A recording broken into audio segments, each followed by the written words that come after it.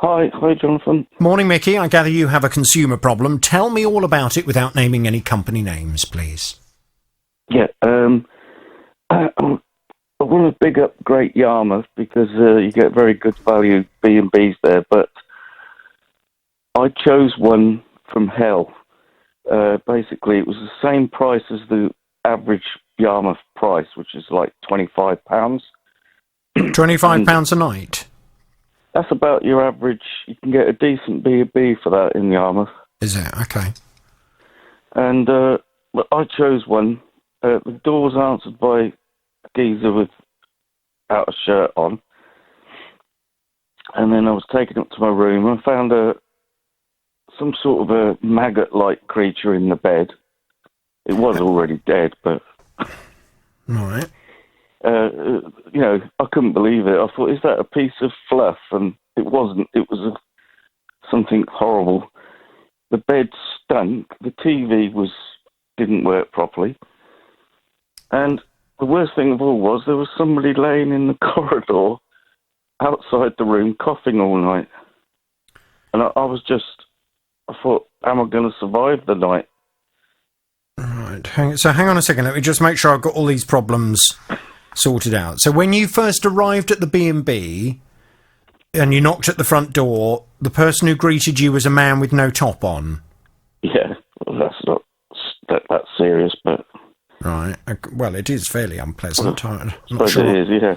Not sure I'd want to be greeted. If it was a female, it would be. Well, I don't know about that. I'm not sure that you want to be greeted. Female. I don't want to know. I don't really think it matters who you're greeted by. If they've got no top on when they open the front door, you're going to think it's a bit odd and a bit unprofessional, aren't you? Yeah. It gives Yarmouth a bad name because every other place I've been in Yarmouth, I've stayed in Yarmouth B&Bs for £18 with a really nice places and family-run B&Bs. Right. So you go, this guy with no top on, he shows you to your room, and when you go into the room, there's a maggot in the bed. A dead maggot. Yeah? Mickey, are you there? Okay, we seem to have lost Mickey. We'll see if we can get Mickey back, because I'd like to find out. This is an intriguing story. And I feel as if we've only got the very beginnings of it, and now Mickey's just vanished. We'll see if we can get Mickey back.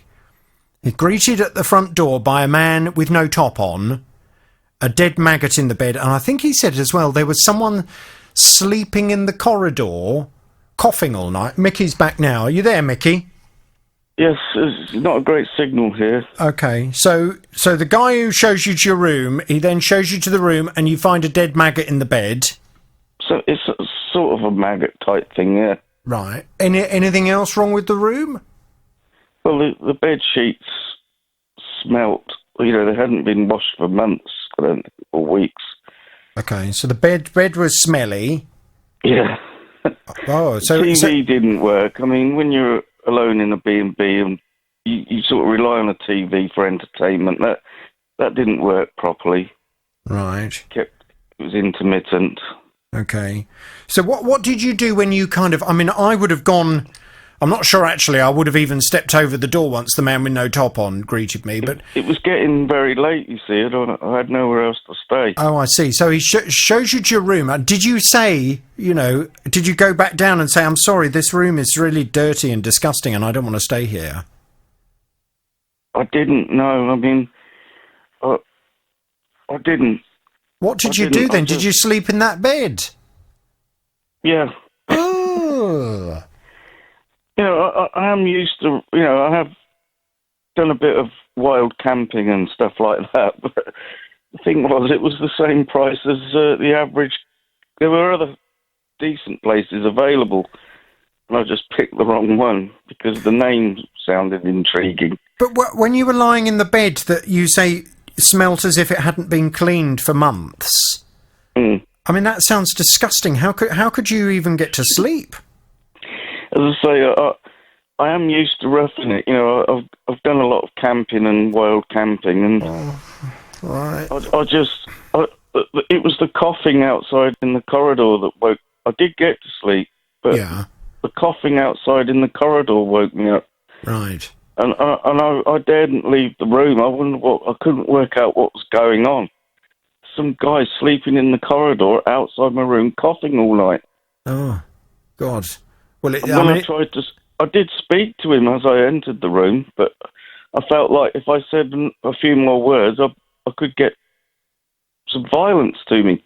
Oh, he seemed a bit threatening as well, did he? Yeah, he didn't seem to want to converse. And he was laying... I couldn't believe, if it was like £5 or £10, and it was some sort of a hostel, DSS hostel, fine. Apparently, that's probably what it is. There's DSS there, and they've let a friend in or something, unless his girlfriend wouldn't let him in, stay in the room or... Right. Well, I mean... In the morning, I just thought, am I going to survive the night, What was the breakfast like? Well, because I'd already seen the kitchen, I didn't bother with it. Why, what was wrong with the kitchen? It was included in the £25, but I'd already seen the kitchen, and I just wanted to get out of there quick. Was it dirty? Well, the kitchen looked a bit dodgy to me. The kitchen looked dodgy as well. I mean, the whole place sounds a bit dodgy. Had you done your due diligence in terms of when you came across this B&B to book for your... How many nights were you planning to stay in Great Yarmouth? I already... I was in the area for 2 nights because I was sort of sorting out a boat that I had in the area, right? Selling it. I see. And the next night I went to Norwich. Right. So when you were in looking up this accommodation to stay in, did you look at reviews and things like that just to see what other people were saying about it? Well, to be honest, I desperately needed somewhere because I didn't want to be stuck out, and it was like 6 or 7 at night by this time. And in the past, I've thought reviews are not necessarily right. People just can be a bit vindictive. But on reading the reviews, I realised that, I might not have gone in. Right. What kind of things had other people written then? Well, one or two had written that some people said it was okay, believe it or not, but some people said, this is what I say with reviews, but some people did say it's obviously a DSS place. Right. And some people were saying they were smoking cannabis. I didn't notice that. But well, it doesn't sound very salubrious for a nice, relaxing night in a B&B, does it? How did you pay the £25? On the booking site. It was already, And have you complained to the booking site? Yes, I did. I phoned up. And what did they say? Well, nothing came of it. I said I won't be using you again because apparently they were going downhill. This booking site. I've heard. Well, no. I just want to stick to this particular complaint. What did they say to you in response to your complaint that they had allowed you to book somewhere that sounds absolutely repulsive?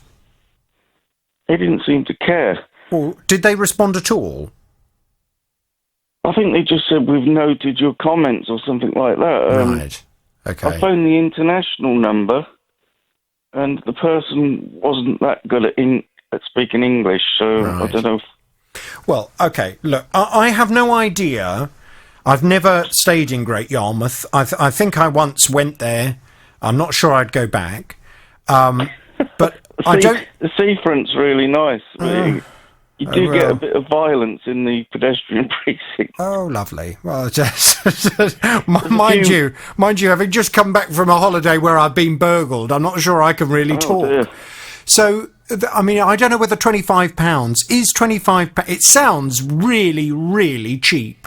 It does, I know, but it's not for Yarmouth. That's why I go there.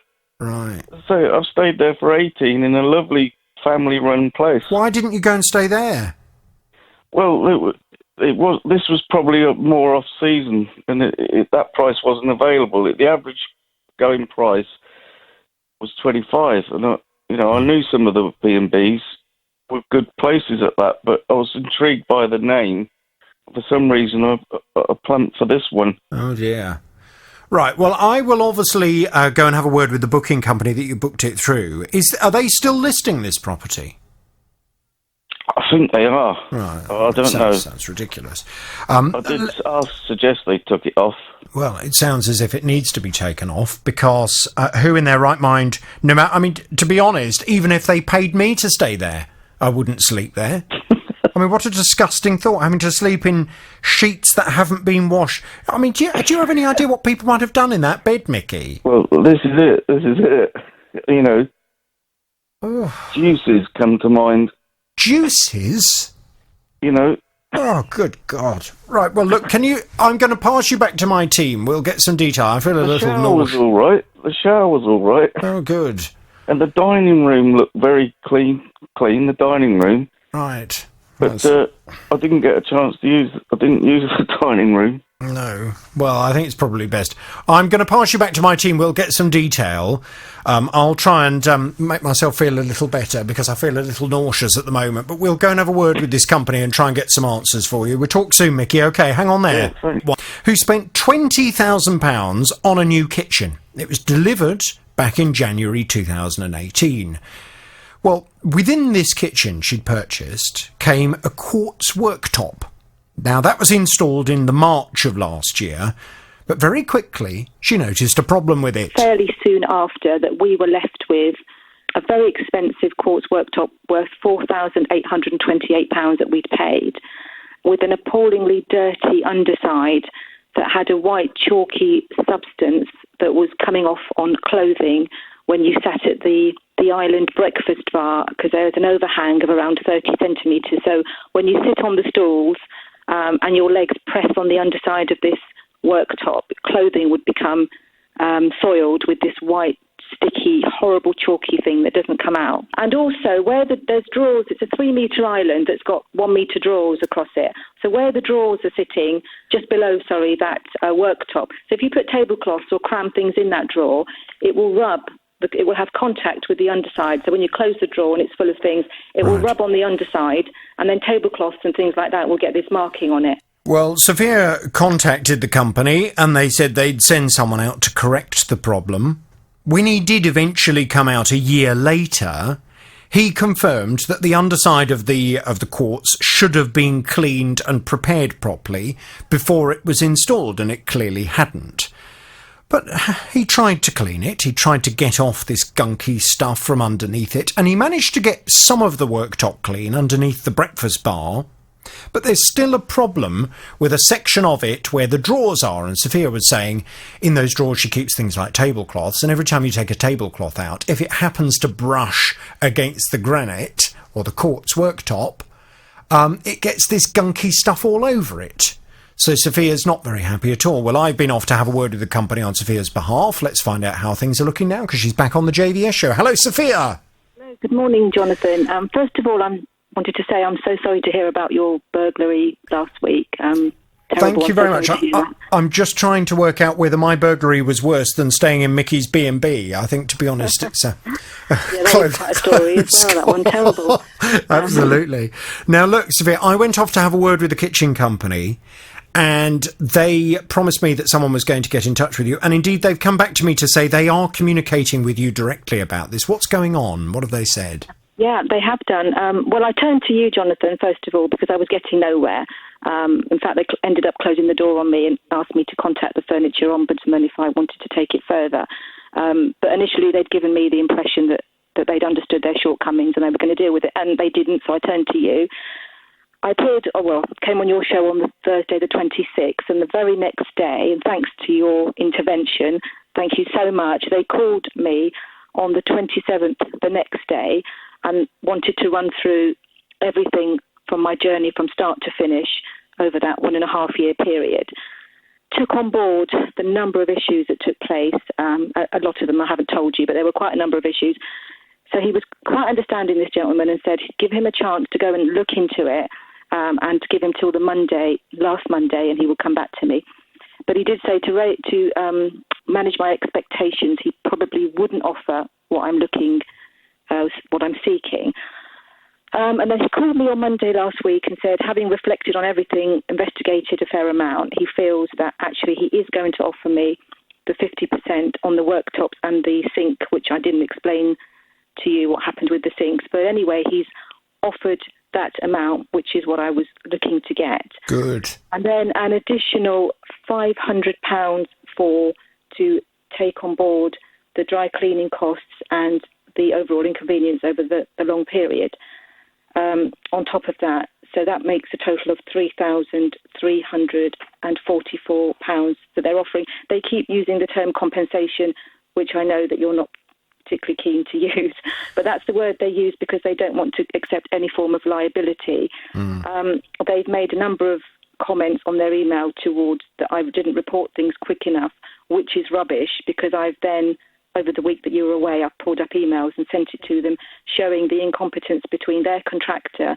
where I reported the issues to, because they came out and installed the worktop, and then these people didn't report back to the kitchen company, because there were a few things in the conversation that they weren't even aware about took place, and they said, have you got any evidence? And I said, well, I'd have to dig it out. And thankfully, after spending hours and hours, I've trawled through emails, found evidence, so they couldn't back down, but they're still refusing to accept liability, saying the timescales are different, and I've gone on and on about how that they don't seem to have communication with the company, and here's the proof, but you don't want to accept it. Anyway, the bit I feel perhaps hasn't been addressed maybe, or they maybe are minimising it a little bit, is the damage to my coat. So I'm grateful, thank you so much for your intervention, that I've got the 50%. But I do feel that regarding the coat, a very expensive coat that I have, it's a shearling coat with kind of a suede cover on it. So it's a genuine shearling coat. So have you accepted their offer or not? I've accepted the 50% on the worktops and the sink, and I've then spoken to your team while you were away, and they have said sort of hold back and speak to Jonathan. So I wanted when you accepted the offer that they have made, did you put any conditions to that acceptance? I haven't actually accepted. All I've said is that I'm happy to take the 50% on the sinks and the worktop, but regarding the other issues and basically the whole thing, can you give me until Monday? Because I knew that you were back today and I'd be on this. I see. Right. Okay, that's fine. I just because when you have accepted an offer, then that is then it. And unless it's known as accepting an offer under protest. Unless you've accepted it under protest, then there's really nothing you can do from a legal perspective. You've accepted the offer, the company then pay you what you've agreed to, that's an end to it. You can't then say, oh, actually, I've had to think about it and I want some more. But if you haven't accepted it... I've only accepted the 50%, but I don't think, to be honest, Jonathan, I don't think I've just kind of implied, I haven't actually said. What I said to him was, if you could just, because he said, I'm going to email that to you. Can you the only thing I would say, and just to kind of look at this in its entirety, the quartz worktop, I believe, was about £4,000. It was £4,828, so nearing £5,000, yes. Okay, all right. And they've offered you £3,000, how much? £3,344. So they've offered half of the amount for the worktop, plus some cleaning stuff as well. So a contribution towards the cleaning of your clothes, or the replacement of your clothes as well. So in effect, you've got a quartz worktop, a £5,000 quartz worktop for a couple of grand. If you look at it that way, yes, I have, yes. How much will it cost you to put something on the underside of the worktop where the drawers are, so that this no longer becomes a problem and an issue? This is what I need to look into. And the thing I forgot to mention to you when I was on the show was, you talked about, could they not take the drawers out of the under the island where the drawers are and clean under there, because it won't show, but although it damages the tablecloth. And of course I said to you about the carcass and it's awkward. The other thing I forgot to mention is the design of the kitchen means that we have a chrome strip that runs all the way across. So when the drawers are taken out, there's 4 drawers, so two at the top, 2 at the bottom. When the drawers are taken out, you've still got the chrome strip that can't be removed unless it's unscrewed and dismantled, which they've accepted makes it incredibly awkward, because it's not something you should do when a professional has installed it, because you could damage the part. So that couldn't be taken out, which is one of the reasons that no one can climb in and clean there. And I'd forgotten to mention that to you. He's taken that on board. So that really, there's not a great deal we can do apart from, as I said before, perhaps they've suggested sticking some not sticky, but some sort of plastic maybe to get some advice. Yes. What colour is the worktop? It's a it's white with little speckles, but underneath it's white as well. Yeah. It's all white, basically. So maybe some kind of white sticky stuff that you stick on top of it, and that then it acts between a barrier between the underside of the worktop and whatever might brush against it. Yes, that's what I need to look into. Well, I was going to say, I think you need to get an idea of price in terms of how much that's going to cost to have done before you can really make a decision. Because if ultimately you're able to get that done fairly inexpensively, and the kitchen is then fully usable, and you're not going to have a problem with gunky stuff coming off the underside of the worktop again, then, to be honest, that the money that you will have received will more than reimburse you for the replacement of your coat, won't it? Yes, yeah. I think if you look at it in those terms, yes, it would be. Yeah. So I think then trying to push for more starts to look as if it's a bit unreasonable. Sure, but I think your advice. But I think if you have someone round and they say, oh well, in order to put this coating on the underside of the worktop, you're looking at £3,000. Well, then obviously the offer that they've made you does not put you in a position where you're going to end off either better off than you were before, or level with where you were before. So I think you need to get an idea on how much it's going to cost to put the underside of this worktop in a reasonable condition before you can decide whether you want to accept that offer. Okay. So I think what I would be inclined to do would be to go back to the company today and to say, further to the conversation I've had with Jonathan, we've now decided that I'm going to go and source quotes for how much it's going to cost, and I will revert to you as soon as I have those quotes, and just let them know that you're actively doing something to look into whether their offer is reasonable. Okay, so I can mention you, Jonathan, You certainly can, yes, and I will let them know that we've had this conversation as well, and that you'll be making a decision when you find out how much it's going to cost to put the underside of the worktop in a reasonable kind of state. Okay, that sounds fantastic. Yeah, I shall go ahead and do that then. Sophia, I'm pleased that they have reopened what was once described as a closed book, and they are now looking to try and sort things out, and let's hope that you can both reach a reasonable conclusion very shortly. The problem is with my son and his house, but I paid for it. Okay, so you're technically the customer. Well, that's what I thought. Mm-hmm. Okay, what's gone on? What's gone wrong? Well, they had some big alterations made to their house, and they had an extension put in the loft. And when it was all finished, which it took quite a long time because it was a big renovation, I said to them, as a little treat, I will treat you to the carpet for without the house. Oh, how nice. So they ordered the carpet on the 17th of March. I paid for it by credit card. This was this year? Yes. And it was agreed that they would do it in stages because they didn't want the bottom half of the house, the stairs and the landing, done until the building work was completed, which was agreed. So they came and fitted so-called the new bedroom and into the new shower room.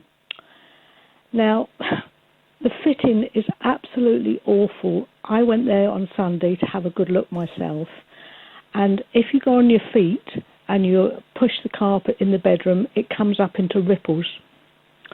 So it's not been laid properly. Also, in the shower room, they haven't even completed the floor. There is a piece under the hand basin which has got no flooring on at all.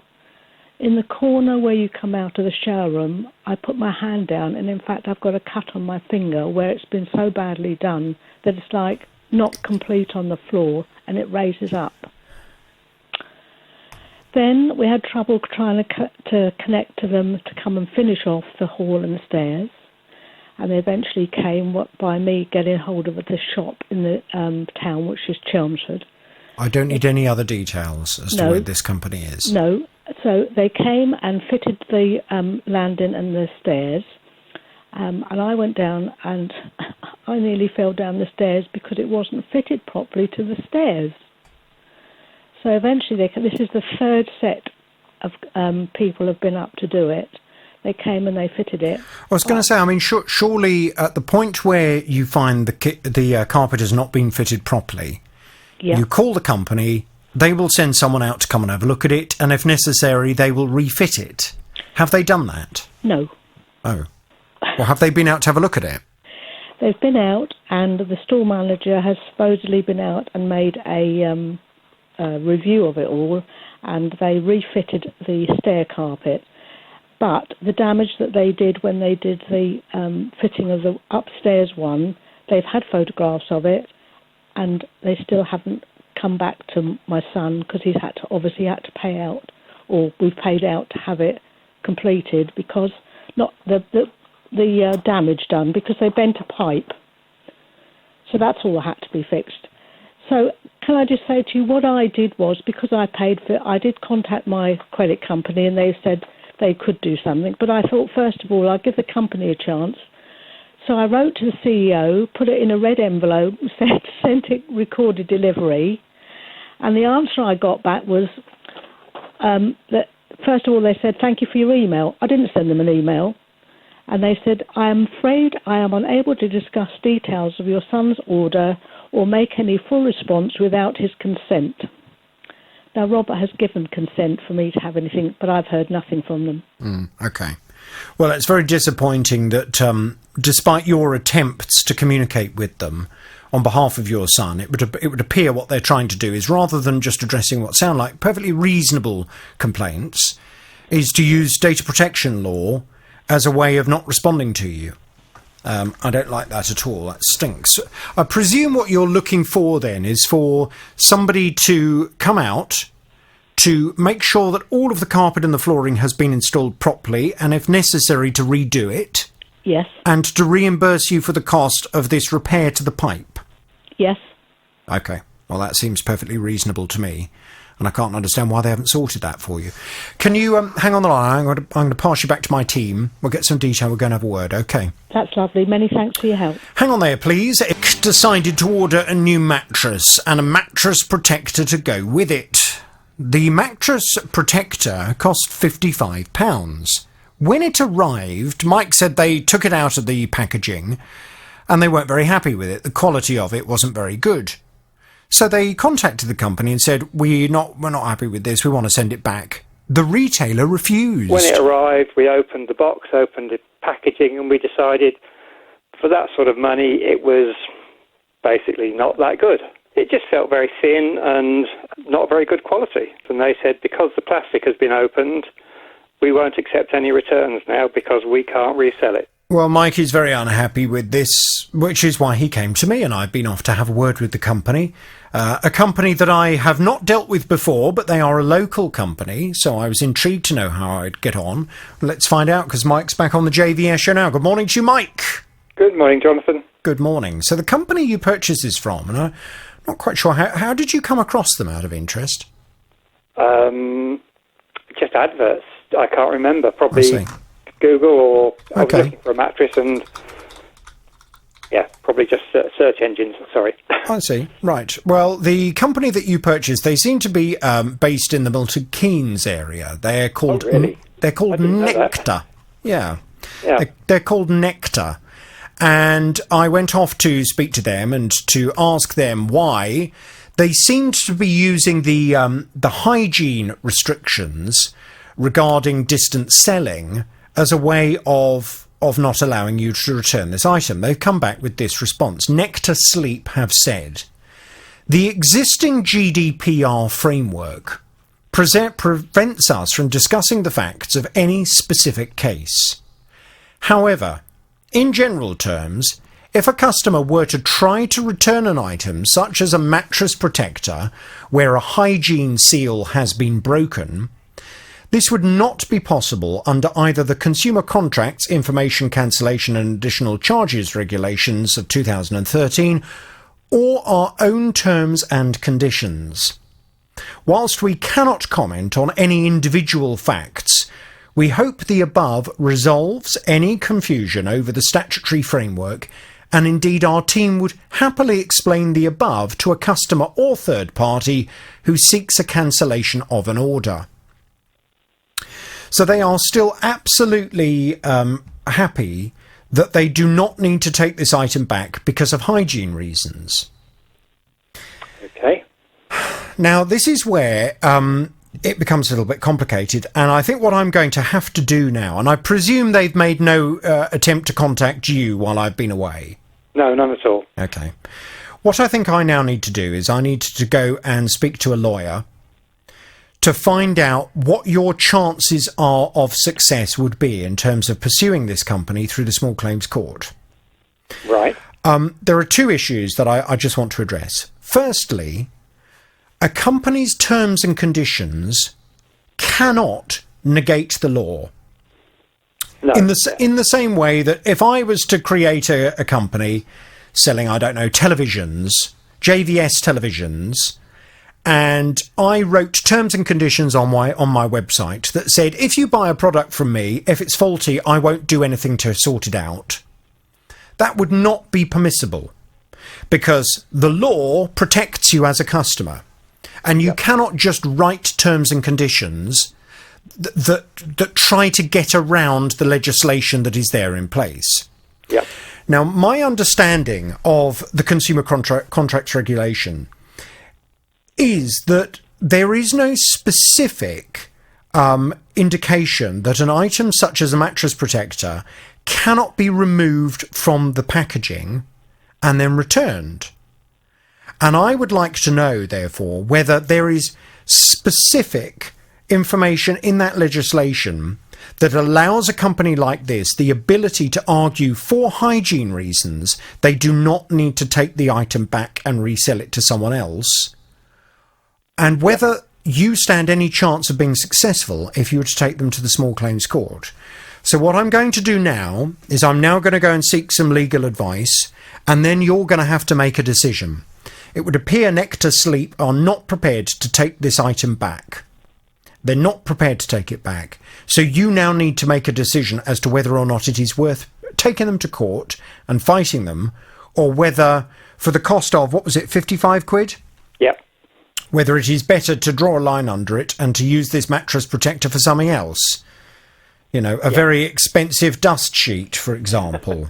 Yes. It's always useful, isn't it? Yeah, quite. Well, the one thing that it has, I guess, just demonstrated to everyone is if you buy anything from Nectar Sleep, if it comes in a plastic packet, if you open the plastic packet to inspect the product inside, Nectar Sleep's position will be that you are not allowed to return the item because, as far as they're concerned, for hygiene reasons, the hygiene seal has been broken and they're therefore not prepared to accept the item back. Now, quite how you're supposed to then feel the item, because with bedding and things like that, it's nice to be able to feel how soft the item is before you buy it. Is that possible with their products or not? I mean, you said to me that there's no way you could have felt the item without having to cut the packaging. That's correct, yeah. So, you know, what are you supposed to do? You're just not able to feel the products that they sell. So you have to only judge it based on your eyes rather than the touch of it. Well, with bedding, that's not really very satisfactory, is it? No. Are you prepared if push comes to shove to fight this? I doubt I'd take it to Small Claims Court over that because, I mean, it's not enough. If it was more money, then I probably would. Well, hang on a second. Can I just say one thing, Jonathan? The one thing that does worry me is the mattress is supposedly covered by a 365-day returns policy, which is one of the reasons we bought it. I'm wondering if I'll come up against the same argument if I try and return the mattress. Well, I don't know. It would depend. If the mattress was faulty, then obviously that's different legislation that covers you there. Yeah. If you've said to me there's nothing wrong with the mattress, you like the mattress, so I don't see any reason why you would need to return the mattress. If you're happy with the mattress, then it's fine. And I would always advise with mattresses, you should never buy a mattress without trying it first anyway. So, well, that's the reason for going for this company, because it was a whole year you could try it for. Yeah. Well, I'm going to find out what your chances of success are. I would just urge you, and of course it will end up being your decision, but I would urge you just to keep your powder dry in terms of whether you are prepared to take them to court or not until we find out. Because if we get legal advice that you've got a very good chance of winning, yes.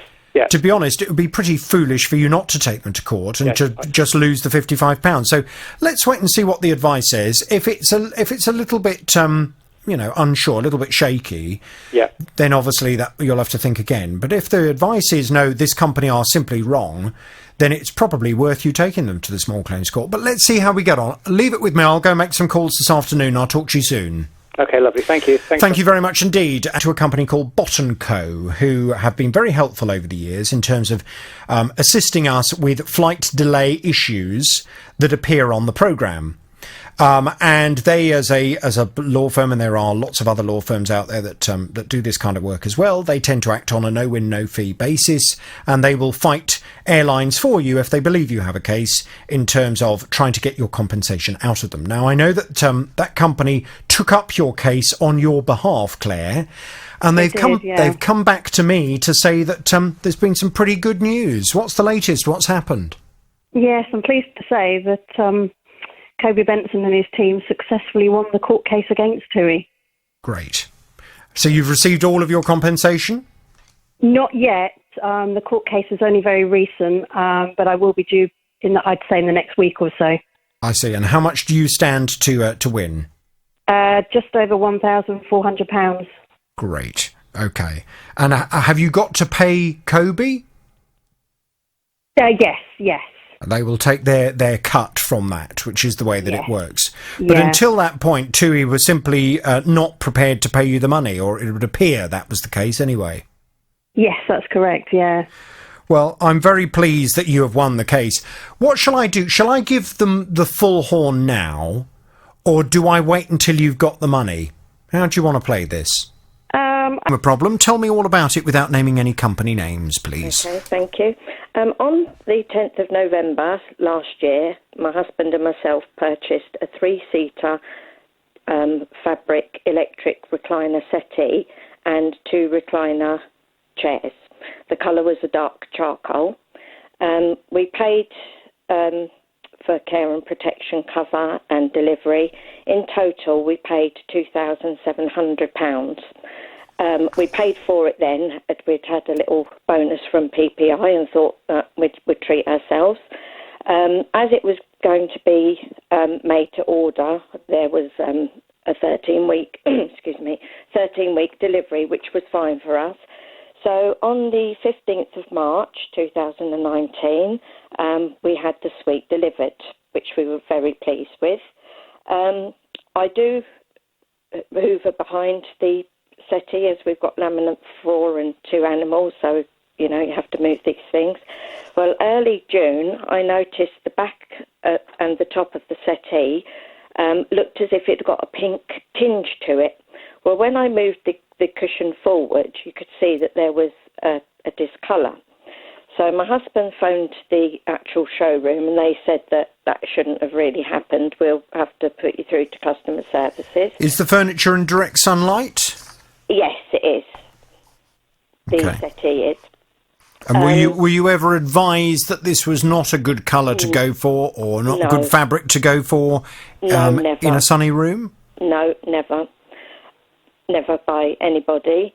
I can't remember the exact date, but somebody did come out and said that he couldn't see any colour difference at all, which friends and family had noticed. So anyway, he produced this white cardboard arrow and took pictures of where we thought the colour change was and said that we would hear within 24 hours, which we didn't. So my husband rang a couple of weeks later and they said that it was sun damage and there was nothing that they could do. So my husband said, well, really it shouldn't have faded that quickly, surely. So they arranged to send somebody else out. I was going to say, what kind of furniture did you have there before? We've lived in this house 30 years, and we've always had a settee in the bay window. What was the colour of the settee before? It was a cream colour. Okay. So we've gone for darker this time. Right. And did you ever raise the issue of where the furniture was going to be and the fact that it was going to be in direct sunlight? No. Okay. So on the 30th of August, they sent somebody else out, and he said that it's definitely sun damage. And I said to him, as I just said to you, that we've always had a settee in the window, and we've never had this problem. Only with sort of like obviously age, which is understandable. I said to him, "Do you think it's a poor quality of fabric?" Which he just nodded, but obviously he couldn't comment. And then he said he did his report and asked us if we would like to add anything, which I said that I'm so surprised that it has faded this quickly. And if it is known to fade so quickly, why do they not put a label on the furniture to tell people about it? Well, I think this is the crucial part about it. I mean, there's a level of common sense that if furniture with a colour is going to be put in a room where it is in direct sunlight, then of course, with time, the sun will damage that furniture. Yeah. That is just obvious. Yeah. So, you know, there is a level of expectation on you to understand that if you're buying furniture with a colour in it and putting it in that place in direct sunlight, that maybe choosing a colour is not the best option because it will fade over time. However, what I think is interesting is the fact that this has faded so quickly. That's what my... You know, I mean, the fact that it within 3 months of purchase had changed colour, surely would suggest that this particular dye that they use on this particular fabric is very susceptible to sunlight. Yes. And therefore, if it is very susceptible, then surely there is an onus on the retailer to give a warning. And to make it clear that this is furniture that is really not suitable for a room with direct sunlight. It is only suitable for a room where either the furniture will be out of sunlight or it's a north-facing room. Yes, yeah. So, yeah, I mean, yeah. So what is their position? Are they simply saying, no, nothing to do with us, not our problem, your problem? When my husband rang them again, they said, well, just move the settee out of the sunlight. So my husband said, well, where can we put it? Like, where do you suggest? In the middle of the room? And they just said to him that he was being silly. But to be honest, if we move the settee, we've got to put the chairs there. So something's got to go there. Yes. And the room isn't, it's just, we have to have the settee where it is. I think, basically, to be honest, having something light would have been more suitable. Yeah. Because obviously the lighter colours like cream and white, they reflect the light. Yes. Whereas colours like chocolate... Did you say this is chocolate brown? No, it's a charcoal grey. Oh, sorry, charcoal grey, that's right. Yeah. Charcoal grey is an absorbing colour. So it will absorb the light and absorb the heat, won't it? So... Yeah, but I, as you said, sort of, when you turn it into from months to weeks, it's only a few weeks, really, that's happened. If this had been sort of like a year, I would have thought, oh, well, that's what's happened. But when you turn it into weeks, and it's just, I just don't think it's acceptable. But, sure. Okay, well, I need to go and have a little word with this company, don't I? Okay, yes. I need to go and speak to them and find out what they have to say for themselves. Can you leave it with me and I'll pass you back to my team now? Yes, that's lovely. Thank you, Jonathan. Hang on there, please, Sue. If you're listening to the programme and you know anything about dyes of fabric and, you know, how long you would expect that kind of colour in direct sunlight to be okay before it starts to fade or starts to change, it'd be very useful if you could give me a bit of information on that. It'd be really useful if I could speak to that company already with a bit of info up my sleeve. 08081 008800 is the number to call. You can email as well, jvsshow@bbc.co.uk. Now, Adele wanted to buy a car. She found one she rather liked the look of online. It was about £10,000. She went to test drive it, and she said the company that was selling this car, they were really helpful. She was very pleased with the customer service, so she decided to go ahead and to buy it. She part-exchanged her old car for £3,500. Everything was fine. She did the deal, she paid the money, and she was told to turn up on a certain day to collect her new car. When she did, she encountered a bit of an issue. It was quite a pleasant experience and everything, but he informed me at that point, and that point alone, that the car only came with one key. And at which point I paused and was like, that is a problem for me. I am self-employed. so I rely on the car. My husband is also self-employed, and we have a driveway where we park behind each other.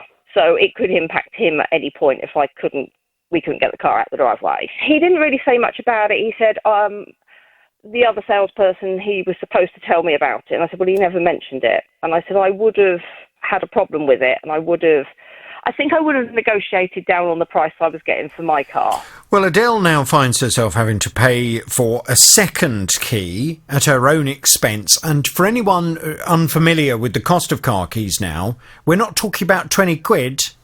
No. If you want a car key for a modern car that has all of the electronics in it to, disarm the immobiliser in the car, you're probably looking at minimum £200. And I think in Adele's case, the new key was going to be about 250 quid. Well, she wasn't happy, suddenly having to face this kind of cost, and I don't blame her. I went off to have a word with the garage for her. She's back on the JVS show now. Hello, Adele. Yeah, good morning, Jonathan. Good morning. Now, you sound a bit coldy. Are you? I'm afraid I am, yes. I'm afraid so. The lurgy has struck you early this year. It has. And I hope you feel better soon. Now, the argument I went to put to the garage was as follows. Had they informed you from the outset that the car only came with one key, then it would have given you some options. Option number one would be that you walked away and said, well, I'm sorry, this is not the car for me. Option number two would be that you'd managed to negotiate them replacing the key as part of the deal that you did. But having not given you that information from the outset, they left you in a very unpleasant position where you felt forced to have to pay 250 quid for a key for a car that you've only just bought. Well, the guy at the garage, who is a listener to my programme, he said, no, this is all a bit of a misunderstanding. No, we are prepared to replace the key for Adele. We're prepared to get that sorted. We're prepared to cover the cost for that. So this is not something Adele has to pay for. So I'm not quite sure if there'd been a misunderstanding or something, Adele, but they were very keen to make sure that you would have a new key for the car at no cost to you. Now, when we last spoke, before I went off on my holes, things were looking up. You'd had conversations, the garage had organised to get the key paid for, but there was a bit of an issue with it. When you went to take the key along to get it cut, at the key cutting place, they said this is not the right key for this car. Oh dear, correct. Oh dear. Yes, what a problem. So I know that you've continued to liaise with the manufacturer of the car, who is the one that's actually giving you the key. What's the latest now? Oh, well, yeah.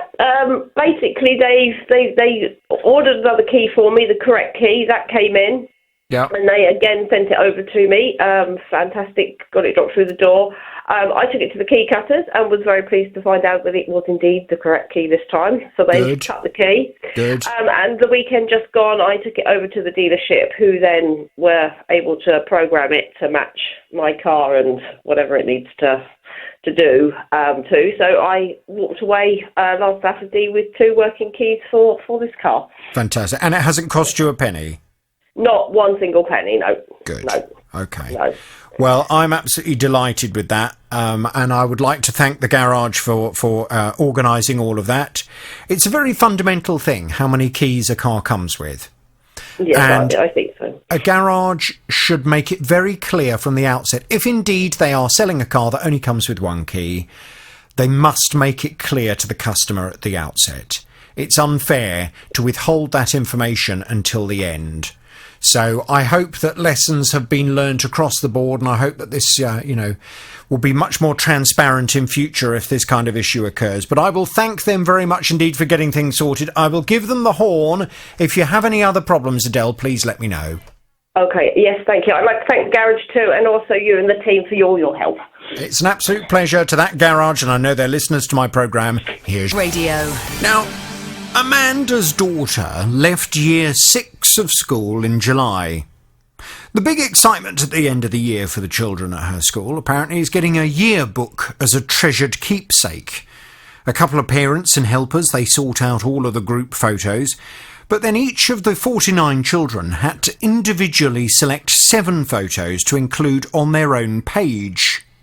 and then each of the parents have to upload the photos to the yearbook company's website. Well, once all of the photos were sent through, a representative from the school received a PDF proof of the yearbook. They checked it and agreed to the yearbook, and then all of the yearbooks were printed.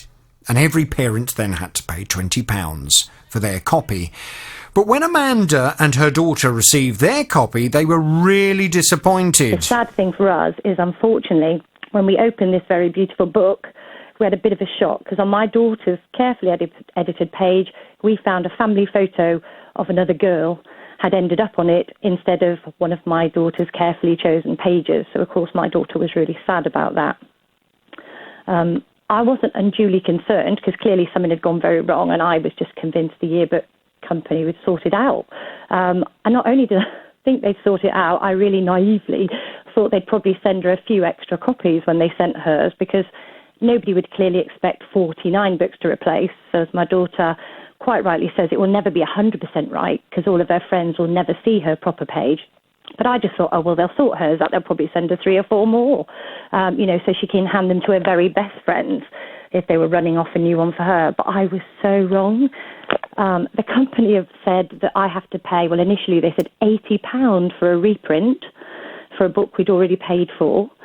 They then said it was the rep's fault. Because they were supposed to check the final copy. Obviously, they did check the final copy of the group stuff. But as I said, it was a collaborative approach. We individually checked our own children's, and the company have actually confirmed they can see my daughter's original page. They know that she did it properly. So as far as Amanda is concerned, it's the company's mistake. And she wanted the company to not only replace her daughter's book with one with the correct photos on, but also to replace her best friend's books as well, which I think was about 7 or 8, I can't remember the exact number. But she said the company, at the point when she came to my programme, they were simply refusing to do anything at all. Well, Amanda was really, really disappointed by that, and I'm not surprised. We've been speaking to that company, and Amanda's back on the JVS show now. Hello, Amanda. Oh, good morning. How are you? Good morning. Very well indeed, thank you. Now, my colleague Tara, who's not here today, she has been liaising with this company. And I know the company, they finally agreed that they were going to replace your daughter's book. But the issue that you had, and I can see things from your perspective, this book... OK, to the 49 other children, most of them, the fact that your daughter's one page had one photo that was wrong, to many of those children it won't be that important. To your daughter it really is important, and also to her best friends, who years later will want to look back at their books and will want to see all of the photos, the accurate photos of your daughter on that page. For them, it would be really nice to have a proper, accurate book. Now, the company said, OK, we'll replace Amanda's daughter's, and what we'll do is we'll print some sticker pages that the other friends can stick over their pages on their books so that they have the accurate photos. But your argument was that's going to ruin the other books, because they're going to have this one odd page that's got a thick sticker stuck all over it, and it's not really ideal, and you couldn't see any of them actually wanting to do that to their books. So we have been continuing to liaise with them and to ask them if they would be prepared to reprint a few more copies so that your daughter's friends can have a book, an accurate book as well. And I gather, suddenly, having been so insistent they weren't prepared to do any more, they've changed their position. What's the latest? What's going on, Amanda? Yeah, so firstly, my daughter asked me this morning to send you a big thank you, and she sent you an email with a little video of her saying thank you to you directly this morning. But the brilliant news is that you and Tara are miracle workers. You have exceeded our expectations, because they have now sent us, and they're sitting in front of me, most of them, 10 copies of the book with her page in perfect condition. Wow. She's absolutely delighted. I'm delighted. I can't believe you managed it, because they were so insistent early on. And she's slowly but surely handing them out to her friends, because they're actually very big and heavy, so she can't carry them all in one go. So another 2 went off this morning to school with her. So thank you so much. It's had a much happier ending than we ever dreamed possible. Good. And the book will now be even more special, won't it? Absolutely right. She has considering the battle to get it correct. I mean, she'll always keep that book, won't she? And hopefully her friends will as well. Yeah, and they're delighted because, as you quite rightly said, this is a point in time that the memories have been captured in this book, and they are really special to them in a way that a bride's wedding album is special to her and her husband and so forth. And I think that they are more important to them than I ever realised. And they do pull them out already, and I'm told by friends with older children that they leave them on the bookshelf, and then a year or so will go down, and then they'll all look at them again. So her memories are now captured exactly as she wanted to, and 9 of her friends will also share in those. So she's absolutely thrilled, Jonathan, and we couldn't be more grateful to you both. Okay, well, I'm absolutely delighted that everything's sorted out. We will, of course, thank the company very much indeed. If you have any other problems, you know where we are. Thank you. All right. And now, do you remember Odette? Lovely Odette. Everyone loves Odette. We love Odette. I know many of you love Odette as well. She has a huge German Shepherd dog that she calls Big Ben. Well, as a result of having Big Ben, she says that she and her husband have difficulty finding hotels that will accept large dogs. So they decided about 6 or 7 years ago to buy a caravan. But because of poor health, they've only used this caravan a few times, so they decided to sell it. They advertised it, and they managed to find a couple who were very happy to pay £8,000 for it. She said it was in excellent condition. Trouble is, having sold the caravan to this nice young couple, the following day they returned with it to return it to them. They came back with the caravan and an engineer, and to our utter horror, we found that dampness under the lino, which over the plywood floor, and the plywood floor deteriorated badly. The engineer stated at the time that it was a common problem in this type of caravan and was extremely difficult to repair. They had to dismantle completely the caravan. And they said, obviously, we gave back the buyer his money. Oh, did you?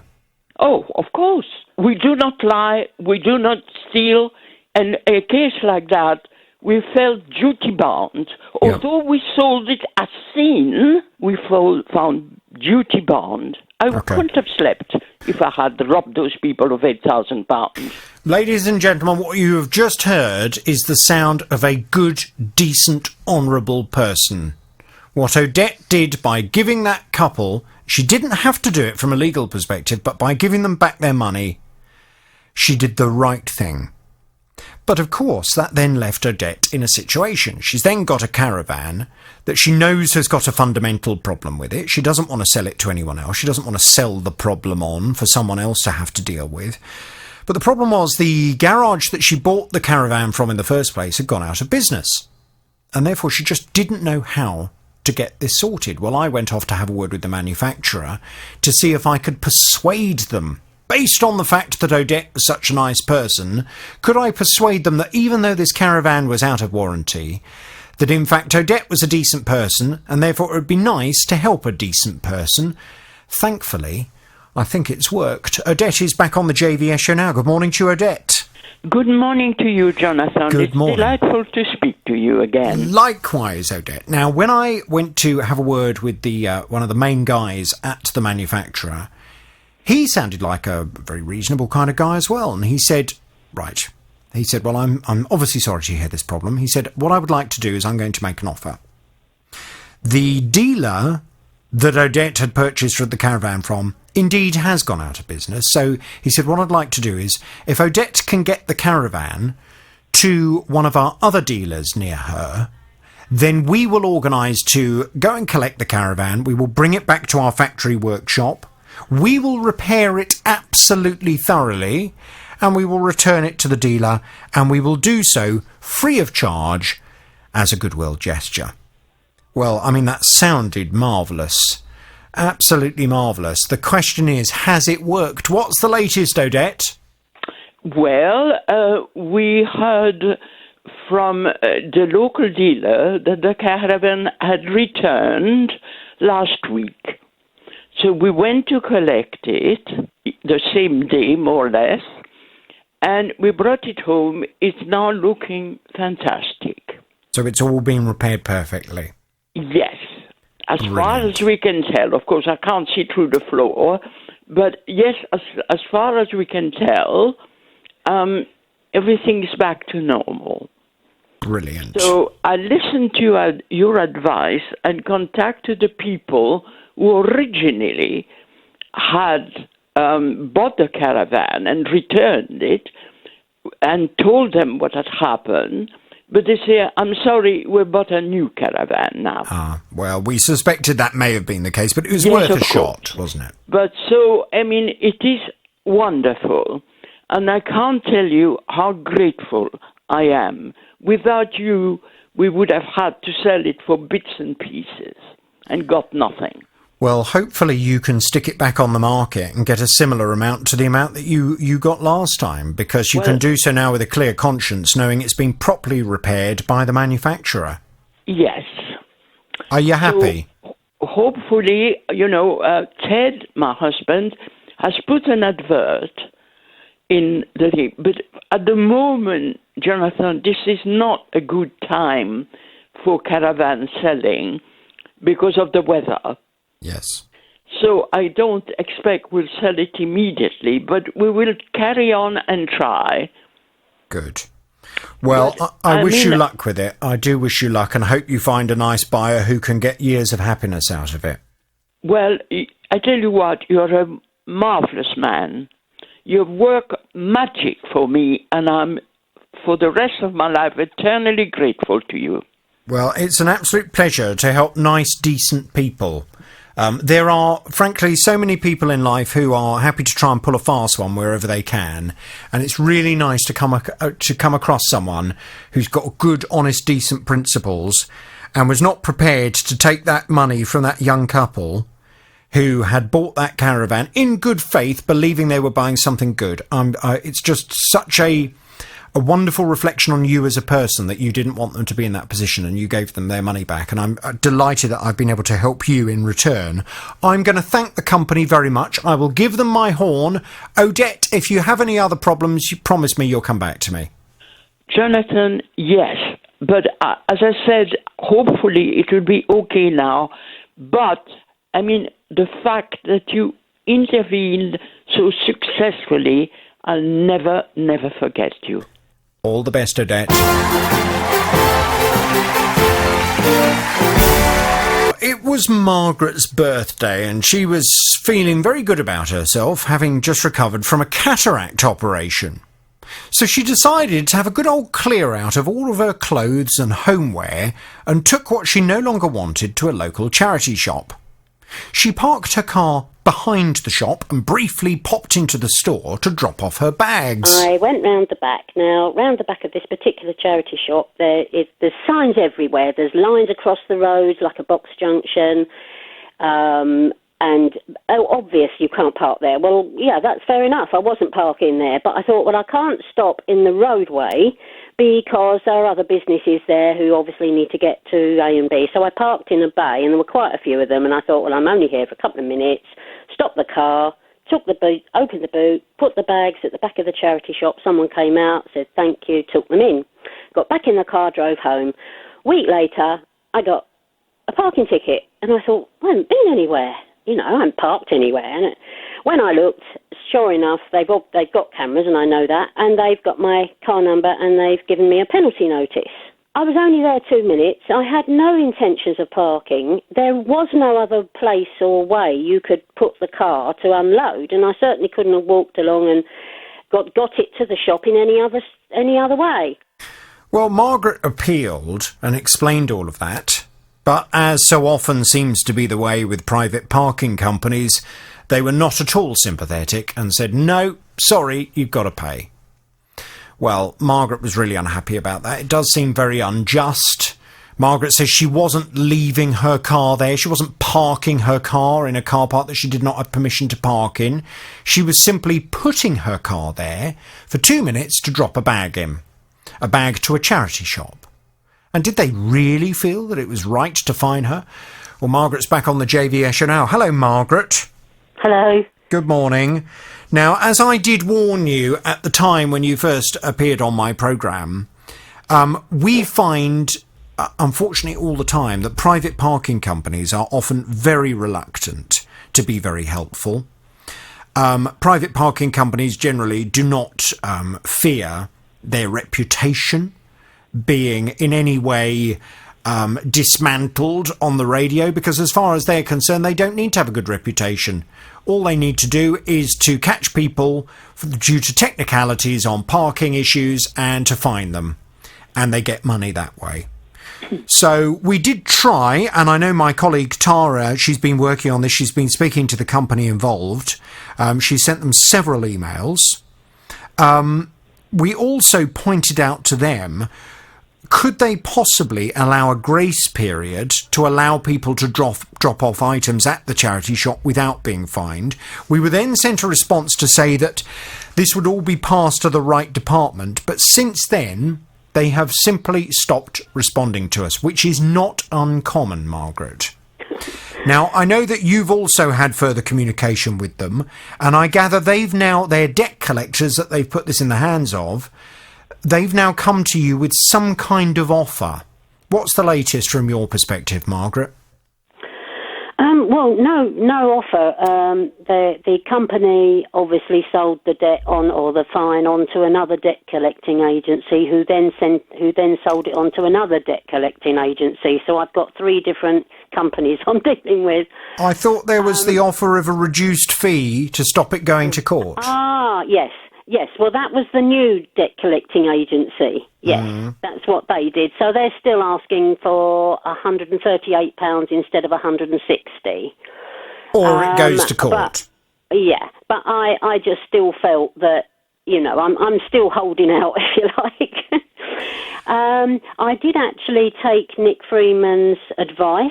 I went to the charity shop, and the manager, unfortunately, has retired, and they put me through to the media facilities department. This is Nick Freeman, Mr. Loophole, who kindly agreed to appear on the programme and just to give you a bit of advice. And he was suggesting that, yes, it's worth going and speaking to the charity about this and the experience you've had. But he did also say that from a technicality, I mean, if they did want to pursue you through the small claims court, they may well win. Yeah.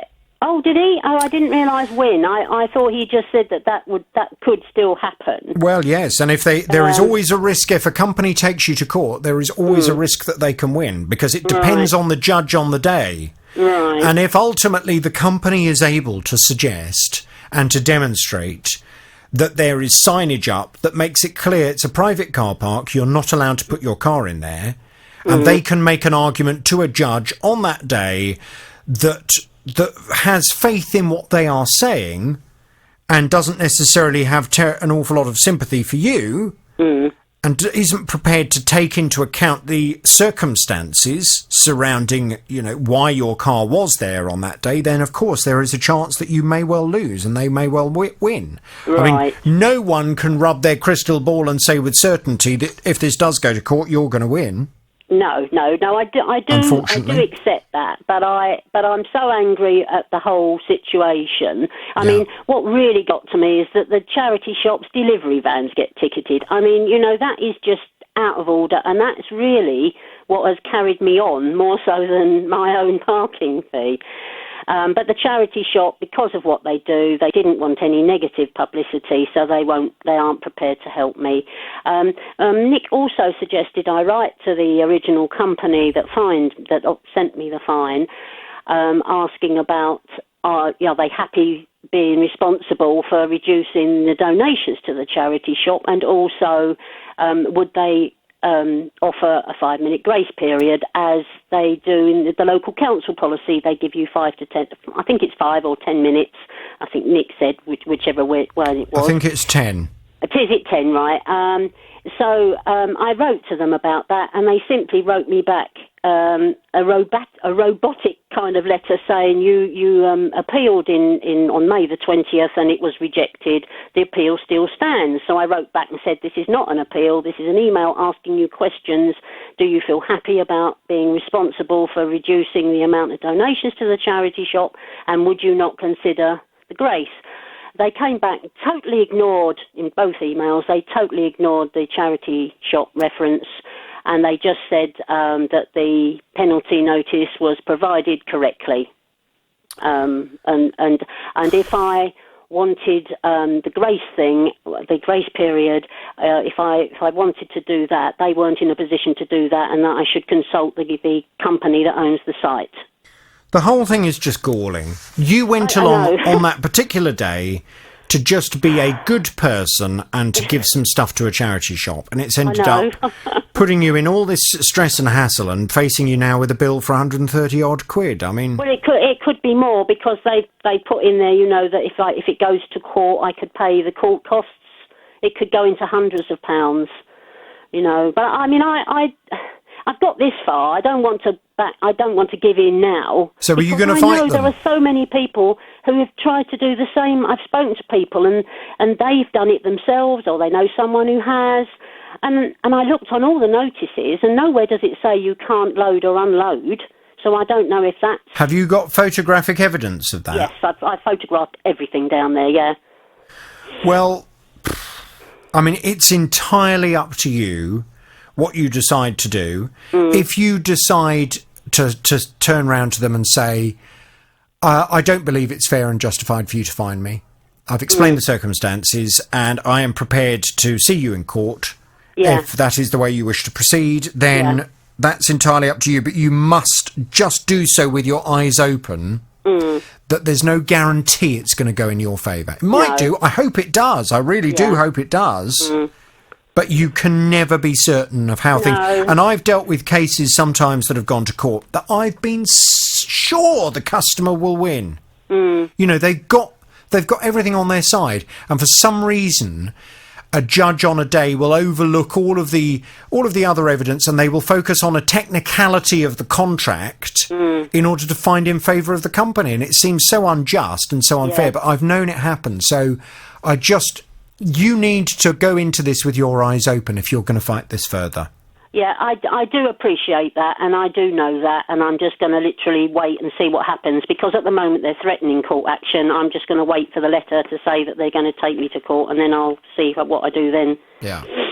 Can you keep me posted and let me know how you decide to proceed? I promise, yeah. Okay. Thank you for listening, and thank you for helping, and thank you for airing it, because I know that people will be listening. They'll know exactly where I'm talking about. I don't need to give company names or places. Right, well, there we go. Well, let's hope... I've got the mental support, if nothing else. Let's hope it saves someone else from getting a similar kind of fine then. Margaret, thank you very much indeed. It's the JVS show. It's BBC Three Counties Radio. Let me, before I go for today, have a quick catch-up with Miriam, who went to Pisa for a funeral and took a large suitcase which went into the hold and a matching small one that was put into the overhead locker. Well, the small one, of course, came out of the plane in one piece. The larger one didn't, though. When we arrived in Pisa, having got to the apartment, we noticed that on the large case there was a massive big crack right across the top. And as you pushed the case, it was a complete crack. So my husband sent them a stream of photos, showed them that the case was a pear. They then emailed us and said, what we're going to do, we're going to replace the case with a completely different case, completely different make, different colour and everything. So my husband replied to them and said, we're not happy with this. This is not what we've got. We have a pear. We either would like you to refund us the cost of the case. It's not an expensive case, but we've not heard anything from them.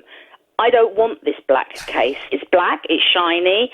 Mine was a grey matte with cream buffers on the corners. I don't know what to do.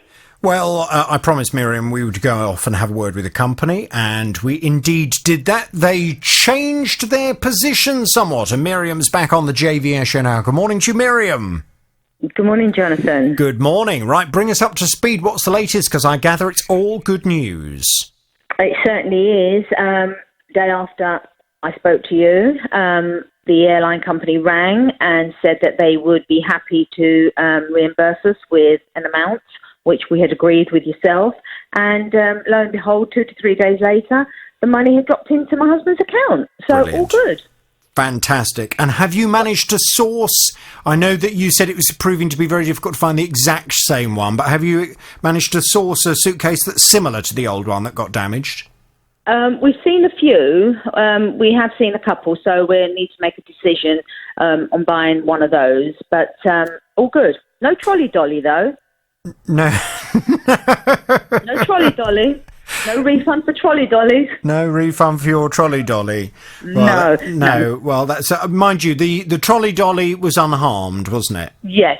Trolley dolly was unharmed. But no, very pleased with that. What are you going to go for then? Are you going? Because I'm sensing that was this one of these hard cases? Yes, it was a hard case. I don't like them.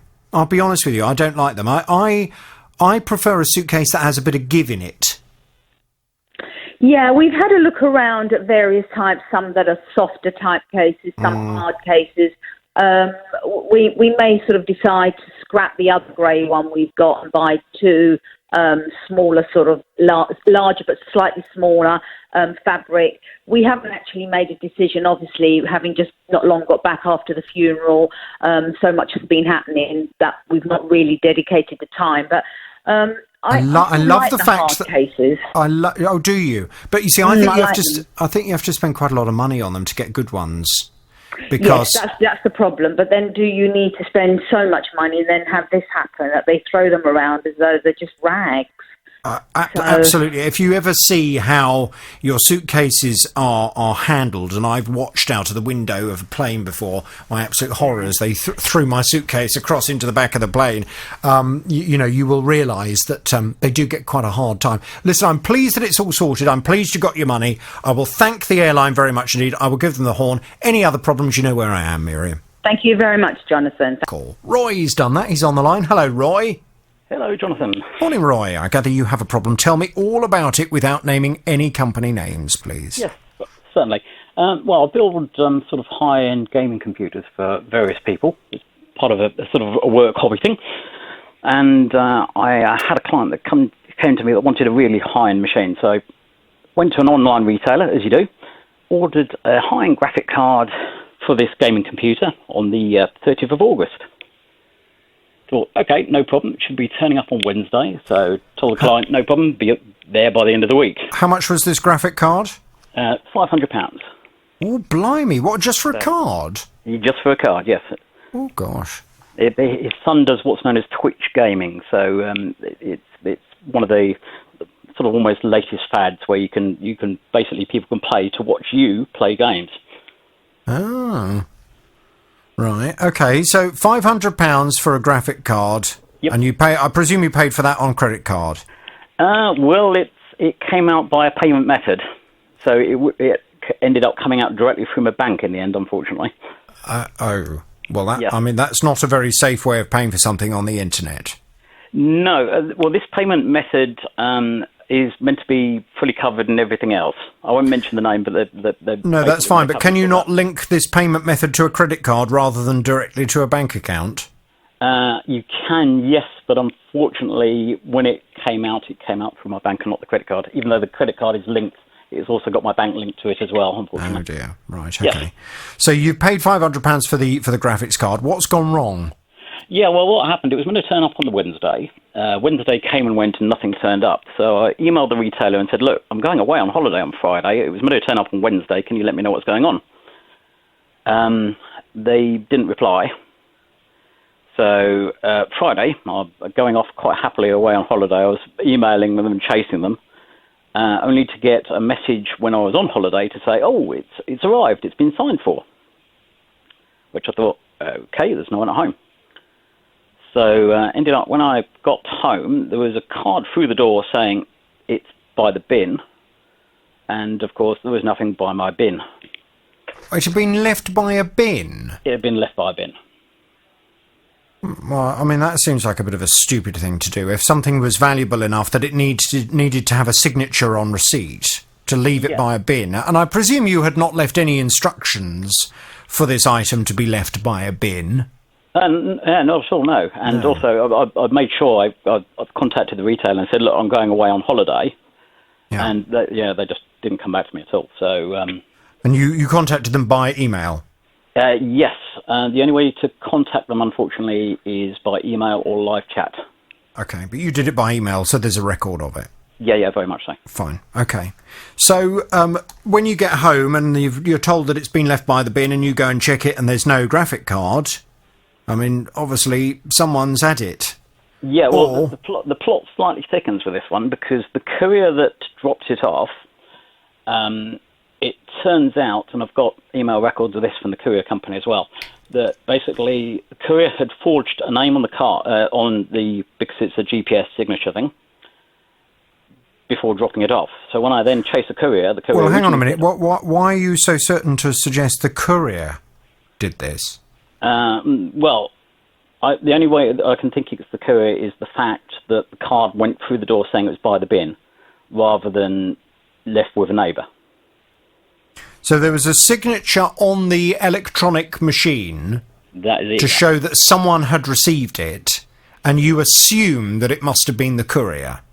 I'm assuming it must have been the courier, because otherwise he would put a note through the door saying left with a neighbour. Right. Okay. And there was no one else in your property that would have signed for it? Well, I mean, I guess that makes no sense, really, does it? I mean, why would you get someone to sign for it and then go and put it in an unsafe place like next to a bin? Yes, exactly, yeah. Right. Okay. So, right, okay. So you've then contacted the company, I presume, to make them aware of the fact that this graphics card that you've paid £500 for has gone missing. What have they done to sort it out? What they've done, first of all, they turned around and said, well, it's been signed for someone. So then I sent them an email, and I've got obviously the latest email from the courier, which is all it is lots of apologies. And I can read it to you if you'd like. As long as it doesn't mention any names. Yes, give me just 2 seconds. So am I presuming then that they are just not prepared to take responsibility for this, and they're expecting you just to absorb that £500 loss?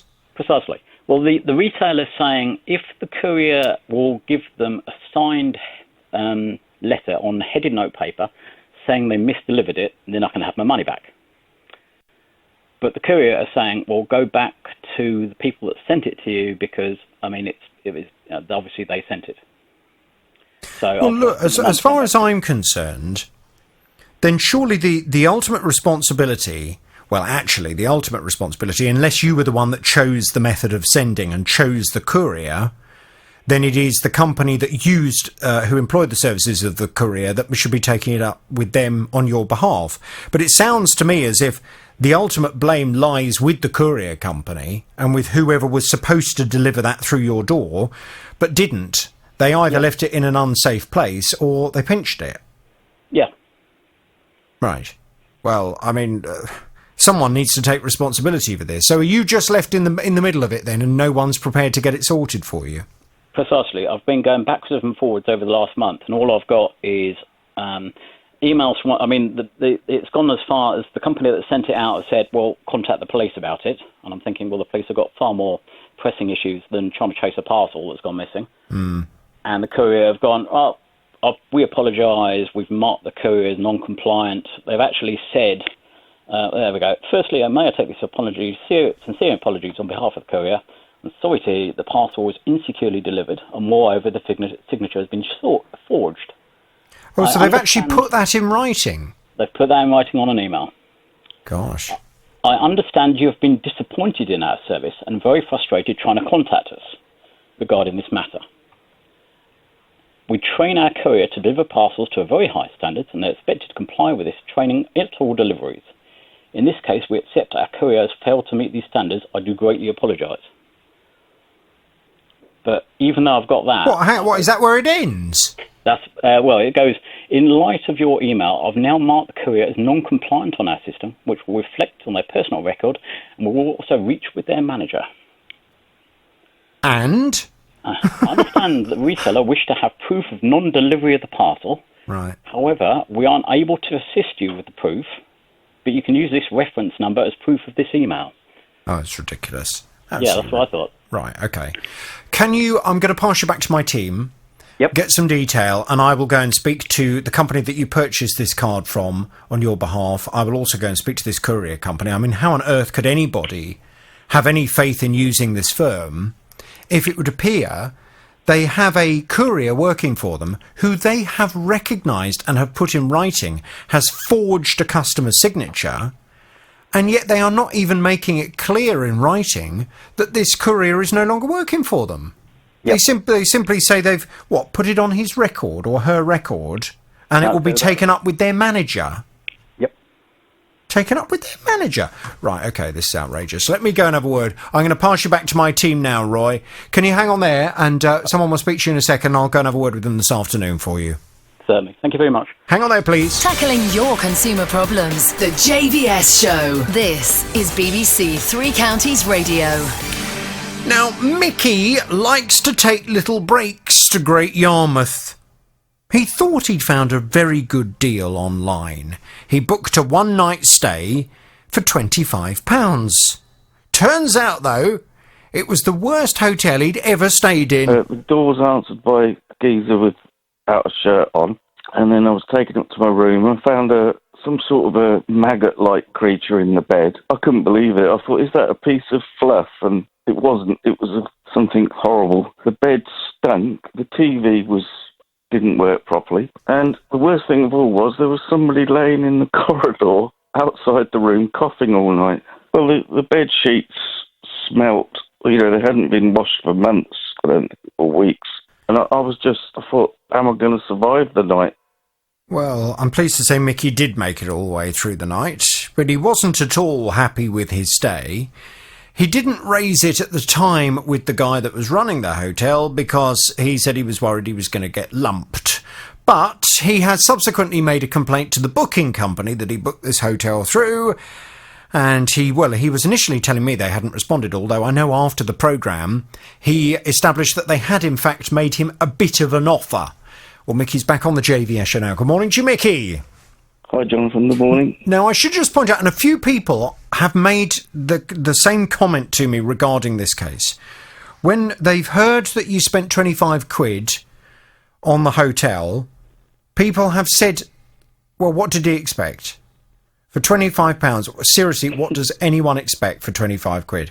But you were telling me, and I bow to your greater knowledge on this because I've never stayed in Great Yarmouth, but you were telling me that £25, that's an average price for a night in a hotel there. It is, yeah. There was 3 or 4 going that night, last minute, for that price. Right. I mean, are they all like that, or is that just at the cheaper end of the market?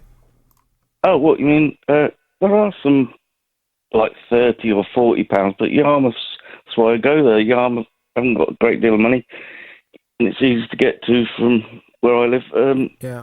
It's reasonable price there. Yeah, and is it nice to go there? I mean, do you get enjoyment from going there? Well, the beach is nice. You get the sea air. That's what I go for. Right, but sea air. I'm just trying to. I have been to Great Yarmouth. I was offered drugs as soon as I got. You were offered drugs. I was offered drugs probably on the county line thing. I don't think they were above 16 years old. As soon as I got off the bus. Right, I'm just having a little look. I mean, some of these photos of the beach, it looks all right. It looks quite nice, golden sandy beach. Is there lovely beach? It's a nice beach, is it? And that's what you do. So you pay for your night or so in Great Yarmouth, and you go and have a little lounge about on the beach and relax, get some sea air. Yeah, wander up and down the beach.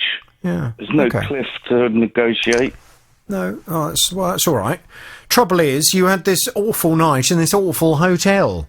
I've looked up the hotel. Yeah.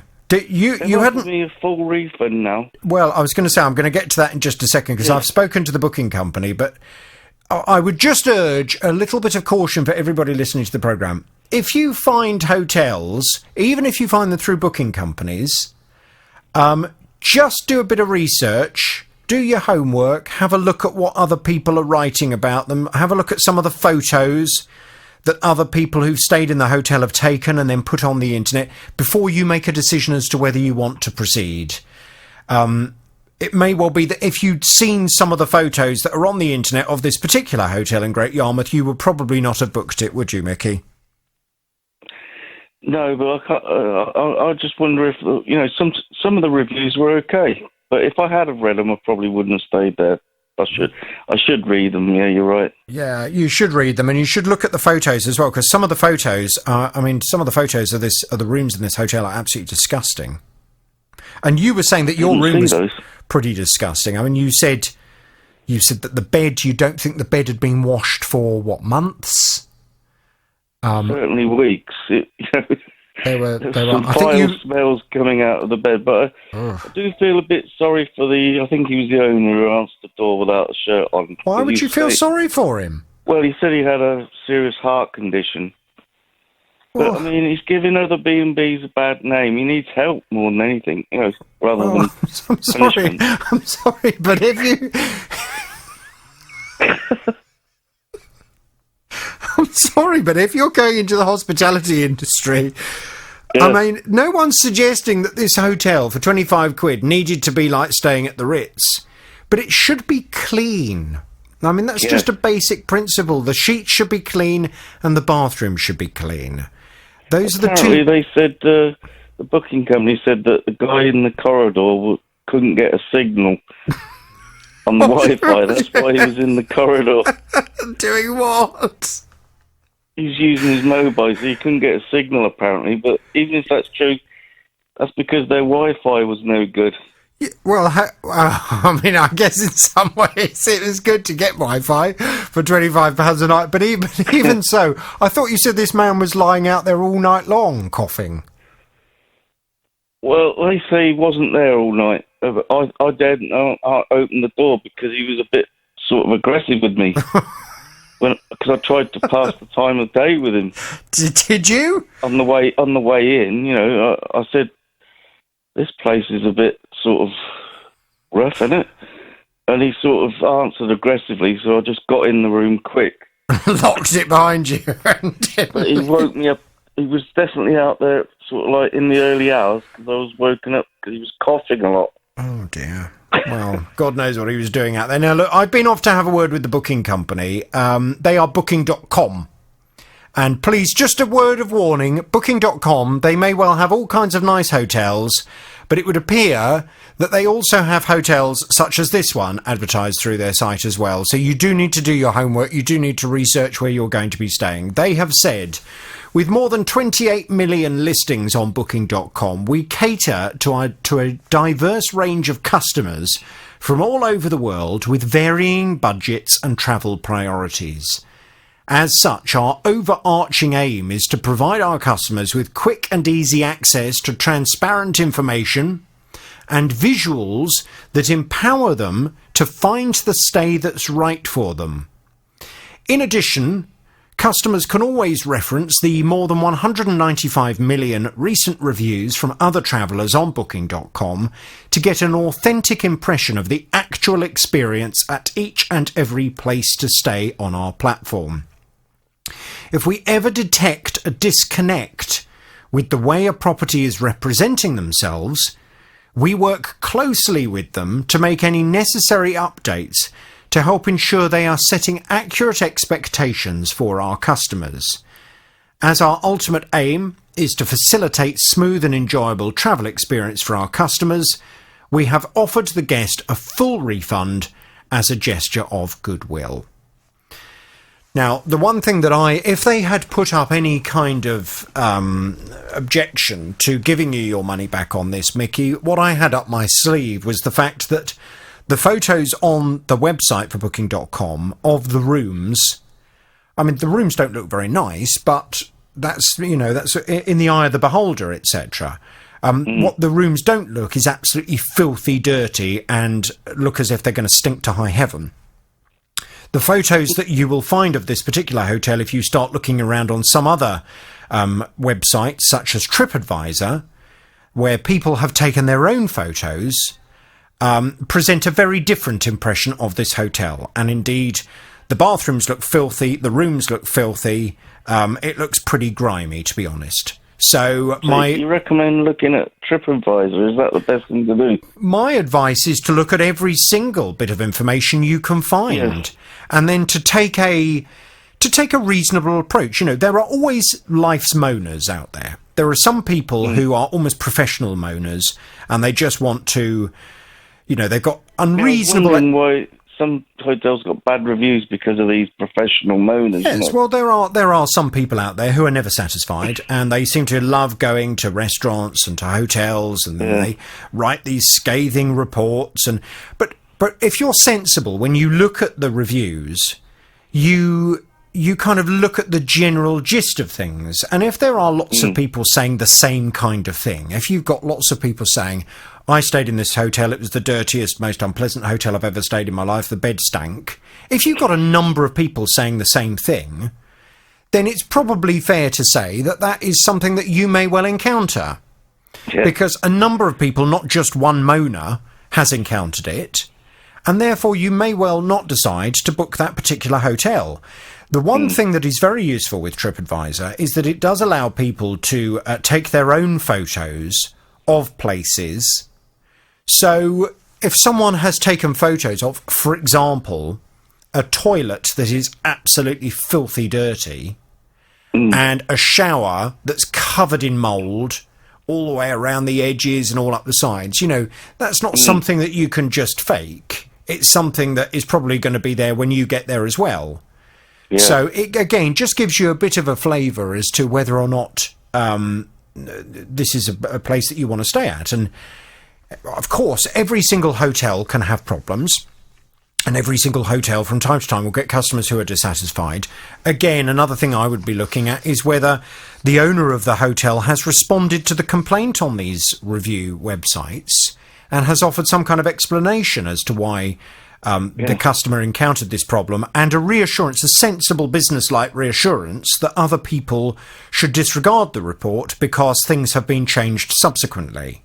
To be honest, I think Booking.com would accept a bus shelter, Well, I don't know about that. As they have said, they... shed. Well, I don't think they would. What they are saying is that they aim to provide accommodation for everyone with varying budgets. So someone who's looking to spend 250 quid... Great, actually. I've used them for years. Right, well...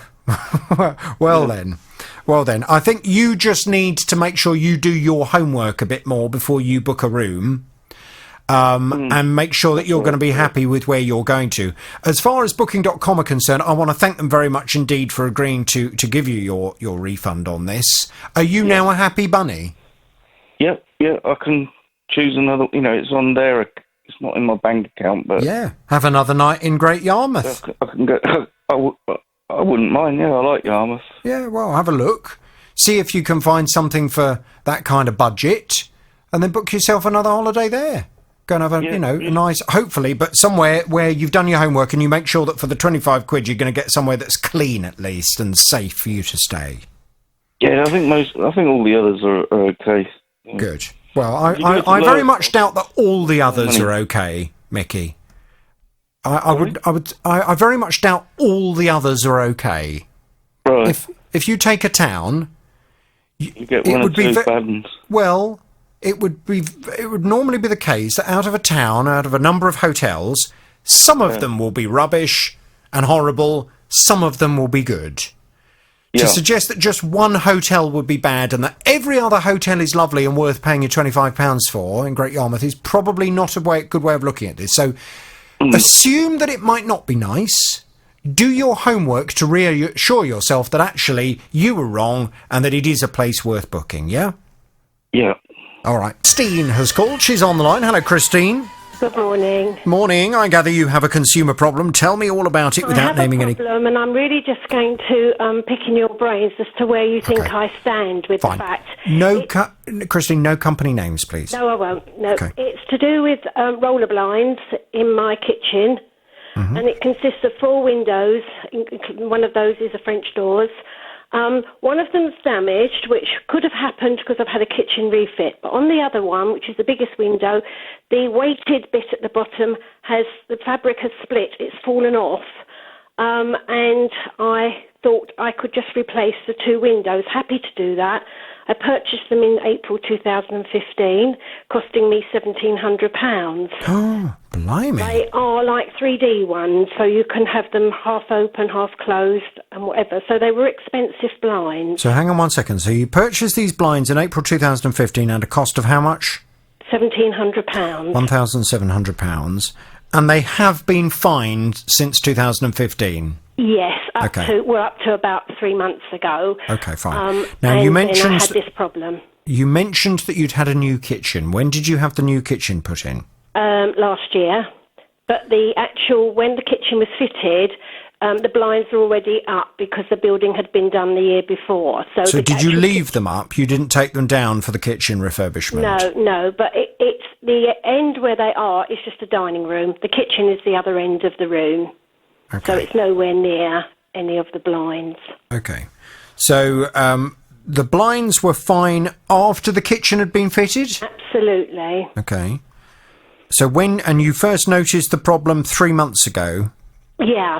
Okay. Yes, and I've sort of kind of left it because of the summer and things. And so what I thought was, I didn't think anything about it. I thought, well, I'll go to the retailer that supplied them went out of business about 2 years ago. Ah. So I went to another supplier, well, not the supplier, another retailer.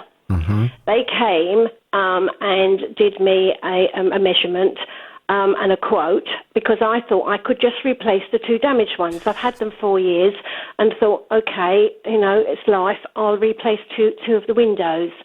But when we looked through the booklet, the supplier changes the pattern and colours every 12 to 18 months. Mm-hmm. So I can't just repurchase 2 new blinds for my windows. So it's now going to cost me £2,000 to replace them. Because they don't still make the blinds in the fabric that you originally wanted. Originally ordered, yes. Did the blinds come with any kind of warranty? No, I actually got the phone number for the supplier of the blinds and telephoned them, and was told they do a 12-month guarantee, and then that's it. Hard luck. I'm afraid. And that's when they said to me, we change all our patterns and colours and styles every 12 to 18 months. Yeah. Now, on a blind of the quality that these are, I know or would imagine these go into like posh offices, showrooms, and, life as it happens, some must get damaged at some time when somebody wants to just replace one blind. Yes. You're not expected to replace a whole office suite or an apartment. Yeah. And I can understand your frustration. Christine, let me just set out 1 or 2 facts before we proceed. You have no legal right in this case. Okay. The company that you had a contract with, the retailer, have gone. Mm-hmm. And therefore... Oh, hang on a second. There's one potential glimmer of hope. How did you pay for them? I did pay with credit card, but okay. I've gone through all my statements and I've only saved from 2016. I've thrown my other statements away. But I know that my credit card company could probably trace it. Right. So they did, in fact, they were the ones that that particular credit card company is the company you paid through? Yeah. Okay. Yes. And have you got the original invoice for the blinds? Yes. Fine. Okay. Yes, well, that gives us a potential glimmer of hope, because I was about to say the company that you have a contract with has gone out of business, and therefore your right to pursue anyone has really gone out the window. The blinds don't come with a long warranty that you could go after the manufacturer for. The supplier, the manufacturer, they are entitled to change their fabric if they so wish. You don't have a contract with them anyway. So although you can try everything in the book in terms of, pleading with them to see if they still have some of the fabric that they could make you an offer, or all of that kind, all the sweet talking stuff. That's obviously something you could try. But at the end of the day, if they turn around and say, no, sorry, we don't have the fabric, we don't make that blind anymore, there's not very much you can do to force them. No. But I just feel quite sort of upset that the fact that I love the blinds so much that I don't want to have an alternative, but I'm very loath to go back to them and spend another £2,000 thinking, what, in 4 years' time, am I going to have damage again? Okay. I think where there may be the potential for you to do something on this is through your credit card company. And what I would urge you to do is to contact them. Mm-hmm. And have you got a pen and paper there? Because you Yes, might I want have. to write some of this down. Yeah. Okay, you need to say to them that you would like to put in a Section 70 notice. Section 70 notice. 70 under the Consumer Credit Act. Yes. I can never remember which year the Consumer Credit Act. Hang on a second, let me I just think look it you up. said 2015 or... No, that's the Consumer No. Rights Act. Oh, right, sorry. 1974.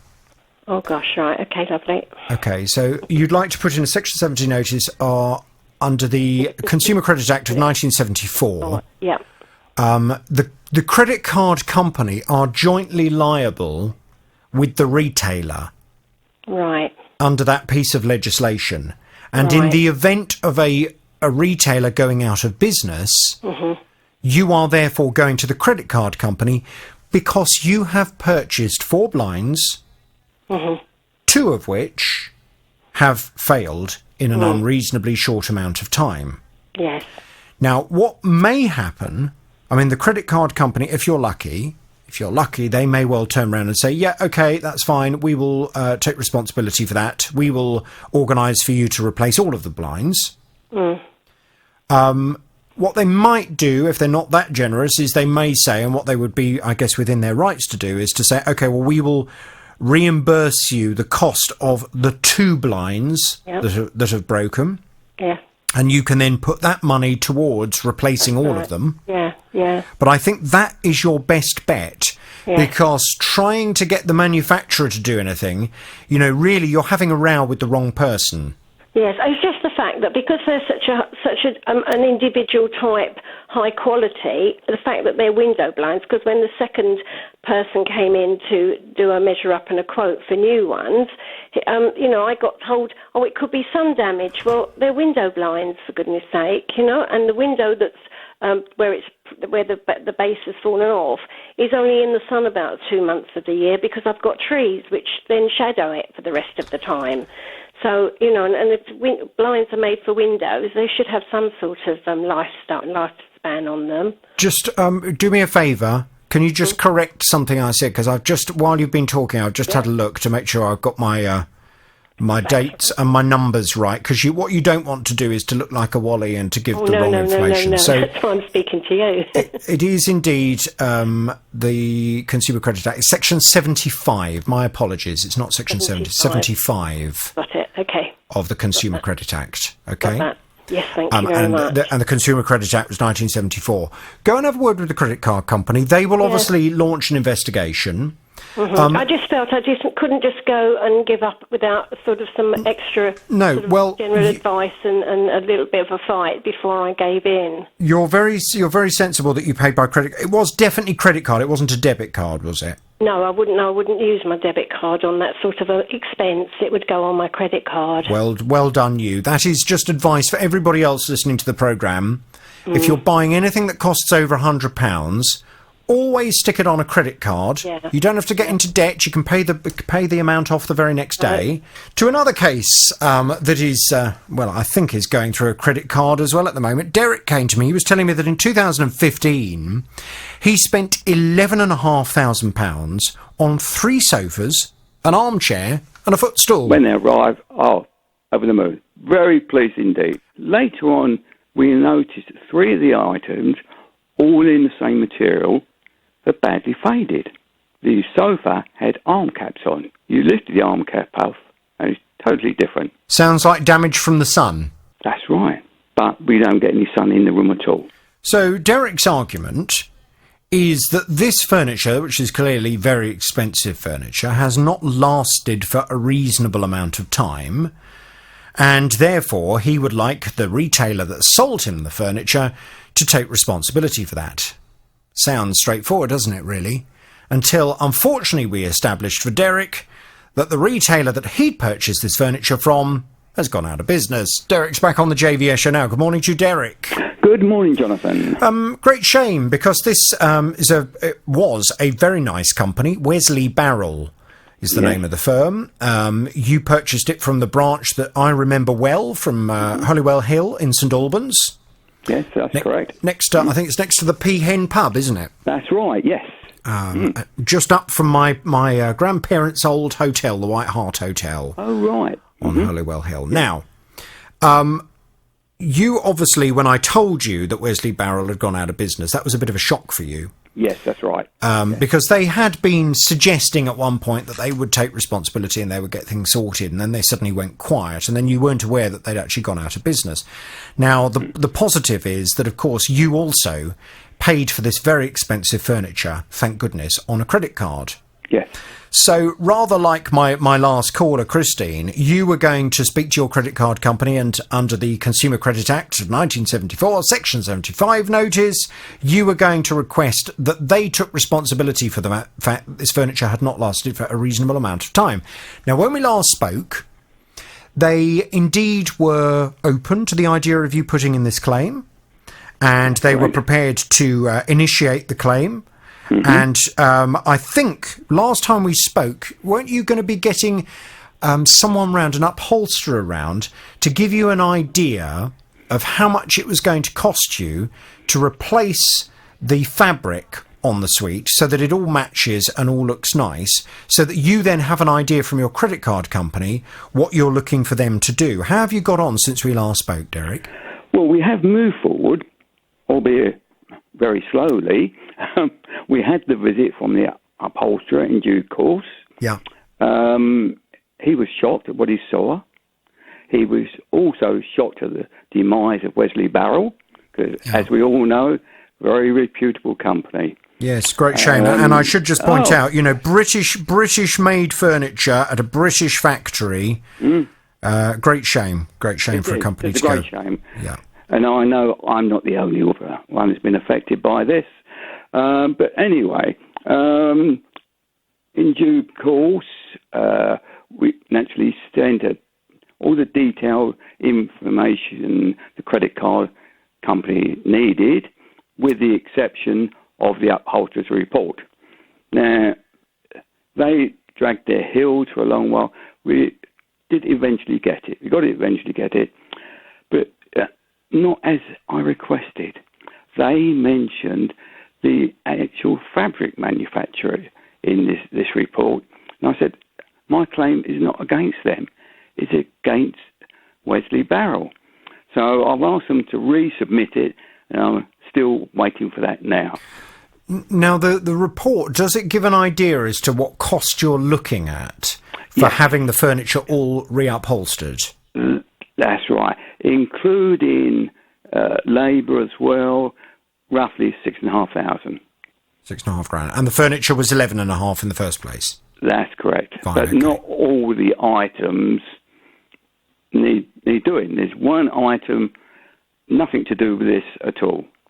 Okay. Okay, and how much is that one item?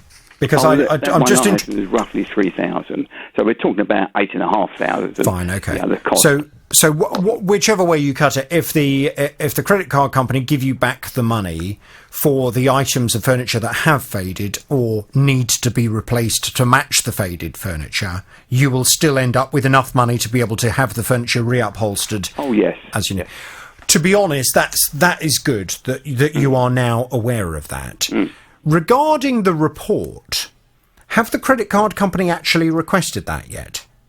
No, they did say they will eventually request that, right? Okay. So that's to worry. Well, I think what you need to do, and obviously they are now, they're doing their investigations, so I think what you now need to do is, as you have already done, request that the report is reworded so that it makes it quite clear that your contract was with Wesley Barrel, and that they ultimately are the company that have now gone out of business, and that you now need to reupholster their furniture. You don't want to be bringing in other company names into this, really. Oh, no, that's right, yeah. And if you're in any way concerned that the report that you've had done is a bit vague, or doesn't really say what you need it to say, then I would advise you to get a second opinion. Well, this is what we want to do now. Going back a while, one of my chats I had with you did say you could recommend a very good upholsterer. did I don't know if you remember that. No, I don't remember that, Oh, because don't you? I Right. don't know a very good upholsterer. I'm just trying to think. Do I know it? I don't think so. You did say that. No, I don't think so.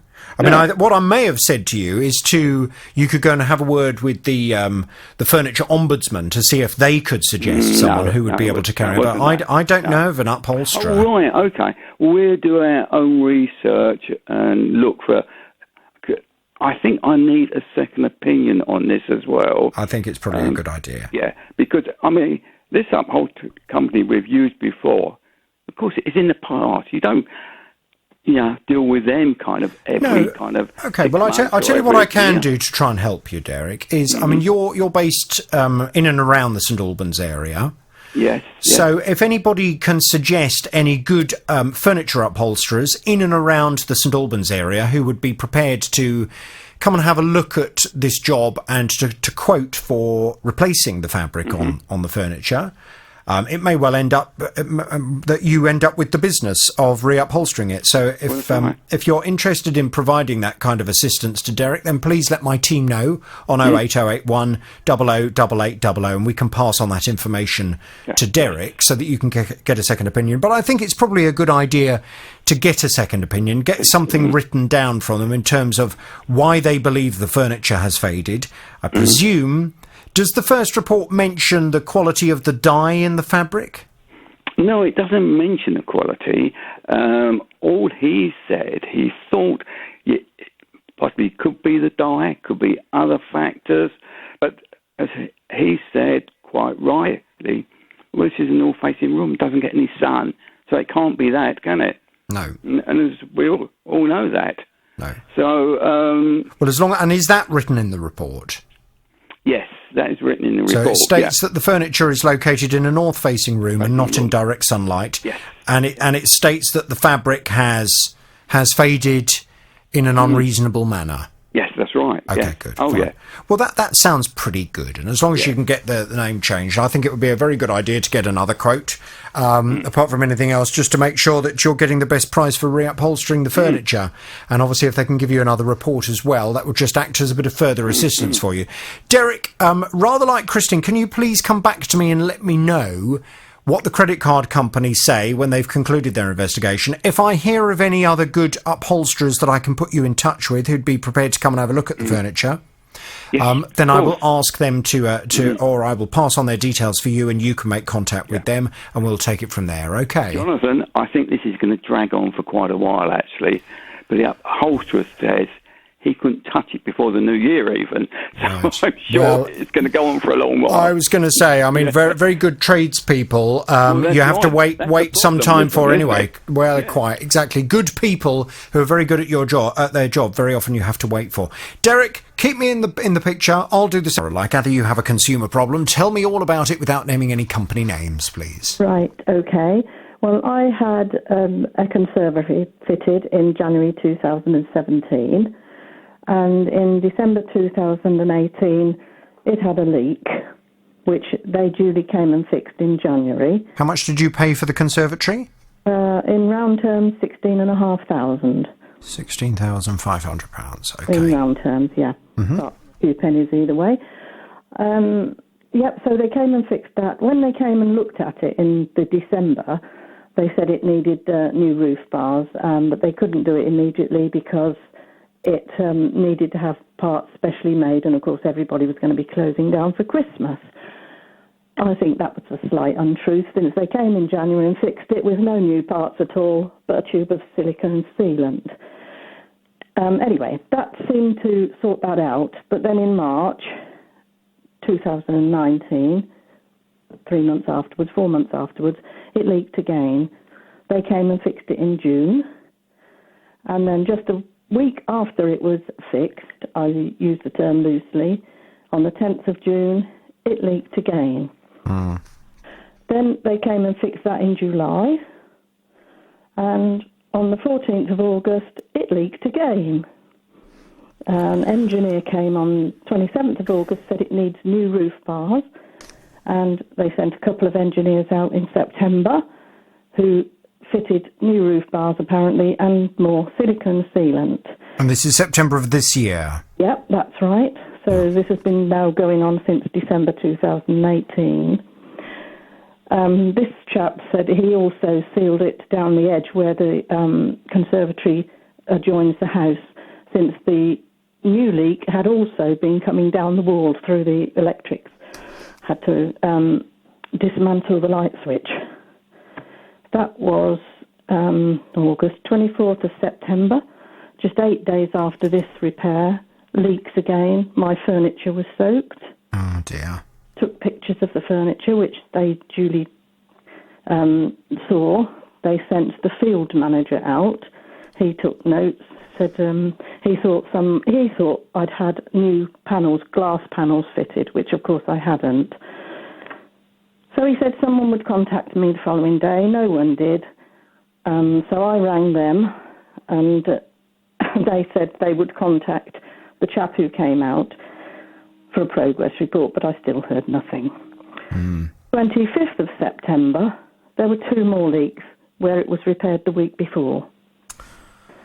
This has been going on. Are you sure that you've got a roof on there and not a colander? Well, I do wonder sometimes, to be honest, because that's about what it's like. And they didn't really do anything about that. And they were due to come a week last Friday, and said they would be here between 8 in the morning and 5 in the afternoon. I waited all day. Nobody came. You sound, Carol, like a very nice, calm and relaxed person. I'm not calm and relaxed now. I am normally. I was going to say, I mean, I just wonder, have you made clear to this company that you've had enough of this? Because this is absolutely ridiculous. Yeah, I even wrote to the CEO, and I didn't even have an acknowledgement of my communication. Well, I mean, the whole thing is just appalling. It is, actually, it is. And if I talk to anybody about it, they can't believe. They say, well, why don't you do so-and-so? Well, I've already done that, actually. Yeah. And I just don't know where else to turn. How did you pay for the conservatory out of interest? Sorry? How did you pay for the conservatory? Well, they suggested at the time that I took out a finance agreement, which I paid sort of within 6 months. That way I got a better deal. That's exactly what I did. So I paid it in a lump sum within 6 months. Right. Okay. Well, I think I need to go and have a little word with them, and I need to find out what on earth they're playing at. I mean, we all understand. We're all reasonable people. Well, most of us like to think we're reasonable people. I just can't get anything definite done at all. But it sounds to me as if they need to. All this patching up business isn't working. My opinion is they need to take the whole roof off and replace the whole roof and make sure that the whole roof has been properly manufactured, properly installed, and that there is no reason why any water ingress would occur whatsoever. That's exactly right, because as I said to them, to me, I've paid for something which doesn't do the job I paid for. Quite. So what's the latest from them? What's the kind of final response they've given you? The other day when I rang, which was Monday, because I rang them because they hadn't turned up on Friday, and she said, well, we did... I rang them Friday afternoon. She said, we emailed you at 9:05 this morning to tell you that the engineer was sick and wouldn't be coming. And I said, well, I've no email. I sat at my desk with my screen on. There was no email from them. And then she said they'd left a voicemail on my mobile phone. Well, I'd got that with me at the time. There was no voicemail. And as I said to her, I've had my phone with me all day. I even take it to the toilet with me because I was waiting to hear from them. Then Monday, I rang them on Monday because they'd offered to come again on the 25th of October because of the missed thing they did a week last Friday. I told them I was going on holiday, which I am, and I said, how can I possibly enjoy a holiday wondering if I'm coming back to a flood? Yeah, quite. No, they said, well, she went off and spoke to somebody else and came back and said they could come on the 17th. Now, the 25th apparently was the first possible date they could come. But when I queried it and got a bit cross, I have to say, they said, no, we'll come on the 17th. So that's the way it is at the moment. Fine. They're coming on the 17th. I had actually got something on the 17th, which I'll have to put off yet again. Have you told them you're coming to me? No. Fine. Okay. Let me go and have a word with them. Let me explain that you and I have had this conversation and that you've come to me to ask for some advice on this. Yeah. Because you're fed up. Yeah, I mean, I actually rang the ombudsman, which I, thought everybody was answerable to the ombudsman. Apparently that's not so. The ombudsman said that this particular company wasn't within their remit. Well, it may not be, but they are within the remit of UK law. Yes. And frankly, at the moment, you have, from what you're telling me, you have a very good case to make that this company has installed a conservatory that is not fit for purpose. Exactly. And that you have spent £16,500 there or thereabouts on a product that is not fit for purpose. You've given them a very, very, very reasonable number of opportunities to come and rectify the problems. They haven't done so. So I think now we're at the point where they have to accept that either they need to come and fix this conservatory roof properly, alternatively, you will be left with no alternative but to get another company in to come and sort the roof out, and you will then sue them for whatever it costs you to put this conservatory in the condition that it should be in. Yeah, that's right. I have mentioned to them before that I don't want to take the law route, but if I have to, I will. But that doesn't matter. They don't, they don't even reply to that. Well, they don't reply because they don't believe you. Yeah, I think that's true. Because so many customers, they say, I really don't want to have to, but if necessary, I'll go to court. Yeah. Companies don't believe you. No, you've got to be, if you're gonna make this kind of threat, you need to write a letter to them, putting them on notice that is now your intended course of action. Yeah, and you need to make done that. Right, okay, and you quoted the legislation, etc. Did you say you have done that, or you will do that? I've written to them to say that I will take it to law if that's what it comes to. Right, and have you quoted the legislation, etc., to make it clear to them that you've researched and you know what you're talking about? I've quoted the Consumer, the Consumer Rights Act 2015. I've quoted that to them. Good, and it still hasn't worked. Right, well, I need to go and have a word.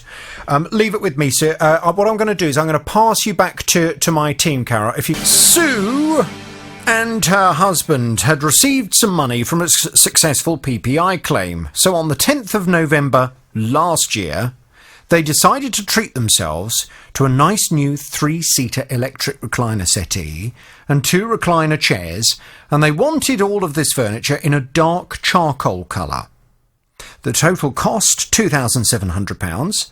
They were told it would take 13 weeks to make the furniture and then to deliver it to them. So the furniture was finally delivered in March of this year, and Sue said when it turned up, it looked lovely. Very, very pleased with it indeed.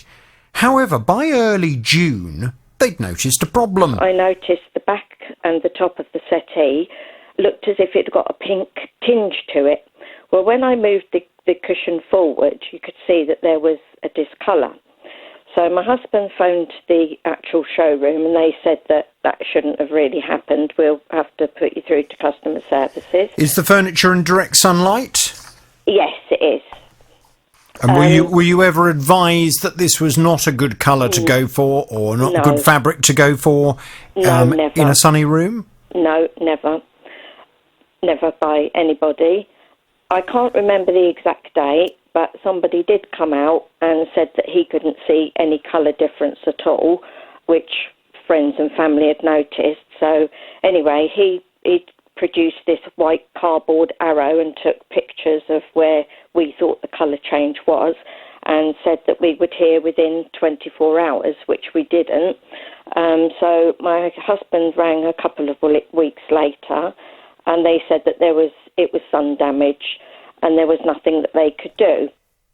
Well, Sue has subsequently had someone else out from the company to have a look at the sofa. They've also said that it's sun damage, and they've also confirmed that there's nothing they're prepared to do. Well, Sue's very unhappy about this for several different reasons. I mean, firstly, she says at no point did they advise her that this colour was unsuitable for a room with direct sunlight.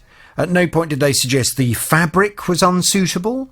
They didn't give her any advice, she says, whatsoever regarding the effect of sunlight on this furniture, and therefore she feels it's very unfair that they've sold it to her, and she's now got furniture that's starting to look pretty bad in a very short amount of time. I've been off to have a word with the company on Sue's behalf. She's back on the JVS show now. Hello, Sue. Hello, Jonathan. Good morning. The company concerned is Harvey's. Yes. And I've been off to speak to Harvey's. They've come back with this response. We are sorry to hear of Sue and her husband's frustrations with this Harvey's purchase. Sue and her husband ordered a 3-seater sofa and 2 chairs, which were delivered on the 16th of March. The customer contacted us on the 7th of August to report that the sofa was changing colour. Therefore, we arranged for an inspection to take place. The inspection report advised that the sofa was bleached as it had been exposed to direct sunlight in the customer's property. This was not a manufacturing fault. The customer was unhappy with this outcome. Therefore, as a gesture of goodwill, we arranged for a second independent inspection to take place. This inspection also concluded that the sofa discoloration was due to a customer fault. All customers are provided with a customer charter leaflet at the point of sale, which states that customers should not place furniture in direct sunlight. The leaflet is attached, they sent me this leaflet, Sue, stating on page 5, quote, "Avoid placing your furniture in direct sunlight or subjecting it to extreme temperature or humidity changes. All of these can cause materials to fade, shrink, crack, or warp. Therefore, we are unable to take further action on this matter." Okay. So I'm afraid the response that they've come back with is, it ain't our fault. How do you respond to that? Well, I am just really annoyed that, as I said to you before, if this had been like in a year's time and it had been sun damage, then yes, okay, fair enough. But when you turn it into weeks and nobody advised us before, I know they gave us the charter booklet, which we probably should have sat down and went through, but unfortunately we didn't. But you know, I think we should have been told in the showroom, if you are thinking to put this in a window, just be advised that it's going to fade pretty quickly.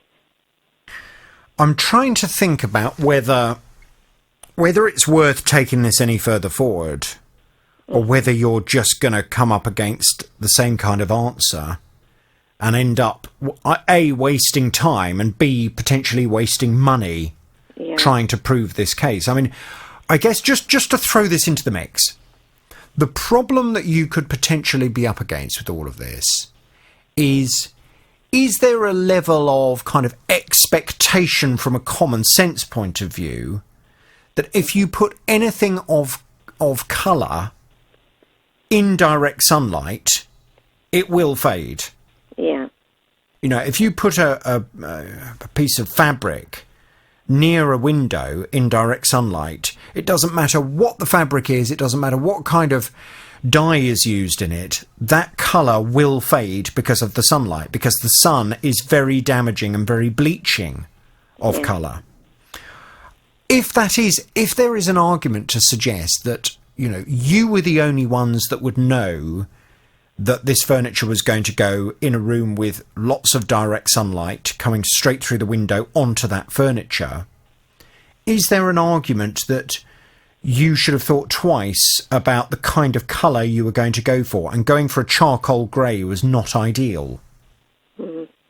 Well, it hadn't really, I hadn't entered my head, to be honest. I mean, we've got a net curtain, but obviously that doesn't keep anything out, but because we haven't had that problem before. No, but you had cream furniture before, didn't you? Yes, we had a light one before, yes, we did. So this is the problem.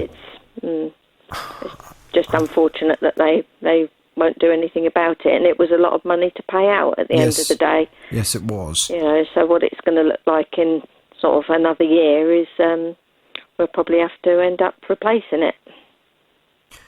Or is it the whole of the sofa that is in the sunlight? Yes, but it's the whole of the settee is in the bay window in the sunlight. And I guess because it's a recliner sofa, trying to put a nice throw over it or something like that is not really going to work, because it's all going to get caught up in the mechanism, isn't it, when you recline it? Yeah. Well, yes, that's true. But because I was going to, if they were going to do anything about it, me and my husband have discussed that we would put a cover over it, sort of, during the day when the sun is out, just to sort of protect it a bit more. But obviously, well, I think that's really all you can do, because Harveys are saying they're not going to take it any further.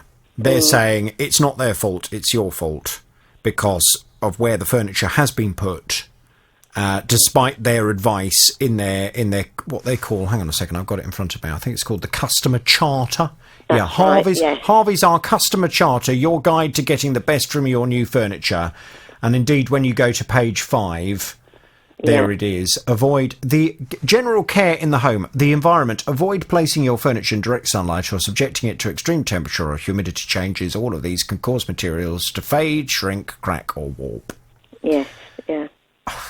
I think they've got the picture of a dining table and chair, haven't they? They have. On that, not a settee. No, they haven't. But to be fair, because I was thinking of that when I saw it, and I thought, is there something that I could potentially go back to them with, and say, well, this doesn't suggest this is to do with sofas, but on the front page of this customer charter is indeed a photo of a Harvey sofa. Yeah. And what number is that? Page 3, there's a photo of a fabric-covered dining chair. And then when you get to page 6, there's a corner sofa made out of fabric on it. So it does make it clear that this is kind of advice for all of the furniture that they sell. It's just a shame that they don't mention it before you actually buy it. Because if we'd have known that was going to happen, then obviously we wouldn't have bought it. Well, or you would have chosen it in cream. Changed a different colour, exactly. Yeah. Well, unfortunately, I think my advice, rather than encouraging you to spend more time and potentially money on pursuing this further, I think my advice to you is to draw a line under it and to cover it over whenever it is a sunny day. Or pull the curtains of the room, if you're going out, and the room is going to be in direct sunlight. I mean, I guess pulling the curtains will help to reduce the sun damage on all kinds of things in that room if it is so sunny. Yeah, it's just actually the settee. Everything else is fine in there. Yeah, but I used to, my last property, my living room was south facing, direct sunlight, and I had a brown leather sofa. And that faded as well. And it went a peculiar colour, actually. It went a kind of, on one side of it, it went a slight kind of faded, almost purpley colour because of the sun. So the sun is hugely damaging to anything of colour. Yeah. Listen, Sue, at least we've kind of talked about it, and at least hopefully we've made other people aware of this issue, so it will be on other people's radars if they come to choose furniture. And I wish you all the best with it, and I hope you can get as long out of it as you possibly can. Yes. Okay then, Jonathan. Thank you for your help anyway. Tina was telling me that she's lived in her house for about the last 18 and a half years and has made all kinds of improvements to it over the years.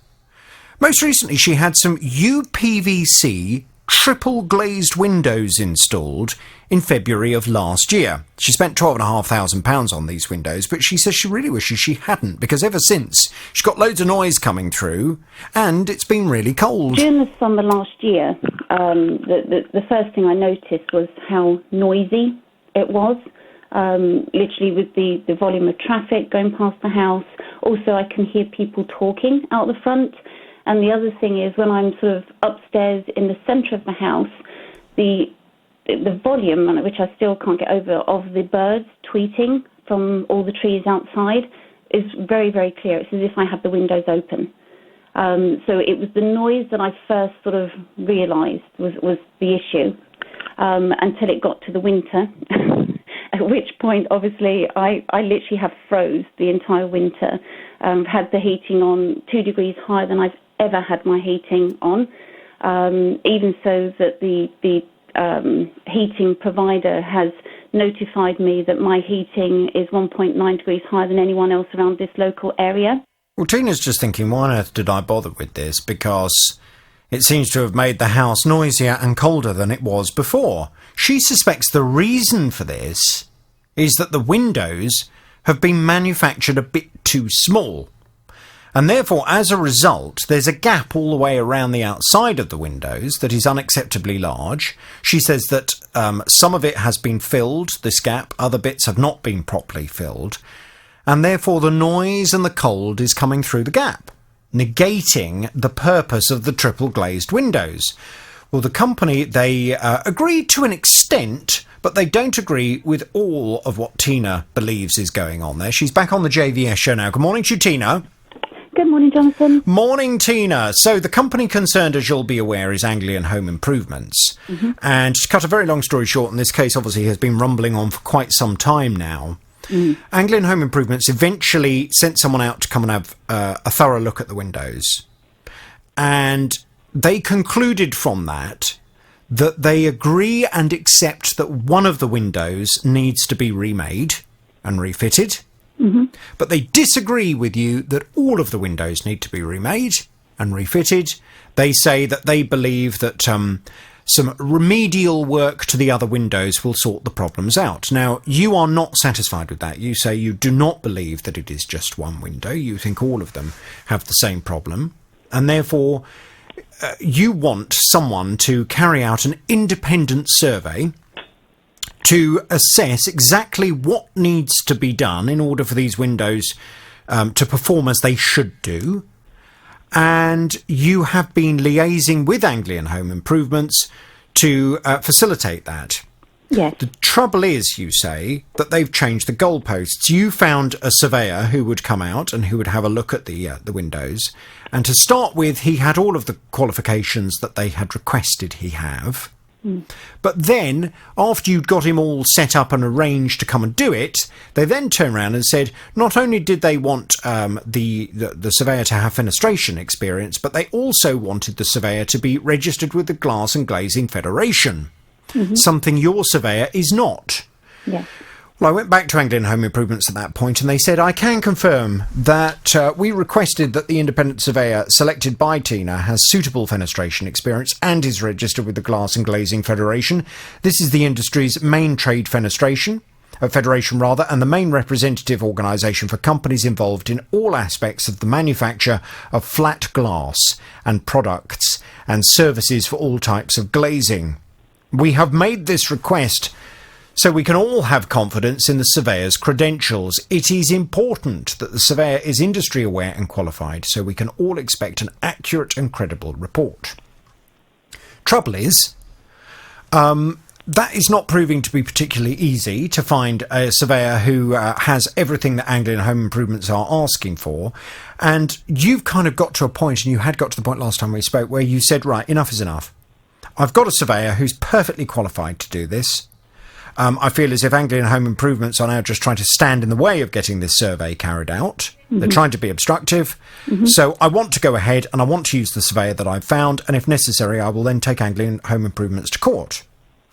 The trouble is, there was one final sticking point, wasn't there? Yes. The final sticking point was that you needed someone from Anglian Home Improvements to come and remove the plastic trims around the windows so the surveyor could see how big the gaps are. Now, although Anglian Home Improvements said they were prepared to do that to start with, they then changed their mind. Yes. And said, well, they kind of said to you, no, we're not. So I went back to them again and said, look, what's going on? You know, you now seem to be saying you're not going to send anyone out to take off the trims so that Tina can have the windows inspected properly.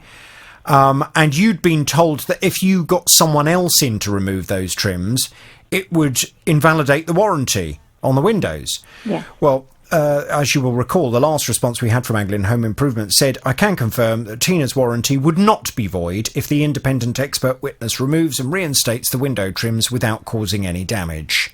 Trouble is, you were having a devil of a job to find someone who could do it. So I put you in touch with someone who contacted the programme. Yes. did you call him, and has he been able to assist you at all? So, yes, I did call him, and he has been over to have a very quick look to see what the actual situation is. Yeah. He's also now coming back tomorrow to do a full survey. Oh, is he? He is, a full building surveyor, which, obviously he's already identified a number of issues, but of course, until he conducts his full report, he won't have the entire details.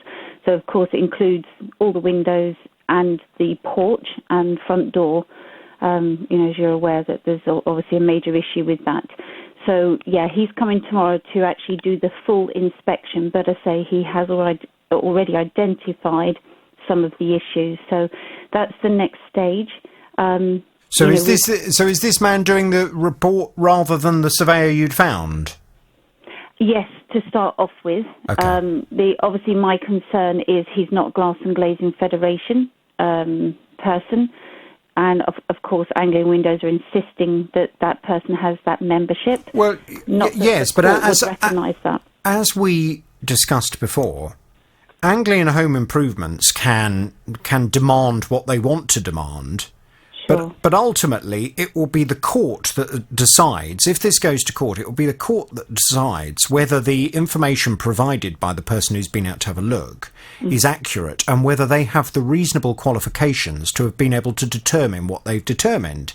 It's not down to Anglian Home Improvements to stipulate exactly what qualifications the person must have. No. And my understanding is the Glass and Glazing Federation is a trade industry body. It is.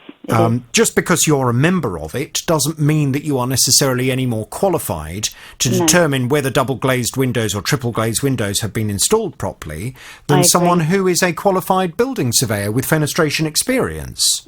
Glass and Glazing Federation actually said that directly to me, and said the most important thing for an inspection such as this would be somebody with fenestration qualification. Yes. And so that's absolutely, I agree with you. That's exactly what Glass and Glazing Federation said to myself as well. Quite.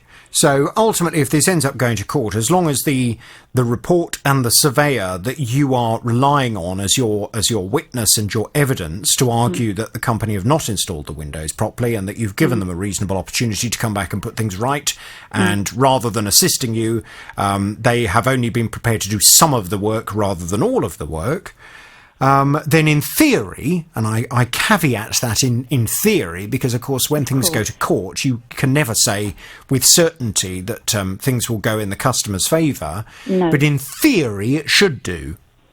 I hope so. The man who's been already got very cold in here with the weather changing, which obviously is making me so nervous at the moment. I just want to get it resolved as quickly as possible. Just two other quick things. The man who came out to have a look, does he believe, based on what he's seen so far, does he believe that more than one of these windows needs to come out? Yes. He does, okay. Yes. Fine. Well, that will be very interesting to see what he actually writes in his report, and we will follow that with great interest. The other issue is, have you checked with your home insurance to see if you have legal protection? I haven't, but I think I have, to be honest with you, but I hadn't even considered that. I would make contact with them if you have got legal protection. And when we come to renew our home insurance, you may be aware that you're always offered that opportunity to take out legal assistance cover, or whatever they call it. Yeah. And it's about 25, 30 quid, something like that. Mm-hmm. It's the best 25 or 30 quid you can spend, because that legal cover with most good quality policies will provide you with legal assistance in civil disputes. And this, of course, would constitute a civil dispute. So, and I know this has been of great worry to you. Definitely. Knowing that you have a firm of solicitors acting on behalf of your insurance company, dealing with this on your behalf and dealing with the legal technicalities may well take some of that stress away. You don't need a solicitor to deal with this kind of case, but it may well take some of that stress away from you if that's something that is worth looking into. So I would advise you, after this conversation, if you haven't done so already, to call your insurance company, find out what cover you've got and to see if they can help you, and put them in the picture of where you're at the moment, and say to them, if you've got the legal cover, can you step in and help me, please? Because I'm in a situation where I cannot get Anglian Home Improvements to come and do what I believe and what my expert witness believes is necessary for the windows to have been installed properly in the first place. No, that's an absolutely fantastic idea. I hadn't even considered the insurance piece because, obviously, like you say, I want to get the report in its entirety. And then from there, I absolutely was going to contact a lawyer purely because the response that I've had from Anglian Windows. Well, let's just keep fingers crossed that you did, when you came to renew your insurance, that you did, tick that box and pay that extra bit of money to have the legal cover. Yeah, I believe I have. I definitely have with my car insurance, and I think I did with my home insurance. Good. Well, that's my advice for everybody listening to the programme. When you take out car insurance, home insurance, always pay for the legal cover. Seriously, it's money well spent if you need it. And Brilliant. As you can hear, at the point Tina's at, she needs it. Tina, can you please keep me in the loop? Let me know what's going on, as you have been doing so far. Mm-hmm. And I will obviously liaise with you if I hear any more back from Anglian Home Improvements, if they decide that they want to do more than they have offered already. Sure. And we'll take it from there, okay? Lovely. Thank you, Jonathan. Thank you. Okay, Tina. I gather you have a consumer problem. I do. Tell me everything without naming any company names, please. Okay. I took out a contract with a company which was for a build that was to last 4 weeks. If it went over the 4 weeks, then there was a 10-day grace that you gave them. If it went over the 10-day grace, they then gave you £100 back per week. Right, hang on a second. I need you to go back. I don't understand. What do you mean a build? I had some people come in to take out a centre wall, take out the another large wall, put bifolds in, do some brickwork, fit a kitchen, a whole kind of renovation. Renovate, yes. Okay, so you wanted some renovation work carried out in your house. Yes. And you found a company to do it all. I found a company. After a number of companies, I thought they were a good company. I did notice that they charged me a 50% before I even started. And then 3 days into the build, they wanted another £2,000. Right, hang on a second. How much money were they asking you for the whole job? The whole job was 11,000 roughly. £11,000. Yeah. What, for removing walls, fitting kitchens and fitting bifold doors? Yes. So they removed a wall and fitted the kitchen. I've got the kitchen and everything. And oh, I see. So they weren't supplying the kitchen as well? No. I see. Were they supplying the bifold doors? Yes. Okay. Fine. Okay, so £11,000, and you were asked for 50% up front. It was supposed to be 30, then they said 50, so I gave them the 50. And then 3 days later, they asked you for another 2,000. They wanted some more, to round off, because he said he needed more money for it. I'd also paid them for an extra window and for the laminate and for the tiles. But my concern is it's now like 10 weeks in. There were 3 phases to this 4-week contract, and we're still on the first phase where I have just wires hanging out. The wall has been taken out, but it seems there was supposed to be a lintel thing put in, but the builder said, no, we don't need that now. But I'm concerned because it has got a crack across it, and it's like a big wall, goes through from the kitchen to the dining room. I unfortunately got carbon monoxide poisoning. I had to have emergency gas services out because I was unwell. So I had to have GP referral and blood tests, and the neighbours had to be alerted. And the builder still didn't come out. I had to. What's the carbon monoxide poisoning got to do with the builder? One of the builders, the carpenter, was doing the brickies work, and unfortunately, and easily done, the pipe broke.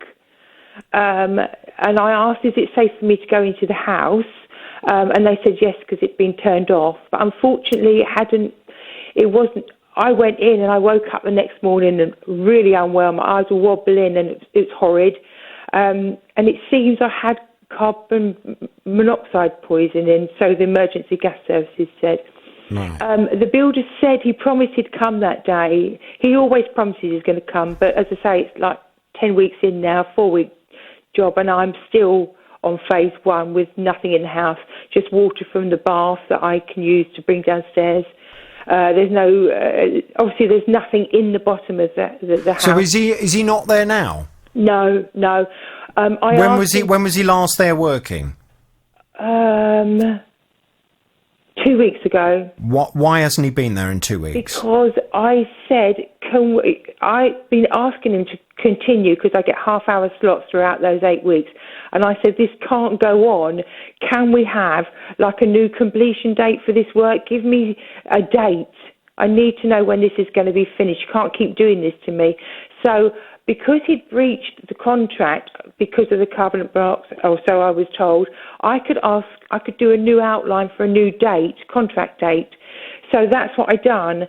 I sent him an email saying, we need to look at a new contract date, a completion date, sorry. Can we do this? So I know where I stand with this build. He had since, because it's a long story, he had waived me the rest of the money because of the carbon monoxide poisoning. He said, just leave it. I won't charge you anymore. I'll just charge you the £6,000. I'll complete the job. I said, okay, that's really fair, but let's just get on with it. It's getting cold. I've got no heating. I've got nothing in the house. So why? I come back to the question I just asked. Why hasn't he been there in the last 2 weeks? Because he said, well, when I said about the new completion date, he said he will get back to me. He's looking into it. He then said a week after, I will, because I said, come on, we need to get this work rolling, or just leave the job. I'd given him either. Oh, hang on a second. You suggested he should leave the job. No, I said, can you please complete the job or give me back my money, leave the job and give me back my money. Just leave it and I'll continue elsewhere. And what did he say to that? First of all, he said at the beginning of the week he couldn't afford to leave the job. He'd spent too much on it. And he spent 8 days in total. That's it. And I have nothing. And then later on the week, he said he was leaving the job, that he would refund me my money, minus work's done, and refund me my money. But I've knocked on the door where I got the advert from and to see the chap, and he said, Jean, he's done the same to me. He's done the same to the lady over the road. He's taken the money. He does half the job. He sends builders in. They have to redo the work. My whole ceiling, he plastered it. Somebody came along and took it out to lay pipe. Well, hang on a second. Are you suggesting then that this builder did not come highly recommended to you? No, I got an advert. There was an advert on where this work was being done. It had this building sign up, and these people are having work done. And I thought, I'll try them. I'll just. That is not advisable. That is not advisable, no, I know that Jane. now. Because I know that now. My advice, if you're looking at having building work, is to find good, reputable local builders that come recommended to you by trusted people who have had work done and completed by them. Yes, I know. You then now. need to get in 3 different companies, at least, to look at the work. I had chosen, but this was, quote, was like in the middle. One was cheap, one was more expensive, and his was in the middle. So that's why I thought, well, that... And he was the first person to send me an email back straight away on a piece of paper that was quoted with a company name. And, and the lady secretary was nice. Well, I mean, that means nothing. I know, but I'm gullible, I suppose. I'm very gullible. The person who had the sign up outside their house. Yes, I knocked on the door recently and asked if... And they said they're in exactly the same position where the guys they actually sacked him.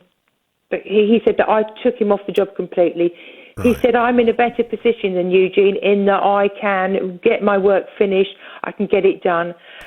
Building regulations had come in and cancelled the steel he'd put in. The things he'd done were really wrong. Faulty. Would that person be prepared to talk to me as well? I could ask him. I'm sure he would. I would be very, obviously, if I have, the more people I have giving exactly the same story, the more weight it obviously lends to me in terms of pursuing this person.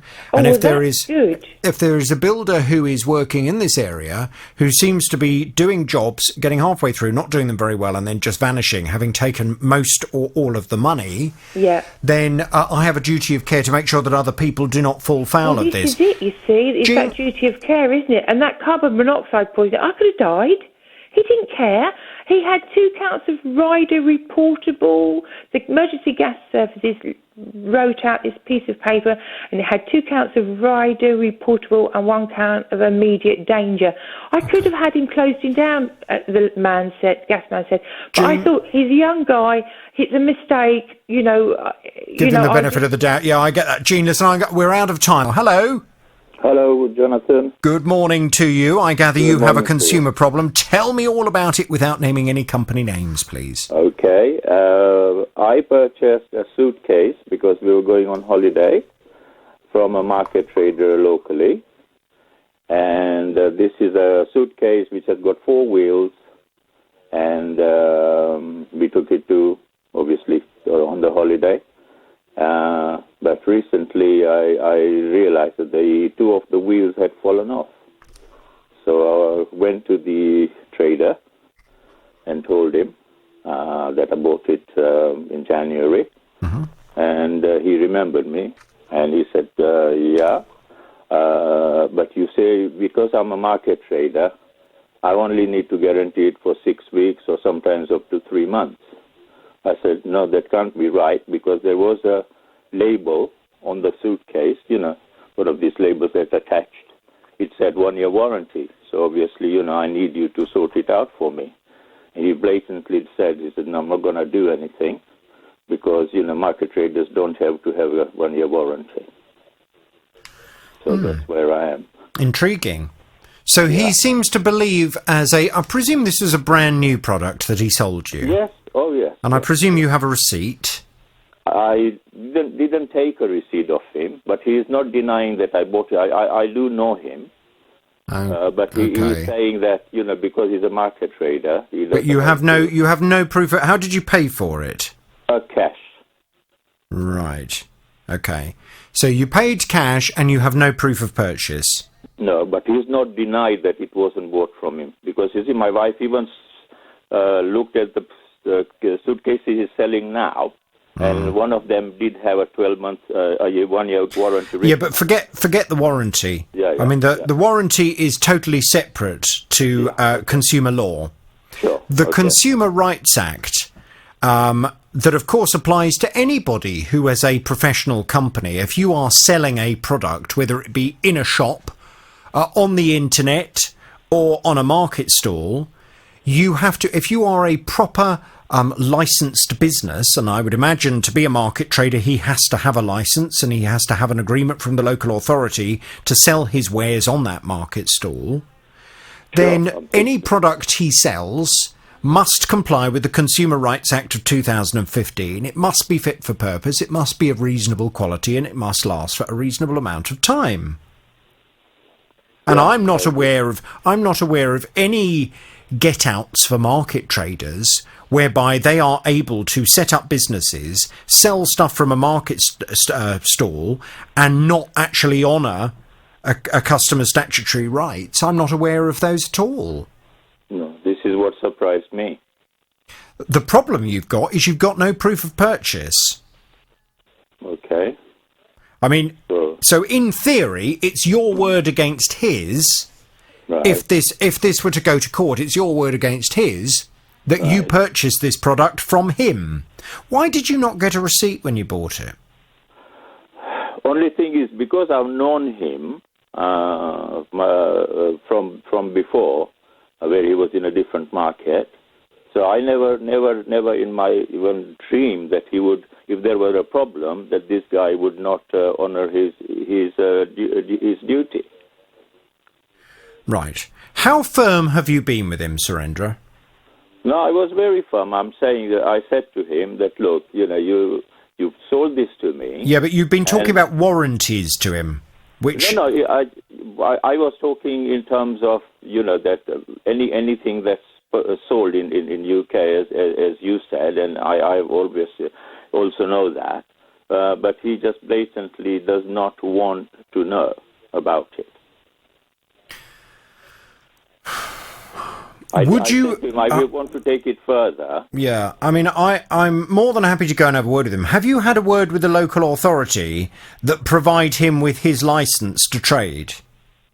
What happened that when he gave me his name and a phone number, I just took the letter, the piece of paper from him, came home, and then thought of talking to him again on the phone.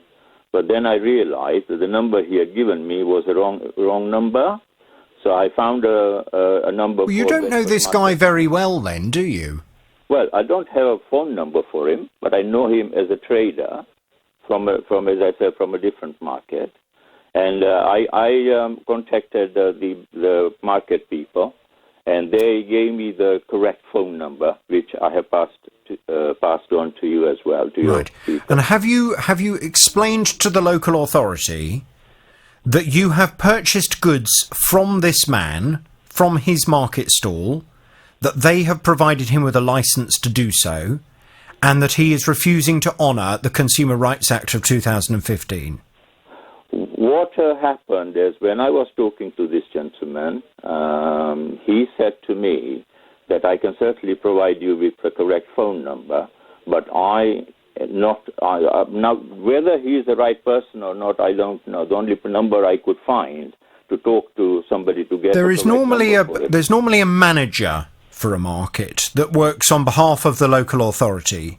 Right. Now this person did say that he will give me the details, but he didn't say that. I told him why I wanted the number. And, how much was the suitcase? Oh, it was £26. Yeah. Okay. Well, I mean, I'm more than happy to call him.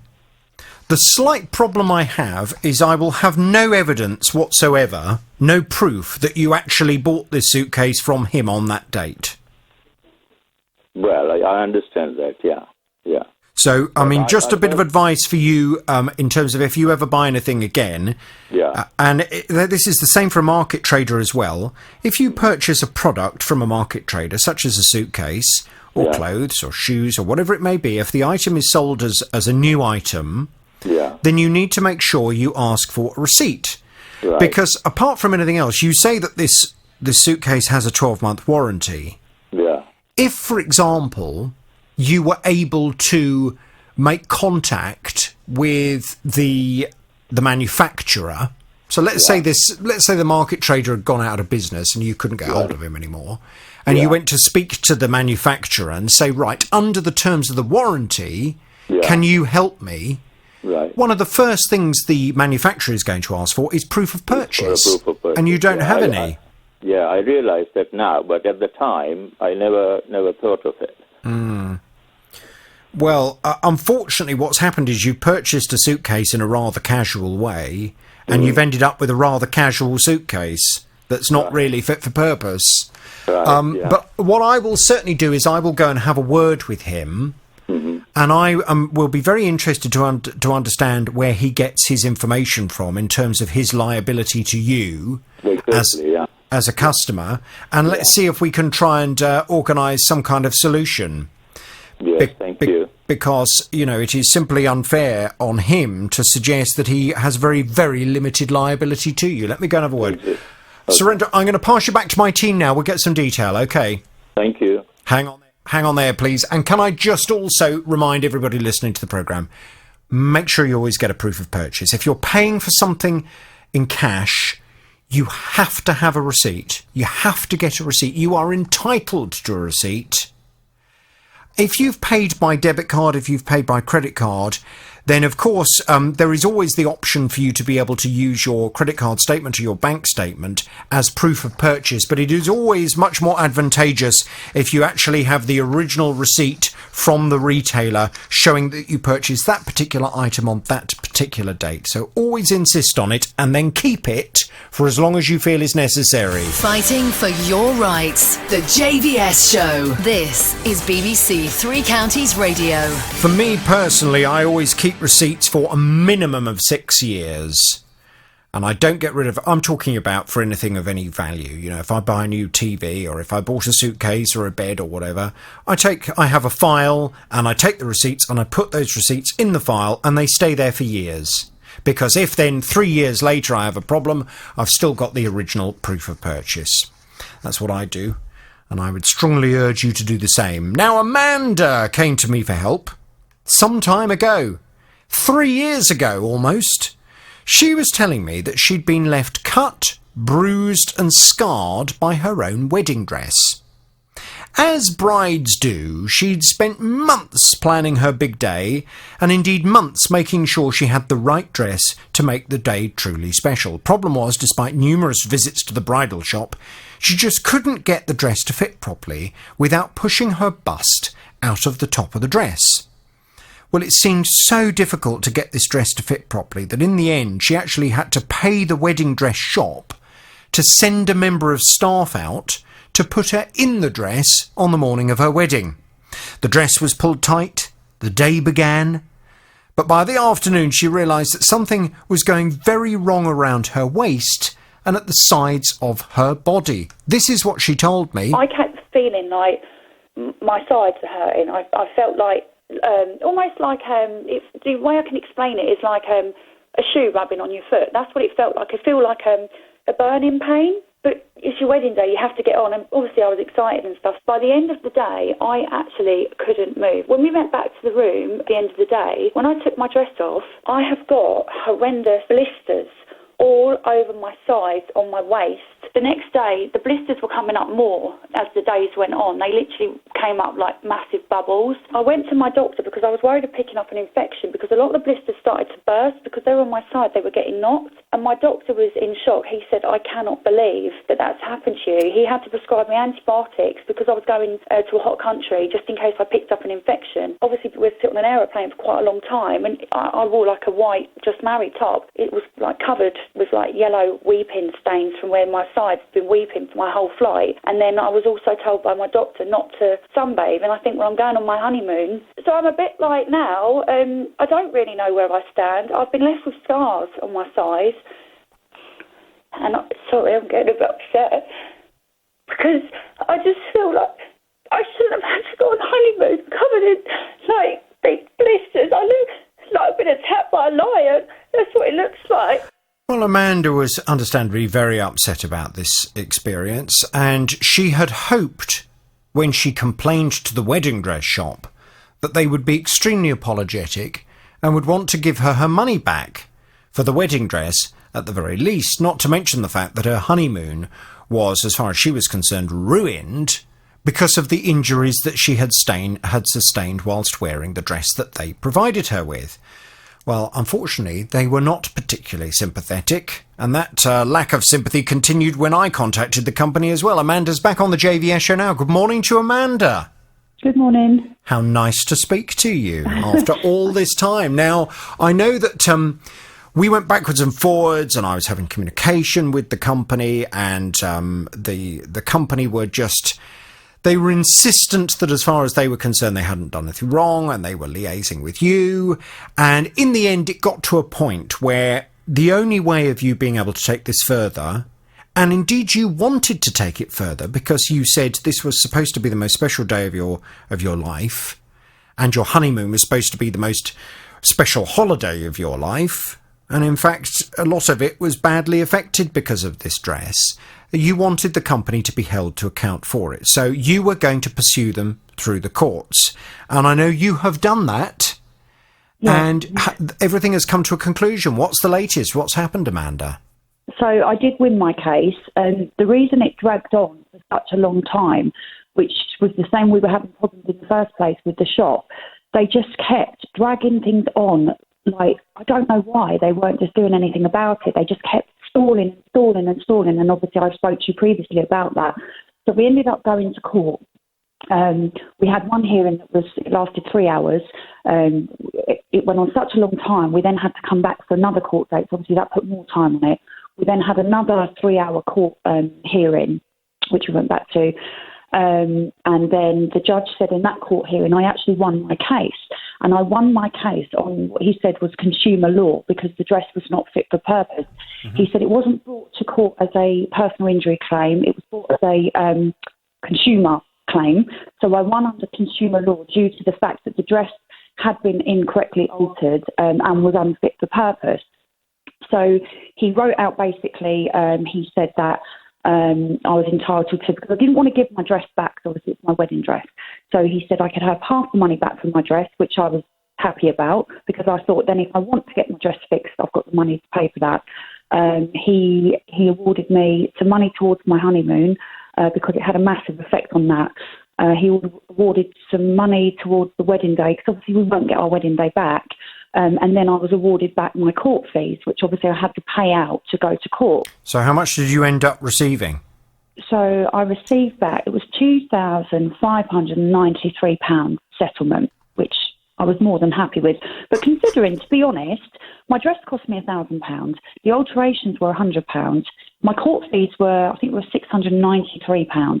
So really, the dress shop overall didn't end up paying that much money out, which was that was fine, because my whole reason for going to court in the first place was the fact that they'd basically taken my money for a dress and washed their hands of me, and I didn't think that was very fair. Yes, and the attitude of them afterwards. I mean, there was, I think I described them as messers, didn't I?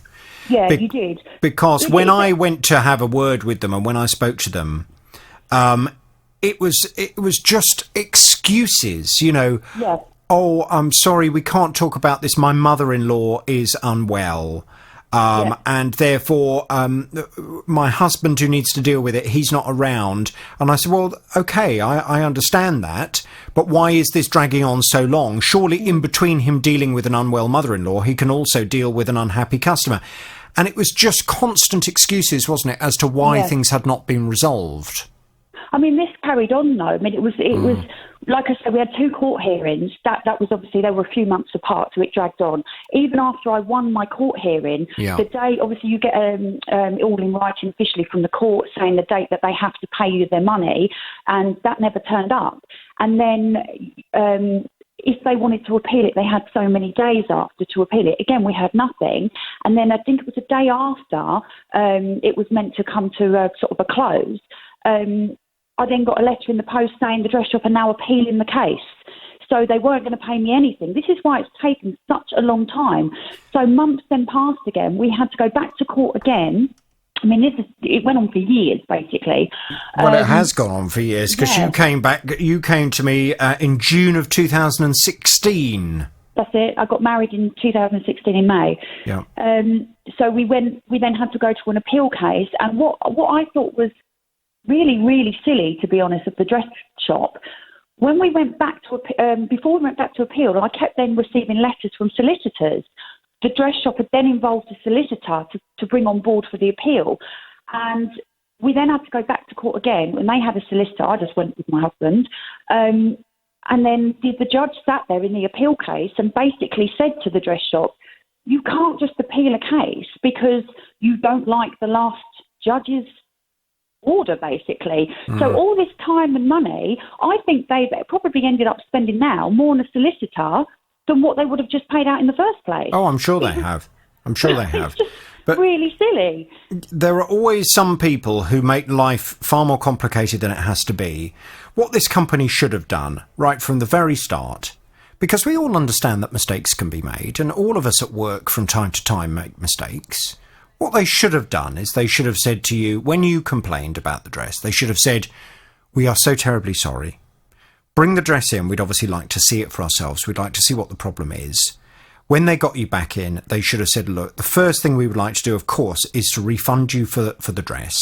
It is unreasonable that we've taken money from you for this dress that has had this impact on your big day.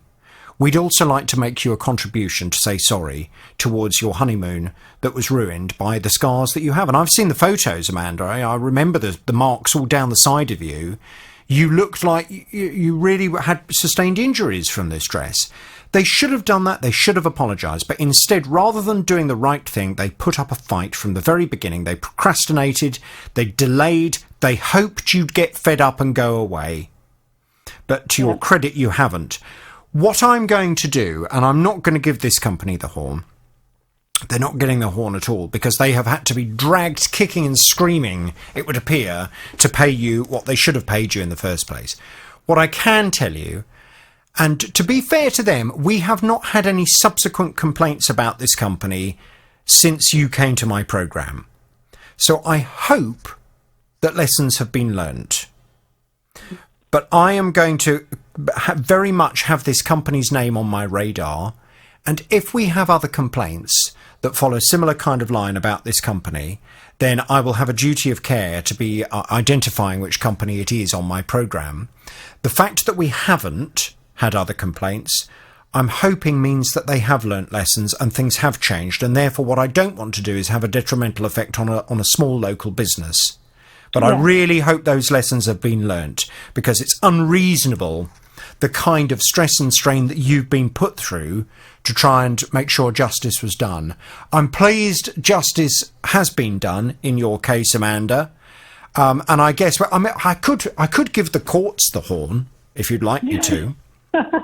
Yeah, you can do. I think maybe the courts deserve the horn, because there are so many times when, unfortunately, things end up in the courts and you always hope that the right thing will be done. Most of the time it is. Sometimes there are judgments where you think, what? That seems a bit odd. But I'm very, very pleased that in this case they have done the right thing. So I will thank the courts. All the very best. I presume your scars have healed now, have they? Yes, they have, yeah. Good. And you're enjoying married life? Yeah. Good. Yeah, we are. Lovely. All right. Well, listen, I'm going to thank the courts very much for making sure that this was all sorted out. Any other problem? Hello, Paul.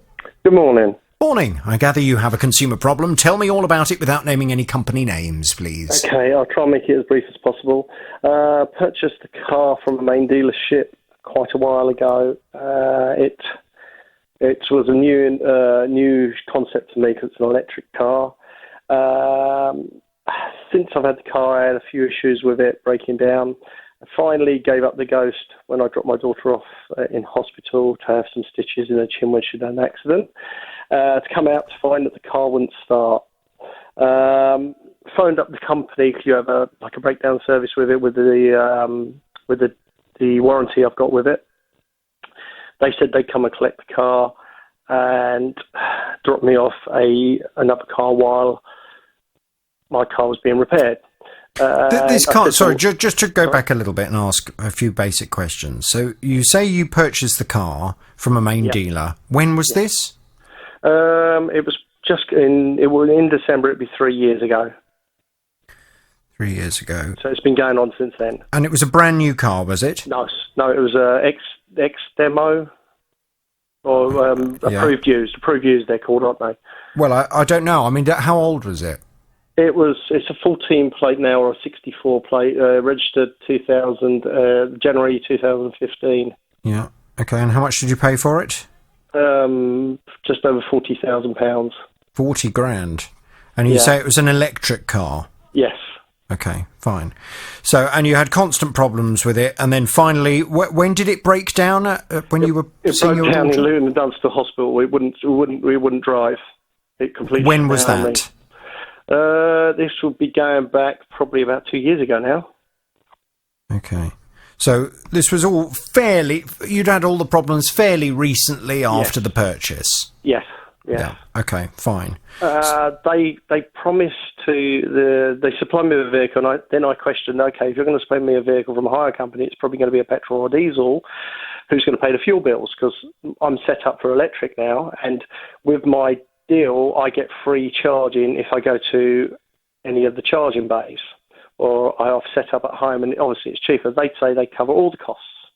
And since then, they said to me they would give me a 3-first service on the vehicle, which they have done, but it's the ongoing problems where they haven't paid my fuel bills. Right, hang on a second, because I feel as if there's a gaping gap that I don't understand here. So the car broke down at the L&D. Yes. And the dealer took it back, and they were giving you a hire car. Yes. While they were fixing it? Yes. Okay, so how long was the car then in with them being fixed? I think it was round about between 2 and 3 weeks. It had to have. This was 2 to 3 years ago. Screen on it or something. Yeah. So it was in for 2 to 3 weeks, and in the meantime, they gave you a courtesy car. Yes. But it was a petrol or diesel? It was a petrol. Petrol. But they said to you that they would cover the cost of the petrol that you had to use. Okay, initially I phoned up. When I phoned up, said to the car breakdown, you have this special company. You phone up and you talk to them. They say, "Oh, can I cover all the costs?" Okay, and also the cost of my wife getting a taxi. And then to clarify it, I sent some emails off to the manager at the time of the dealership, and he said, "Yes, we'll cover all the costs." So I had it reconfirmed again.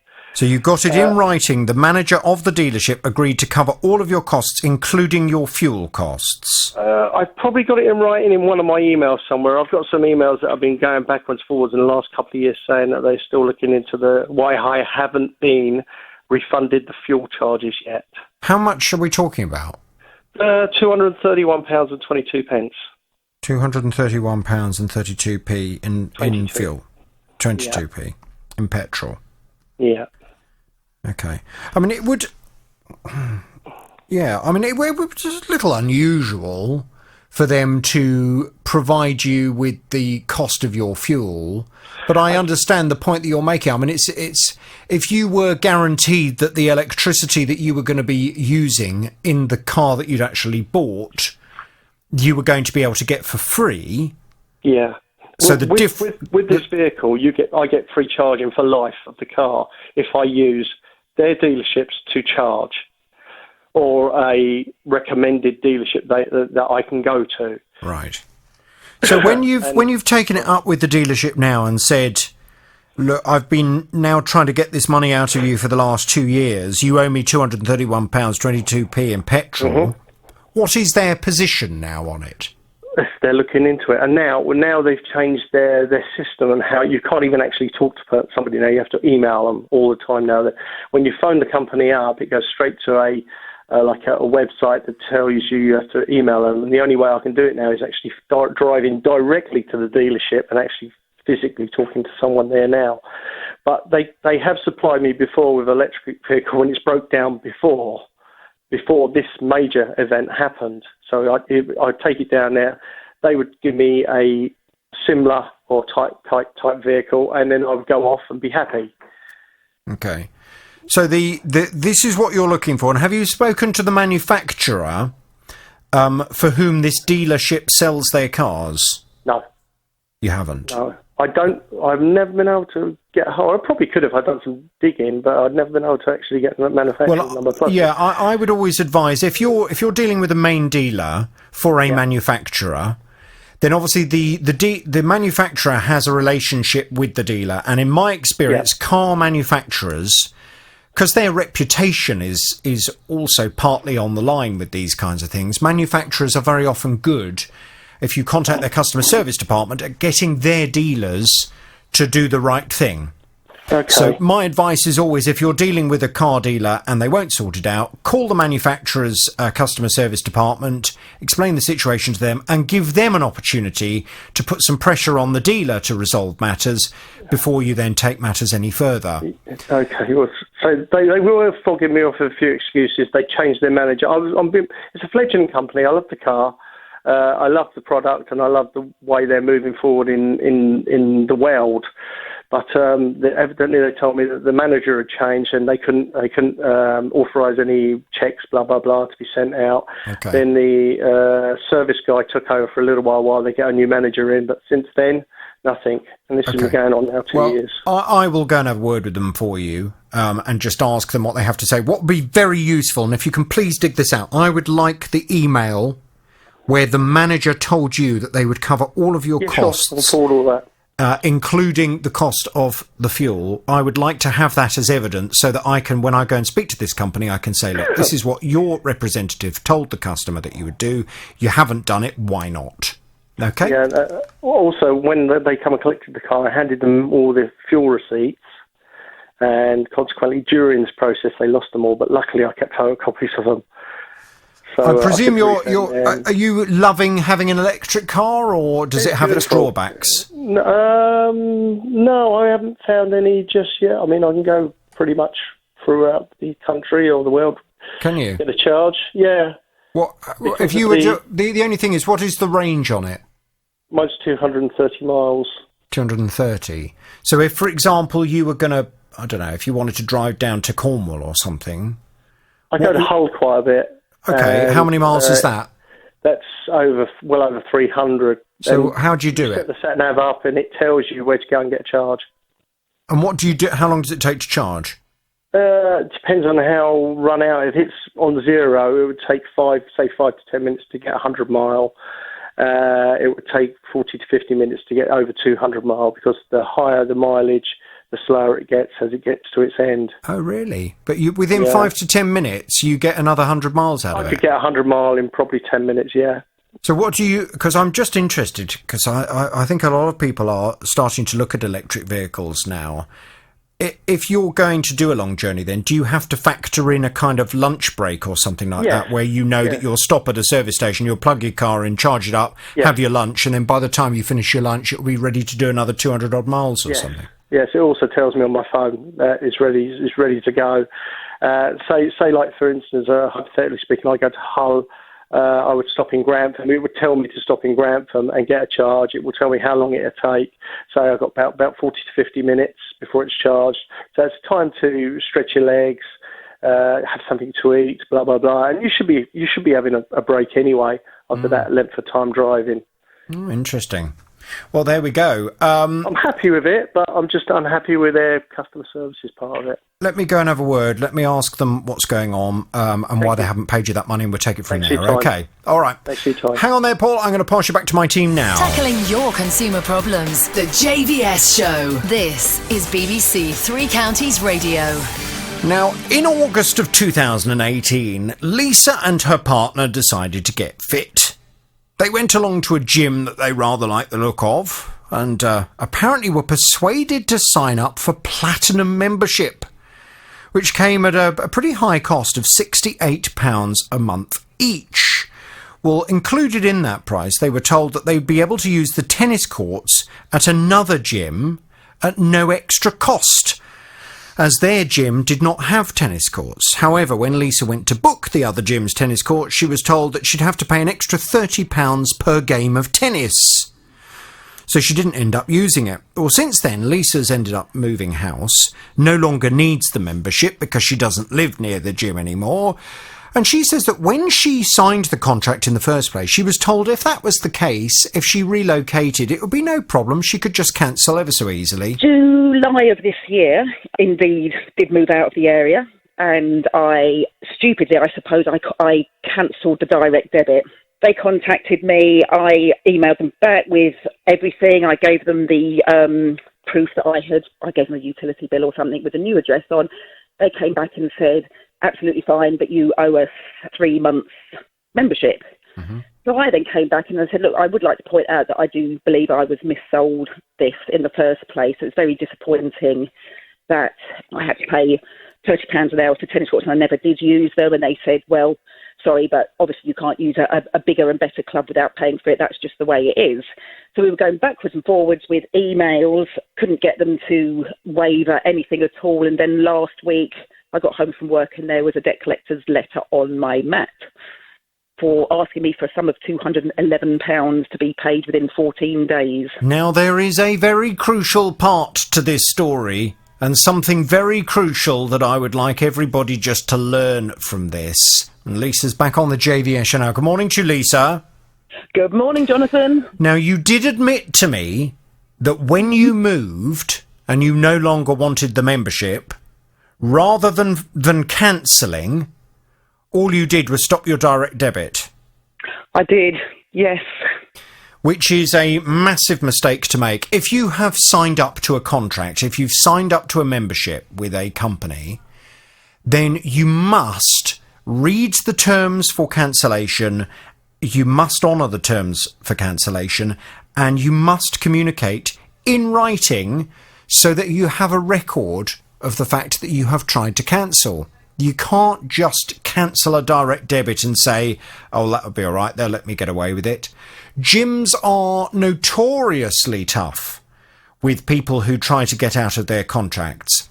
And I'm afraid to say this particular gym is taking a rather robust line with you as well. I've been off to have a word with them. They are David Lloyd.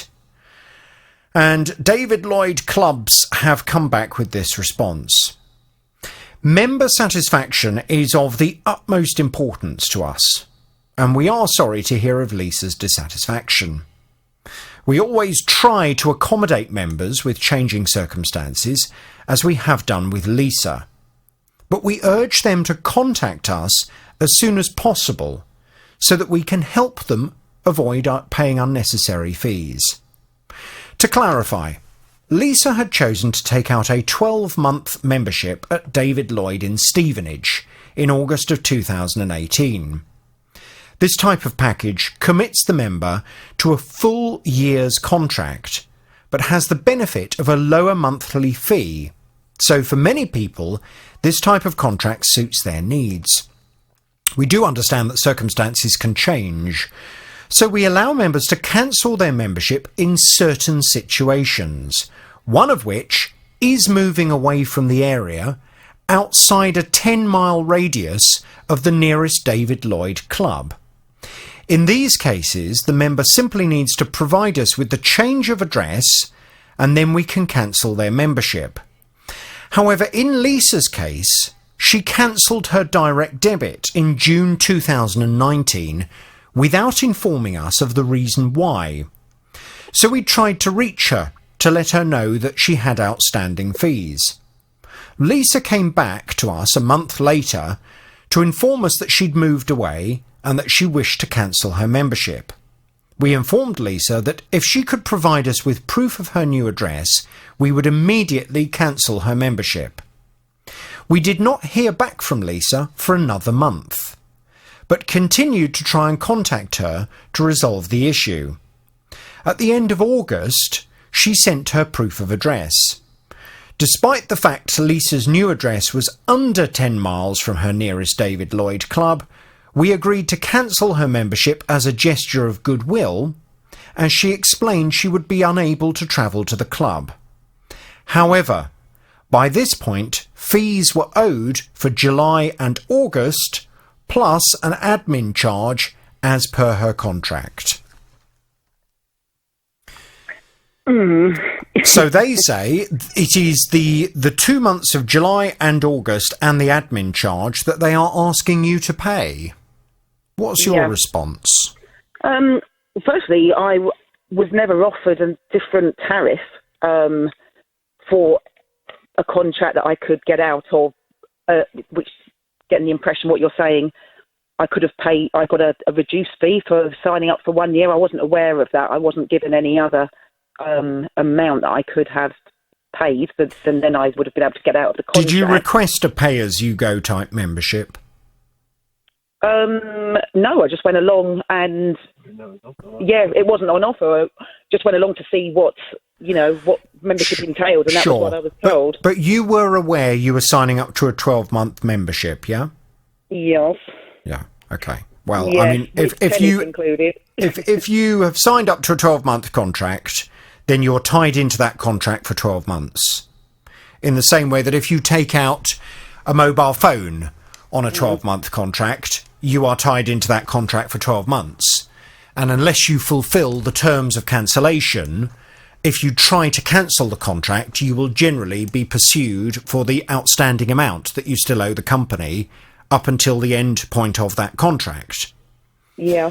So, I mean, I think the problem is, if you had, when you moved, if you'd called David Lloyd up at that point and said, OK, this is the situation, I want to cancel my contract, and hadn't just cancelled your direct debit, they could then have gone through the process, worked out whether or not they were prepared to allow you from a release from the contract, and at the point that they would say, yes, OK, we're prepared to cancel the contract, they would then tell you what you still owe for the remains of the contract. You could have paid that and move on. But by just cancelling the direct debit, and then obviously with the subsequent delays that you experienced, or they experienced in hearing back from you, You've therefore racked up another couple of months' worth of fees for the gym and also the admin charge that is specified in the contract for cancellation. Right. Yeah. I don't think that you stand very much chance of fighting this any further. What is the amount that David Lloyd are asking you to pay? Well, the arrears were 156, but then I got the letter from the debt collector, so it's gone up to 211. Right. Well, if they've put this now in the hands of a debt collector and the debt collector has obviously applied their own charges, then I think you're probably going to have to pay that amount in order to get them to leave you alone. Because otherwise, what you don't want, and I think what could potentially happen here, and again, this is just a word of warning for everyone else listening to the programme, there are times when I do speak to people who sign themselves up and agree to contracts, and it should be pointed out that a verbal agreement to a contract is also legally binding if there's evidence of it. So, for example, if you agree to something on the phone, that is the same as signing a piece of paper to say that you will agree to something. If the phone conversation is recorded, that is legally binding.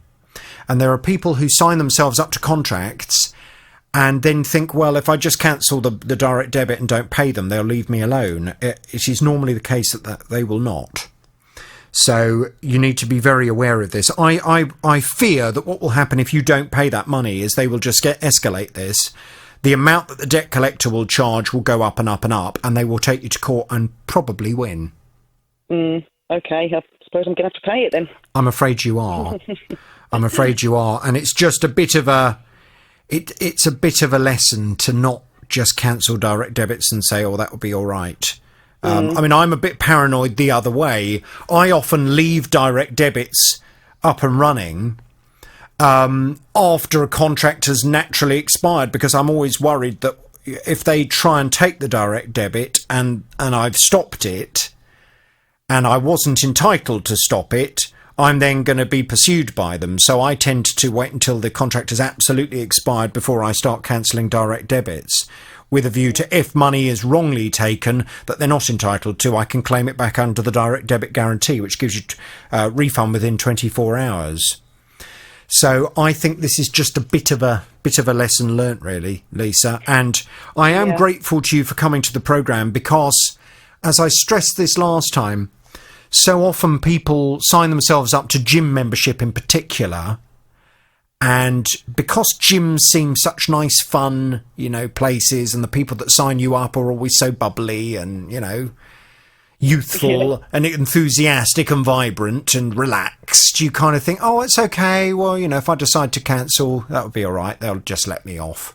Gyms are businesses, and they very often adopt a very business-like approach to the contracts that they get people to sign up to. And if you try and get out of them, in my experience, most gyms will pursue you, and they will pursue you pretty rigorously as well. Lisa, good luck with getting it resolved. I'd get that paid today if I were you. Okay, thanks, Jonathan. Thanks for... Now, Patricia's son was having some renovation work done to his house.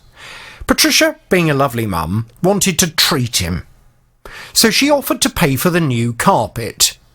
Well, he chose what he wanted and placed the order, but when it came to the fitting, well, things haven't gone very smoothly. If you go on your feet and you push the carpet in the bedroom, it comes up into ripples. So it's not been laid properly. Also, in the shower room, they haven't even completed the floor. There is a piece under the hand basin which has got no flooring on at all. In the corner where you come out of the shower room, I put my hand down, and in fact I've got a cut on my finger where it's been so badly done that it's like not complete on the floor, and it raises up. Then we had trouble trying to connect to them to come and finish off the hall and the stairs. I nearly fell down the stairs because it wasn't fitted properly to the stairs. This is the third set people have been up to do it. Well, obviously, Patricia's son is very unhappy. Patricia is also unhappy because ultimately she's the one that's paid for all of this.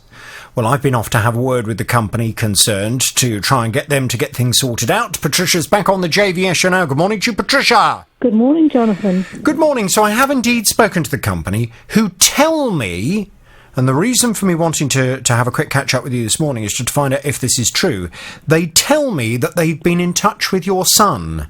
since you and I spoke. Has he heard anything? Yes, they copied me in to say that they had received the bill that was for the damage that they did in the new shower room, and that they were going to discuss this with the fitters first, which I don't understand. Why the fitters? They employ the fitters. Surely they should be seeing that they have done damage and that they should pay for it. But they've said that they will communicate with him when this has been solved. Right. And that's it at the moment? That's it. OK, fine. I'm a little bit worried, and I'll level with you as to why I'm a little bit worried. I have dealt with this company in the past when it came to an issue regarding fitting. And the company were very keen to distance themselves from all responsibility of the fitters. Because the argument is, and you will probably find if you look at the paperwork your son has signed, from a legal perspective, from a contractual perspective, this carpet company, they are the ones that supply the carpet. Mm-hmm. The carpet fitter is then, I would imagine, did your son have to pay the carpet fitter directly, or is that how it's supposed to work? Yes, he did. He paid them when they had done the first fitting. Right. Therefore, the company has argued in the past that the contract for any poor fitting work is between your son and the fitter, rather than between your son and them, the carpet company that supplied the carpet and organised for the fitter in the first place. Now, I really hope they're not going to do that again. I really hope they're not, because the argument that I made very, very passionately before, and I will make again, is that your son didn't choose the fitters, did he? No, they chose them. Your son, I would imagine, didn't get any say in terms of who the fitter would be. No. Your son didn't have any knowledge of the fitter, other than this particular carpet company have organised for that particular fitter to come out to your son's house on that particular day. That's right. So my argument will be, as I have made in the past to them, that they have if not a contractual responsibility, then surely a moral responsibility to sort out the work of a poor fitter that they have organised, rather than saying, oh, well, because you paid a couple £100 to, Mr. Bloggs, the carpet fitter. Apologies to any other Mr. Bloggs. This was not a Mr. Bloggs involved in all of this, but there may be a carpet fitter listening who's called Mr. Bloggs.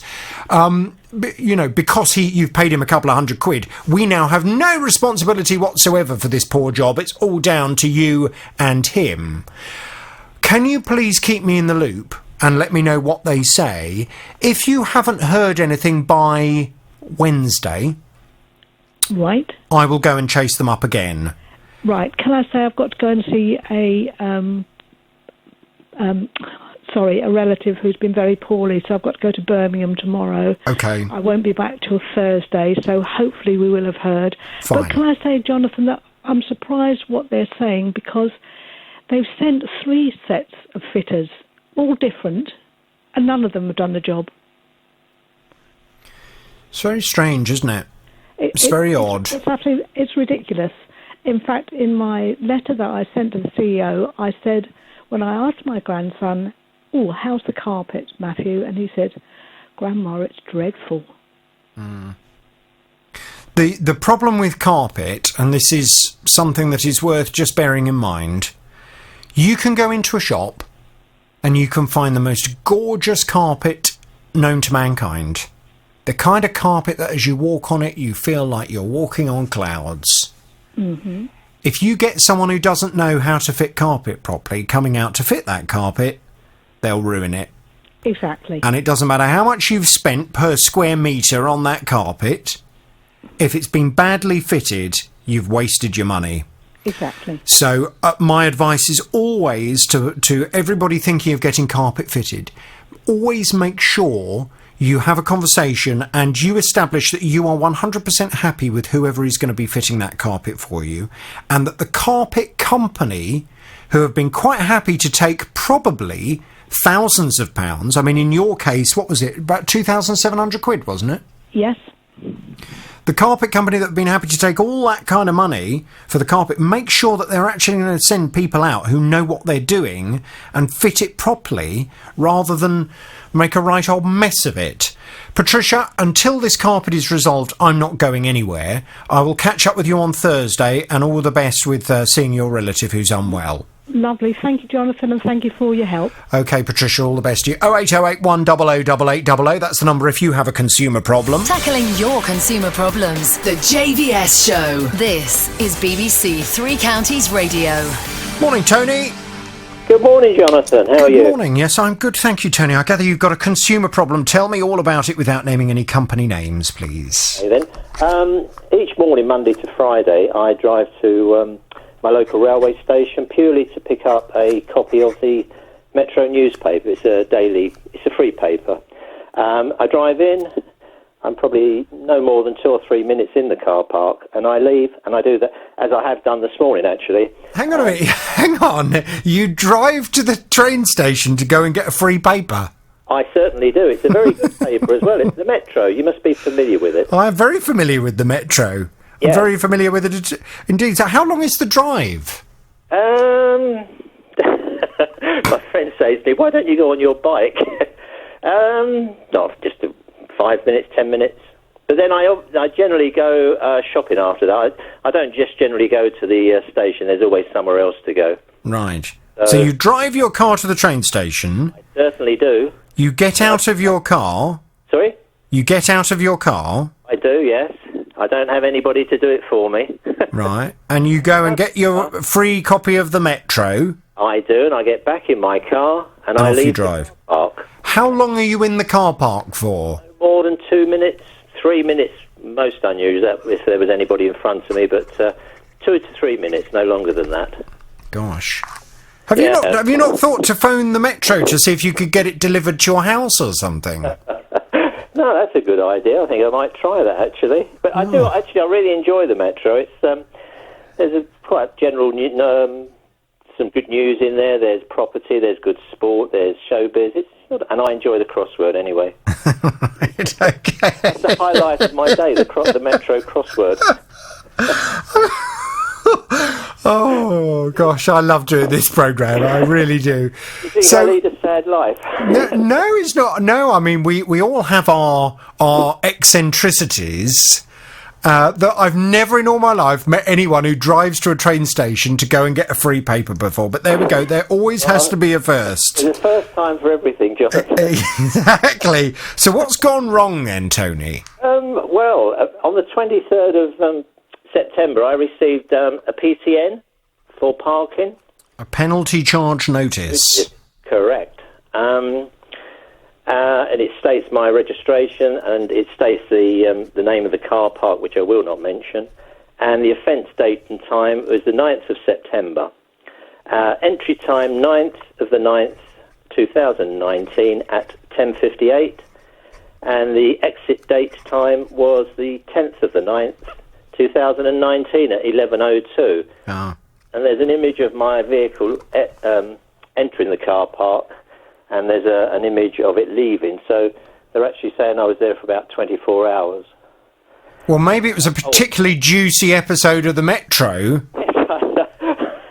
And you couldn't tear yourself away from the car park. Don't make fun of me, Jonathan. It's just very funny. The offence is failing to obtain a valid ticket, and the amount payable £100. Right. Yes, it's rather worrying. Not such a free newspaper that day, then. Pay £100. So, I mean, okay, let's just look at some facts then. I presume you definitely did not take the train on that day and leave your car in the car park. No. Right. I definitely drove. As I say, when one of your team members phoned me this morning, I was actually on my way to the station to pick up my paper. Your daily visit. Jonathan. I also collect them for my neighbours. How many of your neighbours do you get the Metro for? 5 people.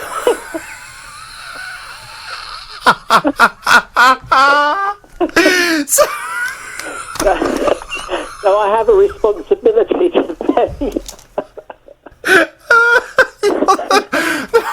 Metro distributor in your town. Oh, how funny. Oh, really? I really should have them delivered here, shouldn't I? I don't even know. Can you get the Metro in a newsagent or? I don't think so. They're even available on buses as well.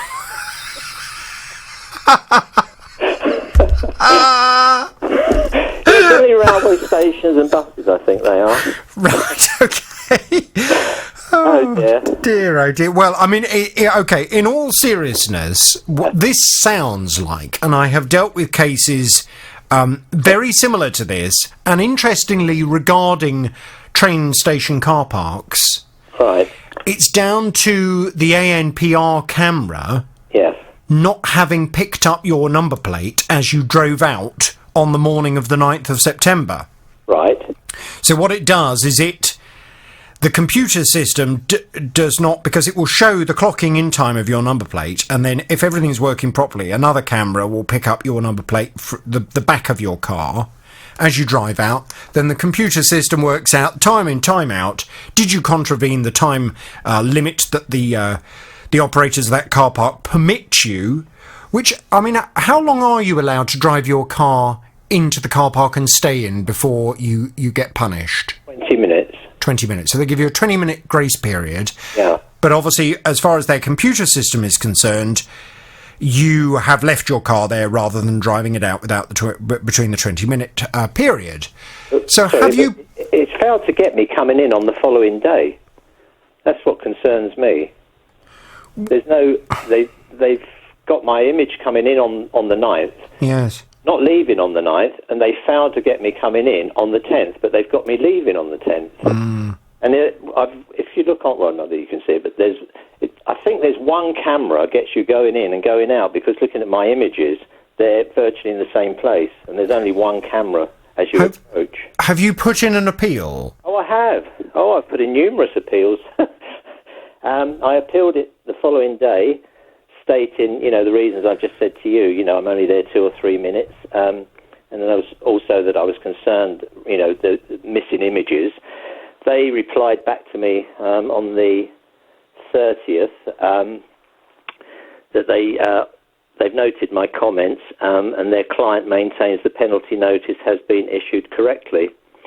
In order to review your appeal further, can you please provide evidence of your vehicle not being on site for the full duration? And they actually placed the account on hold for 14 days, which expires today.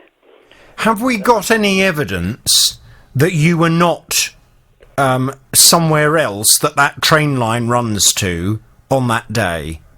At the moment, no, but I do keep most of my receipts, because I had this problem early on in the year at some local shops, and they said I had exceeded 2 hours, I think, which was the maximum, and I'd only been there a few minutes, but I had a receipt to prove that I wasn't there.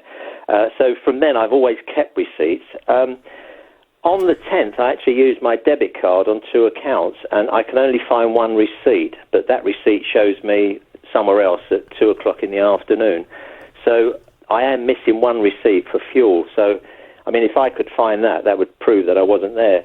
But the thing so is, did you? Oh, hang on a minute. Did you fill your car with petrol on the 9th of September? No, it was the 10th. But I went to the bank and they can't identify a time. Right. Have you tried? What time do you reckon you filled your car up? Oh, I don't know. That could be any time. I could have done it on the way to the station, or it could have been any time. But I guess that is the slight issue with this. How do we prove? I know that you the worrying thing. Indeed went off to do your daily metro run, rather than you thought, well, I might as well park my car in the car park, hop on the train, go off somewhere, and come back the following day. I wouldn't do that. I mean, surely. Well, I know you say that, but where's our proof? I know, but then surely their cameras, if they look back, they'll see that I enter that car park every day, Monday to Friday, and I leave laden down with 5 metros. The boot of your car practically touching the floor, packed with metros. Sparks are coming out from the back of the car. Well, I tell you what I will do. Tara, can we go and have a little word with the company that runs this car park? Of course we can. Can we also go and have a little word with the Metro newspaper? Yeah. Because I think the Metro newspaper might be quite interested in this story, and the fact that because of Tony's love and obsession with their paper, he's been 5 a day, Tony. 5 a day, five Metros a day, Tony. He's been punished, and it's going to end up being the most expensive free newspaper known to mankind at this rate. Ever. Absolutely, yes. Metro is loved in many different places. certainly Its circulation is over 50 cities in the UK now. Is it really? Yeah. Where it's delivered to trains and bus services. Well, there you but go. Unfortunately not to Tony's house. Really? Well, then, please. Will do.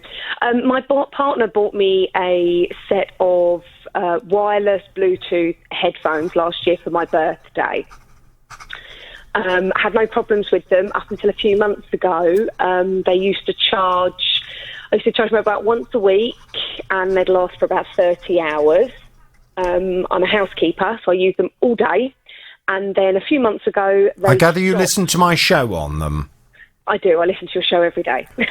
Good. Well, in that case, I'm even more determined. We must get this sorted. Carry on, please. And then a few months ago, they stopped. They went from charging, but only then lasting for a few hours, to putting the cable in and it going from red to say that they needed to be charged, immediately to white to say that they were charged, which they weren't. So my partner contacted the retailer. Yes, can I just, sorry to interrupt you there, I just need a few bits of technical detail that matter. Yep. What was the date of purchase? It was May. I'm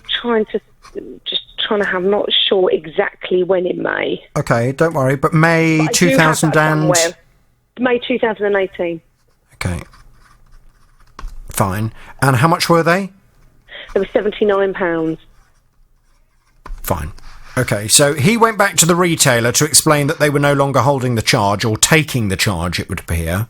Yeah, and I had said to them at the time, I said, don't let them tell you that this is down to the manufacturer if it's out of warranty. I said, because this is about the Consumer Rights Act and that they haven't lasted for a reasonable amount of time, blah, blah, blah. That's exactly what they came back and said to my partner, and my partner did email the manufacturer, and I said, right, okay. I said, well, we're going to go back to them and tell them that that's not what's going to be happening, and that the contract is with them and that they need to take the responsibility for it. Mm-hmm. We did that. They then said, okay, well, if you send them back to us, we'll have a look at them. We said, okay, well, if you can send us an email detailing how we do that, that would be great. They sent us an email basically telling us exactly the same things that they already had, but without any detail for how to send them back to them. So we contacted them again. This time we had a little bit of an issue with the person that we were dealing with, so we asked to speak to a team leader, and that gentleman said, that's fine, we'll arrange to have them collected and sent back to you. And I did query at the time that we've had 3 phone calls, and all 3 phone calls we've said the same thing, and yet they've come out with a different answer every time. So they arranged to have them picked up, which they did. And then we heard nothing for about 4 weeks. They did say it would be a few weeks, but I expected to have heard something. And we didn't hear anything, so we contacted them again, which was not last week, but the week before, asked to speak to the same team leader in the customer services department. He told me that they, in a roundabout way, that they'd lost them. And what? They've lost them? They'd lost them. So, and she kept coming back to saying, well, we will aim to settle this satisfactory, and if we have lost them, we'll refund you, we'll replace them, but initially let me try and find them so that we can sort it. I said, okay, that's fine. So then they emailed back, but we hadn't checked the emails, we weren't aware of that, and I called again to say, what's going on, and he said, have you seen my email? And I said, no, could you just give me a rundown? I'm not in a position to be able to look at it right now. And he said, well, the tech team's got it, but because it's run out of warranty, and I stopped him in his tracks, and I said, we've been through this, I said, this isn't to do with the warranty. I said, this is to do with the Consumer Rights Act. I said, these haven't lasted for a reasonable amount of time, etc., etc. I said, so are you telling me that the tech team haven't even looked at them? I said, and given that we've already had a conversation about this, that you haven't, as a customer service manager, gone back to them and said, well, actually, under the Consumer Rights Act. And he said, well, no. And I said, well, you need to go and do that. So where are we now with this, Kimberly? Where we are now is that he then came back 2 days later with another email, which, if I can quickly find it. Don't worry, just roughly, where are we? He's basically, they've come back and said that they're not even prepared to look at it, that it's out of warranty, that the Consumer Rights Act only gives me 24 months, and that it's my job as a consumer to prove that there was an inherent fault within the first, after the first 6 months. But they'd like to give me a £15 goodwill gesture. Did they use the word inherent? They did, and I know you're a good fan of that word. Interestingly, my team are informing me through the glass it's not a company that normally uses the word inherent. This is a different company that's using the word inherent. This is not your usual one. This is a new one. Interesting. Right, well, it sounds like I need to go and have a little word with them. And there are several different issues that I need to raise with them. Tara, firstly, they don't seem to understand the Consumer Rights Act properly and are using I would argue, somewhat inadequate and not appreciating the full law approach to this, because this idea that something had to have had an inherent problem is simply not right. When you purchase any product from a company, it does not have to have had the fault with it on day one, i.e. the problem does not have to be inherent. For example, if you go and buy a T-shirt from a company that looks absolutely fine, and you pay £100 for the T-shirt because it's a very nice designer T-shirt, you wear it once, you put it in the washing machine, and it falls apart through no fault of the washing machine, then just because when you bought the T-shirt it was absolutely perfect does not mean you don't have the right to take it back to the retailer and say this product is clearly not fit for purpose, it is not of reasonable quality, it's fallen apart with its first wash. You have to deal with it. And this idea, this misunderstanding, whether that is a deliberate or not misunderstanding of the legislation protecting consumers, is absolutely unacceptable. You are protected for these headphones to last for a reasonable amount of time. And one more point, Jonathan, is that what they're trying to say is that because the manufacturer's warranty is a year, they've actually put, in terms of longevity of the product, blah blahs provide a 1 year warranty on these items, meaning that is the minimum time frame they expect them to last. A year? Yeah, they're telling me that because the manufacturer has given a 1 year warranty as well, that's clearly. I personally don't expect an £80 pair of headphones to last. I was going to say, I don't think that a judge would agree with that if this were to go to court. If you were talking about a £5 pair of headphones off a market stall somewhere, then yes, okay, if this were to go to court, I think there is a perfectly reasonable expectation that you can't possibly imagine those headphones are going to last for very long. If you're talking about an £80 pair of headphones, they should last for a reasonable amount of time. My view is that they should last for 3 years. Yeah. That is a reasonable amount. If they'd stop working after 3 years, well, okay, it becomes a little more difficult to argue. But about 3 years, that should be perfectly easy to argue. Sounds like I need to have one of my conversations. Tara, can I pass Kimberly back to you? Can we get some detail? And it looks like I'm going to be having another one of those convos this afternoon. And yet again, I will be sat opposite from you, soaking it all in. Yes. Well, sometimes people say to me, Kimberly, it's a shame you can't broadcast the conversations you have with companies in the afternoon. I bet. I think it's probably a good idea that those conversations are not recorded and It depends on the conversation, doesn't it, really? We'll leave that one hanging in the balance. Quite. Okay, listen, I'm going to pass you back to Tara. We'll get some detail and I'll go and have a word with them for you, okay? Thanks, Jonathan. Hang on there, please. If you have a consumer problem, if you need some help and assistance, some advice, or maybe... Now, do you remember Sue? She was telling me in October of last year, She went onto an online auction site to order some garden furniture. She found a bronze ornate aluminium patio table and 4 chairs that she thought looked rather smart. She found them from a company that was selling them for just under £300. Well, the furniture arrived a couple of days later.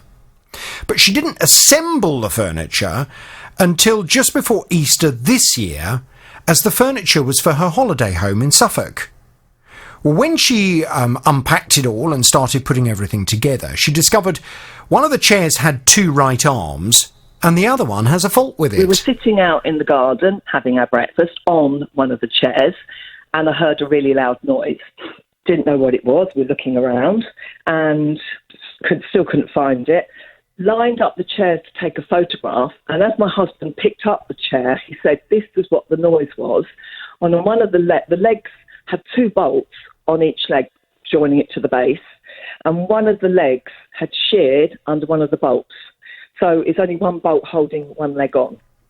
Well, obviously Sue was very unhappy. She went to have a word with the company that she'd purchased the furniture from, and that's where the fun and games began. And indeed, the fun and games have continued since she came to me. Sue's back on the JVS show now. Good morning to you, Sue. Morning, Jonathan. Good morning. So you will recall, if we go all the way back to the very beginning, when I went to have a conversation with the man who runs this company, he phoned me back from his sickbed and explained that he was not at work on that particular day because he was rather unwell and he wanted to know what it was all about. And I think it's safe to say he wasn't best pleased to hear from me. And rather than accepting that this was a straightforward issue of him having sent out damaged, faulty and incorrect goods to you, what he decided to do was to put up a fight, to start suggesting that, in fact, you hadn't got a contract with the company you thought you'd got a contract with, that as far as he was concerned, he wasn't prepared to do anything to assist you, and this just went on and on and on. And I'm just looking here at a string of emails from him where he suggested that I was not being honest in my reporting, and that because I was not being honest in my reporting, he was not prepared to discuss the matter with me. He didn't want to have any kind of conversation with me whatsoever. I mean, just to give you an example, as you're aware, your refusal to agree to honestly report the matter means we are unable to assist your show at this time. You didn't do your research. The customer you're representing didn't actually purchase from this company. We were trying to assist them anyway. Please make sure you update your listeners with the fact that the reason I didn't want to deal with you is because during our first conversation you said, quote, "I'm going to tell my listeners that you refused to respond." I replied, "That's not true. I invited you to come and see us." You then said, "I will do what I want," which is not an accurate portrayal of that conversation at all. This is where your integrity came into question, he said. "If you are honest, please report this. Please ask your customer to send you a copy of their original purchase receipt," etc. This went on and on and on. In the end, you and I had a conversation, and I said to you, "Look, I don't think we're going to get anywhere with this guy. And I think probably the best way for you to proceed, if it's something you want to take further, will be for you to begin small claims court action." Right, and I know that is exactly what you went off to do and have been doing, but even that hasn't been straightforward. What's the latest, Sue? What's going on now? It's a nightmare. I did go through the small claims, and yet again, he never responded. He's never responded to me on anything. All my recorded delivery, the emails I sent to their customer service. And so after not hearing through the small claims, I then filled in the judgment form. So that came back within the date saying that he does intend to defend the claim. So I then had another, but I had that letter was included. It said, "Please note, according to the acknowledgement of the service of the defendant's name is different from the name stated on the claim form." And it means basically that this is what I was told, that if I wanted to proceed, I would have to pay £100 to correct the name on the form, the judgment form, because he's doing it in a limited name, not the name that I got off the auction site. Well, very confusing for I me. thought what you were going to do was to take legal action against him as an individual, and also the name of the company that appears on the paperwork and the statement. Whoever has taken the money from you. That's the money came out of my PayPal account, and when I looked, it was the limited company, not the company that's advertised on the auction site in the left-hand corner. So I wasn't aware of that. But he has sent back the forms, and the form for the acknowledgement of service has been filed, and on that he has actually named himself as the garden centre, not of this limited company. And I went down to see Citizens Advice to ask them, and she said, don't go to court, it's better if you do mediation. But she's got to warn me, either way I might not win, and even if I win on mediation, I still not might win, because going down to a technicality. So that's right, but you've been aware of that from the beginning. Whenever anything goes to court, it's not guaranteed you're going to win. It all depends on the day, really. It depends on the judge on that day and how they see all of the evidence that is in front of them. That's right. I mean, I would prefer, after talking to her, to go to mediation, I think. But, you see, he wouldn't, if you remember, he would not tell you. He said, my view was different to what had actually happened. I don't know if you recall that. Well, on the form, and I have sent it through to you, he's put like 6 things down, and it's complete hogwash to what I've got in letters actually stating what has happened, dated and everything, and he's just basically lying. So how does it stand for me? It's my word against his, although I've got the letters and the photograph. I mean, he's saying he thinks the whole claim is false. Although I've got photographs of these 2 right arms, I still don't know. It's just a nightmare. It is a complete nightmare for me. Okay, let's have a realistic conversation. Mm-hmm. The furniture cost £299. 99 quid. Do you have, as part of your home insurance, legal protection? I should think so. Do you? I think so. My husband deals with that, sorry to say. Right. Well, I would suggest that is now the deciding factor in all of this. Right. Because, and let me just explain my reasoning, and you don't have to agree with this reasoning or not. No. I try to be, a pragmatist when it comes to things like this. And there's that old phrase, you should pick your battles. This man, and the way that he operates, I just know, because I've dealt with people like him before, he is going to fight you every step of the way. I know, he knows the loopholes. This man is going to play games with you from start to finish, which is why, in my opinion, mediation and all this kind of stuff, it's not going to work with him. Right. It's not going to work with him, because he's going to play you. So I think there is a choice of you either take him to court or you don't take him to court. And you write it off as a loss. What I would be inclined to do is, if you have legal protection from your home insurance, that should, in theory, pay for certainly legal advice, to give you a very clear bit of advice from a firm of solicitors who will be able to look at all the paperwork and who will be able to suggest to you how likely they think it is, whether you're going to be successful if this goes to court. What it very importantly also does is it means that you are covered for your legal costs in terms of employing a firm of solicitors to fight this man. Yeah. Now, if it is all covered by your insurance, then, the fighter in me says, pursue him. Yeah. Go after him using the solicitors on behalf of your home insurance company. And that's showing that he's court. Yes, showing that he's not going to get away with it. If, however, you don't have that legal cover, then I think there is just a risk that what's going to end up happening is you're going to over £300 worth of furniture.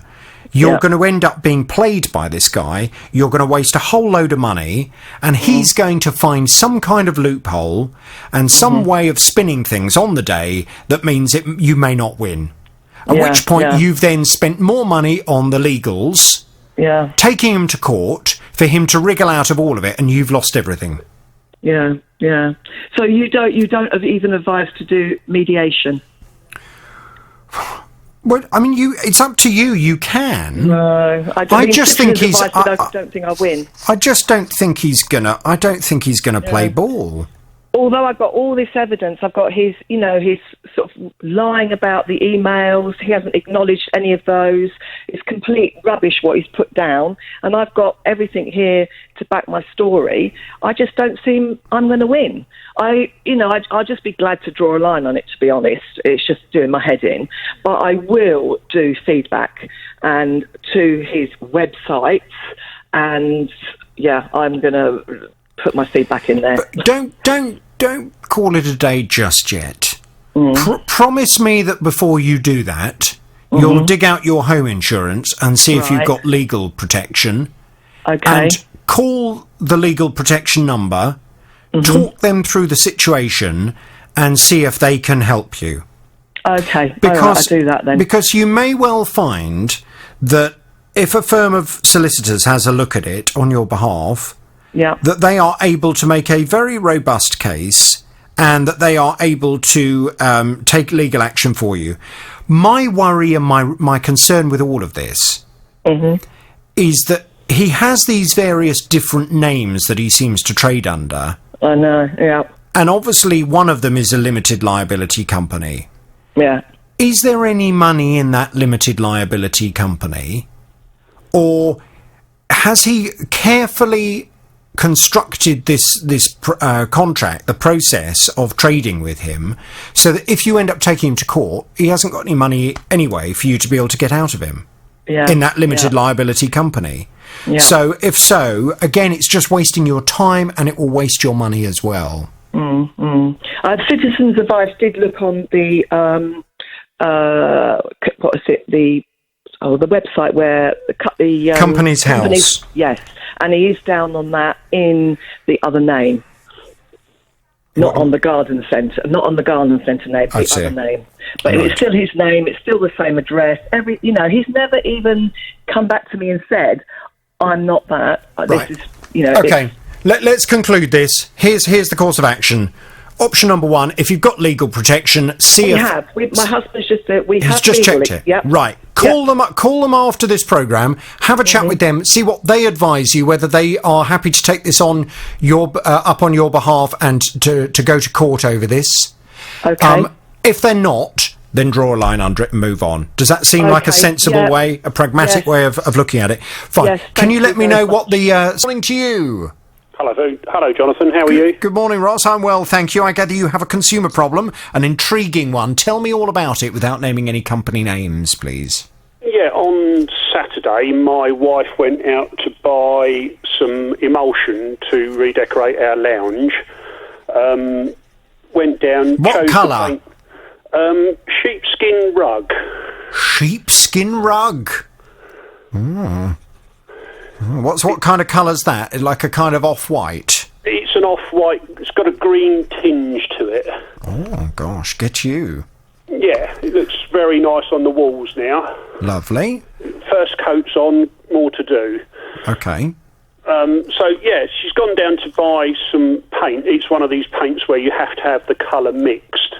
So in the shop, they open the tin up, add the paint, and then they put it in their shaker thing that mixes it all up. And then, obviously, what happened was, on the way home, she's gone out, put the tin of paint in the near side footwell, the passenger footwell. Oh, no. On the way home, she's gone round a corner. The tin's fallen over, the lid popped off, and paint's gone all over the inside of the car. Oh, God. Yeah. So that you've painted the inside of your car in sheepskin white? Yes. Oh, dear. So what happened then was I went back to when I got home from work. The car's on the front drive. Wife's got all of the carpet, the carpet out of it. She's trying to clean up the paint, and I'm like, "You're wasting your time. It's gone all in the speakers. It's gone all under the dashboard." Oh no! Now, were you now, Ross? This is the test of what kind of man you are. Were you angry with your wife, or were you an understanding, calm chap? No, I just looked at it and thought, oh my God. Oh my God, my car's ruined. Yeah. Oh dear. Where she's dragged stuff out of the car, it's all over the front lawn. Oh. It's just, there's paint absolutely everywhere, and she's trying to hose down the carpet to try and get the paint out of it. And I said to her, you're wasting your time. That's soaking in through the carpet. It's going to go into the soundproofing underneath. I said, you're never going to get it out of the car speakers. Car's only just a year old. Oh, no! So I've gone back to the shop and said to the guy, I don't really think this paint tin is fit for purpose, really. I said, because the lid shouldn't come off that easy. And his attitude was, once you leave the premises, it's your responsibility to transport it home in a safe manner. And I'm like, right, but the lid shouldn't come off that easy. I know of another brand of paint where you have to put screwdrivers in the lid to pop the lid off. Whereas on this one... Yeah, but if you think about the weight of the paint inside the tin... Yeah. And then if you imagine a tin of paint, regardless of what brand it is, if you think of a tin with some force being thrown on its side and the weight of all that paint inside it, I mean, it may well be the case that could pop the lid off any tin of paint. I very much doubt it on the other brand of paint that I'm thinking of, because you literally have to force the lid off, Jonathan. Whereas on this brand of paint, you can literally just put your finger... Because what they did was, as a gesture, they gave us another tin of paint of the same colour. When I got home, literally, you just put your finger under the lid, lift it gently, and it pops off. Right. And all I'm thinking of is the paint tin that it comes in, I don't think it's fit for purpose.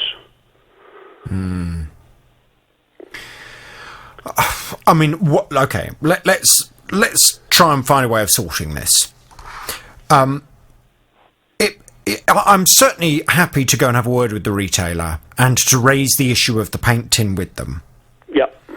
And it may well be that they will be prepared to help you out in terms of the cost of putting right your car, because...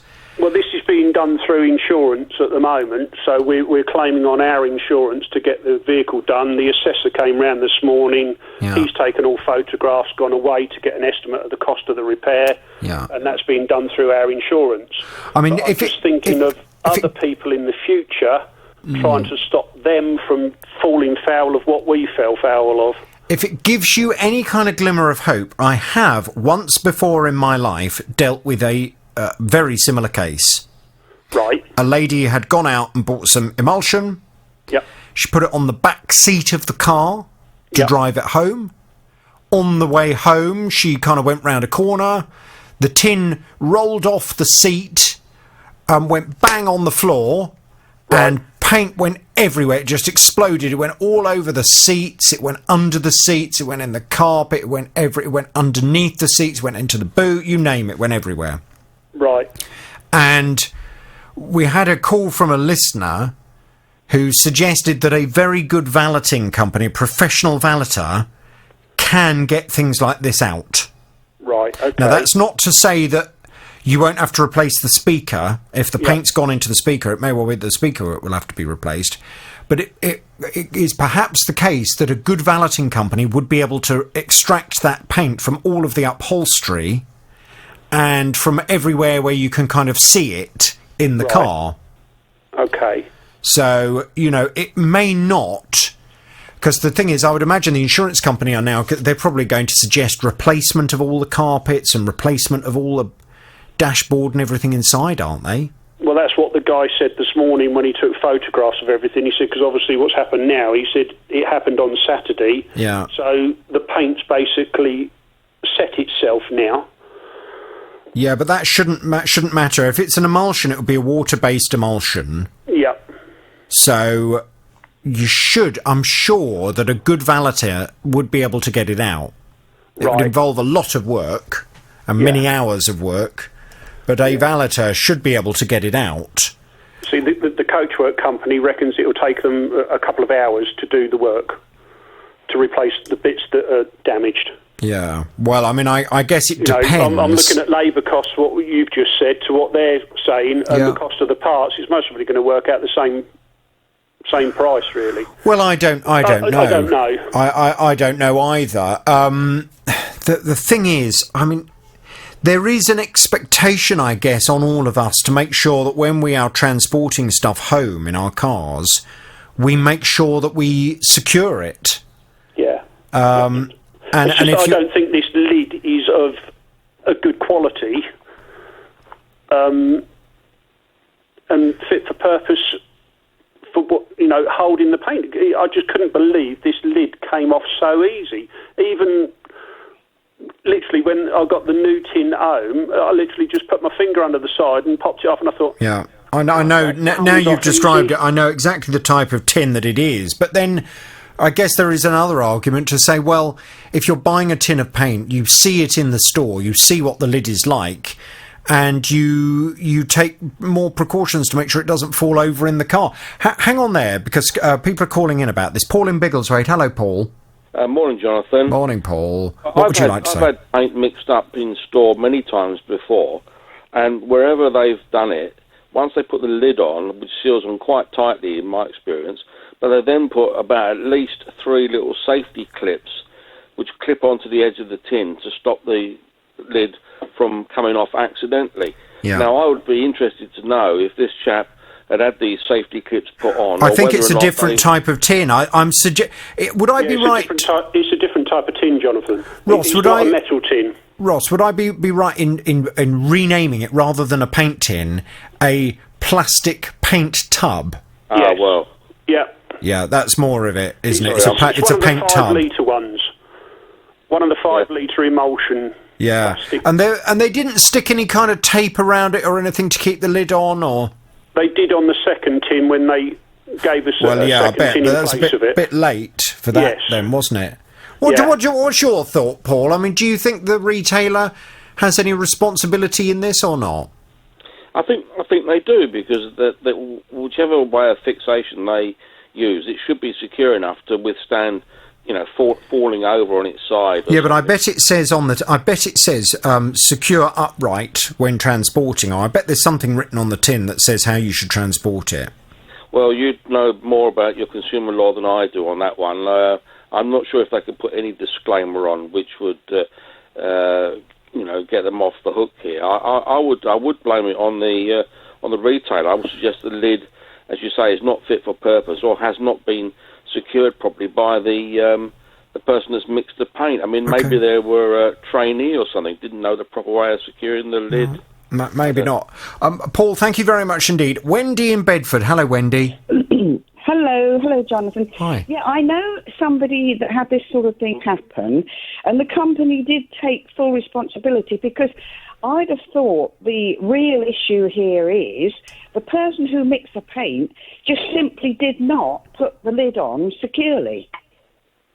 I mean, that's what I'd have thought, because they didn't put the lid on properly, so therefore all this happened because of it.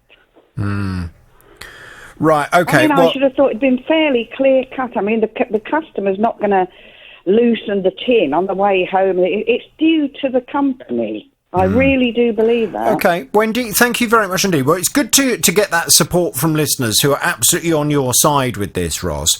I'll tell you what we will do. Tara, can we please just get a bit of detail? Let's get a call in. Let's explain to the retailer that, the listeners have called in and the listeners are suggesting that absolutely the retailer are to blame for this. They're the ones that mixed it.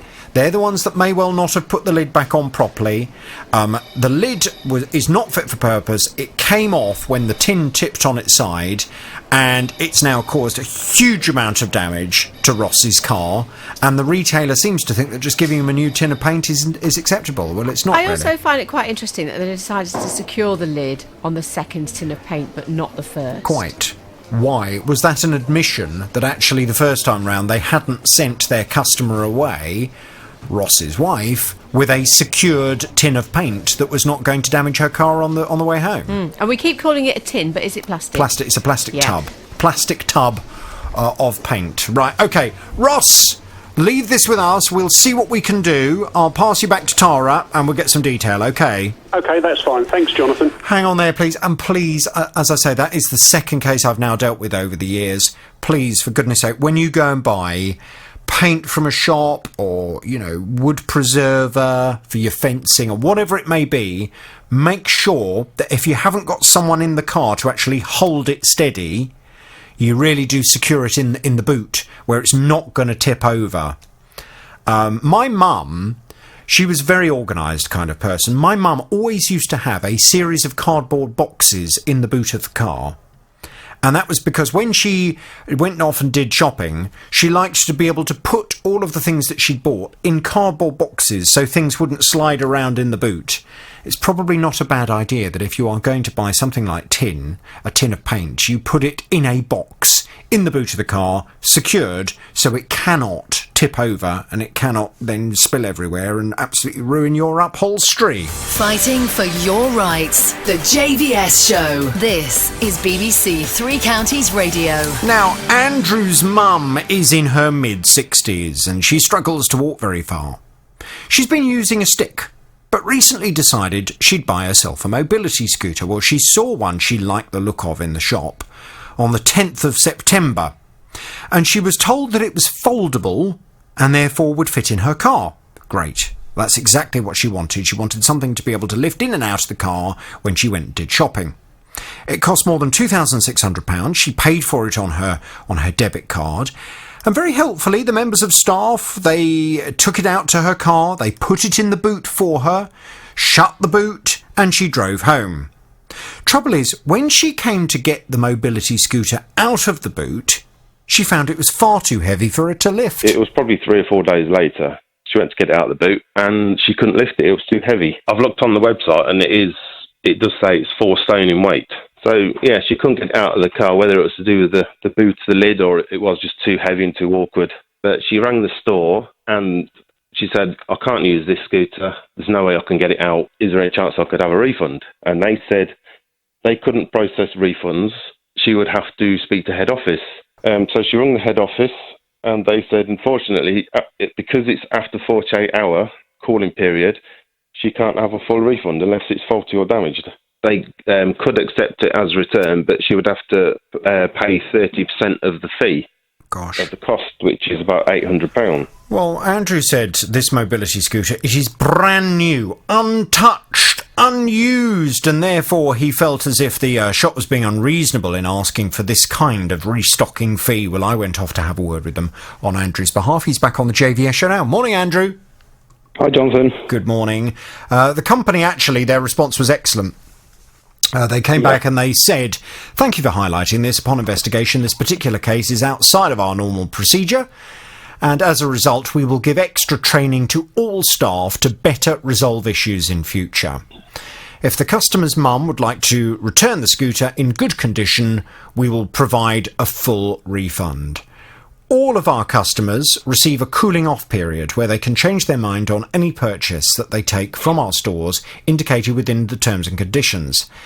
However, for this customer, we will certainly provide a full refund for her. My customer service team are in the process of making contact with the customer to confirm this with her and to make arrangements to either receive the scooter back into store or we will go and collect it from her. Can't say fairer than that, really, can you? What's happened since we last spoke? Has all of that been actioned? It has all gone through as a full refund, yes. There was a couple of problems. My mum got back on the Monday, and she hadn't heard anything from the company. So I rang them on the Monday night. Couldn't get through to anyone, so they rang me back on Tuesday morning, and they needed my mum's permission to speak to me, which is fair enough. Mm-hmm. But they then rang my mum and says, we will issue the refund, but it will still cost 30%. So I think it was Zoe from your team managed to get hold of them, and then someone from the office spoke to me, deeply apologising, and he says, if you want to pop it to the shop or we can come and get it. we were authorised the payment, and me and my mum took it to the shop Tuesday dinner time. They rang about 20 minutes later to authorise the refund, and my mum has told me it's all gone through. Good. Okay. It sounds as if there was a breakdown in communication between whoever made the promise to me, who is the operations director for the company, and obviously whoever your mum had then spoken to. What is a little bit concerning, based on what you've told me, is that the assurances in this email of kind of retraining, etc., haven't seemed to have worked, or they haven't happened. So I tell you what I'm going to do. I mean, obviously I'm going to thank the company for giving your mum a full refund. Yeah. She's now in a position to either go and search for a much lighter mobility scooter or come up with a different plan instead if, in fact, she realises she's not going to be able to lift any kind of scooter in and out of the car. I will thank them very much indeed for doing that, and I will give them the horn. But I will just drop them an email this afternoon to explain the situation you had subsequently, and to say, can they give us any assurance that they have done the retraining that they say they were going to do? Because it would appear the member of staff that your mum spoke to was still quoting from the old script. Yeah. OK, well, look, I'm going to thank them very much indeed. If you have any other problems, please get back to me. I will do. Thank you very much. His wife wanted to redecorate the house. They ordered some new beds to go in the spare rooms for when their adult children come back to stay. All seemed absolutely fine, until David's son came to visit. He stayed overnight that night, slept in the bed, and then went home. A little while later, we finished the other room, so we bought another bed for my daughter, who comes from South Africa. She's due this week, and we bought another bed very similar. He came up again, assembled it, and slept overnight in the bed, no problem. And away he went. Well, he popped in to see us again on another occasion, and this time when he got in the bed, it collapsed.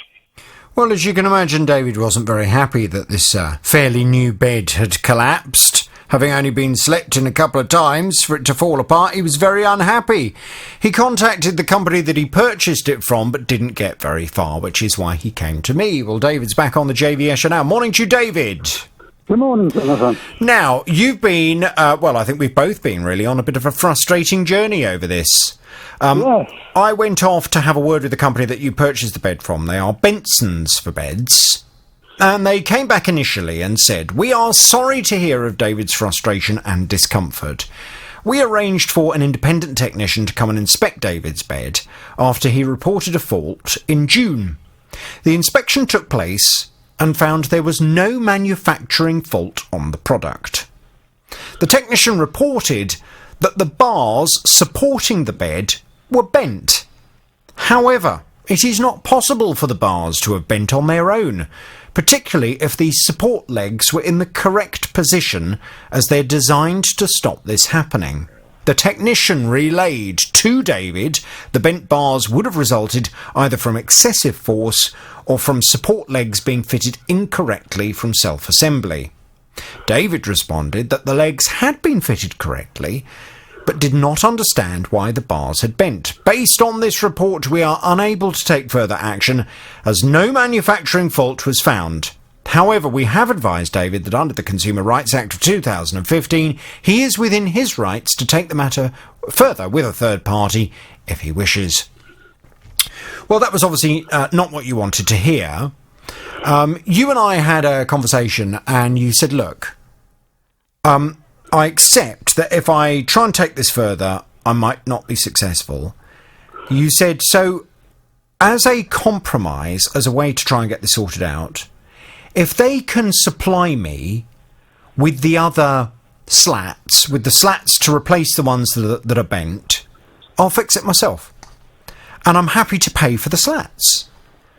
So I said, well, let me go and put that to Benson's for Beds and see if they would be prepared to try and get hold of the slats for you so that you can fix the bed and try and make the best of it. Well, they came back, they said, we are happy to provide David with 3 replacement metal slats for his bed, which will cost a total of £63.50, including postage and packaging. We have contacted David to process payment for this, and his order should then be with him within 7 to 10 working days. Lovely. You were happy with that? Until, that is, Benson's for Beds completely backtracked on that offer and said, sorry, we can't get hold of the replacement slats, so I'm afraid there's not very much we can do. Well, you were livid. You were absolutely livid. I went off to have a word with them again. They said, we have been liaising with David regarding the replacement slats for his bed. We agreed to look into sourcing these for him and confirmed David would need to cover any associated costs. Unfortunately, the product has now been discontinued, and our distribution centre has confirmed that we do not have replacement parts in stock. Although we often hold replacement parts for discontinued products at our distribution centre, in this instance we are unable to obtain them. We have explained this to David and we've apologised for the inconvenience. We have undertaken an independent inspection and concluded that the fault that had been caused was caused by incorrect self-assembly. We did not find a manufacturing fault, therefore, but we are unable to provide any further assistance. We have instead advised David that if he seeks a third-party inspection, that is something he can do should he wish to take the matter further. Well, that was hugely frustrating, to have got your hopes up and suggested there was a way of sorting it, to then turn around and say, well, actually, no, sorry, there isn't anything we can do, and to be honest with you, it's all your fault anyway, so we're not prepared to do anything to help you at all, seemed a bit smelly. Now, in the meantime, you'd spoken to the manager of the branch, and the manager of the branch had suggested that point that in fact he might be able to do something for you instead. Remind us what that offer was from him. Well, as these beds have been discontinued, the one in the store that everyone leaps up and down on and jumps on and does whatever, he said I could have one of them. I said, okay, fine. He said, the only thing is that I want to deliver it to you and I want my people to assemble it. Okay, and fine. I want to charge you £30 for the privilege. Fine. On the basis that I don't know what I'm doing, and because I couldn't assemble the bed. Okay, well, bit patronising, but okay, let's accept it, because if for 30 quid you can get a bed that works in your house, that's an end to it, isn't it, really? Yeah, so I was quite happy with that, and the duly appointed day arrives, when the bed arrives. It was arranged for the bed to arrive at 1:30, when I would be there. It arrived at 12:30. Fortunately, my wife was there. The two guys that turned up to install the bed were not ideal. They were a bit, shall we say, scruffy. One couldn't speak English, and the other one appeared to be in charge. So she eventually agreed to let them in to assemble the bed. I duly arrived at 1:00 while they were still assembling the bed. So, yeah, okay, it's going ahead. So I was watching what they were doing. And with what I could see, they weren't getting very far very quickly. And I didn't like the look of them. And okay, I mean, I should just point out I wasn't there, so I can't make a comment, and I can't either confirm or deny whether your perception of these two guys is fair or reasonable. But carry on. But anyway, I allowed them to finish the job, and they said, "All right, we finished now." And I thought, well, that don't look good, but okay. I bundled them off out, and I had to pay them the £30 in cash. Well, hang on. Please tell me you inspected the bed first. I did inspect the bed, and I said, well, I'm not happy with it. And they said, no, that's all right. I said, all right, fair enough. No, hang on, David. You inspected the bed and you weren't happy with it? Yeah. What was wrong with it? Well, it was all loose. Right. The bed, the construction of the bed was loose? Yeah. Well, why would you pay them? Because I'd had enough. Yes, but if they haven't put the bed together properly, why would you pay them? Well, there you go. I did. Right. Whether I was right or wrong, I wanted them out of the house. I wasn't happy with them being there. Okay. So once they'd gone, I then went up to Benson for Beds, and I said, first of all, I had another look at the bed, and when I moved it, it fell to pieces. Anyway, I went up to Benson and Beds and saw the assistant manager there. Or he said he was the assistant manager, and he took it all on board. And I said, look, I'd like you to come and look at the bed for yourself so you can see what it's like. They're supposed to have assembled it. and I want my money back. He said, OK, I'll make a note of that and I'll get it onto the other manager when he comes back from holiday. Well, when he came back from holiday, I went back to them and said, look, am I going to get my 30 quid back? And he said, no. I've assembled the bed properly, and really, I've had so much hassle with them. I just want to draw a line under it. The amount of money it's costing me in lost time, I can't be bothered with them. OK, well, there's a couple of things, and I do have a further response from Benson's for Beds, which I'll read in just a second, but have you been able to tighten up the bed so that it is usable? Oh, yeah. I'm an engineer, Jonathan. I know how to do up Allen screws. Right, so you've tightened the bed, and is the bed now OK?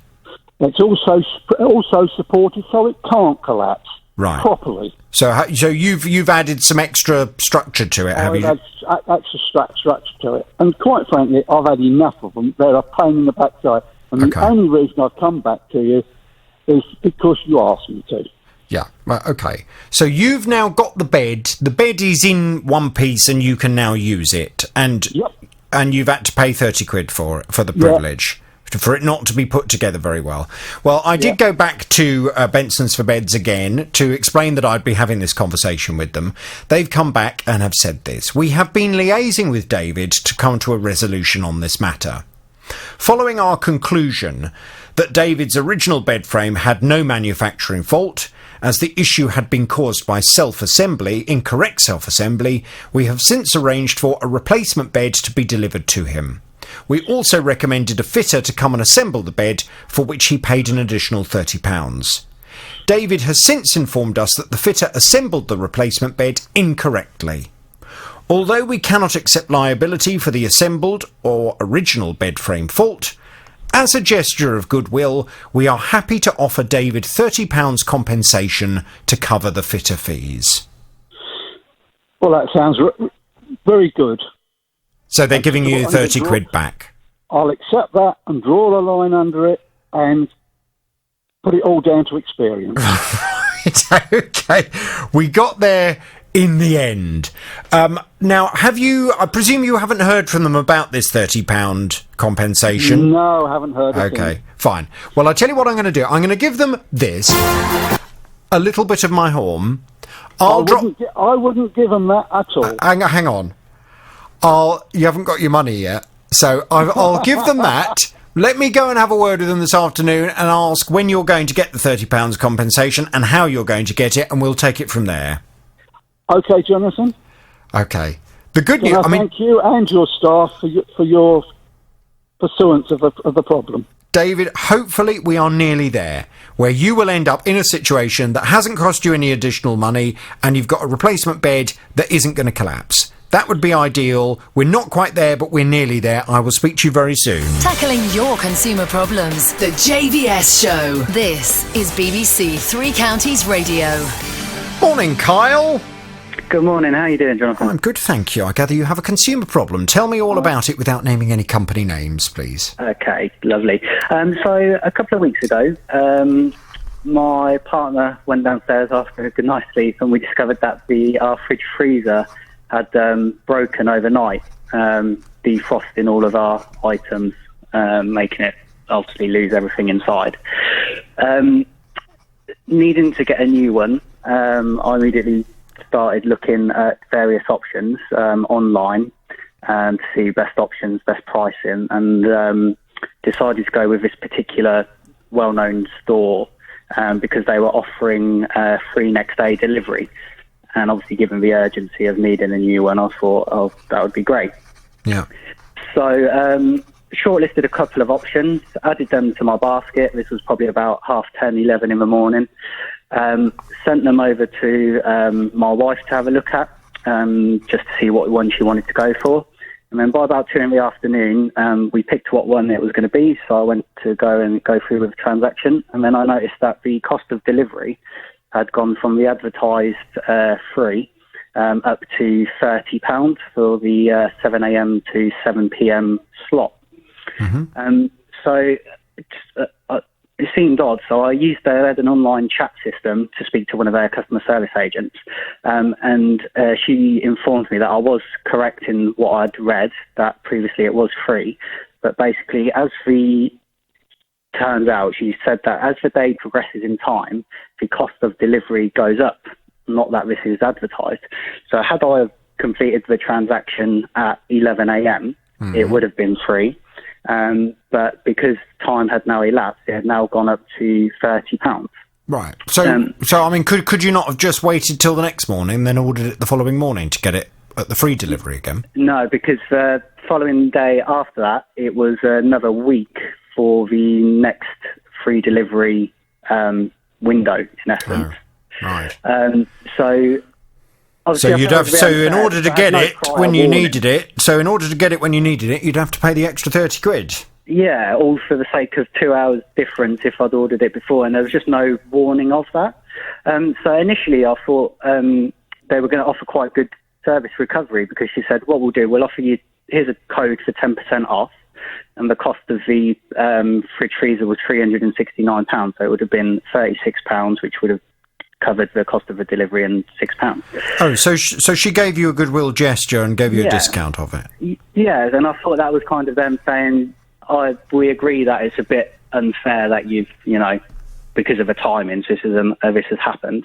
So I thought, great, use a 10% code, went to use that, and it didn't work. So I went back to the chat forum, again to contact an agent, and this time around they said the code that the previous staff member provided you would only be valid for items over £400.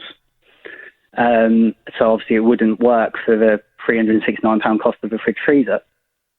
Again, they said if I went ahead and paid for the delivery, they'd refund it. Again, I thought, great. But they said their system was only showing £15 opposed to the £30 that I was now seeing. And obviously by this time, quite a bit of time had gone on and I was getting quite frustrated. So I just went ahead and placed the order, and I thought I'd deal with it after, because obviously we needed to get the fridge freezer delivered for the next day. Why not just go and buy it from a different company then, if you were getting annoyed with them, and if you were getting annoyed with lack of transparency regarding the delivery fees, etc., then why not just say, oh, do you know what, I'll go and buy it from somewhere else? Because of the urgency of when we needed it, really. Being next day, obviously we'd need it until you lose. So there's no other company around that could do next day delivery? Well, not for that particular item, the brand of fridge that we were wanting at the time. Right. And obviously this was about 4 p.m, so to try and get that then sorted, I just went through with it. But my gripe with them was, despite their best efforts, I just felt it was a bit unjust that they can alter their costing of delivery based on time. And they can do what they want. Yeah, but gone. No, I mean, a retailer can, as long as a retailer doesn't try and mislead you. As long as a retailer explains exactly what the cost is, then if a retailer wants to charge more in the afternoon than they did in the morning, then they are within their rights to do that, as long as they don't start changing that after you've purchased the product. As long as they've made it clear to you during the process of purchase that there is now an additional charge, then it's your decision as a customer whether you then want to go ahead and make that purchase or not. In the same way that if I'm looking to buy a Ford Fiesta and I go to a Ford dealer in Hemel Hempstead and a Ford dealer in Milton Keynes, I might find the Ford Fiesta in Milton Keynes is £500 cheaper than the Ford Fiesta in Hemel Hempstead, because they want to charge more. I mean, a retailer, as long as they're transparent with the cost, they can charge what they want. Yeah, which I agree with, but it was just the way that it was advertised as free next day delivery, and there was no disclaimer there about, as long as you order before X time or or such. I think the only issue that we can potentially take up with them is this idea that they had, and I presume you've got a copy of the transcript of the conversation. Yeah, and I took some screenshots of it where they've offered it in the code. Well, I think the only thing we can do is just to go to them and say, look, it seems a bit smelly that when this had been raised with you, you offered the customer a discount off the order, and in fact the code that you provided them with then didn't work. Yeah, so they've tried to take that up with you subsequently, and I presume they're saying to you now they're not prepared to do anything. Yes, well, essentially they've basically said... what I did was I used part voucher, part card payment. So they've said that they're willing to... Oh, well, actually, after the fourth attempt, it's only in the last day or two that they've got back to me with this. They said they're willing to do it, but it'll be on a gift card. Again, it's a good gesture, but the whole reason why I'd done the split payment before was because... for £30 they were going to deduct off that, so I have no intention of buying any other items off them, and I've paid over £30 on my card, so the refund of delivery to my card I believe is an acceptable request. Okay.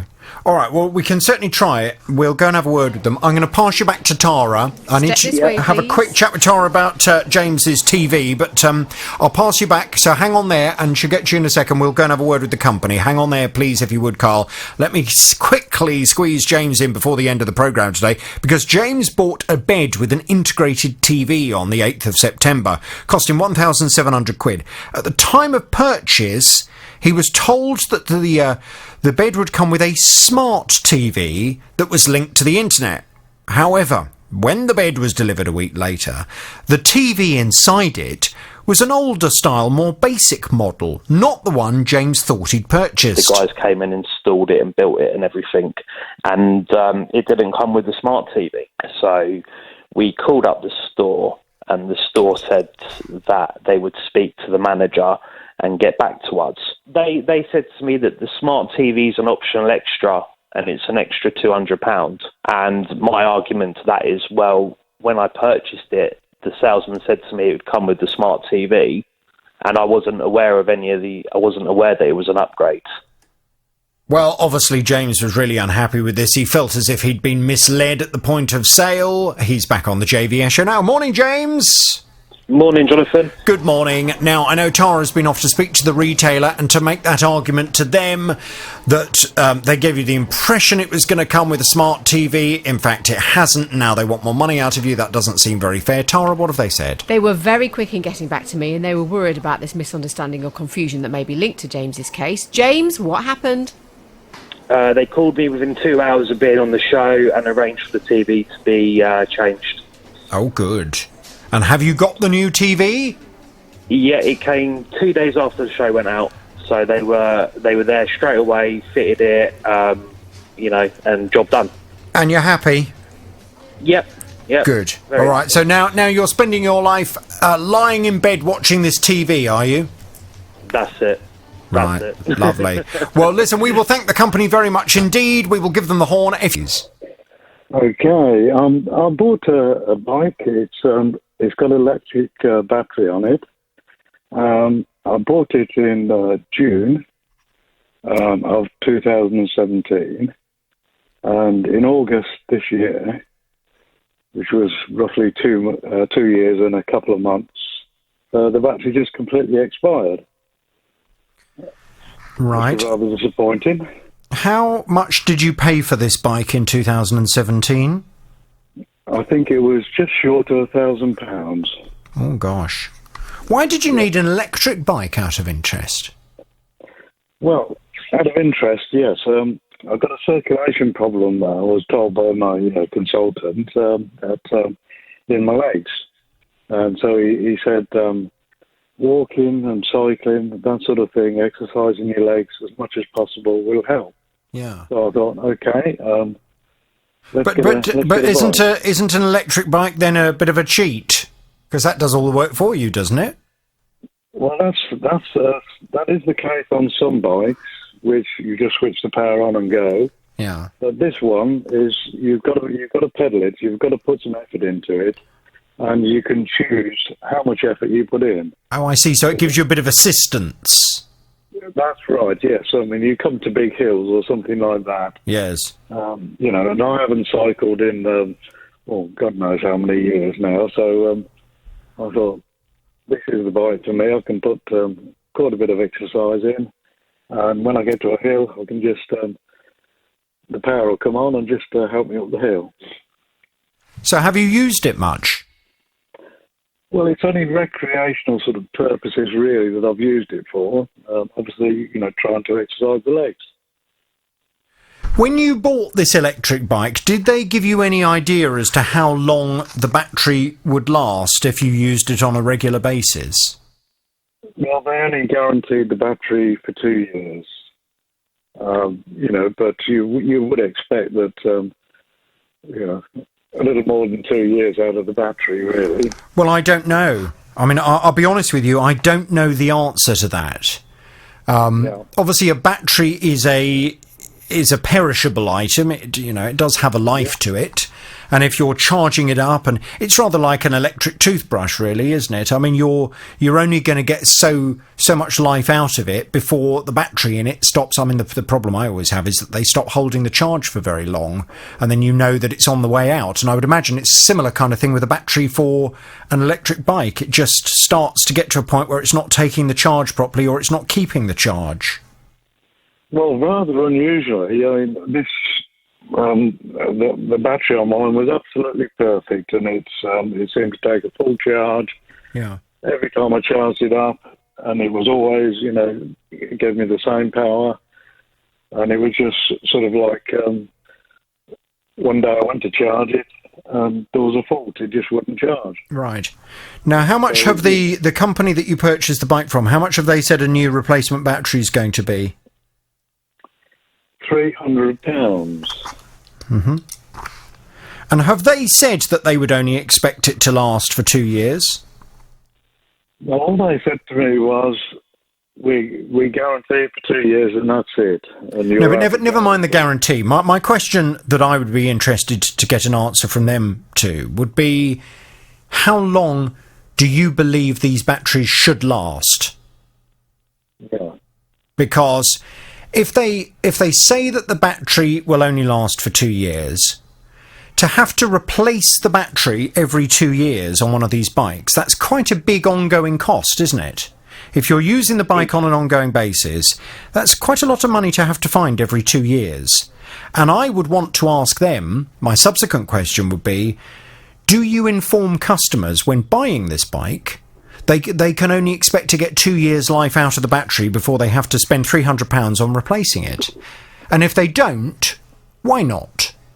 Because I would imagine many people spending £1,000 on an electric bike would expect that bike to give them more than 2 years life before they have to start spending hundreds of pounds getting it going again. Absolutely, yes. I couldn't agree more. Would you like me to go and have a little word with them and ask them those questions? I mean, if they were coming to you and saying, yeah, do you know what, we feel bad for you, Robert, because we would normally expect these batteries, yes, they're only guaranteed for 2 years, but we would normally expect you to get about 5 years life out of them before they go, and you clearly haven't had 5 years life out of it. So what we'd like to do is we'd like to offer you a replacement battery, and we'll make a contribution towards it. If they were saying something like that, if they said, look, we'll go halves with you on it, then I would think that would be fairly reasonable. But the fact that, based on what you've told me this morning, they just seem to be saying, yeah, the cost of a new battery is £300 and you have to pay the full amount, that seems a bit smelly. That's exactly right, yes. I couldn't agree more. OK, let me put this out there as well, because I wonder if any of my other listeners have electric bikes. It would be very useful if you have an electric bike to hear from you how long... Now to Carol. Carol had a conservatory fitted in January 2017. It cost £16,500. In September 2018, she noticed a leak, which was fixed in January of this year. However, in the months that have followed, she's had even more leaks. And every time she phones them up, they come out, they try and patch them up, but she then continues to have problems. new leak had also been coming down the wall through the electrics. Had to dismantle the light switch. That was August, 24th of September, just 8 days after this repair. Leaks again. My furniture was soaked. Oh, dear. Took pictures of the furniture, which they duly saw. They sent the field manager out. He took notes, said he thought I'd had new panels, glass panels fitted, which of course I hadn't. So he said someone would contact me the following day. No one did. So I rang them, and they said they would contact the chap who came out for a progress report, but I still heard nothing. 25th of September, there were 2 more leaks where it was repaired the week before. Well, obviously it's completely and utterly unsatisfactory to have a conservatory, a fairly new conservatory, a couple of years old, that's constantly springing leaks. It's completely ridiculous. And the company, if doing some patch-up jobs has been unable to resolve the problem, then surely they should be looking at something far more substantial, such as taking the roof off and either refitting it or putting a new roof on that doesn't leak. That's exactly the point that I went to raise with this company. They are Anglian Home Improvements, and Carol's been back on the JVS show now. Good morning to you, Carol. Good morning, Jonathan. Good morning to you, Carol. So, Anglian Home Improvements have said, I can confirm that we were first made aware of Carol's conservatory roof and the fact that it was leaking when we received a service call request from the customer in May of 2019. That's a total untruth. They'd already been out 3 times. Well, hang on. Try to contain your laughter. Let's continue and see what they have to say. This was attended, and a further 2 service call requests relating to the leaking roof were also attended by our maintenance engineers. Following a recent service call request, a specialised conservatory team is attending Carol's property today. That was Friday, the 11th of October, so last Friday, when they sent me this, to identify the source of the leak and find a permanent solution. We are very sorry for any inconvenience Carol has experienced, and we would like to assure the customer that we are fully committed to identifying any underlying issues with the roof which are causing a leak and ensuring it's fixed to Carol's complete satisfaction.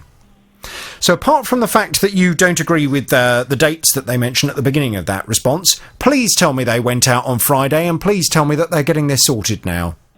Yes, they did, Jonathan. They were here at 9 o'clock on Friday morning. A couple of chaps, Dan and Craig, who did a good job, I have to say. They took the glass out. They showed me where it had never been fitted properly in the first place.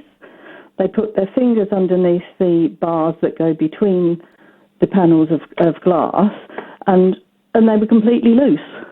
Now, considering how many times they've been out and supposedly fixed it, but they had to take the glass out, clean all the glass around it, totally refix it with new roof bars.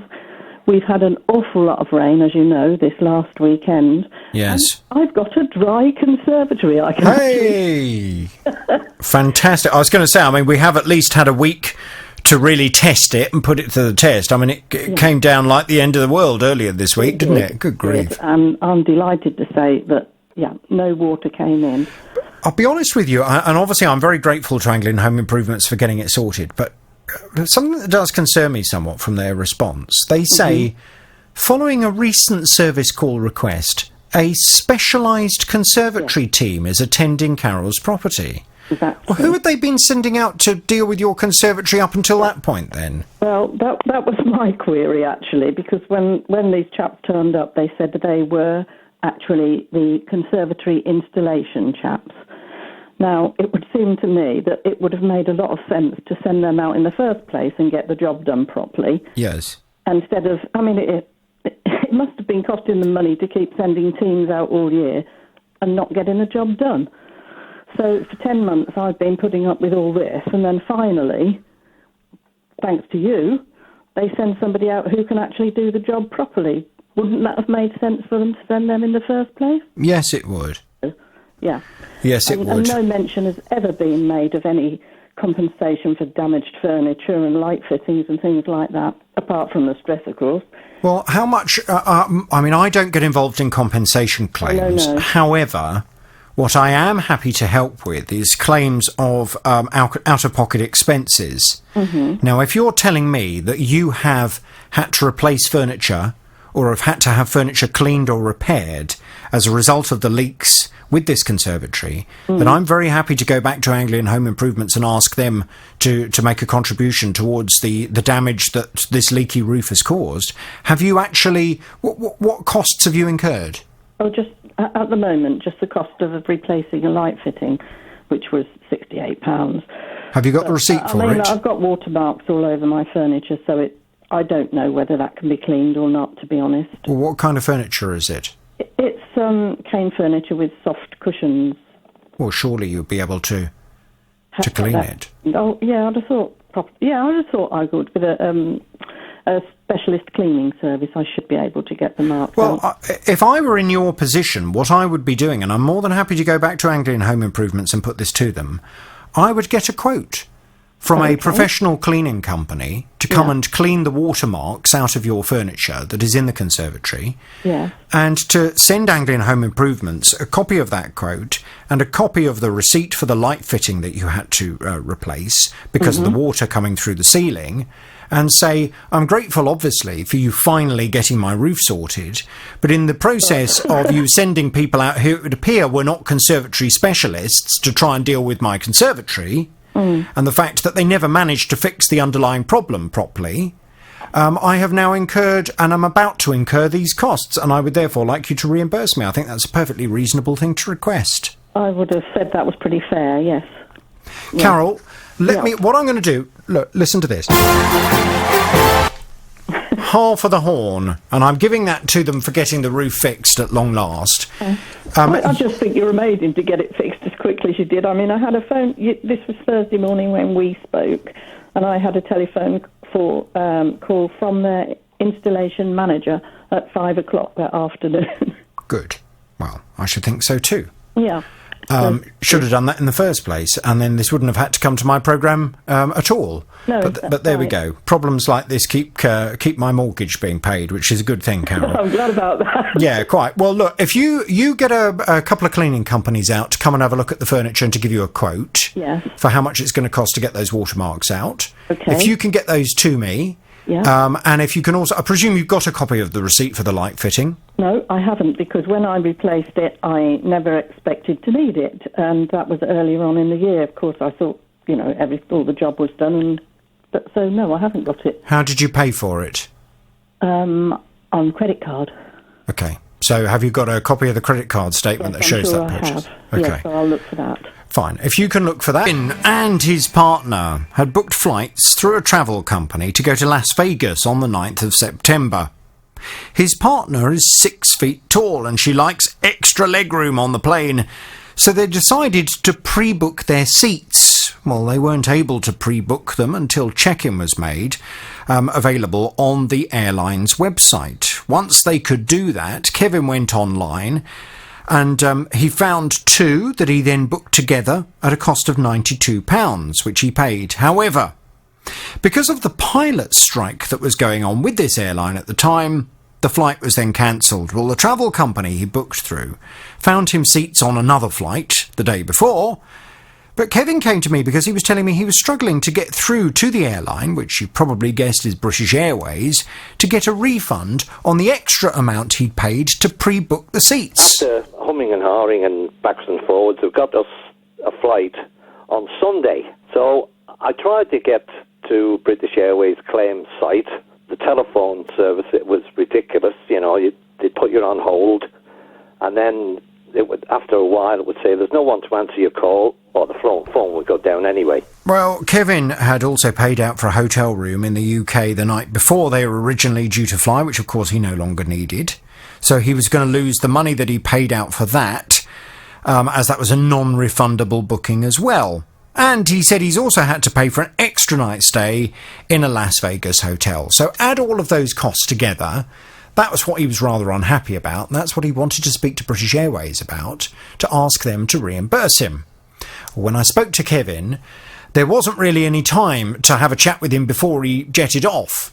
to Las Vegas. So we said, look, we'll have to work on it and we'll speak to you when you're back. He's back. Kevin, good morning to you. Good morning, Jonathan. How are you? Did you have a nice time? It was absolutely wonderful, thank you. Was it? Nice and hot? It was hot. I don't think I've ever seen weather like it. There wasn't a cloud in the sky for the 6 days we were there in Las Vegas. Well, it is a desert, isn't it? Nevada? Yes. I mean, I think the weather is very often very hot and very dry down there. Did you, you didn't spend all your life savings on gambling? I actually tried $5. I haven't got a clue what to do. No. So I put a note in one of these machines while Wendy was in the ladies' room, and I just kept pressing the button, and it lasted about 30 seconds, I think. Right. And it was gone. Oh, dear. And that was it? You didn't spend any more? No more, no. What else did you do there? I thought that was why people went to Las Vegas. Well, actually, I went. This is our fourth time. We think it's just a lovely place. You know, you can walk around, you can catch the bus here down to the Fremont Street and see all the show down there, and of course the shopping for Wendy and Macy's and the outlets. So there's quite a bit to do, actually. Okay, well, I'm glad you had a nice time, but the question, of course, is how did we get on with British Airways, who you wanted all this money back from? I know Tara's been speaking to them. Yes. What have they had to say? I'm trying to read Tara's face to see whether she's happy or not. What have they said? I'm just remembering the time I had in Las Vegas. It was a long time ago now. It was about 17 years. And I was kind of thinking, is it going to be really tacky when we get there? But I loved it. Did you? I would go back there at the drop of a hat. And a bit like Kevin, I don't gamble. And we pretty much changed $5 as well. And we had this very large American stood behind us on one of these machines. And we were just feeding these coins in. And he was going, "Gad, you're doing it wrong. What are you doing? You're never going to..." And it was almost like the pressure to be a serious gambler was quite amazing. Oh, gosh. But it's fun. It's a great place. But isn't it, my impression, I've never been to Las Vegas, my impression is that a bit like so many places in America, it's like the Truman Show, and everything's a bit too kind of clean and clinical, and it looks like you're on a film set. Is it not? It's not like that? No, not everywhere. Really? No, I agree with that. You know, all the fountains and all that kind of stuff. And then haven't they got an imitation Venice? Yes, and it's brilliant. Yeah, well, it doesn't really smell tacky. of sewage like the real Venice. They do tacky really well. Do they? You get a bit of a feel for tacky. It's done well. And the Bellagio, the fountains in the hotel outside, amazing. Right. Oh, wonderful. Well, wonderful. okay, well, we've done a very good job on behalf of the Tourist Board for Las Vegas. So what about British Airways? What have they had to say about these costs that Kevin has incurred? Well, because Kevin and Wendy went away some time ago, this all happened on the 6th of September, so quite a long time ago now. And when we were looking at all of this, we just wanted definitely to get this £92 back. They got in touch with me at British Airways about an hour after we usually leave. So by about 3:30, they had sent me a response to say, we've been in touch with Kevin to resolve the issue and his refund has been issued, which was perfect for that moment. But the problem was, because Kevin was going away, we didn't have all the invoices and everything to just be able the other to say, hotels. yeah, absolutely. Yeah. And since then, you have changed your mind about one of them, haven't you, Kevin?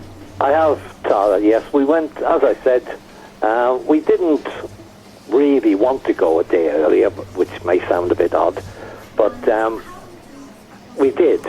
So we had to have that extra night in Las Vegas, which is a bit of a bugger, I suppose. And but I have... don't dress it up, will you, Kevin?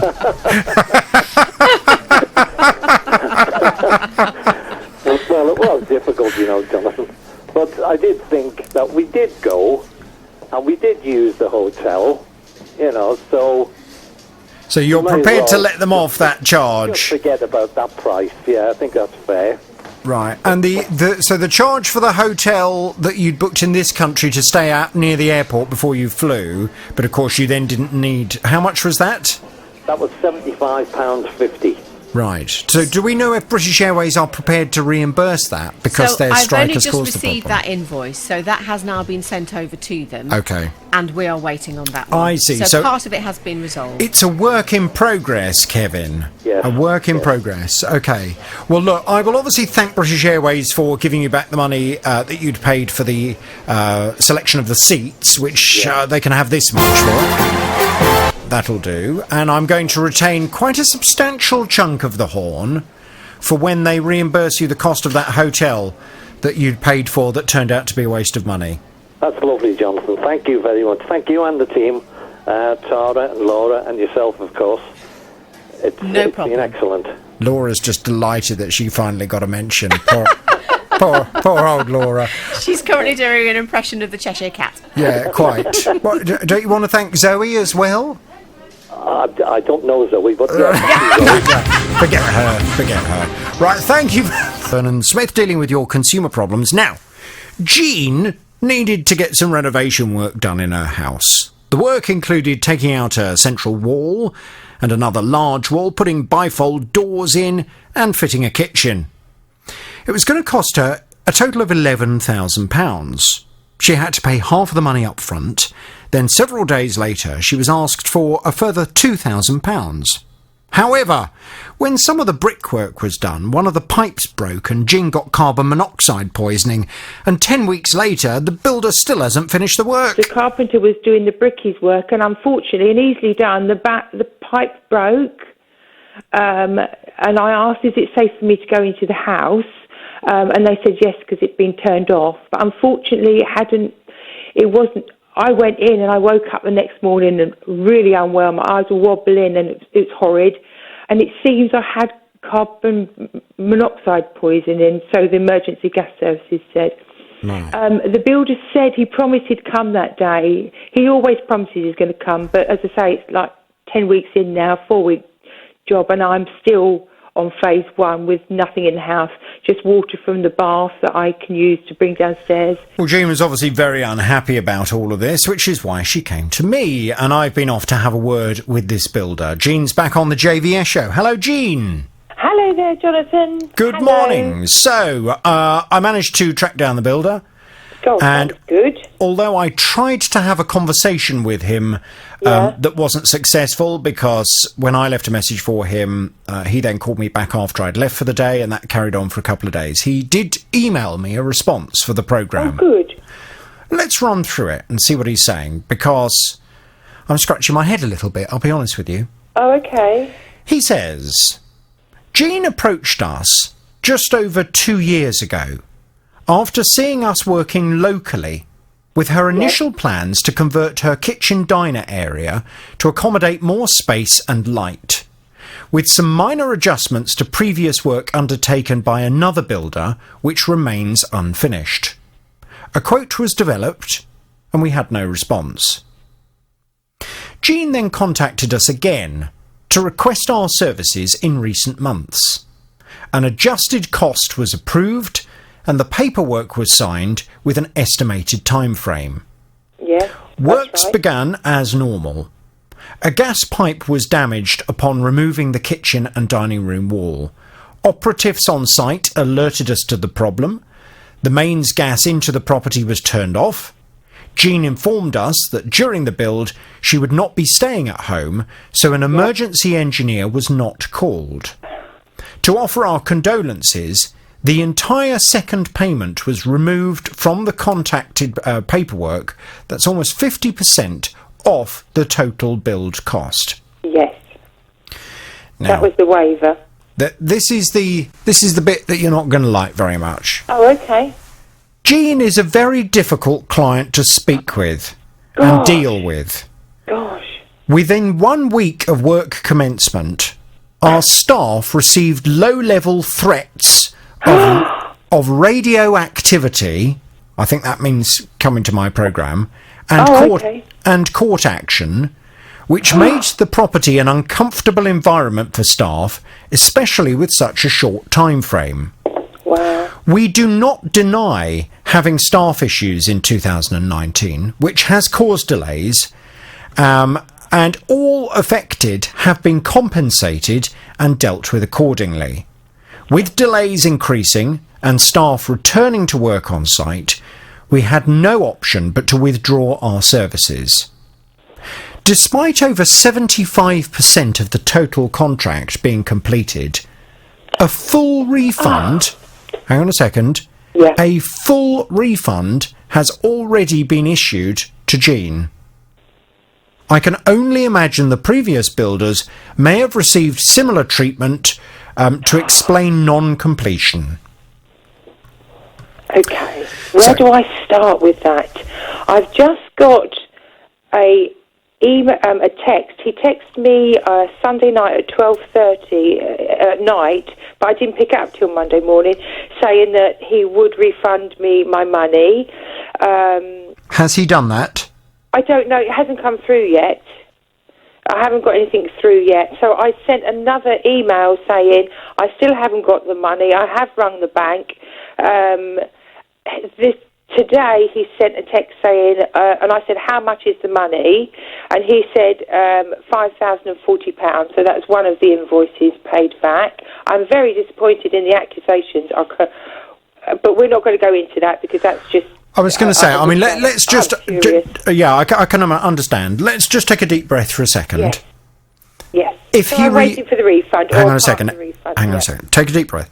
If he gives you a full refund...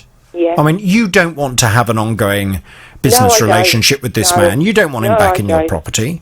So I think draw a line under the personality differences and the comments he's made about you being difficult. Yes. One person's difficult is another person's, strong-minded.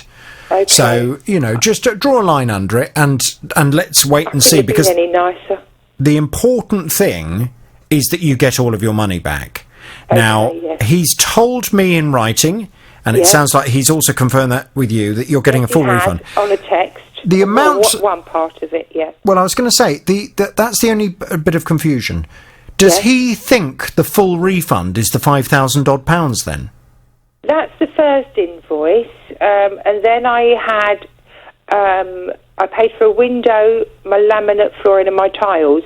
And I said, Have you got that stuff? No. I said, just return them and that's fine. But I don't think he ever ordered them because when I rang up the company about the tiles, they said, no, we've had nobody from FP Group order these tiles. She said, I'm sorry, there's nothing being ordered. And because he'd lied so much, he even told his workman that I had... Because I apologise. Well, hang on a second. Yes. I mean, first things first. You've just identified the company, and what I would therefore like to do is, rather than you making accusations about them saying things to suppliers, let's keep this factual. He has told me, and he has told you that he is going to give you a full refund. Yes. Now, it sounds. Hang on a second. Yes. He has told you that the refund he's giving you is about £5,000 odd. That's obviously not sufficient because that's not a full refund, which he's confirmed to me he's going to make. Right. So can you please tell me what the total amount is you have paid him?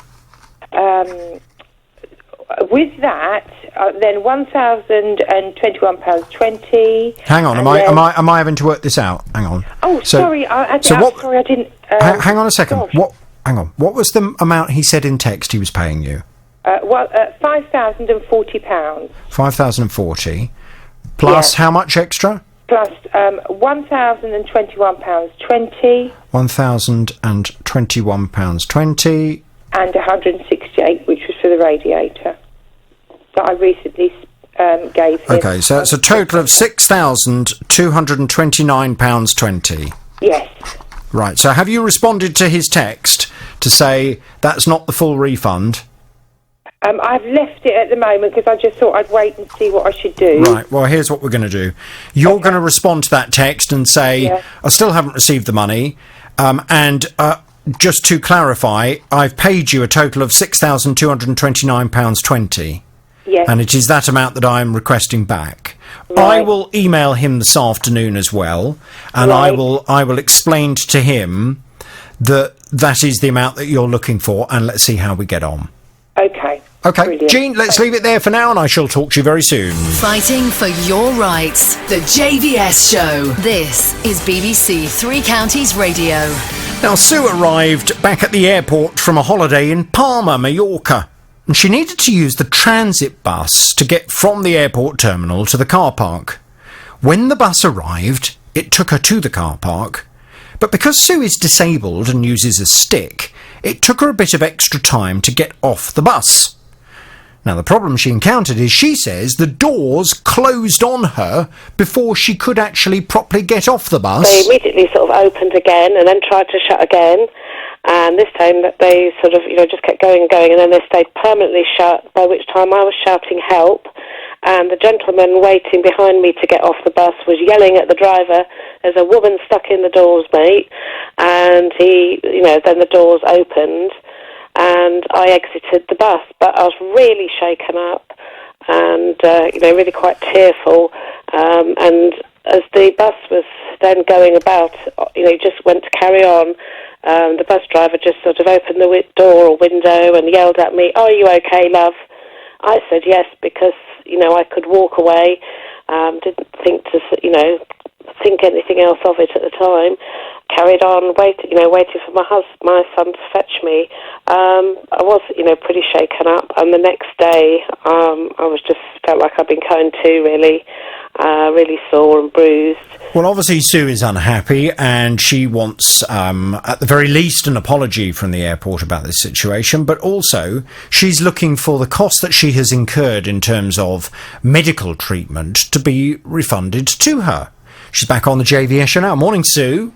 Good morning, Jonathan. Good morning. Now, I know, Tara, last time we spoke, the airport kind of said, well, we've only just received notification of this incident. We're going to take a bit of time in order to put this in the right department and to investigate it, etc. What's the latest? Yes, and we would have to wait for a statement from them. Well, we do have it now, and it is from London Luton Airport, and a spokesperson has sent this statement through to say, "We're very sorry to hear of Sue's claim. The alleged incident is now being thoroughly investigated and is being dealt with by our insurers. We have been in contact with her.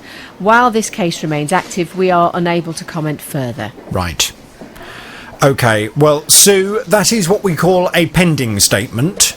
Yeah. The pending statement does not mean that we call it a day at that and go away. It just means that we give them that time, we give them that space to investigate, and obviously we will keep your file open. And if you haven't heard anything within the next week or so, and I presume you haven't heard anything yet? Not from the insurers, no. Okay. I've heard back from the airport about because I had to request my own CCTV footage under the Data Protection Act, and one bus has CCTV on it and the other didn't. There were two running that evening, and they've not found any footage. So I was obviously on the temporary bus, as they call it, which was a short-term hire bus that they were using and didn't have CCTV on. And there are no...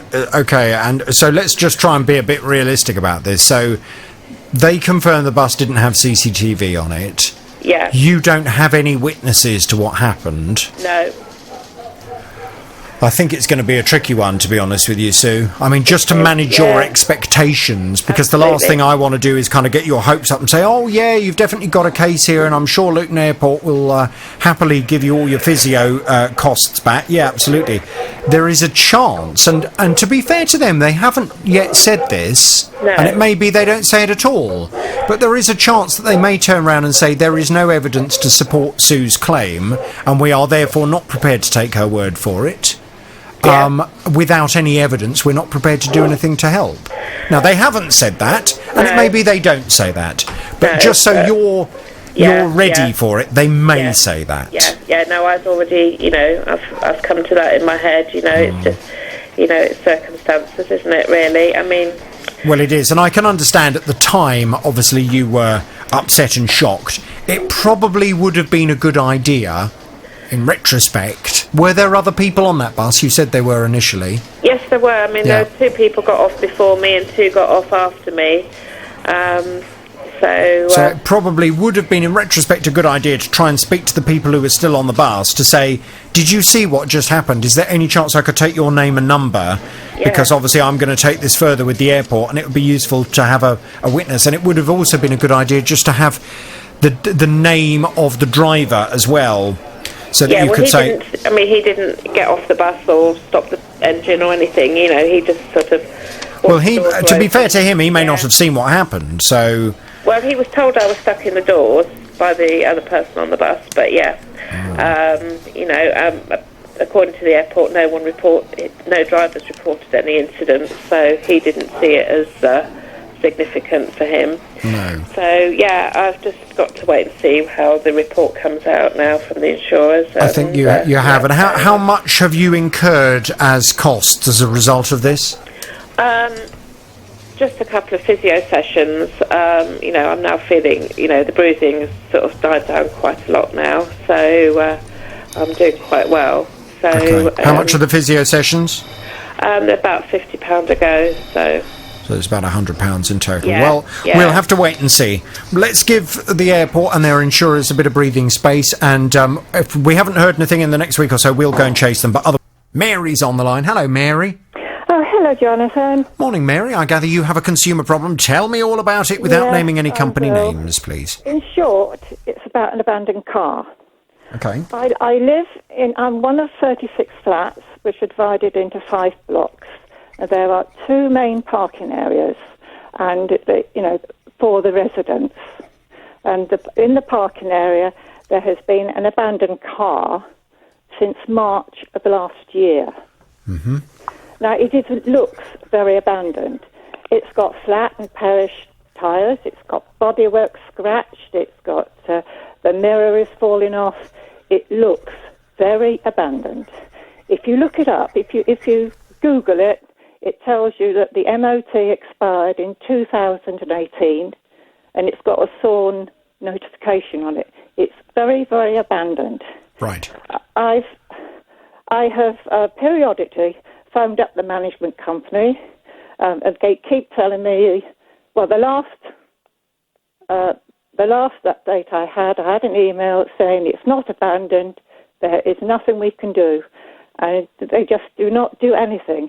Now, the irritating part is that it belongs to a resident, and that resident has bought another car, and he's just left this one, and it's abandoned. This is a communal parking area. Everybody, it's communal. Nobody has an allocated parking space at all. And that car, being left where it is obstructing and preventing anybody else using that parking space, because it is a communal parking space. Yes, completely unfair.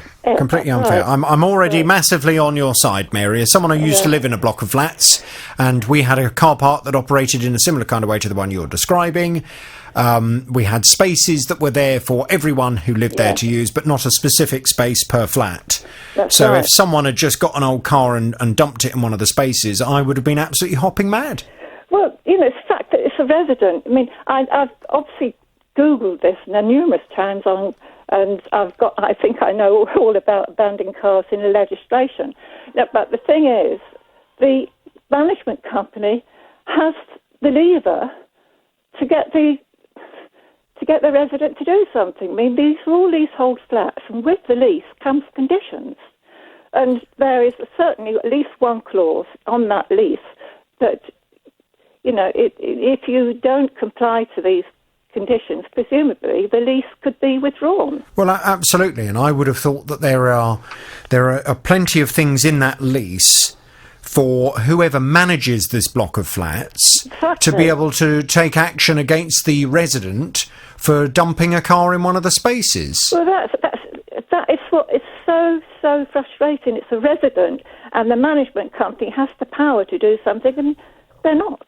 Okay, let's just break this down into a couple of issues that I'd like to kind of take it down. First of all, have you spoken to the resident and had a chat and asked why they've left that car in that space? I have tried to, and on one occasion I have tried to. I've knocked on the door and got no answer. On one occasion, when I saw them actually getting something from the car, I attempted to talk to them, and they came back to me with a load of abuse. Yes, it's. Do they own their property, or are they renting, or?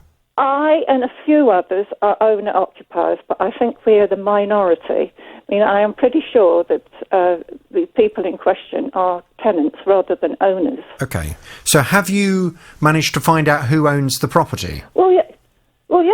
Then I don't know their name. I can go up there and I can knock on the door, and I've told the management company. And no, hang on a second. The person who's dumped the car there, you think they're renting the flat? Yeah. Okay. Do you know who their landlord is? No, but I have told. I mean, Do you know which letting agent rented the flat out? The letting agent and the management agent are one of the same. I see. Right. Okay, so the letting agent Yeah.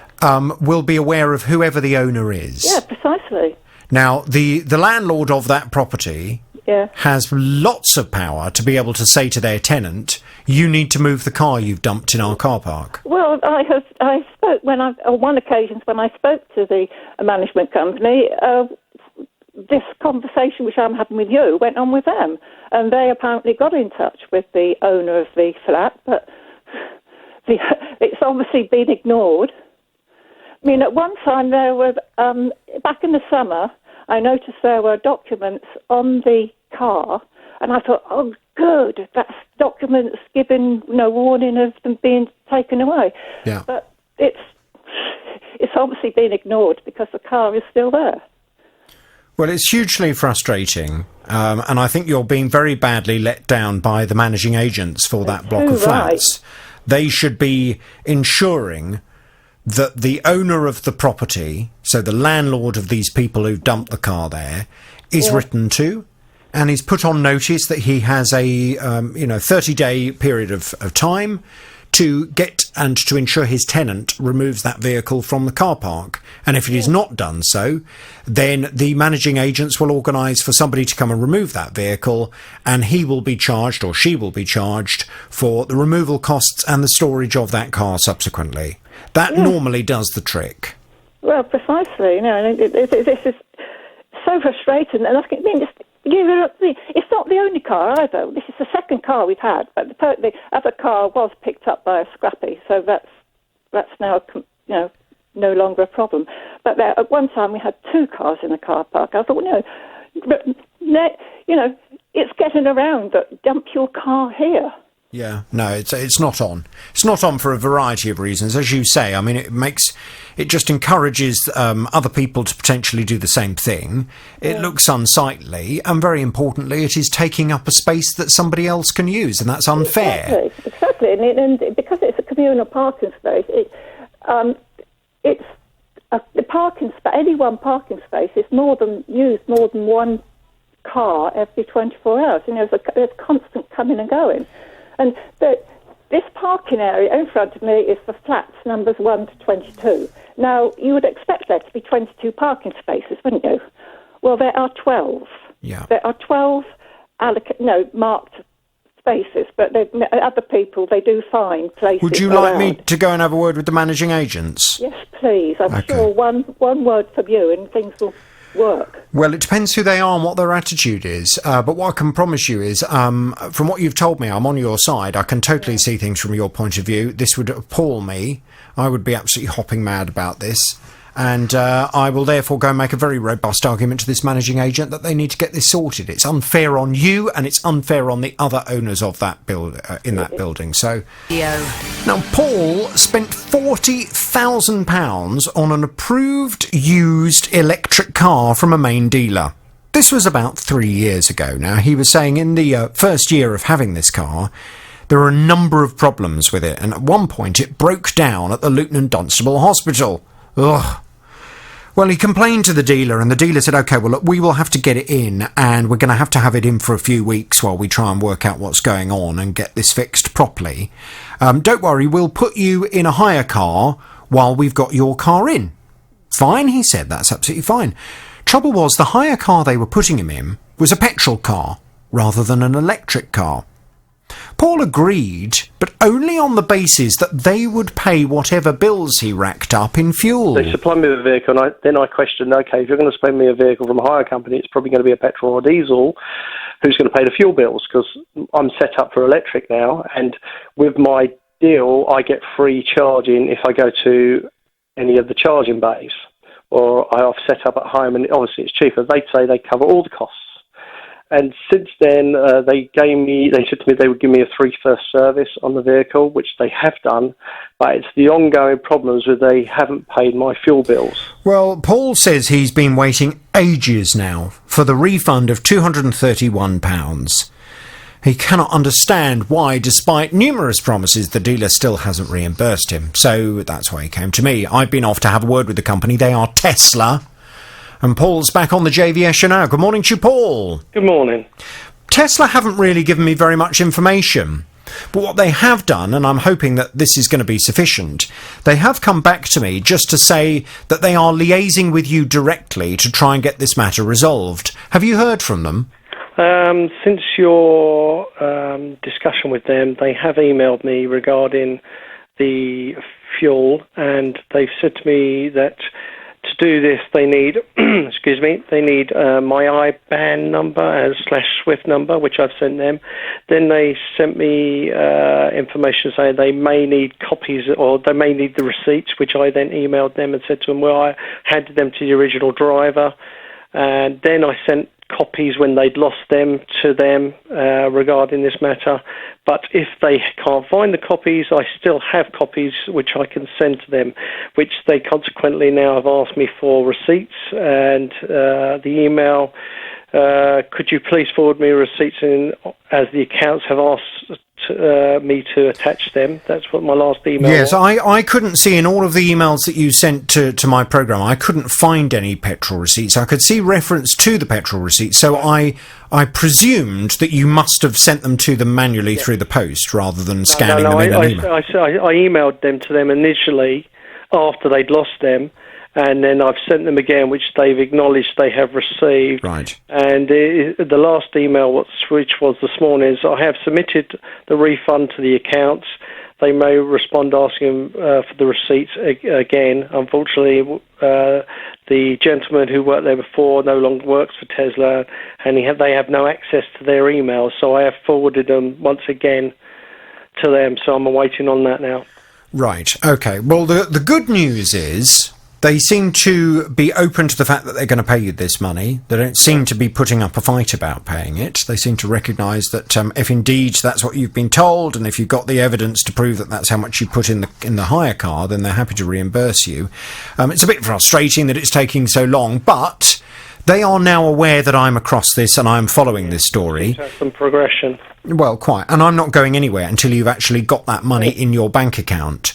So what I'm going to do, as a little bit of encouragement for Tesla, just a little bit of my horn, but they're not going to get any more until you confirm to me, yeah, great news, I've checked my account and I've got that money sitting there waiting for me. I'll keep you informed. Brilliant. OK, Paul, I'll talk to you soon. Tackling your consumer problems, the JVS Show. This is BBC Three Counties Radio.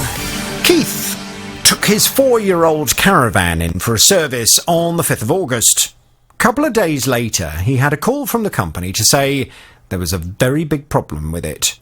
And Keith says the problem is not his fault. On the 7th, they phoned me back and said the whole axle had collapsed at the back, and it had probably destroyed all the brake assembly inside. So we left it at that for a while, and I then went online and onto social media and found out if there were any more problems with this. And there were quite a few number of fails of this particular caravan make and particular type and particular series, all with the same problem. Oh, all really? With different, yeah. Okay. And both the manufacturer was saying that, you must have misused them and overloaded them, but evidence exists on all these reports that that's not the case. Well, of course, Keith was really unhappy about all of this. When he came to me, he seemed to be trapped in that horrible position that consumers are so often trapped in, where the caravan retailer, was saying, well, we've tried to speak to the manufacturer, but the manufacturer is saying it's out of warranty, so there's not really anything more that we can do. And Keith was saying, yeah, but hang on a second, I haven't had this caravan very long. It seems to have what is recognised as a well-known manufacturing defect with it. I'm not happy to have to pay for the repair. I want someone to pay for it, not me. Well, he was trapped in that position, and I promised him I would try my very best to unlock it for him. Keith's back on the JVS show now. Good morning to you, Keith. Good morning, Jonathan. Sure enough, when I went off to have a word with the retailer, they came back and started suggesting, oh, well, we've tried very hard talking to the manufacturer to get this sorted out. So I had to, I'm afraid, Keith, give them one of my lectures on consumer law. and how actually all responsibility for this caravan lay with them. They were the retailer. They were the ones that had taken your money. They were the ones that you had a contract with. And any kind of issues regarding the manufacturer, well, that's down to them to sort out. It's not down to you to have to worry about. So if this caravan has a manufacturing defect, whether the manufacturer wants to recognise that or not is completely irrelevant. They, as the retailer, have to get it sorted. Well, thankfully, they had a change of heart after that, and they came back and they said that they were happy to try and get things sorted out. They were obviously not best pleased to hear from me, and they pointed out a couple of times that they didn't need involvement from a third party. Well, I don't really mind about that. All I want is for them to get this caravan sorted. And sure enough, last time you and I spoke, you were much happier because you said, yep, they've been in touch. They're going to get it all fixed at no cost to me, which was great news. What's happened since then, Keith? Well, I called them back after we last spoke, and there was still nothing as yet from the manufacturer about sending the axle, but they did say that they're expecting a call very shortly. Well, I called them yesterday morning, and the manager said, well, the director is now at the NEC Caravan Show in Birmingham, and it will talk to the manufacturer there. And they did, because they've ordered some new motorhomes and what have you for sale. So they asked about my axle, and their manager did say that they would send it along with the new motorhome delivery this next week. And the lady manager I spoke to said, fine, so when it arrives within a week, it'll take about 2 days to fit and test. And so they estimate about 2 weeks. Right. Well, I guess we're just going to have to stay patient then. Were you hoping to go off on any caravanning trips in the next 2 weeks? Not the next 2 weeks, no. Okay. But we were when just after we would have had the caravan serviced. So that one short break went. But no, we're not planning the next 2 weeks. No. Well, hopefully when you get it back, you'll be able to have lots more caravan holidays in it. Oh, we certainly are. Yeah, OK. Well, I tell you what, at this point, I'm not going to give any further honkage of my horn. No, I'm going to retain everything until you confirm that you've got the caravan back, it's all sorted, you're happy, and it hasn't cost you a penny. Right. Okay. Please. I'll do my best. I purchased an electric drill from a large retailer in January 2018. And I'm very pleased with the drill. It's a rechargeable one, and it works very well. In fact, I've only had to recharge the batteries on 2 occasions in the 21 months that I've had it. Well, you don't do much drilling then, do you? No, I'm a DIY dodger. I was a service engineer during my life, and I only do essential maintenance now. Oh. Well, I've got a rubbish drill that can't drill a hole properly. But it's probably best, because whenever I've tried to drill anything or put anything up, it's always wonky. Yes. Well, so it's better just to get someone in to drill a hole, to be honest. If I need a hole drilled, I get someone in. Now, David, what's the problem with your drill? The manufacturer of the drill actually had a representative in the store when I went in to select the drill I was going to purchase, and he was telling me all the virtues of this drill, included which was it comes with a 3-year warranty, providing you register it after purchase with the manufacturer, which I duly did, and they sent me a 3-year warranty certificate. Mm-hmm. Now, I had to do a little job for the mother-in-law earlier this week, and I thought, I'll tell you what, I'll just make sure the batteries are fully charged before I go down to her. What was the job you'd need to do? I had to put up a heat-proof sheet behind her cooker because she was having a new gas cooker installed, and they had said because she had wallpaper on the wall, the wallpaper might catch fire, and therefore I had to put a heat-proof sheet to prevent the wallpaper coming in contact with the heat. Okay. So I went down. You went to charge your drill up, make sure it's all ready for the mother-in-law. Yeah. What happened? It went all Rice Krispies, snap, crackle and pop, fizzing, burning, and so I very quickly unplugged the charger. Luckily, the batteries were still pretty well charged, so I went down, did the job, and that was fine. Well, hang on, where was the fizzing and popping coming from? It's coming from the charger as opposed to the drill. So it's the actual charger unit that when you plug the batteries in to charge them, it sort of wisps of smoke start coming out, and it starts snapping and crackling and popping. And as an engineer, I sort of unplugged it immediately. Tried the other battery in case it was just one of the batteries that it was doing with, but it did it with both batteries. So it was obviously the charger and not the battery. Well, thank goodness it started doing it immediately when you put the battery on, and not halfway through the charge. Yeah, if I'd have walked away. Exactly. No, it was immediate, and it was quite loud as well. So it was immediately apparent to me. How odd! There's no chance of any water having got into the charger or anything. No, it's kept in its carry. It came as a set.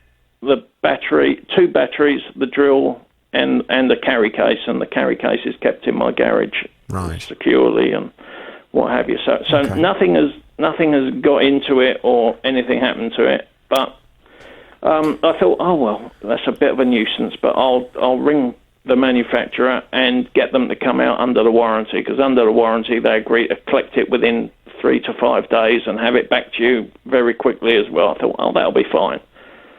So I rang the manufacturer to say, oh, this is happening, at which point they tell me that the charger is an accessory. It's not a part of the drill, and therefore is not covered by the 3-year warranty. Right. So they don't consider the charger for this electric drill, battery-powered drill, to be an integral part of the package that you've bought? No, only the drill itself. The batteries are not covered under the... Well, now it would appear, because... So I rang them on 2 occasions, hoping to speak to someone a little more senior and get a more sympathetic answer. And I was finally left with, the only thing you can do is email us, and we'll look at it. Okay, so, let's break this down a bit, though. Have you looked at the paperwork regarding the warranty, and does it state that in the warranty the only thing that's covered is the actual drill itself? No, it doesn't. It just says, my 3-year warranty certificate gives you your product number, the serial numbers, the date of purchase, and the warranty is valid until the 3rd of January 2021. Right. Now, but when they replied to my email, because they said, you've got to email us, it was a very short, curt reply, only 2 lines. We said, the agent was right in telling you that accessories as batteries and charger have a warranty period of 1 year, as you can see in our guarantee conditions that I have attached to this email. I scrolled down to the bottom of the email, and there was a little attachment. So I opened which they hadn't sent me any guarantee conditions when I registered the guarantee. Now, when I open the attachment, it gives the name of the manufacturer, and it says manufacturer's guarantee, applicable from the 1st of January 2019. So these terms and conditions were not even the terms and conditions that were necessarily applicable when I purchased it. Okay, right. So at this point, I think it's time to stop talking to the manufacturer, because, as I'm sure you're aware already, you don't have any kind of legal contract with that manufacturer anyway. Right. Your contract is with the retailer that you purchased the product from. So at this point, what you should be doing is going back to the retailer to say, I purchased this drill from you in good faith, January 2018. Came with a 3-year guarantee. I've registered all of that. However, now the charger's broken and is not working. The manufacturer's not prepared to get this sorted under the guarantee, so obviously I'm coming back to you as the retailer, and I'd like you to sort it out, please. Have you done that? No, I haven't done that. I was thinking that my rights laid in the warranty. No. Mistakenly. Your contract is with the retailer. Your contract is with the company that you've paid the money to. Any warranty does not affect your statutory rights. You may well have seen that phrase written on receipts. This does not affect your statutory rights.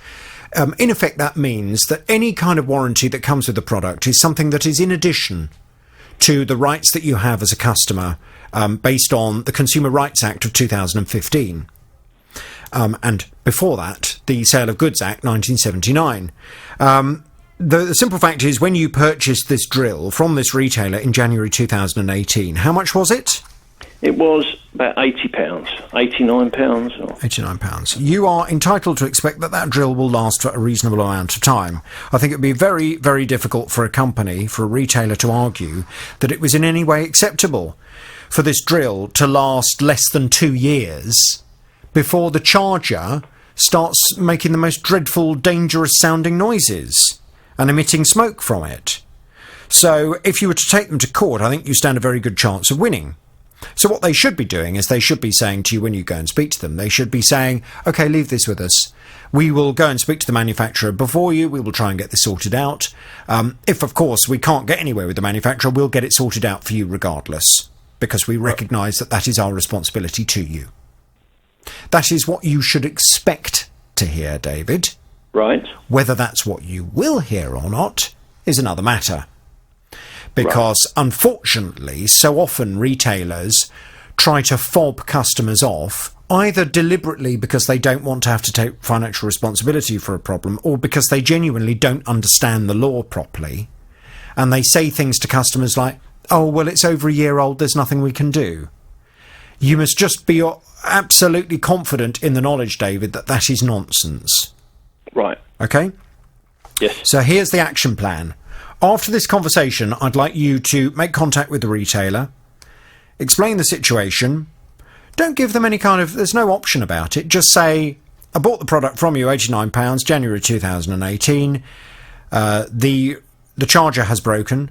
It's dangerously broken, actually. I have tried through the 3-year warranty to deal with the manufacturer, but they don't seem to want to know. So obviously, as my contract is with you, I would now like to hand this over to you and ask for you to resolve it, please. Right. Phrase it like that. And if they then come back to you and say, oh, you bought it in January 2018? Oh, I'm afraid it's over a year old. There's nothing we can do.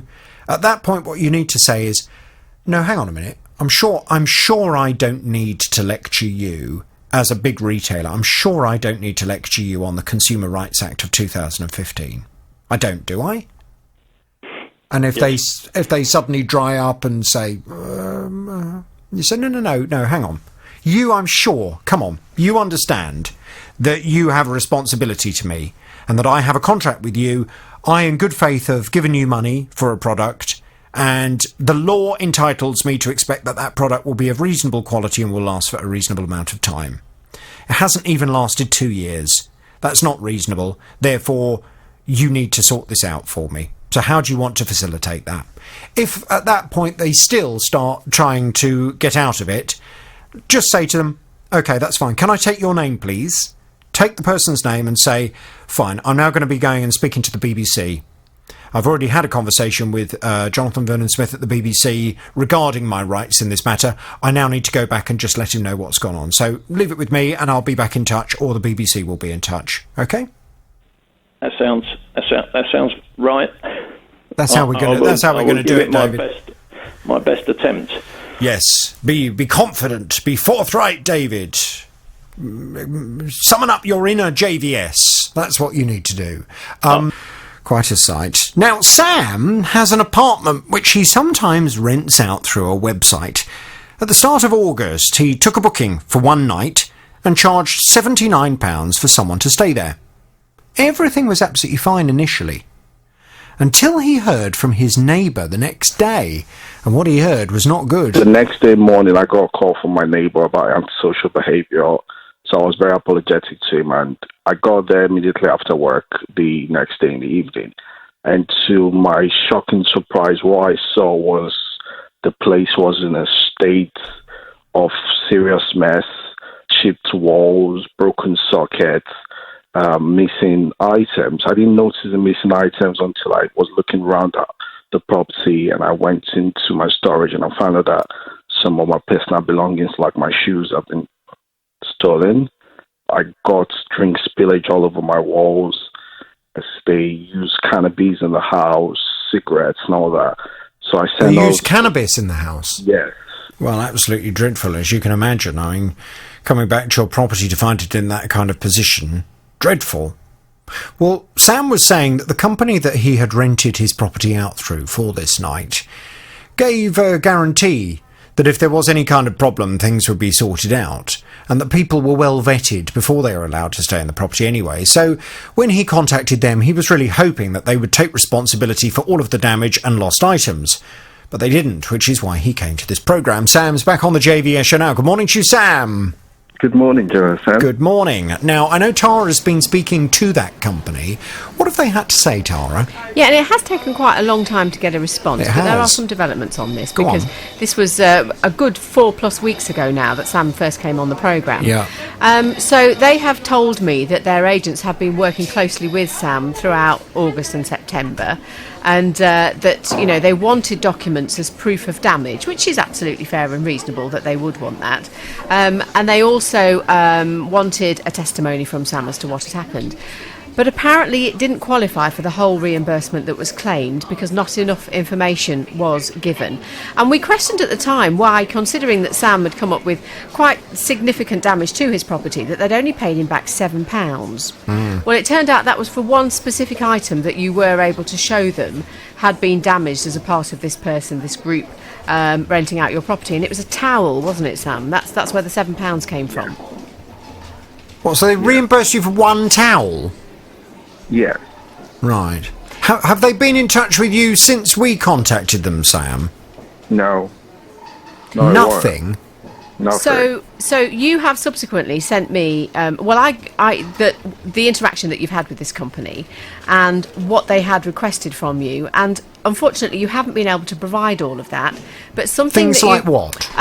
Evidence of the damage to the glasses that were broken and. Well, surely you took photos of all of this, Sam. I took photos of the, at the time when I got to the apartment, they had already cleared out a lot of things. So how I noticed the glasses were missing when I was there, because I knew the number of glasses I had, and when I was there. Secondly, when I was trying to empty my Hoover, I found glass particles. That was how I concluded that those glasses were smashed. So, because they tried to clean up, but they couldn't do it very well, because the mess was so much so... that was the mess I met.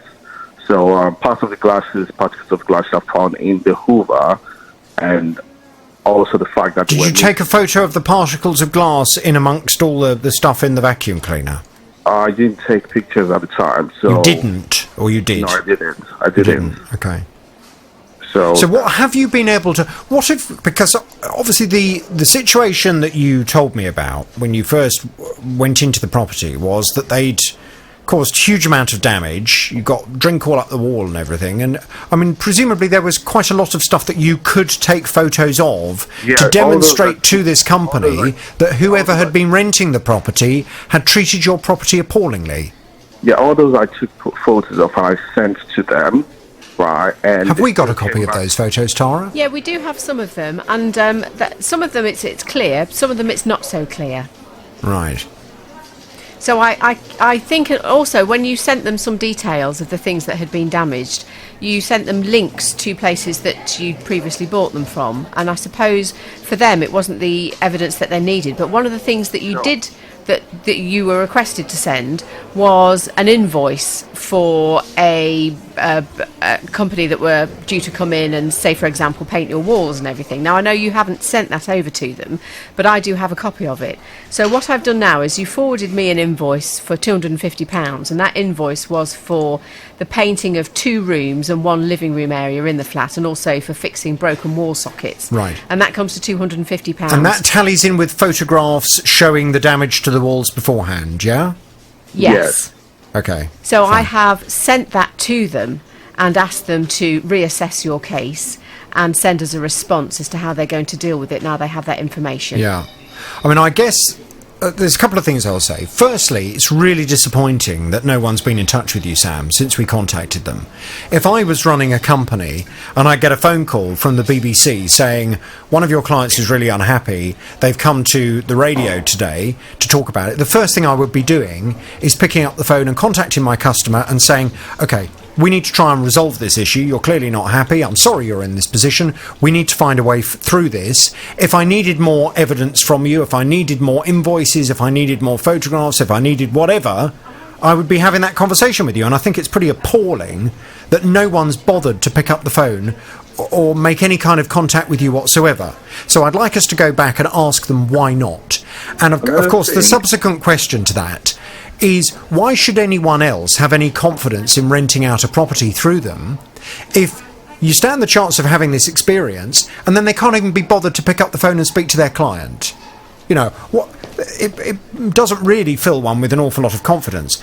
The slight issue I can see that you're potentially going to have, Sam, is, have you still, for example, got receipts for the wine glasses that were broken? No, I don't have receipts for them. So no, and I can understand that, because if I don't have the receipts for the wine glasses in my property either. And if I was to rent my property out and somebody smashed 5 out of the 6 wine glasses and left me with 1, and I then had to go and replace the wine glasses, I wouldn't have a receipt either to prove that I had those wine glasses in the first place. Exactly. So aren't people potentially putting themselves in a very vulnerable position renting out their property through this company if, when they have a bad experience, the company says, well, without receipts to show that you had that item in the first place, without clear evidence that you owned that item before this person rented your place and you don't now subsequently, you as a homeowner could find yourself in a position where you're left out of pocket as a result of renting through this company. Look, I tell you what, let's not say any more now, Sam. The first thing I want to do is go back to them, and I want to ask them why on earth they haven't picked up the phone and spoken to you. I think that's appalling. Tara, can we go and have that conversation with them this afternoon and take it from there? I shall do. Brilliant. Oh. Yeah, so basically, I had all my windows and doors redone throughout my whole house. The first issue was the front door was wrong. They installed a door with it's like 50-50 rather than 2 little glass panels. So they said they'd come and change that. A month later, they did. Then the lock went on the front door, so you couldn't fully lock it. So that if my wife went to the school and she tried to lock it, she couldn't get back in properly. And then after they'd done that, they came back about a month later again to come and correct that. Then we had the terrible winter.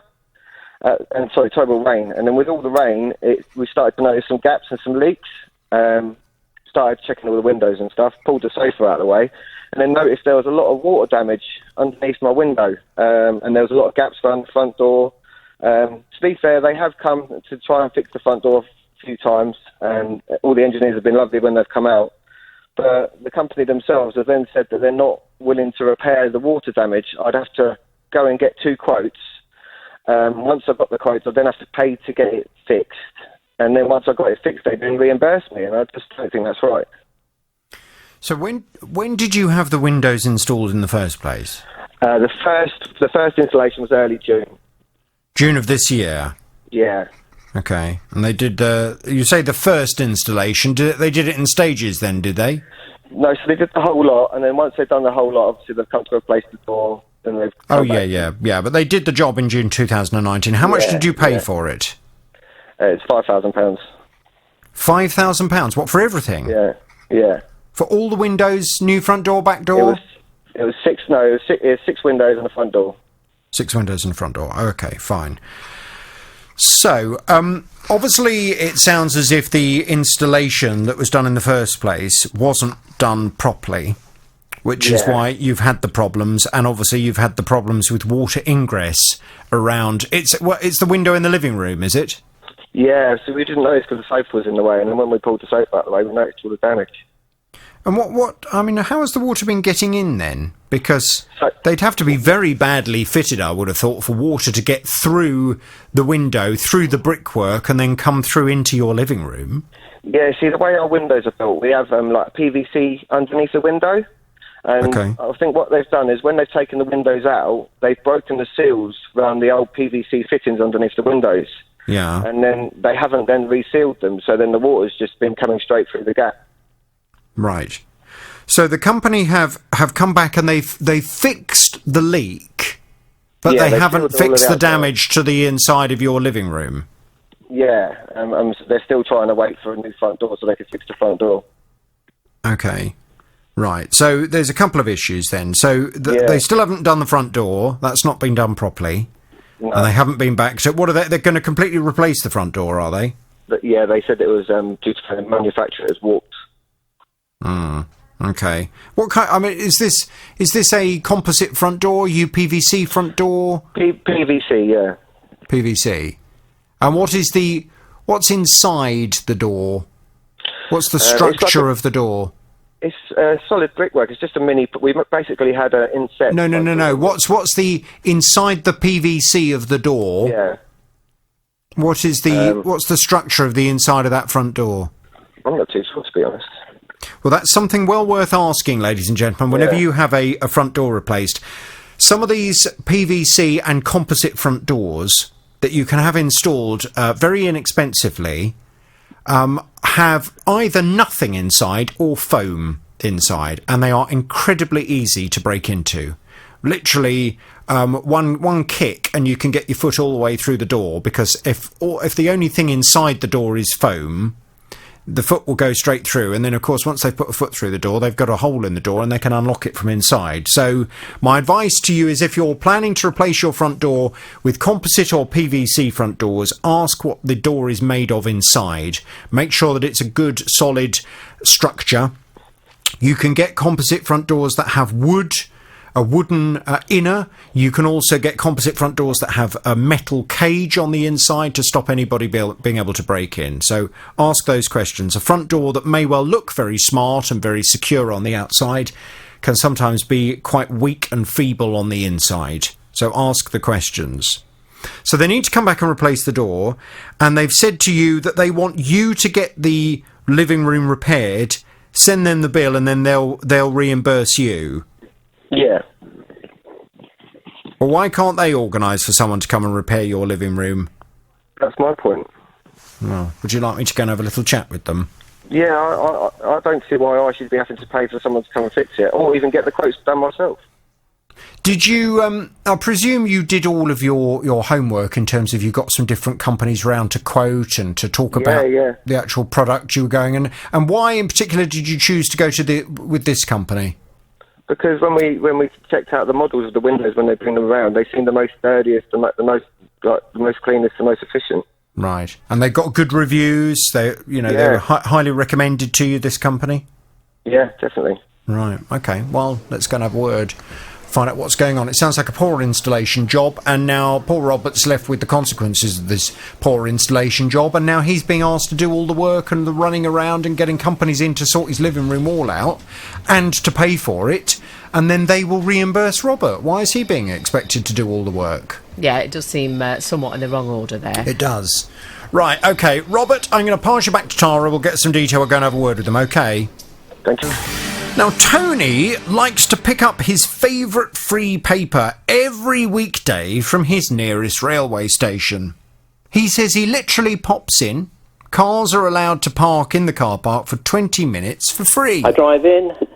I'm probably no more than 2 or 3 minutes in the car park, and I leave, and I do that, as I have done this morning, actually. Hang on a minute. Hang on. You drive to the train station to go and get a free paper?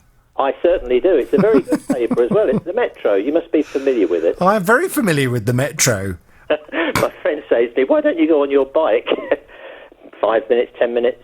And you go and get your free copy of the Metro? I do, and I get back in my car, and I leave you drive. the car park. How long are you in the car park for? More than 2 minutes, 3 minutes, most unusual, if there was anybody in front of me, but 2 to 3 minutes, no longer than that. On the 23rd of September, I received a PTN, and there's an image of my vehicle entering the car park, and there's an image of it leaving. So they're actually saying I was there for about 24 hours. Well, what's even funnier about this, and Tony joins me now. Hello, Tony. Good morning, Jonathan. Good morning. What's even funnier about this is that a whole load of your neighbours have got you doing a paper run for them as well. They have indeed, and I've been there this morning, and I've collected my 5 copies, as I do every day. Right, and I'm very grateful to you. The other day you called into our studios here in Dunstable and you dropped me off a copy of Metro as well. I certainly did, and I don't think I'll ever forget the look on your face through the window when I held it up and showed you. No, it was very, very funny. I think it's absolutely hilarious that you drive to the train station every day to go and get the Metro. But you love it. You love the Metro. Oh, I do. I'm just looking down at a picture of Boris and Jean-Claude Juncker. On the front page. You know you can get the Metro online. Oh, no, I like to read it. I like to hold the paper in my hands. I see. Smell it. Feel it, the touch of it. Yeah. Sorry, I don't shop online. I like to go to a shop and see people face to face. I see. Yeah. Now, of course, this has turned out to be a very expensive free paper because you're now being told that you left your car in the car park even though you didn't. And they're coming after you for, it's about £100, isn't it? Yeah, it's £100. If I'd paid it within 14 days, it would have been 60. Yeah. But that's we've passed that period now. And you're very annoyed. You say you didn't leave your car in the car park. There's obviously something gone wrong with their ANPR camera system. They haven't clocked you going out. And what's weird is they then didn't clock you going back in the following day. This isn't the first time I have heard of problems with ANPR camera-run car parks. And I think sometimes, and this is just something for you to bear in mind in future and for everybody else listening to the programme, if you're going into a car park that has ANPR cameras at the entrance to clock you in and clock you out, make sure that you leave enough of a gap between your car and the car in front of you, or the vehicle in front. Because sometimes what can happen is if you're too close, or if the vehicle behind you is too close to you, it blocks your number plate from the camera reading it. Yeah. And I wonder whether that's what might have happened on this particular day. Was there a car that was right up your backside as you left the car park, and therefore your number plate was hidden from the camera? Normally the time I go is around about 11 o'clock, and it's not that busy, and I don't ever recall... funny enough, you say that. Today was probably the first day that there was a car that was parked that I had to go overtake to actually get into the car park. But normally, because of the time I go, the car park isn't very busy at all. Everybody's parked and they've gone off to work. Yeah. Yeah. Well, I sent Tara off to have a word with the company concerned, and Tara's been speaking to them to try and get this sorted out. What have they said, Tara? This is true. I have been talking to them. And one of the issues is that they put the case on hold until the 14th, which was Monday, which was the day that Tony kindly came to us with this issue, and then later on with a copy of the Metro for you to read, because he wasn't sure you were fully aware of the delights of this paper. And I thought to myself, well, hold on. I need just clarification that actually everything will be resolved for him quickly, because obviously after the 14th the clock starts ticking again on Tony's fine. I got in touch with the parking company and they didn't get back to me, so I got in touch with them again on Wednesday and thought, well, still we're by the 16th now, and has this restarted? And they told me they'd forwarded it to the train company who employs their services. And because of that, I thought, well, I'm going to get in touch with the train company. And I'm in touch with the train company, which is Govia Thameslink Railway. Now, we have dealt with them several times before regarding different car parks for different train stations that they operate, regarding the same private parking company and the same kind of camera system. So I presume they were fairly familiar with this kind of complaint, Tara. Well, in this instance, they were certainly familiar with Tony's, because as I'm speaking to one man who says, well, it sort of rings a bell, but I'm not dealing with this one, an email from one of his colleagues comes through, which I think Tony will probably find very reassuring indeed. Shall I read it to you? Yes, go on. Govia Thameslink Railway's commercial director, David Gornall, says, our parking management contractor has investigated Tony's case, and in light of the information he provided, the penalty notice has been cancelled. Please say cancelled. Oh, good. We apologise to Tony for the distress and inconvenience. Right. Thank you so much, Tara and Jonathan. That's wonderful. You're off the hook, Tony. Oh, but I shall still continue to drive daily to collect my 5 copies. Right. It hasn't put you off then? Well, actually, it makes me quite wary. But what I do now is I make sure that I've got a receipt for that particular day, even if it's only for like 50 pence in a shop. I keep a receipt, which just would cover me in the event of it happening again. Some people did point out this isn't terribly environmentally friendly. Could you not, get a set of roller skates or a skateboard or something? I get 5 copies. I get 5 copies, but one is only for an immediate neighbour. The other one is for myself, but the other 3 are for various destinations. Oh, how far do you travel? So you have to do a paper run and drop them off? I do a paper round. Oh, my goodness. Right. What do newsagents pay for paper rounds nowadays? You could be charging your neighbours, and then all of a sudden this free paper is getting quite expensive. No, it's all part of my community service, I think. Oh, is it? Oh, you've been in trouble, have you, Tony? Oh, no, my own personal community service to my neighbours and friends. Yes, I'm sure Tony's not having to wear an orange fluorescent jacket while he's doing it. Well, Tony, listen, I'm absolutely delighted that this parking company has decided to let you off the hook. I did let the Metro newspaper know on Twitter that you've got into trouble. I haven't heard from them yet. If they start sniffing around the story, then we'll put them in touch with you, OK? That's fine. Anyway, can I just thank yourself, Jonathan, Tara, and I think Zoe again for all you've done for me, and I should continue, as I say, to go daily to the station. Anyway, Thank you all again. Not everyone loves the Metro. Nick of Biggleswade says we use the Metro for lining our house rabbit's litter tray. All right. I'm not quite sure why the Metro is particularly chosen for that, but very absorbent. Highly absorbent. Really? OK. Well, look, Jonathan, I'm pleased it's much. sorted. We will thank the train company very much indeed for getting this sorted. Local radio privacy. Now, Kimberly's partner bought her some wireless headphones. She says she listens to my show on it apart from anything else. Well, this was back in May of 2018.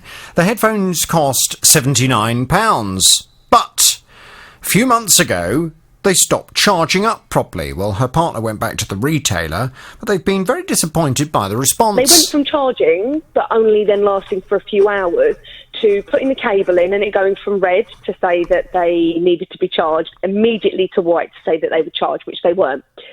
Basically, they've come back and said that they're not even prepared to look at it, that it's out of warranty, that the Consumer Rights Act only gives me 24 months, and that it's my job as a consumer to prove that there was an inherent fault within the first, after the first 6 months. Well, that business of the Consumer Rights Act only giving you 24 months is a load of old hogwash. There's absolutely nothing in the Consumer Rights Act that only gives you 24 months to take something up with the retailer. And that's exactly what I went to explain to them. Let's find out what they've had to say, because Kimberly's back on the JVS show now. Good morning to you, Kimberly. Morning, JVS. Good morning. These headphones were purchased from Selfridges. Yes. And Selfridges have come back with this response. They say, Selfridges policy, in full compliance with Section 19 of the Consumer Rights Act of 2015, states that after a 6-month period from the day of purchase, the onus is on the customer to prove that the product was faulty at the time of purchase, if such is the claim. After 6 months, if a customer, furnished with the relevant receipt, can prove a product was faulty at the point of purchase, usually through an independent inspection, then Selfridges would be happy to assist as appropriate. Mm-hmm. Now, this is, and there ends their response, so not desperately helpful. They're simply clarifying, as far as they're concerned, their understanding of the law. Now, it's rather interesting that Selfridges has now become one of a couple of retailers that I'm dealing with that seem to be falling back on an understanding of part of the Consumer Rights Act. Mm-hmm. But not a full understanding, it would appear, from that response. You do not have to prove that the product was faulty on the day of purchase. That simply is not something that you must do as per the Consumer Rights Act. The Consumer Rights Act, as the Sale of Goods Act of 1979 also stated that preceded the Consumer Rights Act, if you purchase a product, the product must be A, fit for purpose, B, of reasonable quality, and C, must last for a reasonable amount of time. If the product develops a manufacturing fault in an unreasonable amount of time, the Consumer Rights Act protects you. Mm-hmm. You do not have to be able to prove that on the day of purchase, the product already had a problem. I mean, that's just nonsense. That's nonsense. That's like saying, if you purchase a television and it works perfectly for the first 9 months and then suddenly it stops working, because the television worked for the first 9 months, they don't have to do anything to sort it out. I mean, it's just nonsense. It's not. That is not what the law states. And I don't quite know why Selfridges, and indeed certain other retailers that I am having ongoing conversations with at the moment, seem to be spouting all of this to their customers. Now, what I have done to Selfridges, and they have not responded subsequently, is I have said to them, that's fine. If Kimberly needs to go and have an independent report carried out on the headphones, then that is something that she can do. And you can have an independent report carried out that will state, I presume, unless you've done something to damage those headphones, which would change matters completely, but you said to me you haven't. No. So if the report comes back and states that the headphones have failed because a manufacturing component in them has failed in an unreasonably short amount of time, you would then be in a position to, if necessary, sue Selfridges through the small claims court. What I've also pointed out to Selfridges is that in the event it costs you money to have an independent report carried out on those headphones, you would also be within your rights from a legal perspective to ask Selfridges to reimburse you for any costs that you have incurred in order to prove that the product they have sold you has failed in an unreasonable amount of time. And I asked them to acknowledge that that is their understanding as well. They have not responded to that subsequent email. Okay. So, ladies and gentlemen, be aware of the fact that if you purchase something from Selfridges, based on the response that I have received, it would appear that their understanding of the Consumer Rights Act is certainly limited. And they seem to be stating that unless the product that you purchase from Selfridges is already broken on the day that you pick it up, they won't do anything to help you. Which is just, it is just not, it is not a full understanding of the law. It is not appreciating the full understanding of the law. So if you purchase something from Selfridges, just be aware, that is the position that they are maintaining to my programme. Now, in terms of what you're going to do, Kimberly. If you want to take this further forward, you're going to now have to get somebody to do an independent report on those headphones. I'm not quite sure who that is. Yeah, that's what I was wondering. I mean, I presume there must be electronic engineers. It may well be, if you look on the internet, you will find independent electronic engineers who can do this kind of thing. You can't be the only person in the world that has an electronic product that requires somebody taking it apart and finding out what the problem is with it and then writing a report to... But that report is probably going to cost you money. So I think what I would be inclined to do is to first off find someone who can do the report and find out how much they are going to charge you for looking at the headphones and coming up with some kind of conclusion as to what's gone wrong with the headphones and then putting that down in writing. What I would then do is I would write a letter that I would send recorded delivery to Selfridges, and I would make absolutely clear in that letter that you are now planning to take this further. You're very disappointed that they have chosen not to want to help you with a product that you maintain has not lasted for a reasonable amount of time, as per the Consumer Rights Act of 2015, and therefore they have left you with no alternative but to organise for an independent person to have a look at the headphones, an independent qualified person. Send them a copy of the quote for how much it's going to cost and say, I'm now, unless I hear back from you, going to instruct this company to write a report, and I will then pursue you through the small claims court for full reimbursement of the cost of repair or the replacement of the headphones. And also the cost of having the report carried out. I think you need to put them on notice that that is now your intended course of action, to see if they then decide that rather than them potentially incur more costs, whether they would prefer just to draw a line under it and to move on. But you know, I mean, the one very disappointing thing we can all learn is that Selfridges, their understanding of the Consumer Rights Act is that the only way you can use the Consumer Rights Act is if the product was already broken on the day that you purchased the product, which is just crackers, really, isn't it? Yeah.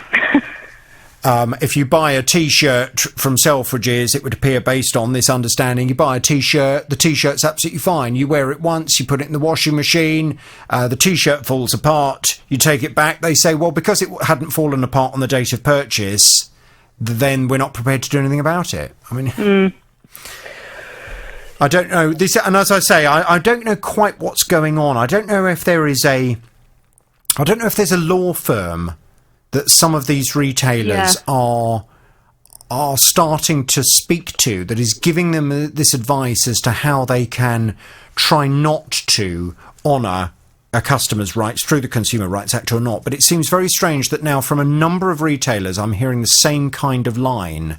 It's very odd. Very. Right, Kimberly, let's see what happens. Can you please keep me in the loop? Will do. They will obviously be aware of the fact that we've had this conversation this morning. Yeah, I bought a gas hob and an oven in July this year. I had my meters changed, and the engineer that came out said I've got a leak somewhere. So I called the gas engineer out. He looked at it and he said that it's the hob that's leaking. So whom I purchased off, I phoned them up and said that it's under warranty. Can you send somebody out? They told me that go back to the original manufacturer and book the repair in with them. So I did. And the following day... So hang on a second. So, sorry to interrupt you there. I'm just intrigued to know how all of this came about. So you had the oven and the hob installed in July of 19. That's right. And then... you said that you had your meter replaced and they found a leak. Could you not smell gas in your kitchen? No, nothing at all. Oh, really? But when they replaced the meter, the gas meter, they established that there was a leak somewhere in your house and they traced it to the hob. It wasn't them. The engineer that changed the meters, he actually said that the leak's there, so he capped the gas off and said, go and call a gas safe engineer, which I did. And when he came round and inspected everything, he said the leak is coming from the hob. And it was actually coming from the hob itself, or the pipe leading to the hob? No, the actual hob itself. Oh, how weird. Well, that's not good at all. And when you then went to speak to the retailer that had sold you the hob, they told you you'd need to go and speak to the manufacturer? That's right, yeah. Okay, well, let me just, at that point, let me just clarify how things stand, because...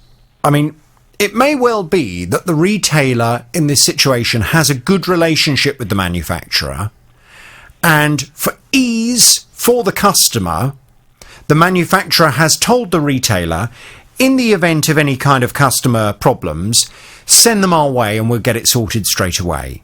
Now, that's fine, but it should never be forgotten that your contract as a customer is not with the manufacturer of that hob. Your contract is with the retailer. So in the event that you did the right thing in going back to the shop you bought the hob from, but in the event that they do say something like that, go and talk to the manufacturer, just say to them, okay, well, that's fine. If that's going to be the quickest way of getting this resolved, that's fine. But I would like you to make a note of the fact that I have made you aware of this problem, because you need to understand, as indeed I do, that my contract's with you. So ultimate responsibility for this problem lies with you. But if you want me to go and do the racing around and talking to the manufacturer, if that's going to make things quicker, I'm happy to do it. But I would like you just to make a note of the fact that I've come to you first. I've actually been down that route. Good. So what happened when you did talk to the manufacturer? They booked in an engineer in, and they said it'll take 24 hours. So on the following Thursday, the retailer that I bought the hob from, they actually sent their engineer to come and have a look at it. When he came down, he figured out where the leakage is from the ignition buttons on the hob. So he told me that it wasn't repairable, and I would go back and give a report to my sales manager. and he would sort it out with them. So I waited for 2 days. The following day, I phoned the retailer up again, saying what's going on, and he told me that a repair's been authorised, and we've got to wait for a part to come in. I said, okay, fair enough. He said, it'll take a couple of days. I said, fair enough. This has been going on from the 2nd of October till now, and it's still not been repaired, and they haven't got the part either. Well, you're a very reasonable customer, Ghulam, because, I mean, this is outrageous. I mean, apart from anything else, it is outrageous that they've sold you a hob that has a gas leak. I mean, it's dangerous. It is. So, if I was the retailer in this situation, I would be thinking, oh, God, this is a nightmare. If word gets out that we have sold a hob that leaks gas, that is a terrible thing to get out. So what we will obviously do is bend over backwards to make sure that we quickly replace this hob for the customer as soon as possible, and we then take it up with the manufacturer separately and ask them how the hell this could have happened. That's the approach that I would have taken, and I think it's a great shame that this retailer has not taken a similar kind of approach. I mean, I've already said to them, can you show a bit of goodwill and change the hob for me, and you can do whatever you want with the... He just point blank refused. He goes, we've got to wait for the part. And I don't understand where the part is coming from. From the 2nd of October till now, they still haven't got the part, and they won't tell me when the part is going to come or when they're going to do the repair. Well, this is completely and utterly unacceptable. I mean, it's dangerous, apart from anything else. I've got no gas cooker. I'm diabetic. I've got heart condition. I've already told them that. They've put it into their report. Still nothing. Outrageous. Right. Okay. Ghulam, I'm going to pass you back to Tara. Yeah, absolutely ridiculous. Yes, such a long time. How on earth can it be possible in the United Kingdom, where products have to meet certain standards and you know, they have to be of a certain quality? How can it be possible for a hob to be sold that it ends up being installed in someone's property that leaks gas? It's leaking, yeah. It's really dangerous. And if I was the retailer, I would be incredibly concerned that I'd sold a hob to a customer that had this kind of problem with it. This is not about a hob not functioning properly. This is about it leaking gas. OK, can you leave it with us, Ghulam? We're going to have a word with them this afternoon for you, and we'll talk to you very soon. Thank you so much. Leave it with us, 08081 008800 if you have a consumer problem. Fighting for your rights. The JVS Show. This is BBC Three Counties Radio. Right, before we go for this week, time to quickly catch up with Ross, because Ross came to me earlier this week. He was telling me his wife went out to buy some paint to redecorate their living room. It's an off-white colour with just a slight hint of green in it. Apparently it's called sheepskin rug, and it had to be mixed in the shop. However, there's been a pretty fundamental problem with this paint when transporting it home. On the way home, she's gone out, put the tin of paint in the near side footwell, the passenger footwell. Oh no. On the way home, she's gone round the corner, the tin's fallen over, the lid popped off, and paint's gone all over the inside of the car. When I got home from work, the car's on the front drive. Wife's got all of the carpet, the carpet out of it. She's trying to clean up the paint, and I'm like, you're wasting your time. It's gone all in the speakers. It's gone all under the dashboard. Oh no! So I've gone back to the shop and said to the guy, you know, I don't really think this paint tin is fit for purpose, really. I said, because the lid shouldn't come off that easy. And his attitude was, once you leave the premises, it's your responsibility to transport it home in a safe manner. Well, Ross's argument is that this paint comes in a kind of... It's not a tin, it's a plastic tub. And the lid of it, he doesn't think is properly secure. And it should have had something more put on it to make sure that in the event of the tub tipping over on its side, the top doesn't just spring open, which of course it did in this instance, causing a huge amount of damage. And I understand Ross has had an idea now as to how much this is going to cost to sort out. Morning to you, Ross. Morning, Jonathan. How are you? Yeah, well, I'm all right. I took a sharp inward take of breath when I heard how much it was going to cost to sort your car out. Yeah, £1,372.46p. A very expensive tub of paint. Now, I know Tara's been having a word with the retailer that you purchased the paint from, and very importantly, very crucially, the retailer that had opened the lid of this tub in store, mixed the colour in store, put the lid back on the tub in store, and then gave it to your wife to take home. How can we possibly be sure that the member of staff had put the lid on properly when having mixed that colour of paint? That was kind of the argument we were going to put to them. And shouldn't they do more to make sure that the lid is absolutely secured before they give it to a customer to transport on the way home? What have they said, Tara? Well, also the issue that when they gave Ross a replacement container of paint, 5 litres of this particular colour, they secured the lid this time. Yes. I did put that to them. Now, the company involved in this is B&Q, and a spokesperson has said paint needs to be transported with care, and once a customer has left our store, the goods become their responsibility. On the very rare occasion that a customer experiences a problem, we take this seriously, assessing the complaint to understand what happened and whether anything could have been done differently. We can confirm that we are in contact with Ross and are working with him towards a resolution. Okay. Well, there's some positivity in that response. Then what have they said to you, Ross? Have you heard from them?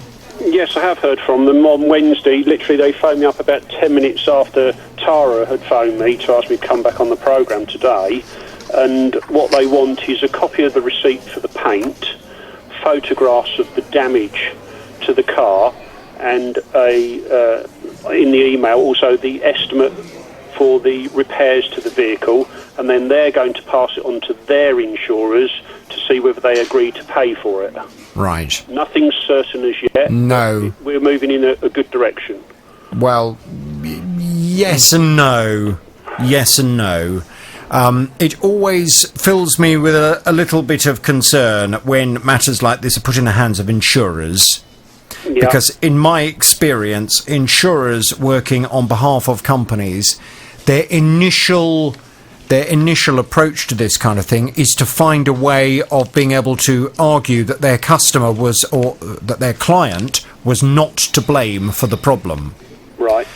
So I'm not, when you say this, I'm not automatically thinking, oh good, well I'm sure that insurance company will happily cough up 1,000 odd quid to pay for your car to be repaired. I am envisaging their insurance company turning around and finding a way of being able to suggest that their client, i.e. B&Q, was not at all to blame and it was all down to you and therefore you have to absorb the cost. I really hope I'm wrong, and I would be delighted to say I'm wrong if they come back and surprise us by saying, no, we can't possibly have this.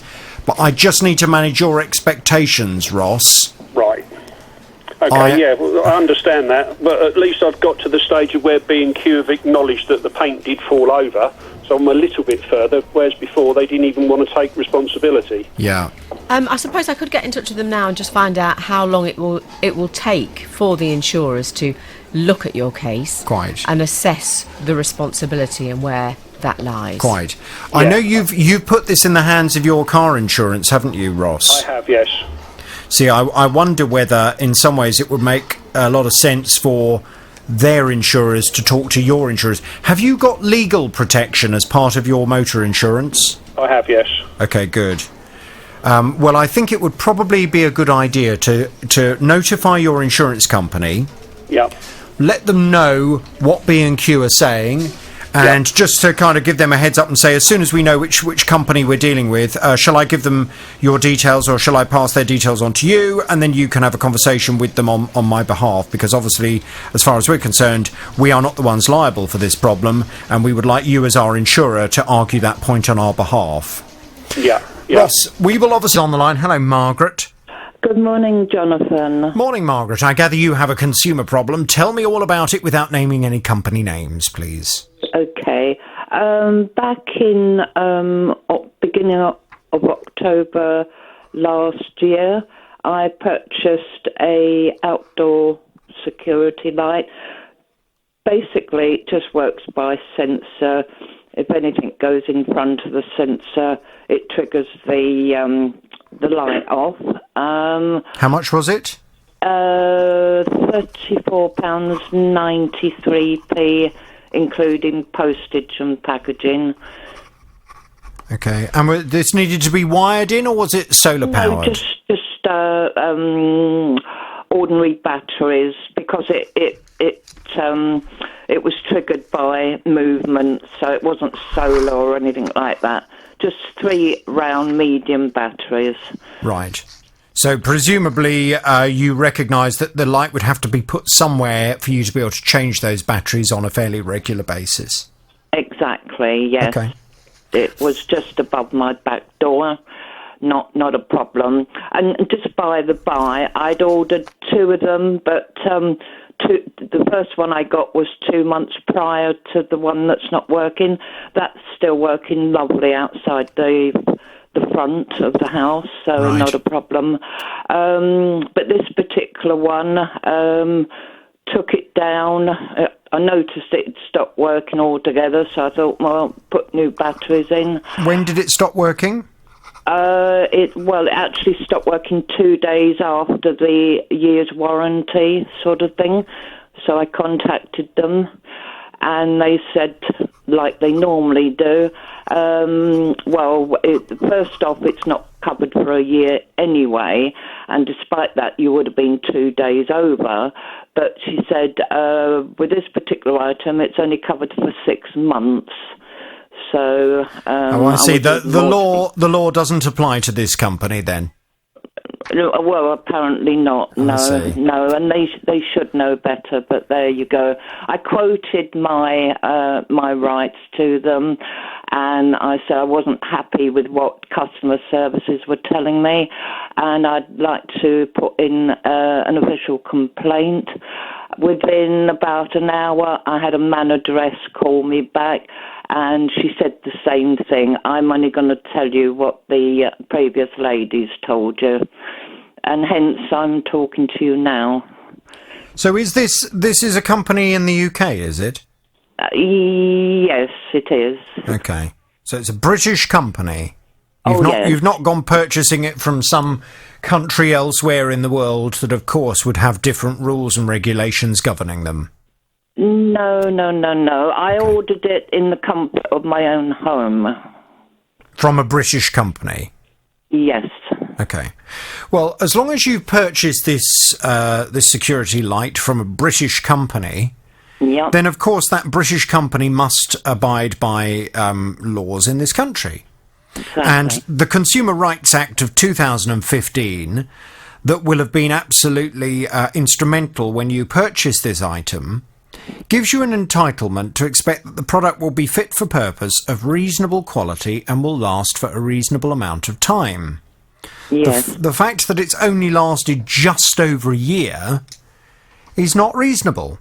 And if I can just promptly add that, being as it's out of the back, the only reason I got one out of the back, because when I let my dog out in the evening, I can see what she's up to, if you like, and that only comes on once a night. So really, just over a year using it once a night. It's not as if it's going on and off all night long, you know. Well, I don't know. I mean, if this was an issue with the batteries, you know, so be it. I mean, if the batteries have run down, you replace the batteries. But you're telling me you've replaced the batteries and it's still not working. Exactly.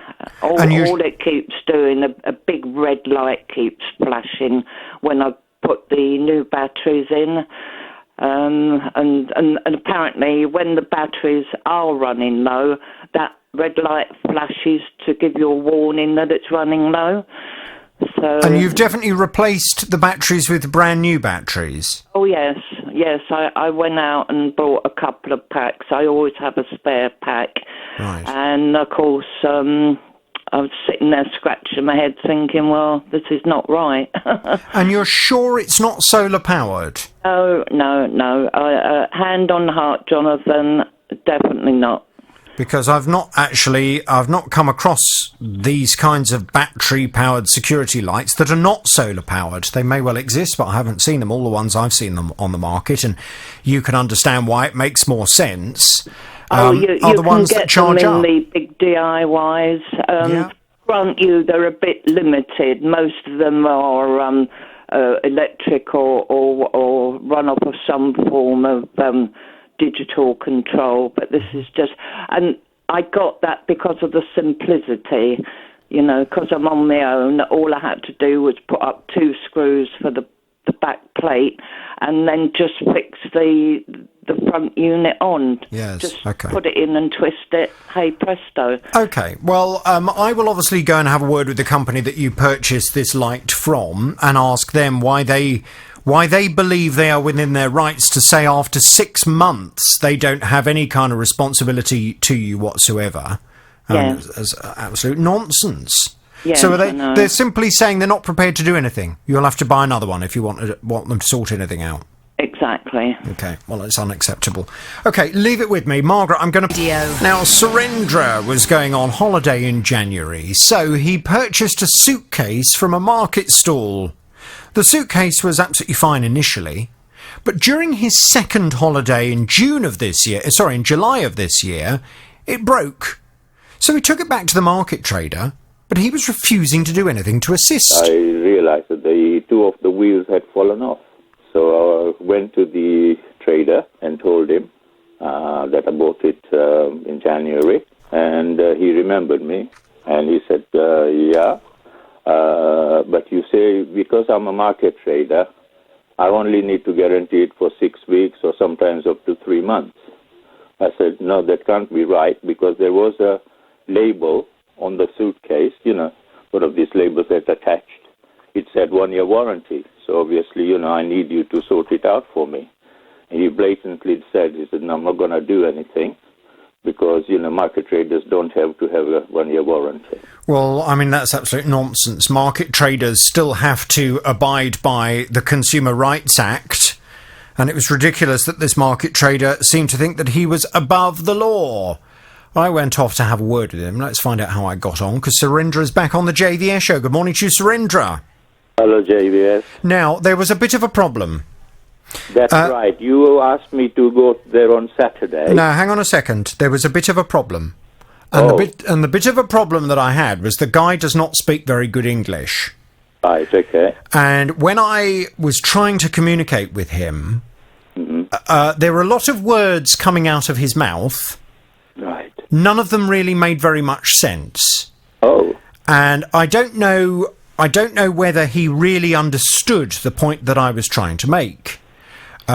He was going all round the houses in trying to explain himself, but because his English wasn't very good, it was quite difficult for me to follow the point that he was making. However, I finally got into a point where I said, look, you need to obey the law.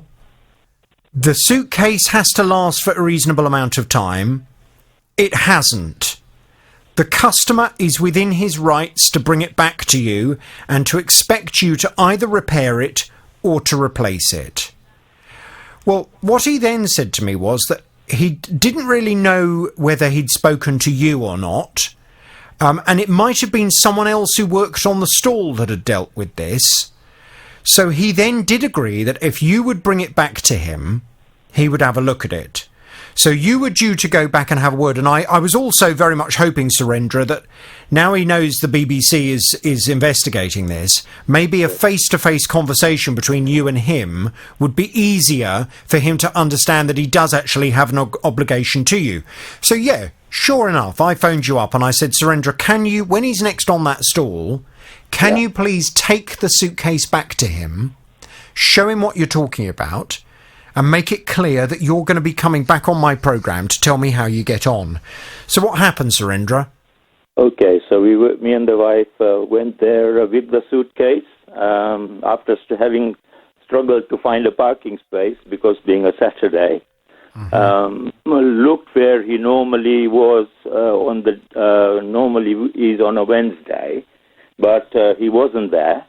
So I thought, oh, that's strange that he's asked for me to be there, and then I can't see his stall. But I thought maybe he's been put to a different site. Sometimes they move them around, But I asked one of his neighbors, and he didn't know whether he had come or not or whatever. So I just went through this. I mean, it's not a very big market, so I just went round to see if I could see him. I couldn't see him anywhere, so I rang him. And he said that because he had trouble with his van, he hadn't come on that day. Right. But he said, if I come back on Wednesday, the other guy who I had made the purchase from will be there on Wednesday, and he will sort me out. He also mentioned that he had word with you. Mm-hmm. So I said, that's fine, okay. So on Wednesday, we went back there, and yes, the store was open. The guy who had sold me the suitcase was there. So I said to him, as we went there, he says, why have you come? I said, look, are you Ali? He said, no, I'm not Ali. I don't want any names. Thank you very much, Surendra. Sorry. Yeah. So I thought, because he had given me the phone number, which was wrong, obviously, but he said that, but I'm not going to do anything for you. I said, but this has been agreed. When John spoke to you, I was told, and also this guy has said that you will sort it out. He says, no, not gonna do anything. You just go away. I said, but it has been agreed that I should come, and something will be a good result will come from it. But he just didn't want to talk to me at all. And he said, if you think he has said he'll do something for you, then you need to see him. But obviously, so hang on a second. So wasn't the man that I spoke to on the phone? The man you spoke to on the phone is the one who I rang, because the number I had given you, right, the same number I used on Saturday. So the guy that you spoke to on Wednesday, did he speak good English? Reasonable. Right. And have you got a number for him? No, he won't give me his name, or he won't give me his number. Okay. Right. Well, I'm going to have to go back and have another conversation, aren't I? Yeah. Because this is simply unacceptable, and unfortunately, this is one of the problems when you're dealing with a market trader. Yeah. I mean, this is one of the risks I guess you take, in that you're purchasing from someone, in this case, someone who doesn't even speak very good English. You're purchasing a product from a man who is selling something but does not actually have a static location, such as a shop. So you're very dependent on whether, A, he turns up on a given day, as to whether you can take it back to him. Yeah. And it would appear that he's not remote. I mean, did you not? If I had been there, I would have stood there at that stall and told anybody coming anywhere near, don't buy anything from this man, because look what I bought from him and it broke. My wife did that. I mean, there was somebody who was looking at the suitcase, and my wife said to him, look, don't buy anything here, because he doesn't give warranty. So he came up... Well, never mind, doesn't give warranty's nothing to do with it. Don't buy from this man, because he doesn't obey the law. No. This man is breaking the law by refusing to honour my statutory rights. That's what I'd be saying. Yeah. Okay, well, look, I need to go back and have a word with this man, and I need to try and get hold of the guy that you spoke to, because it would appear there's two of them. Is that all they do? They sell suitcases?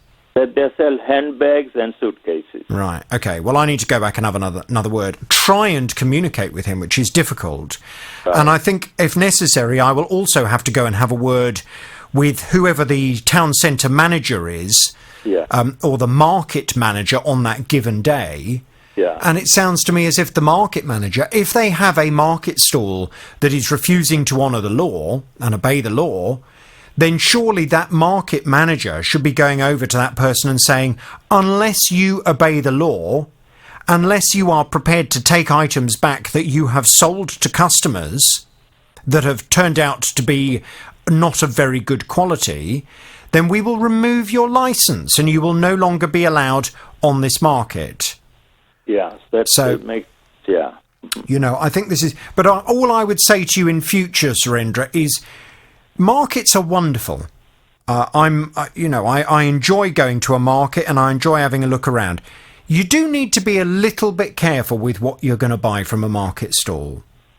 And if you're buying something that, for example, like a suitcase, something that you need to last for a reasonable amount of time, and you want to have a level of confidence that if anything goes wrong, you're going to have somewhere you can take the suitcase back to, then you need to think long and hard about whether you want to purchase that item from a market trader or whether, in fact, you'd rather go to a long-established retailer that has a shop, that has a good reputation, and you know that they care about that reputation and they will want to preserve it. Okay? Yeah. On hindsight, yes, I agree with you. But he's been there a long time, so obviously, I never expected him to turn around this way, Now, David bought a rechargeable electric drill in January 2018. He hasn't really used it very much since then, admitting, like me, he's a bit of a DIY dodger. So he's only had to recharge the battery twice over that period of time. Recently he went to put a heat-proof sheet behind his mother-in-law's gas cooker and thought, I'd better charge up the old drill before I go down to do it, and was very surprised when he found the charging process wasn't working. It went all Rice Krispies, snap, crackle and pop, fizzing, burning, and so I very quickly unplugged the charger. Luckily, the batteries were still pretty well charged, so I went down, did the job, and that was fine. Well, hang on, where was the fizzing and popping coming from? It's coming from the charger as opposed to the drill. So it's the actual charger unit that when you plug the batteries in to charge them, it sort of wisps of smoke start coming out and it starts snapping and crackling. And I thought, well, that's a bit of a nuisance, but I'll ring the manufacturer and get them to come out under the warranty, because under the warranty they agree to collect it within 3 to 5 days and have it back to you very quickly as well. I thought, that'll be fine. So I rang the manufacturer to say, this is happening, at which point they tell me that the charger is an accessory. It's not a part of the drill, and therefore is not covered by the 3-year warranty. Well, of course, David was really unhappy with all of this. The crucial thing, though, that came out from the conversation was that he'd only been speaking and liaising with the manufacturer of the drill. My advice to him when he appeared on the programme was, you need to go and have a word with the company that you actually have a contract with, i.e. the retailer. They are the ones that have to take responsibility for this. You've purchased the drill and the charger together. If one part of that, a fundamental part of it, has broken in an unreasonable amount of time, then the Consumer Rights Act of 2015 is the legislation that would protect you as the customer. So he was going off to have a word with that retailer. Now, call me a bit of an old cynic. I've been doing this for a long time. I expected David to be back, and probably with bad news. Let's find out if I was right. Good morning to you, David. Good morning, Jonathan. Good morning. How did you get on with the retailer then? They, first of all, tried to refer me back to the manufacturer. Mm-hmm. I said I'd already spoke to the manufacturer and I was coming to them as the retailer. Yes. Because my contract was with them. They then said, can't you take it back to the store? And bearing in mind I was speaking to head office, I said, well, aren't the store going to tell me what you're telling me? And they said, let us talk to the manufacturer. So they went off and spoke to the manufacturer and then came back and said, no, the manufacturer's right, it's not covered by the warranty. And I said, well, in that case, under the Consumer Rights Act, I'm putting it at your door. And this is when they've said that I needed to prove that from the time of purchase there was an inherent manufacturing fault. Interesting. We appear to be hearing more and more retailers taking that kind of approach. Now, let me make it very clear what the law states and the fact that, to an extent, they are right with what they're saying if they want to take things that way. Let me explain.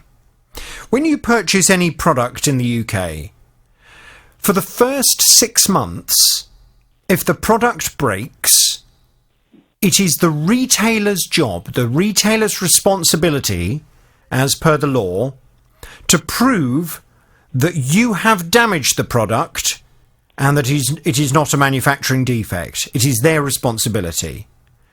After the first 6 months, that responsibility falls to the customer. However, and this is the bit that they perhaps are unaware of, David, and this is the good news for you. If the retailer says to you, OK, well, you're saying that this product has failed in an unreasonable amount of time and that it's nothing to do with the way you've used it. You now need to go and prove that. That's fine. They can do that. But the chances are it is going to cost you money to prove that. You would probably have to have some kind of electrical engineer have a look at that product and write a report for you. Now, that's not going to come cheap. You're going to have to pay for it. The good news is that the law states if it costs you money to prove that the retailer has sold you a product that has not lasted for a reasonable amount of time, you are within your rights to expect the retailer to not only resolve the problem you're having with the product, but also reimburse any consequential loss you have incurred in order to prove what the retailer has demanded that you prove. OK? Yep. So it sounds to me as if what I now need to do is to go and have a word with that retailer and to say to them, look, do you really want to take this in this direction? Because David's more than happy to do that, but you as the retailer should be aware he's probably going to have to pay money for someone to do a report on this drill and on the charger, and he will come after you for the full cost that he incurs as a result of that. So is that really the way you want to resolve it, or would you be better off just replacing the charger for this customer? The product itself, I believe, in the grand scheme of drills, it was not particularly expensive, was it? It was about 80 quid, £89, I think.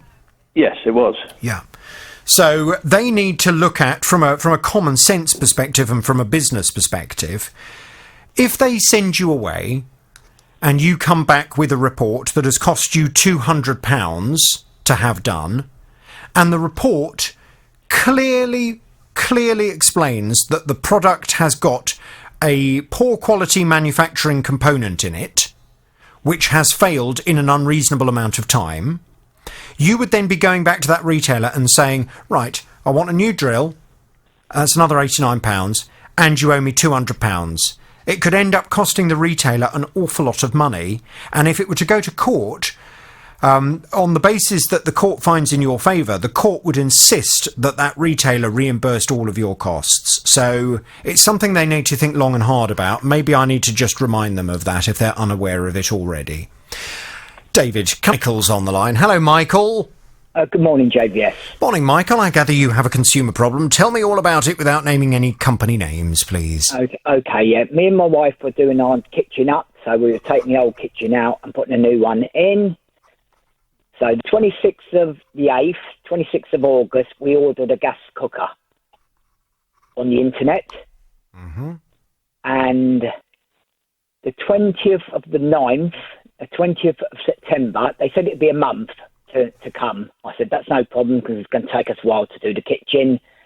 And the 20th of the 9th, they emailed us saying that they still can't get hold of the cooker, so we cancelled it.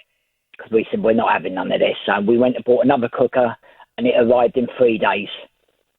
And when you say you cancelled it because we're not having any of this, was that all in agreement with them? Yeah, we sent them an email saying, I rang them up, it cost me a fortune on my mobile, and I said, you promised us in a month we'd have a cooker, and they said, well, you might have to wait another month. I said, well, that's no good, we want to cancel it. So I cancelled it on the phone and email. Very crucially, what did they say at that point when you said, I'm sorry, but I can't wait another month. I need the cooker before then. I consider this to be you breaking the terms of the contract and the order that we have with you, so I would like to cancel that. Can you please confirm that that's acceptable? What did they say? Well, their customer service wasn't very good, but they said you have to send an email. So we sent an email with the invoice number and the ID of the cooker we bought and everything, and they said that's fine. they've sent us emails since saying that we've received them, but we haven't received the money.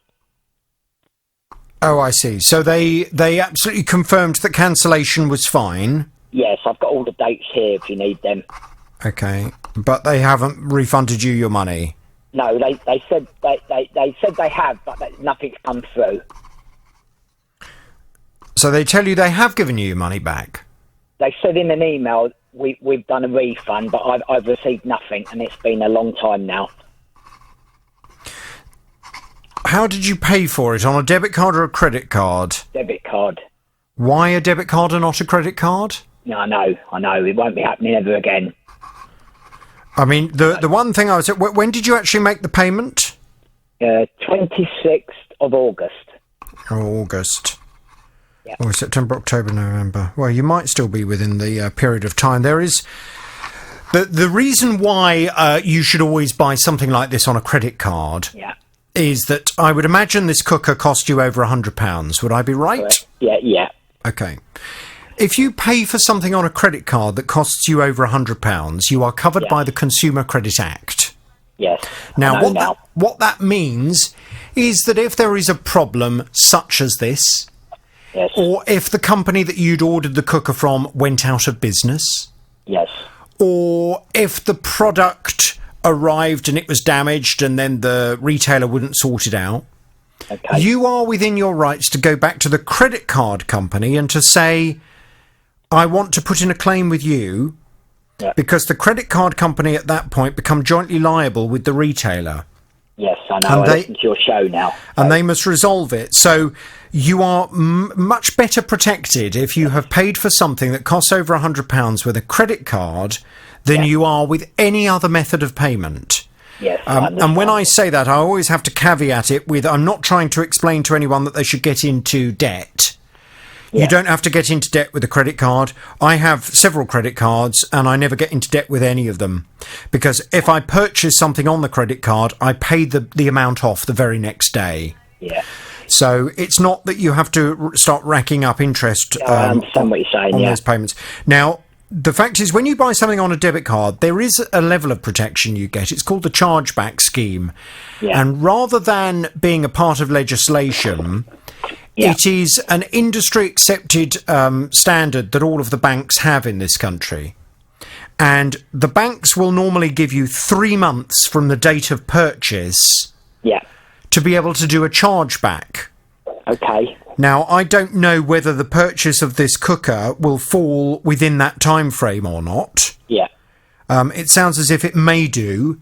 Yeah. At which point you would be within your rights to call your bank and to explain the situation and say, I'd like to do a chargeback on that amount of money, please. Is that something you've tried yet? No, I haven't tried yet, no. Okay. Because I just presume the company sent an email saying that, yes, they'll give us a refund and it's getting processed at the moment, but we've received nothing. I've spoke to you before, my wife and son have autism, so I've got to try and do everything on my own back, and it's really hard when you've got to work as well. Yes, of course. Well, I tell you what, I think the simplest way of resolving this would be, in the first instance, I would suggest you call your bank today. Okay.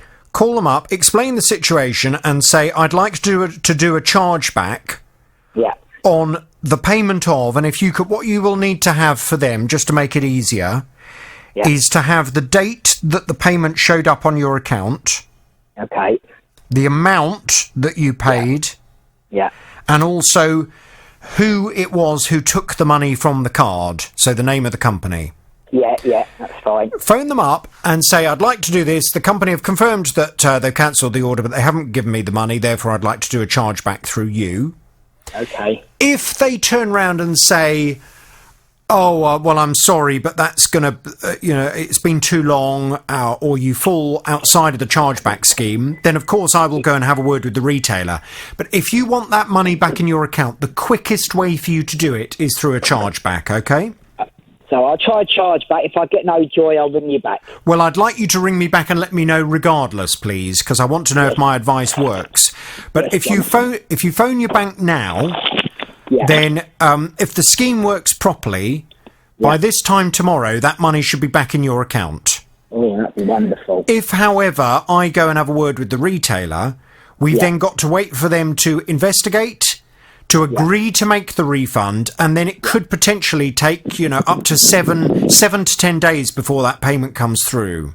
Okay. So I think the quickest way is for you to do this as a chargeback. But as I say, if for whatever reason this falls outside the chargeback scheme, I will go and have a word with them for you. But let's try this first, okay? So I just ring my bank, my normal bank. Ring whoever it was, the debit card. Yeah. For your bank, phone that bank and explain that you want to do a chargeback on that amount. Okay, I will do, Jonathan. All right, Michael. Thank you for your help. All right, I'll talk to you tomorrow, and fingers crossed the money. Now, Roy builds high-end gaming computers. He had a client that came to him that wanted a computer that required a graphics card costing £500.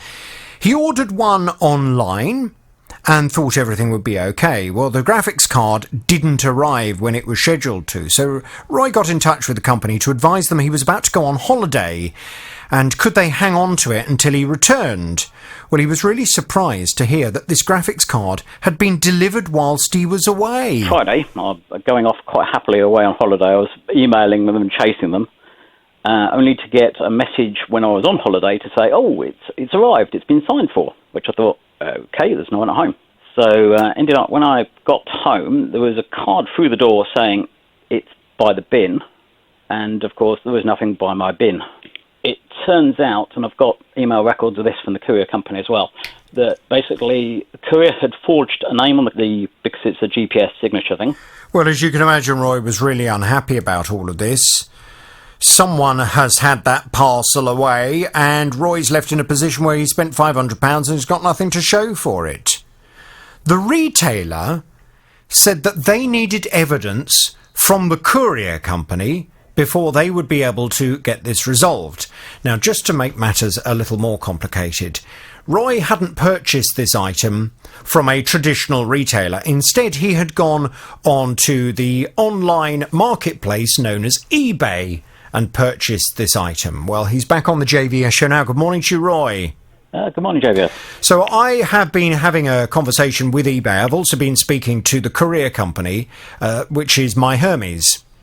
Yes, My Hermes seem to be accepting that indeed one of their drivers who delivered this item appears to have left the item in a vulnerable place and appears to have put a squiggle on the system as if it has been received and signed for.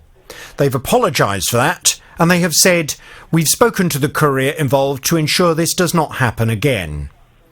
Now, the problem as far as eBay is concerned, and I had a long conversation with them last week, they have said, we need confirmation in writing from My Hermes that what they have told the customer is indeed the case.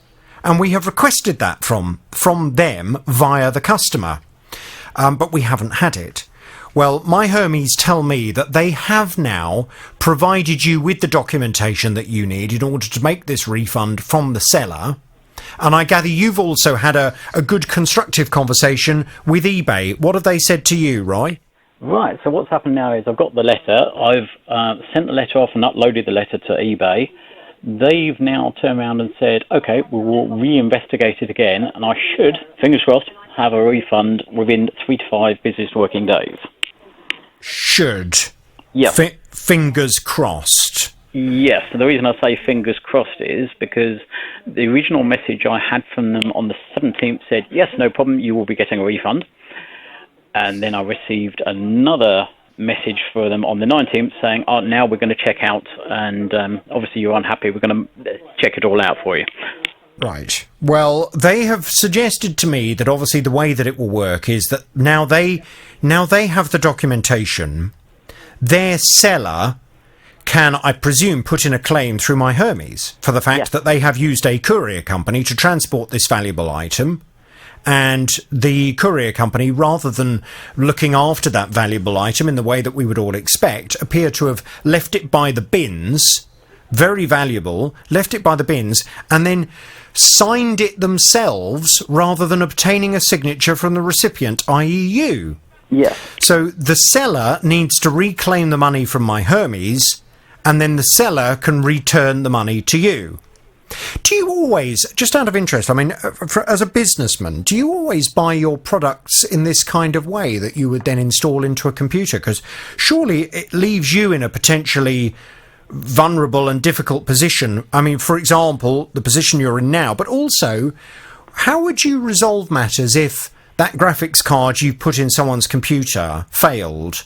And you've got to then start going back to a seller that you came across on eBay that you purchased the item from in the first place. Isn't going to make life very difficult for you? Well, most of the time I didn't have to, because obviously we had a couple of companies that I used to. I did have a company opposite where I live, where I'd better purchase from, but unfortunately they went under. Right. So that then pretty much, if you're looking at anything high end, it leaves you with pretty much 2 online companies. Right. This one, the main reason I went for this one is the price was good, and he's been a member of eBay for quite a few years, and had at the time 100% feedback and everything else. And I thought, right, this should be fine.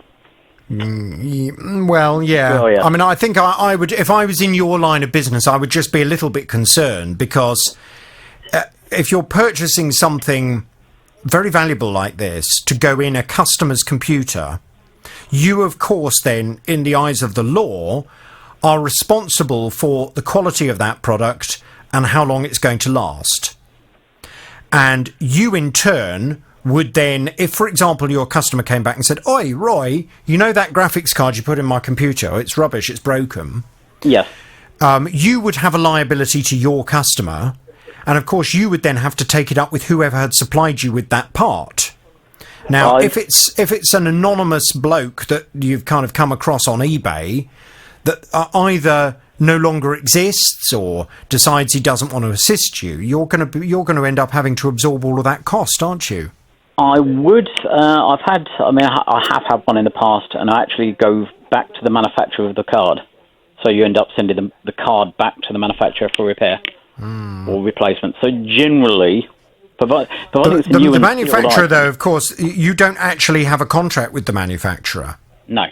So, I mean, you're relying on the manufacturer's goodwill, really, as to whether or not they are interested in resolving an issue for you.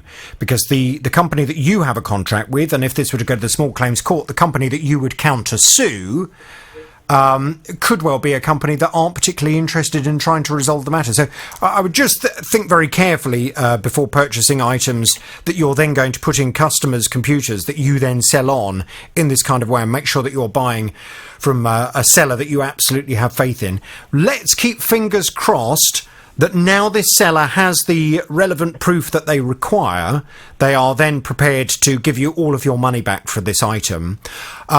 I'm not going to give anybody any horns at the moment. We're just going to wait and see what happens. Can you please keep me in the loop? Oh, definitely. Brilliant. Okay, right, Wisdoms, please. Okay, I ordered a bed off of a seller on a social media site back in July. You ordered a bed off a seller on a social media site? Yes. Why would you do that? At the time, we didn't really have the money to go to a hire company. We had to move accommodation and had no furniture. So the cheapest option for us was to do this. I've heard from people previously, friends and family, that have done this, and they've actually had no problems. So we thought that we would do the same thing, and turns out we are the ones with the problem. So this, when you say a seller on social media, are you talking Facebook here? Yes, it's a company, and they get their selling agents to basically sell for them. Okay, so you saw a company advertising on Facebook for beds? Yes. And was it a well-known company with a good reputation? I didn't get the company name because I only dealt with the seller himself. Right, so it's just a bloke selling beds? Yes. Okay. And how much were his beds? I paid £218.99 for a double divan in crushed velvet with the headboard and mattress. Hang on. So, £218 for a double divan in crushed velvet? Yeah. With a headboard and a mattress? Yes. Okay. Right. Okay, what's the problem you've got? When we received it, I am actually sight impaired, so I couldn't thoroughly check the bed. It did look okay in the packaging. Once we got it out, we discovered there was a slight rip in the side. I contacted the seller. He was okay. He responded to me and basically he said, "Why didn't I check it?" I explained, obviously I was sight impaired, I had to wait for my husband. He then agreed to refund £20 to try and amend the problem. Well, now the whole base of the bed has caved in, so it's all dropped. And he's now not responding to me at all. So when did you receive the bed? I received it on the 21st of July this year. 21st of July. And the base of it has already caved in? It's already, it's all dipped, all in every part. Yeah. Well, I mean, to be honest with you, and I presume this is a brand new bed. Yes. Okay. I mean, for £218, you've got an absolute load of old rubbish there. Yeah. That's what you've bought, because £218 for a double divan with a mattress and a headboard is not going to buy you anything of good quality whatsoever. No. Let me just start by a bit of a lecture, Gemma. Yeah. Forgive me. It's only that I'm quite funny about buying beds. We spend a third of our lives in bed. That's if you look across your entire life, you will spend a third of it in bed. Therefore, as far as I'm concerned, in the same way that people try to buy the nicest possible house they can afford, you should always try and buy the nicest possible bed you can afford as well. Yeah, yeah. It's really important. And if you get a good night's sleep, that helps your health. It helps your mental attitude to the trials and tribulations of life. Getting good sleep is really important. So I would always advise people to prioritise spending money on a bed. Buy the most expensive bed you can afford to. Obviously, don't spend money you don't have, or get yourself saddled in loads and loads of debt for it. But if you can possibly afford to, try to stretch yourself and buy the best bed you can. Yeah. Because if you get a good night's sleep, a lot of the other problems in life fall into place, don't they? Yeah. If you scrimp and save and buy a really cheap bed, at the very least, you're not going to get great sleep. And, of course, what you may also find is that you end up buying yourself a load of old rubbish that becomes a false economy, because you then have to replace the bed after a short amount of time because the whole thing falls apart. Well, this is it. Because it was cheap, we didn't expect it to last a lifetime, but it's only lasted 3 months. Yeah. And we obviously thought, once we moved in, we could then have the money to get ourselves a decent bed, which we have had to go and do. Yeah. But I didn't expect this to only last 3 months. No, of course not. I think buying off people selling on social media sites like Facebook or Twitter or whatever it may be, if you're buying from an individual rather than a good, reputable retailer with a good reputation and a company that has an after-sales service, etc., you're again taking a huge risk, as indeed you found now, because this bloke that suddenly was there on Facebook selling his beds is now nowhere to be found. He's still on there. I've actually messaged him this morning off a different account, and he has replied to me. Has he? So he is still on there. He is just ignoring my messages. Have you got a number for him? I haven't got a number. I've only got his Facebook account. Could you get a number for him? I could try. I can message him off this other account and see if I can get that. Could you do that? And what I would advise you to do is to, off the other account that you're messaging him on, just ask him, just say, I've got a few questions that I need to talk to you about. Could I possibly have a number for you? Yeah. See if you can get a phone number, because I can then try and speak to him and find out what on earth is going on. Yeah. How did you pay? Cash. Gemma. Oh, Gemma. Have you got a credit card? I do, yeah. Why didn't you pay for it on credit card? Because he said it was cash on delivery, and we were moving into our new house, and it was a quick, we need a bed. I know, but a bed is really important. You know, as you've subsequently found out. I mean, just so you're aware for other things, because hopefully, if I can just try and save you having a problem in the future. Yep. If you buy a product on a credit card, as long as the total cost is over £100, then if you've paid for it on the credit card, you are covered by the credit card company if something goes wrong. Yeah.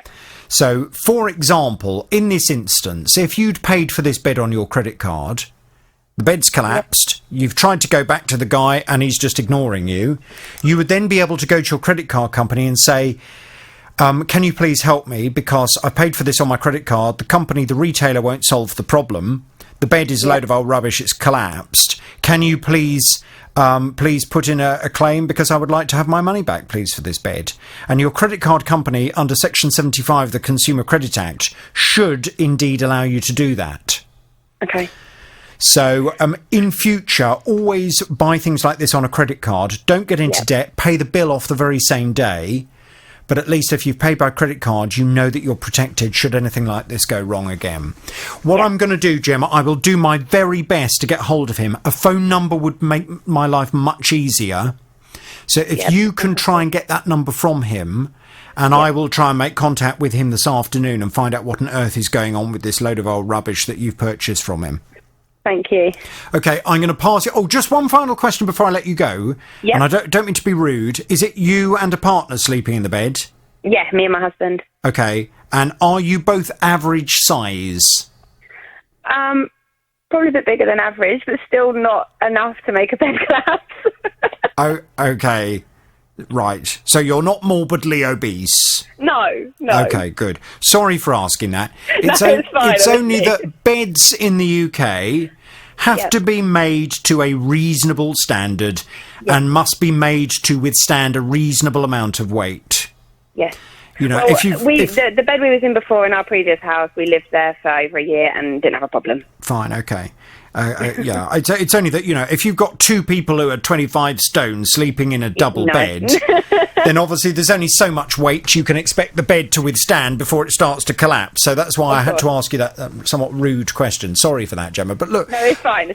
Let me go and have a word with this guy if I can get hold of him, and I'll see what I can do for you, okay? Fantastic. Thank you so much. Hang on there, please. I'm passing you back to my team now. Fighting for your rights. The JVS Show. This is BBC Three Counties Radio. Now, Kyle discovered his fridge freezer had suddenly broken, so thought, oh, God, right, I need to quickly order a new one.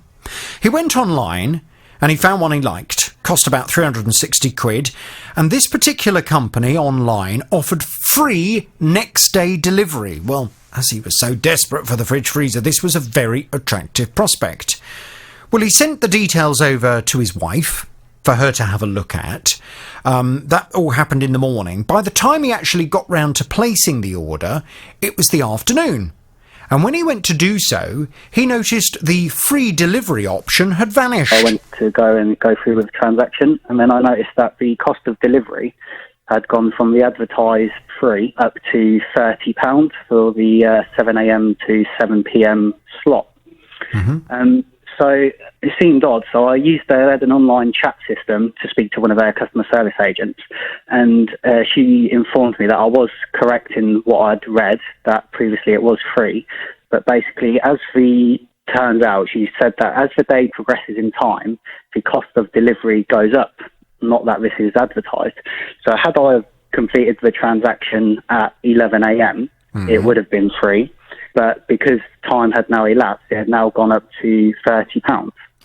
Well, Kyle complained as he felt the delivery costs weren't clear on the website, and he didn't realise that there was some kind of time restriction for how long you would be able to get the free delivery. And thankfully, whoever he complained to at the company took pity on him and said, OK, well, I'll tell you what, here's a 10% off voucher code. If you put that in the system, that will then give you 10% off the total cost of the fridge freezer. Well, considering the total cost was 360 quid, that would have been £36. So that would have covered the delivery charge anyway. Great, thought Kyle. But when he went to use the voucher code, he quickly discovered that it was only valid for purchases over £400. And as the fridge freezer was $360, the 10% voucher code didn't work. Well, he then found himself in a very frustrating position where he thought, we really need the fridge freezer for tomorrow. Is this really worth me arguing and having to spend hours longer with representatives from this company? Or shall I just get it ordered and then take it up with them afterwards? Well, it was exactly that he decided to do. And Kyle's back on the JVS show now. Good morning to you, Kyle. Good morning, how you doing? Good morning, I'm very well indeed, thank you. I've been off to have a word with the company on your behalf. They are Currys PC World.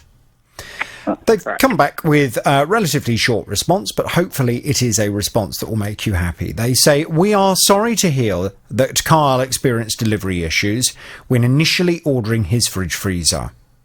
As a gesture of goodwill, we have now reimbursed Kyle for the delivery, which he's accepted. So did they call you up? Yeah, I had a call from one of the directors of customer service. He was quite apologetic, and like you said, it was twofold really. My kind of complaint with them, the initial advertised delivery, but then the fact that they'd offered a service recovery kind of option, which then they didn't honour.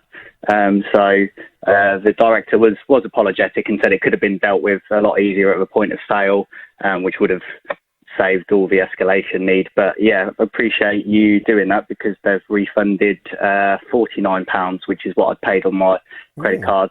So slightly a bit more than the delivery, which is handy. So yeah, it was a good outcome. So thank you. Oh, great. Okay. And did they mention anything? Because obviously the frustration as far as you were concerned was that it was all the kind of the advertising was around free next day delivery, which was very enticing. And it didn't make clear on the website that there was a fundamental caveat that it was only free delivery if you ordered a product in the morning. If you order it in the afternoon, the free delivery vanishes. Did they mention anything about changing that on their website? No, he didn't reference that really. He was more talking about the kind of service after it and how it could have been done better their end. So no, there's no reference to that, although I am still in contact with him, because actually since this little situation is that the fridge itself has actually developed a fault, so they're sending out a replacement part. So assuming that's all resolved, that will be the end of it, but I am still in contact with him. But yeah, it was just one of those things for other people to be aware of, I guess, now as well. Yeah, okay. Well, I mean, I'm just looking at the Currys PC World website about the delivery, and it does... You see, on their website, it does suggest standard delivery. Okay, that's standard delivery free, order online anytime. Okay, hang on a second. Next day delivery. Okay, so next day delivery, it says, well, it's now saying actually that you have to pay £4 if you want an all-day appointment, £10 if you want a morning appointment, or £10 if you want an evening appointment, but you must have ordered it by 9 p.m. What time was it you actually ordered it? So the time I ordered it was about 5 p.m. And when I spoke to the online agent initially, when it had gone up from £0 to £30 at about 2 in the afternoon, she said that, well, she didn't reference the price changing, but she said as long as you order before 7 p.m, that's when the next day delivery would be available till. Yeah. So yeah, and also I think on certain, I don't know what system they use, but I noticed certain products offered it where certain. So if you're looking at various options, some listed it as available and some didn't. And I don't know if it has something to do with what distribution centres they're coming from and that kind of thing at all. Probably. Well, I think when you have a further conversation with them, I think it's worth just asking what have you done subsequently to make it clearer for customers as to what time they must order the product if they want to actually be able to get the free next day delivery, because that's very enticing. Yeah. And it needs to be very clear. And as a customer, you know, there are very often times that you will be prepared. If you know what time you've got to order it by, you'll order it by that time. Yeah, but exactly. if you don't realise there's a cut-off, then you might well take your time and not rush to do it. Carl, listen, regarding the amount that you had to pay, they've refunded that and more. So I will thank them very much indeed, and I will give them the horn. If you do have any other problems, please let me know. But yeah, I really appreciate yourself and the team's help. Bought a gas hob and an oven in July of this year. At the start of October, he had his gas meter changed in the house, and the engineer who did the job discovered there was a leak with the hob and cut his gas off. Well, another engineer came out and confirmed that indeed it was the hob that was leaking.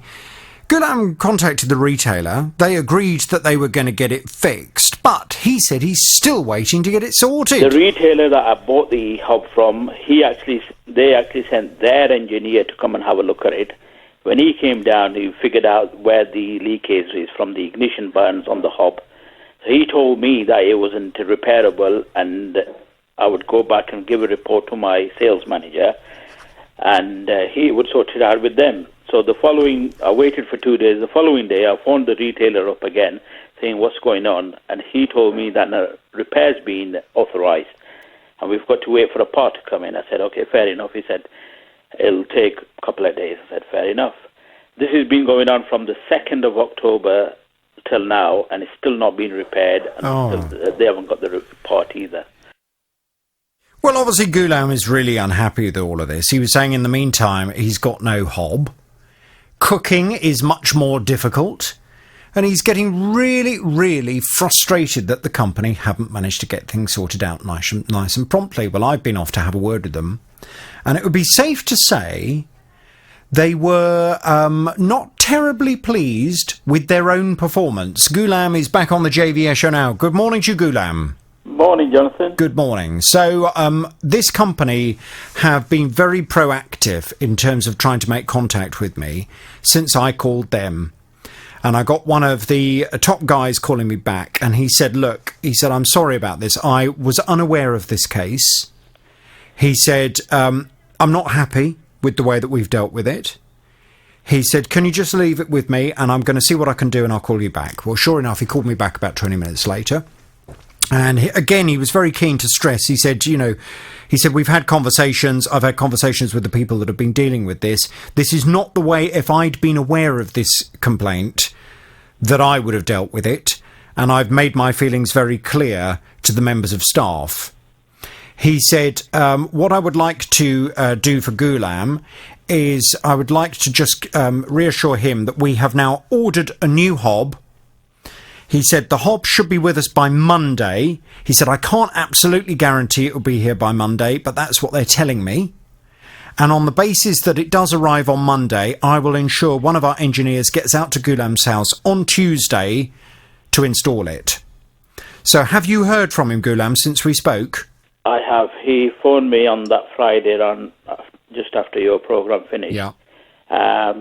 Exactly your words, what he's told me. I spoke to him yesterday also. He's confirmed that he's got the hob and everything. Good. And this afternoon somebody's going to come down and fix it. Oh, fantastic. Fantastic.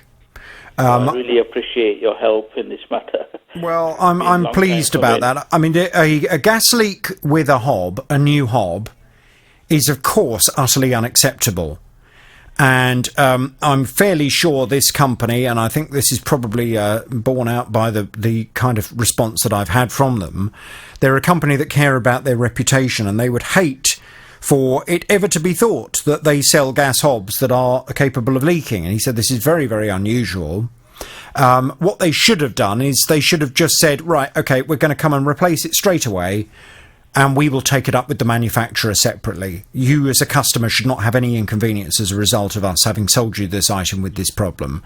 And I think that's the kind of conversation he's now had with the staff to make sure that if this does ever occur again, things will be dealt with very differently. Ghulam, I'm going to give them this. A bit of the horn, but I'm not giving them the rest of the horn until you confirm that the hob has been installed and it's all working perfectly. So can I catch up with you tomorrow morning between 11 and 12? Yeah, that's fine. OK, great. We'll get you booked in for tomorrow morning, and fingers crossed I will then give you the rest of the horn. OK. Brilliant. Thanks very much. The 14th or 15th, around that time of September, I made an order for a helium gas canister from an online website because it was for my dad's 70th birthday. We were wanting to blow up some balloons, make it all look lovely for him. It was going to be delivered by the Wednesday. I wasn't actually local at the time. I was working 100 miles away, and there was somebody at the property on the Wednesday. How much does one pay for a helium gas canister? It is only £20 and pence, but it's got now to the stage where it's the principle of being lied to that has upset me more than anything. Okay. Well, I mean, I asked that question just because I have no idea how much a gas canister of helium costs. So you paid £20 for it, and you organised for it to be delivered to a specific address that you knew someone was going to be in and ready to collect it. Yes. Okay. So somebody would be there. So on the 19th, checked to see if it had been delivered. It hadn't. So I emailed the company, and they told me that I had signed for it at 2:38 the previous day. To which my response was, well, I'm 100 miles away, so there's absolutely no way I could have done that. So they said I needed to open a case to investigate it. I did that. The next steps was, well, actually, now you need to go to the delivery company because they've got proof that you've signed for it. So open a case with the delivery company. So went through to the delivery company, and their response was, we will interview the driver and see what he says. They then came back to me and said, yep, we've interviewed the driver. He said he delivered it to the right address and you've signed for it. So I explained again, I'm actually 100 miles away. There is absolutely no way I can. Sorry to interrupt you, Carol. So when they say that you signed for it, did they actually have your name as the person who'd signed it? Yes. Oh. And when you look at the tracking, it does look like somebody has tried to sign my name. You know, when it's even with those, you can have a squiggle or something like that, but the shape of the signature looks like they've tried to make it look like I have signed for it. So it actually is a forged signature rather than someone else just doing a squiggle? I would say so. That would be my opinion, because it doesn't look like someone's just squiggled it or somebody else has signed for it. It looks, the shape of the letters looks like they've tried to make it look like my name. Right. And but it's not yours. I went down. It's definitely not my signature. Okay. As I say, I live in Hertfordshire. I was in Nottingham for the whole week. Okay. So and you've got evidence of that, have you? Yes. Yeah, I was working away, so I can sort of prove that through work or through the hotel that I was at.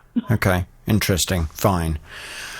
So after that, they asked me also to check with neighbours to see if it had been delivered to a neighbour, and it didn't occur to me at the time that if you've got my signature and I signed for it, it wouldn't be with a neighbour. Of course it wouldn't. So it's a bit of a stupid suggestion from them. Yeah, I'd say so. Right. But so, as I say, my concern is I was lucky it was only £20, but what if this company would do it for something that was a lot more expensive?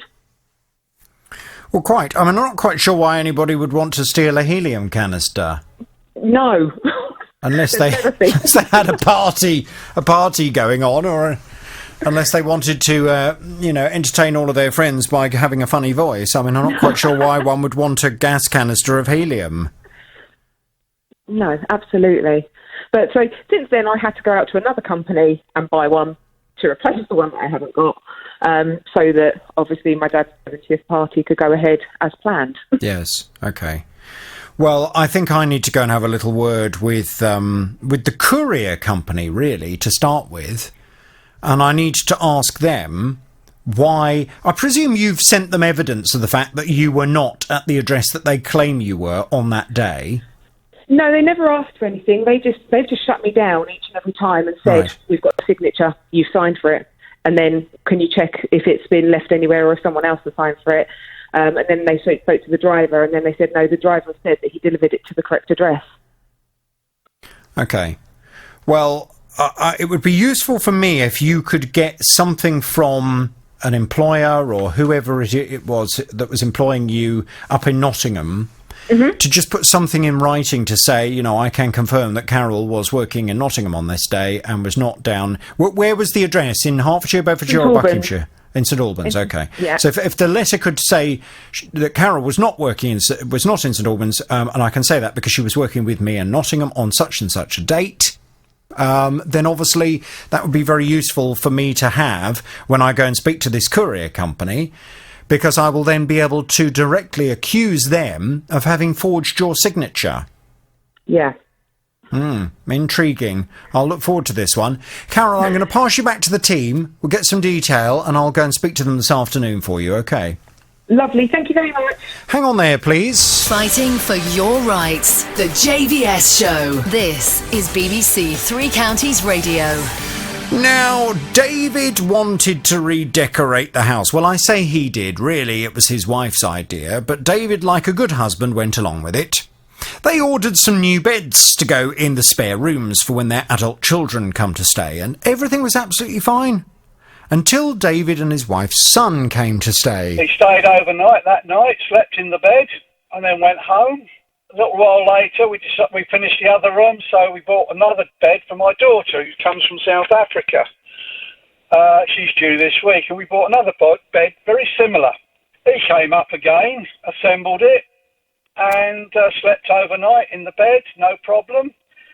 And away he went.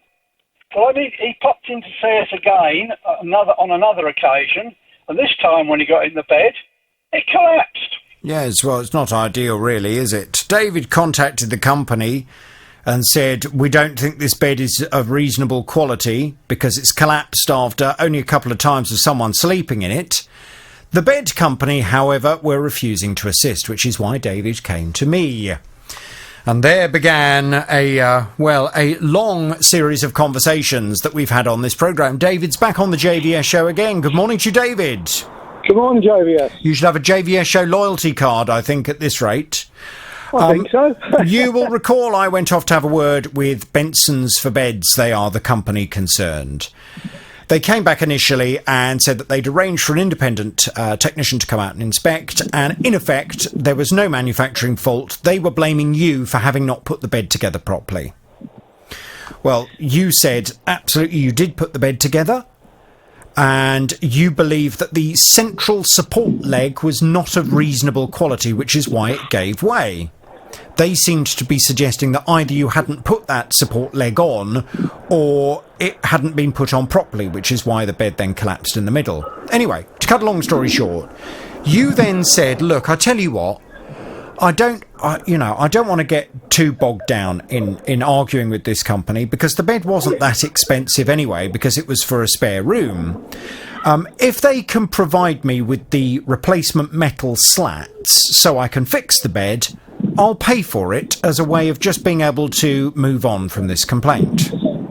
So I went back to Benson's for Beds and they said, yeah, OK, we can do that. They said, we're happy to provide David with 3 replacement metal slats for his bed, which will cost a total of £63.50, including postage and packaging. We have contacted David to process payment for this. His order should then be with him within 7 to 10 working days. Great. So we thought. This was then very bizarre. Benson's for Beds then came back to you and said, oh, actually, we know we said we could get the slats, but we can't. We can't get the slats. We can't get hold of them. So, and anyway, and they didn't quite put it like this, but they then went back to the fact that they said, we're not to blame for this bed having fallen apart, so I'm afraid there's nothing more we can do. Well, you were really annoyed about that. You said, look, hang on a minute. You've made me the offer of trying to resolve the matter. Now you're changing your mind on this, and I'm being left in this position. It's not very fair. Well, they finally, thanks to the manager in the branch, said, OK, well, look, we still have a display model of the bed. We will organise for you to receive the display model, and we'll even send our own guys to come and put it together.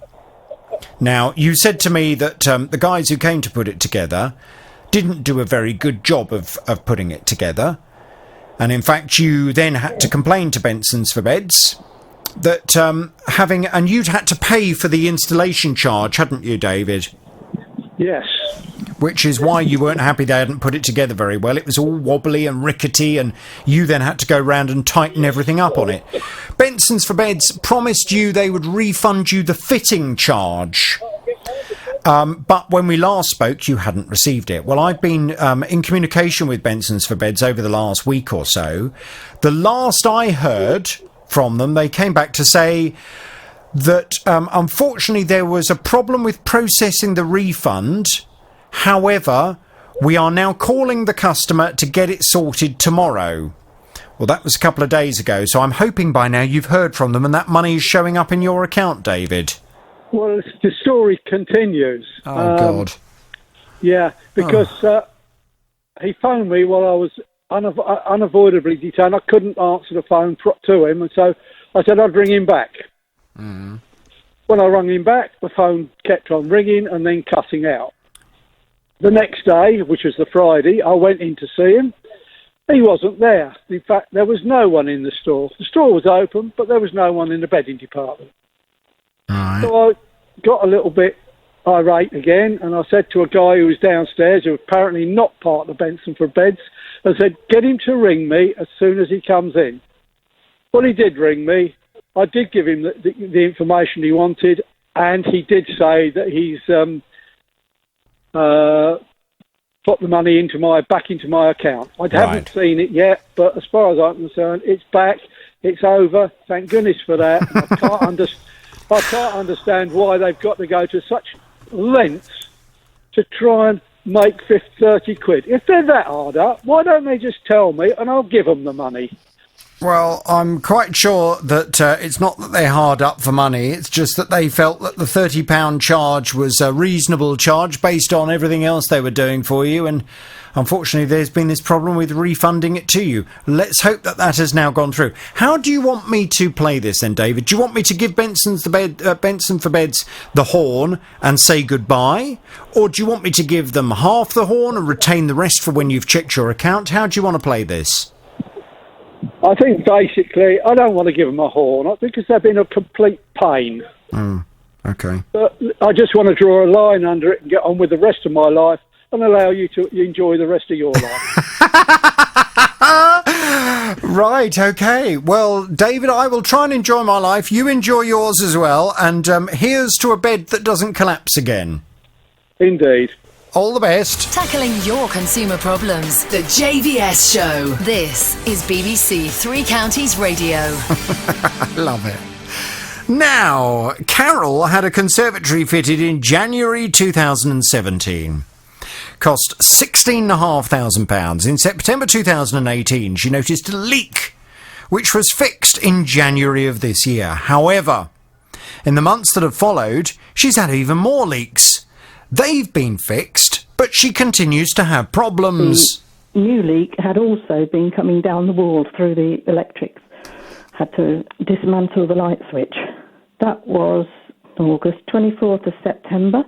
Just 8 days after this repair, leaks again. My furniture was soaked. Oh, dear. Took pictures of the furniture, which they duly saw. They sent the field manager out. He took notes. Said he thought I'd had new panels, glass panels fitted, which of course I hadn't. So he said someone would contact me the following day. No one did.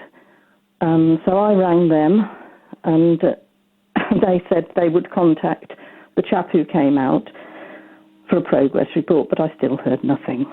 25th of September, there were 2 more leaks where it was repaired the week before. Well, completely and utterly unacceptable. Carol had just had enough when she came to me, and I don't blame her. I said, leave it with me, let me go and speak to this company and see what I can do.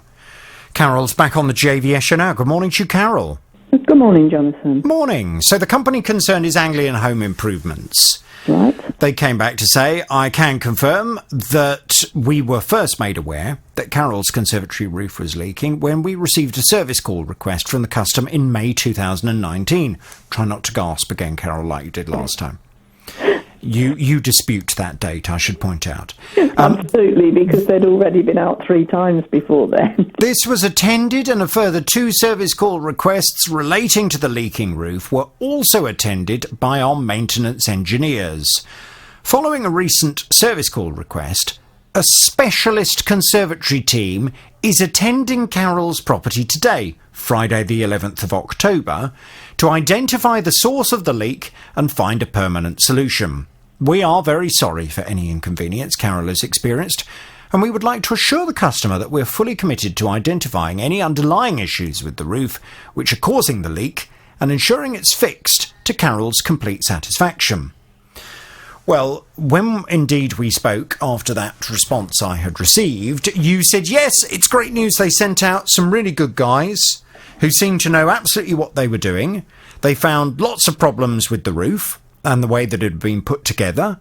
Great big gaps in it that were causing the water to get through. They've now sorted it out, they've installed it properly, and indeed, the last time we spoke, you said, great news, we've had loads of rain, I've been able to check it, and it's not leaking anymore. Brilliant. Absolutely. Fantastic. It's a shame they couldn't have sent their specialist conservatory team out before. Yeah, that would have made sense, really, wouldn't it? It would really, yeah. But there we go. Now, the other issue, though, you said, was that, of course, in the months that you've had these leaks occurring with your roof, the water that had come in had caused damage. So, for example, it had damaged a light fitting. And you also said that the water had stained your conservatory furniture. It had left watermarks all over it, which you were then going to have to get a professional company in to come and clean. That's right. And I said to you, well, I don't see why you should have to face those costs at all. They are consequential losses, and therefore Anglian Home Improvement should be sorting that out. I've been back to them to put that point to them, and they've come back with this response. We would like to confirm that we will reimburse the costs incurred for damage caused by the leak. The customer needs to email the receipts, or Anglian can arrange for the cleaning to be carried out for the customer. Great. Okay? That's good news, thank you, yes. So they're going to make sure that you're not out of pocket. Quite right, so I'll too. contact them then and do the necessary. Yes. Actually, one of the companies, the cleaning companies, said they were quite happy to invoice Anglia direct so that they could then claim the VAT back. Oh, right, okay. Well, that would work best then. Well, I would suggest that you need to email through to Anglian. If you have any problems, please come back to me. Okay. I'd like you to keep me in the loop anyway, really. All right. But if you get that all sent over to them and say, can you please give me permission to proceed with this cleaning company, and I'll get them round to do it straight away. Yeah. And fingers crossed they'll give you the green light to that, and you can get your conservatory absolutely spick and span. Well, that would be nice. Listen to this. It's a tiny bit more of the horn. They'll get all of it as soon as you are 100% happy. Carol, keep me in the loop, please. I'll do. I'm Jonathan Vernon Smith, and in this, the final hour of my programme. Oh, hello, Jonathan. Good morning. Good morning to you. I gather you have a consumer problem. Tell me all about it without naming any company names, please. Well, I've tried. There's no legislation about fumes coming from other people's property into mine, only for businesses. I've tried everything, and it just keeps coming back to me. I'm exhausted. Start at the beginning, Linda, because I don't know anything about this. So what's the situation you find yourself in? My neighbours just won't fix the fan that's causing the problem. I've spoken to... What kind of fan? An extractor fan in their property. Right. So your next door neighbour has an extractor fan? Yeah. Okay. And what's the problem with the extractor fan? I had a surveyor's report done from the outside of the property, and what's the problem with the extractor fan?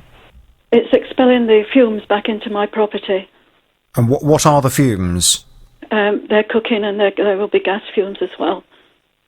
Okay, hang on a second. So you're saying that your next door neighbour has an extractor fan, and the way the fan is put into their property, it means that all the smells from their cooking comes into what? Does it come in through your windows or through your door, or how is the smell coming into your place? The cavity wall inspector said it would find any holes that may exist in the party wall. It would just find anything to come through. Do you mean the smell is actually coming through an internal wall? I don't know how it's getting through. Sorry. But no. I understand you might be nervous, Linda. I just need to try and get my head around what's going on here. So, how long have you lived in the place you're living now? How long? 50 years. 50 years. And when did your neighbours move in?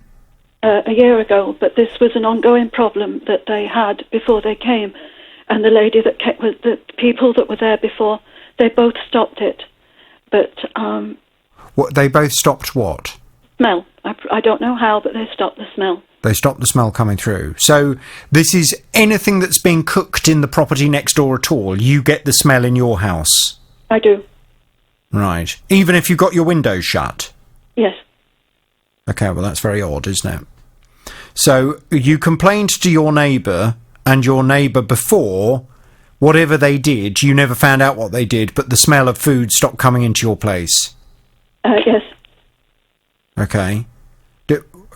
You didn't ever think to ask them, just out of interest, what have you done? Because I've noticed the smell stopped coming through.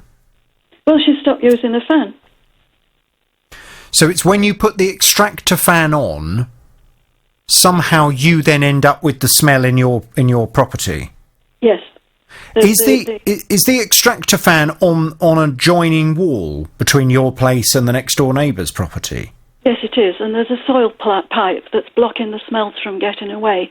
And the fan should be positioned in a different place at a higher level. Is the fan, though, a recirculating fan, or is it a fan that actually has a pipe going to outside? I believe it's a pipe going to outside, but I can't tell you that, Jonathan. No, because, for example, the extractor fan I have in my kitchen is a recirculating fan. Uh-huh. Because the wall that it's on, it would be very complex, and it would involve all kinds of boxing in and ugly boxing in order to get it to be one that pipes outside. So it recirculates, and you put it's got filter things in that you have to wash, and that collects any grease and that kind. It's not great with getting rid of smells, but it is good at taking up all the grease, etc. I was horrified, though, Jonathan, because when I went to my ME group, I found another lady with the same problem. And it seems to be there just isn't any legislation to stop this. I've been to Environmental Health, and they suggest I go to the Ombudsman. I've been to my MP. She says she should take this further. Yes, but let's take this back a few steps. You've got a neighbour who they obviously, they're not doing anything wrong, are they? They're just cooking their food and using the extractor fan in the property. Mm-hmm. So, are they aware of the problem? Have you explained in a reasonable way that 100%. Something has gone wrong and the extractor fan is sending all the smells from their cooking into your property? Yes, 100%. And they promised to fix it, I've made them aware that I'm in bed and I'm ill and I'm having to open all the doors and windows and that I'm cold. I have sent letters. Each time I send a letter, they reply by smelling me out. Last week, I asked a builder to come, a reputable builder. Yeah. I was willing to pay. I told him that. He came round, he was very nice, and he said he would come back. So he gave me his card, and I said to him, my son, would you please give this card to my neighbour, which he did, and we asked for access. And my son got a yes, which is something I've never got. The builder never arrived. And I leave messages and I phone and I ask her, please tell me why. And all my messages are ignored. And then on the Sunday, I was very, very ill. I've been very ill with the flu for 11 days. And for 11 days, I'm in bed with this dreadful smell. I'm cold and I'm opening the windows and I have a headache, a sore throat. And I'm very anxious. But I knock on my neighbour's door and I ask, please, will you fit a pipe in? And he shouts loudly at me that he'd waited in all day Saturday and nobody came. And he went, but I saw him go out on Saturday. He said, I've waited in all day. But why did he wait in all day? We hadn't told him, we hadn't confirmed, we hadn't said anybody was coming. Okay, it sounds to me as if this is all getting a little bit out of hand. And what you need to be careful with, Linda, is that you come across as being a reasonable person and not an odd person. Okay? Now, as far as I'm concerned, I'm interested to know how a smell from an extractor fan could come through a brick wall. I've never heard of that before. Well, it says here that the outlet fan is positioned at a high level on the external wall. What you informed me was the kitchen of the rear ground floor of No 5 Cherry Tree Avenue. I don't need your address, thank you very much. Oh, I'm so sorry. I apologise. Well, Linda, the problem is you're going to make it very difficult for me to assist you. It sounds to me as if your next door neighbour. It sounds to me as if your next door neighbour is not adverse to trying to do something to make this better. But it sounds to me as if your next-door neighbour may feel as if he's been a bit messed around by you. How? Well, because if he believed that he was supposed to wait in on Saturday for Well, someone... I hadn't confirmed Saturday. Nobody said Saturday. And I wondered why the builder didn't come. My son gave him the builder's card, and then the builder's not come. I don't know why. I gave him the card to show that this was a... And what was the builder supposed to do about the smell? How was the builder going to solve the problem? I was asking him to please come and look at both the properties. Right. And was he due to come on Saturday? No. This hadn't been confirmed. The builder never arrived. He said he would... Okay. So did you say to your neighbour when you went round there and he was a bit annoyed, having waited in on Saturday, did you say, I'm terribly sorry about any confusion. I hadn't actually confirmed that he was coming out on Saturday. I'm very sorry about that. Let me go back to him and try and get a guaranteed day and time when he is going to come round. And then you and I can have a chat to him just to see what needs to be done to solve this problem. He was shouting at me. Yes, but was he shouting at you because he's just getting a bit fed up of this? He was shouting. When he came in, I asked him to come into my home to look at this problem. Right. And when he came in... Yes. They said they would do anything. They said they would do anything. They said his mum thanked me for being a good neighbour. Yeah. He came in, everything changed. He came into the house and he said, sorry, Jonathan. I tell you what I'm going to do, Linda. I mean, this sounds as if it should be something... Don't put his fingers in my face, Jonathan. No, hang on a minute, Linda, because I wasn't there and I don't know what happened, and you've already identified where he lives. So I'll tell you what I'm going to do. I'm going to take this off air. And have you got your next-door neighbour's telephone number? No, I don't. No.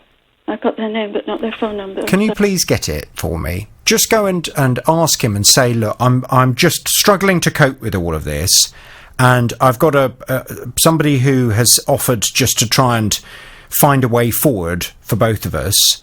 You are happy to pay for any modifications that need to be made to his property in order for this smell to stop coming through the wall, yes? Oh, I don't have the money, but yes. Okay. I'll find the money. Okay, but you've already offered that to him, I thought. No, I didn't offer. You haven't offered that. Okay, all right. Well, this sounds a bit of a nightmare, Linda. But let me pass you back to my team. We will get some detail, and I will go and have a word with your neighbour and see if I can try and find a perfectly reasonable way of resolving this problem. Okay, the two of you have got to live next door to one another. They are completely entitled to cook food in their property. Yes, I understand that. You know, and it is, of course, from time to time, sometimes when my next door neighbours cook bangers and mash, I smell their bangers and mash. This is far more than that. If I've got my windows open, I might smell their bangers and mash, but it's them cooking their dinner. It's completely normal, and it's perfectly reasonable for them to create cooking smells in the same way that when I decide to have a barbecue, for example, they might have to smell the smell of the barbecue coming in through their windows. I appreciate when you live next door to one another, you have to understand, you have to put up with a reasonable kind of level of behaviour. If, however, there is something structurally wrong with your house that is causing the smell from their extractor fan to come into your house, then I don't think it's really unreasonable to get to the bottom of what's causing the problem and to find a way forward of fixing it. And it sounds to me as if maybe what I need to do is just to have that conversation with the neighbour, find out from them what their take on all of this is, and see if we can find a way forward. Linda, I'm passing you back to my team and we'll see how we can help you. Fighting for your rights. The JVS Show. This is BBC Three Counties Radio. Right, now to Patricia. Patricia was telling me her son was having some renovation work done to his property. She wanted to treat him because she's a nice mum. So she said, well, I tell you what, let me help you out with some of it. Can I pay for the new carpet? Well, he said, yeah, lovely, thanks very much indeed. He chose what he wanted, placed an order, but when it came to the fitting of this carpet, well, things haven't gone smoothly at all. If you go on your feet and you push the carpet in the bedroom, it comes up into ripples. So it's not been laid properly. Also, in the shower room, they haven't even completed the floor. There is a piece under the hand basin which has got no flooring on at all. In the corner where you come out of the shower room, I put my hand down, and in fact I've got a cut on my finger where it's been so badly done that it's like not complete on the floor, and it raises up. Then we had trouble trying to connect to them to come and finish off the hall and the stairs. I nearly fell down the stairs because it wasn't fitted properly to the stairs. This is the third set people have been up to do it. Well, obviously Patricia is really unhappy with all of this, and she said she just wants this company, on her son's behalf, to come and do the fitting properly. Well, I've been off to have a word with them. Patricia's back on the JVS show now. Good morning to you, Patricia. Good morning, Jonathan. First of all, can I say thank you for a very interesting programme and a very informative one. Well, I'm very pleased you enjoy it. I'm very pleased you enjoy it indeed. Now, Patricia, I went off to speak to the company concerned. They are Carpetright. And they came back to say, believe we have been in touch with the customer this week regarding the process for claiming for any damage. I think a receipt was previously requested in order for us to reimburse the customer. I'm expecting an update from our customer service manager, and I can come back to you fully. Well, last time you and I spoke, indeed the company had started communicating with your son, and things were beginning to look up. What's the latest? Because I gather things have happened. Yes, they have. They have paid for the damage they did. The manager of the shop that's involved came up a couple of Saturdays ago, had a look and agreed that it wasn't as it should be, and has told Robert that he has to have the doors shaved first before they can do it properly, which Robert agreed. They said they would do it, but my daughter-in-law said, no, you don't touch our doors, after seeing the carpet. Anyway, they're having the doors done this week, and then they're going to contact the manager again, and they're going to send somebody up to do it. I have left it with the manager of the shop. If it's not completed to Robert's satisfaction when they do it, I will go back again. Right. But you are now getting the impression that they want to get this fitted properly, and your son is happy? Yes. Fine. Okay, well, look, listen to this. Ooh. That is a little bit of encouragement. It's an encouragement horn for Carpetright. They will get the rest as soon as everything's been sorted out and you're able to confirm to me that your son is 100% happy. Can you please keep me in the loop, Patricia? I certainly will, and thank you for all your team and yourselves help with it. Good. Well, it's a pleasure to help you, and fingers crossed things will be sorted very soon. Fighting for your... Bought a gas hob and oven in July of this year. At the start of October, he had to have his gas meter changed on the property. And when the engineer was out there, he discovered there was a leak somewhere in the property, and as a result, he cut Ghulam's gas off. Well, another engineer came out to try and identify where exactly the gas was coming from, and to Ghulam's horror, they found the new hob that he bought was leaking. Well, contacted the retailer. They agreed to come out and fix it, but that was a few weeks ago. And when he came to me, he said, I'm still waiting for it to be fixed. The retailer that I bought the hob from, they actually sent their engineer to come and have a look at it. When he came down, he figured out where the leakage is from the ignition buttons on the hob. So he told me that it wasn't repairable, and I would go back and give a report to my sales manager, and he would sort it out with them. So I waited for 2 days. The following day, I phoned the retailer up again, saying what's going on, and he told me that a repair's been authorized, and we've got to wait for a part to come in. I said, okay, fair enough. He said, it'll take a couple of days. I said, fair enough. This has been going on from the 2nd of October till now, and it's still not been repaired. And they haven't got the part either. Well, it's completely unacceptable. And as I said to Ghulam, I mean, if I was the retailer and it came to light that I had sold a hob that was leaking gas, I would be appalled. And I would be straight out there to replace that hob, and I would then take it up with my supplier. The fact that they had given me a hob that leaked gas, a pretty dangerous thing to occur, and I would take it up with them and expect them to replace it for me.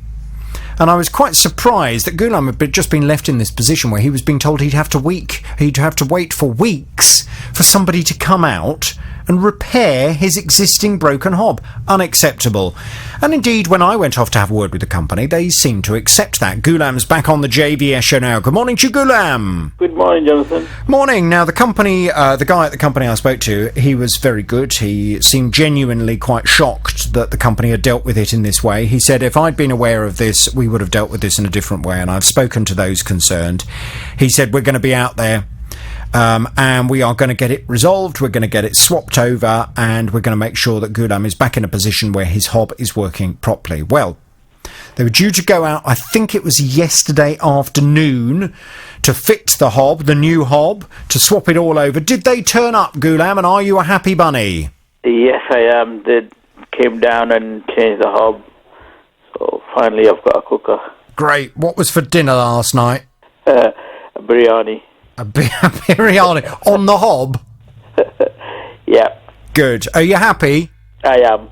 Good. All right. Well, I will thank the company very much indeed. If you have any other problems, Ghulam, you know where we are. Thank you so much, Jonathan. It's a pleasure.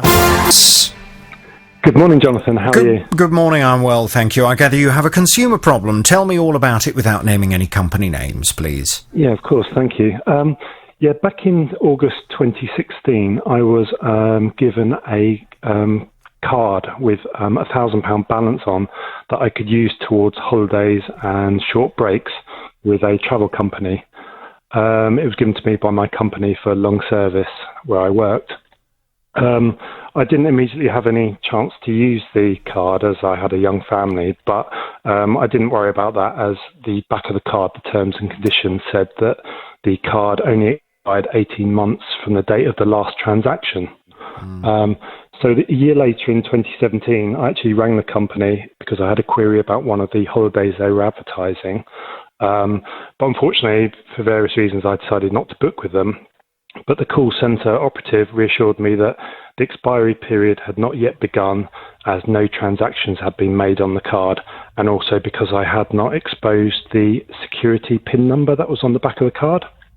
So the card was, in effect, hadn't been activated, so the balance was still safe.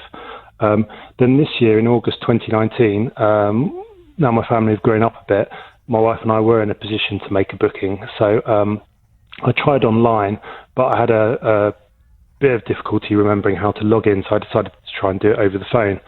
And I rang up and spoke to one of their team who informed me that the £1,000 balance had been lost and the card had been deactivated and I had lost my balance. The reason being that the expiry date was actually 18 months from the date of issue.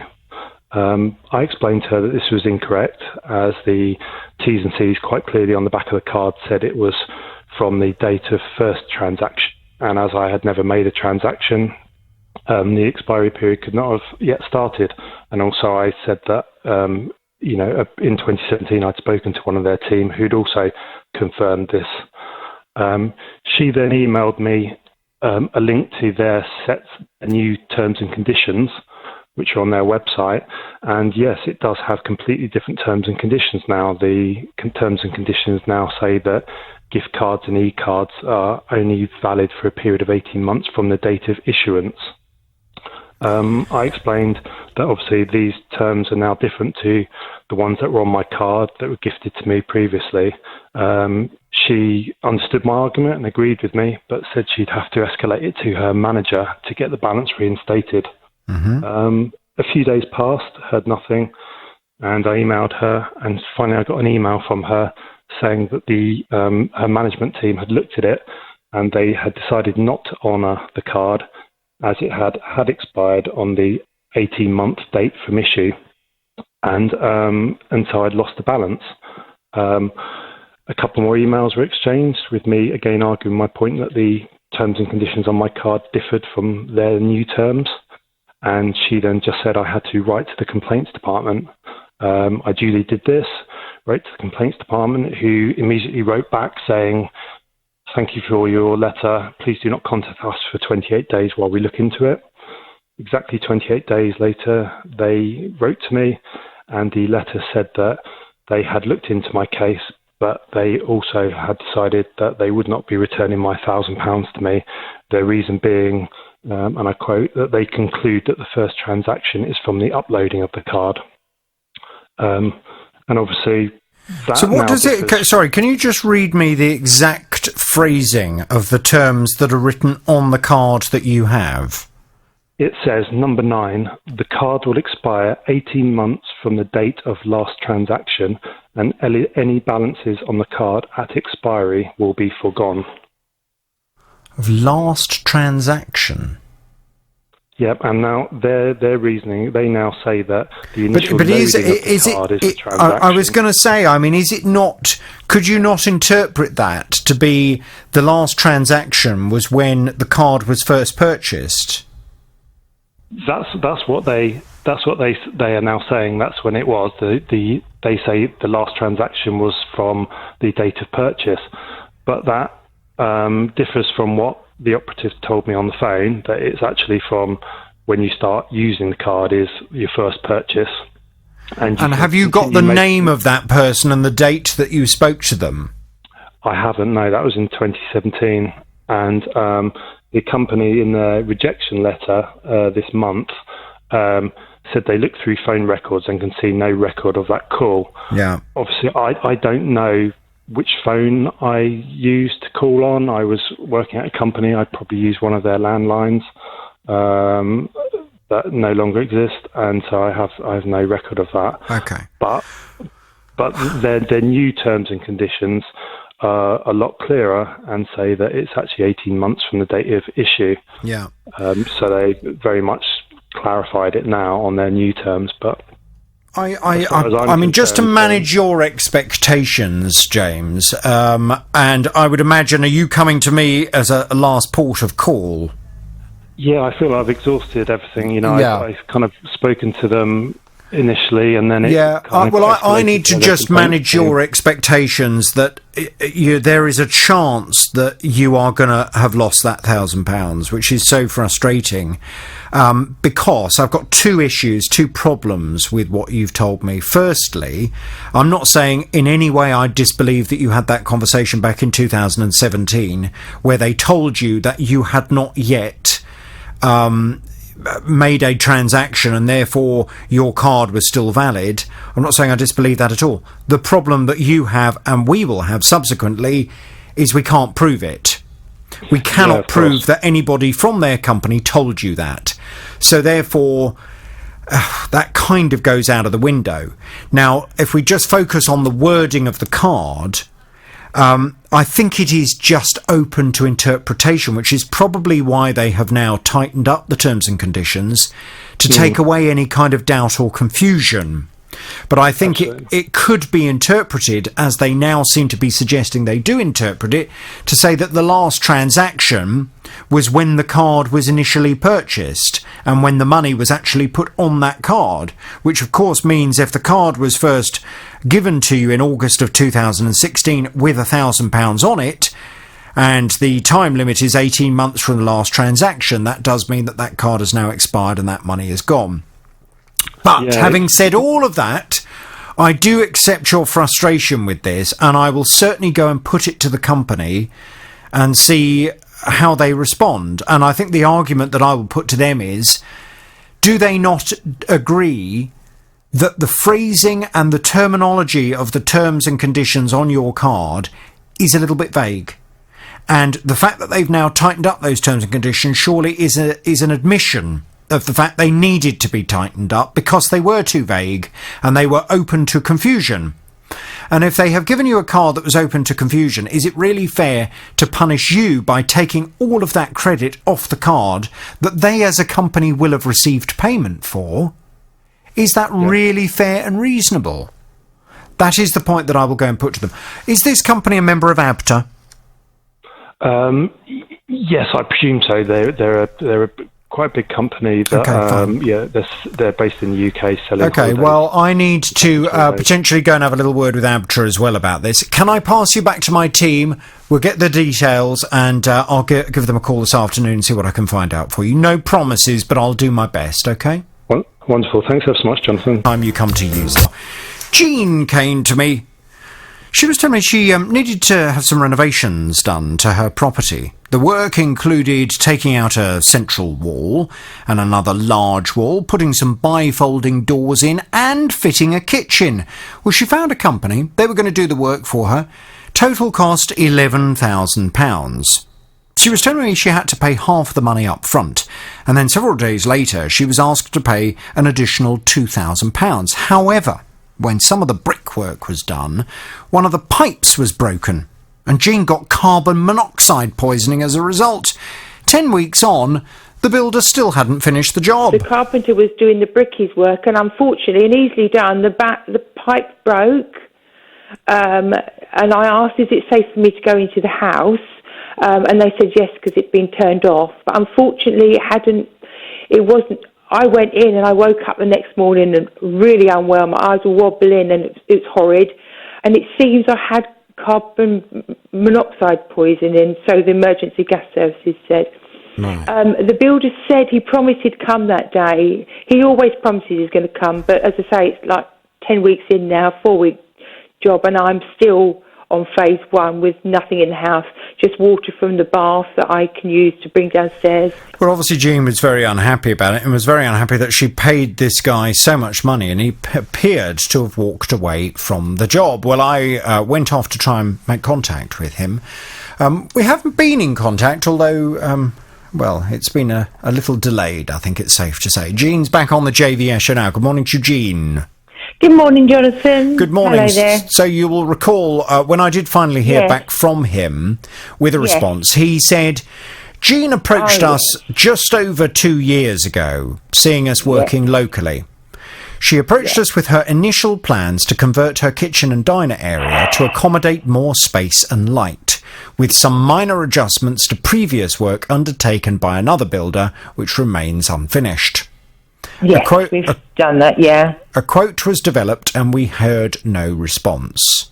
Yeah. Jean then contacted us again to request our services in recent months. An adjusted cost was approved and paperwork was signed with an estimated time frame. Work began as normal. A gas pipe was damaged upon removing the kitchen and dining room wall. Operatives on site alerted us to the problem. The mains gas into the property was turned off. Jean had informed us that during the build she would not be staying at the home, so an emergency engineer was not called. Yeah. To offer our condolences, the entire second payment was removed from contracted paperwork. That was almost 50% of the total build cost. Then they went on. They came in with a bit of a low blow at this point in their response. Oh, they said, I can't believe it. They said Jean is a very difficult client to speak with and deal with. Within 1 week of work commencing, our staff received low-level threats of radioactivity and court action, which made the property an uncomfortable environment for staff, especially within such a short time frame. Amazing. We do not deny having staff issues in 2019, which has caused delays, and all of those affected have been compensated and dealt with accordingly.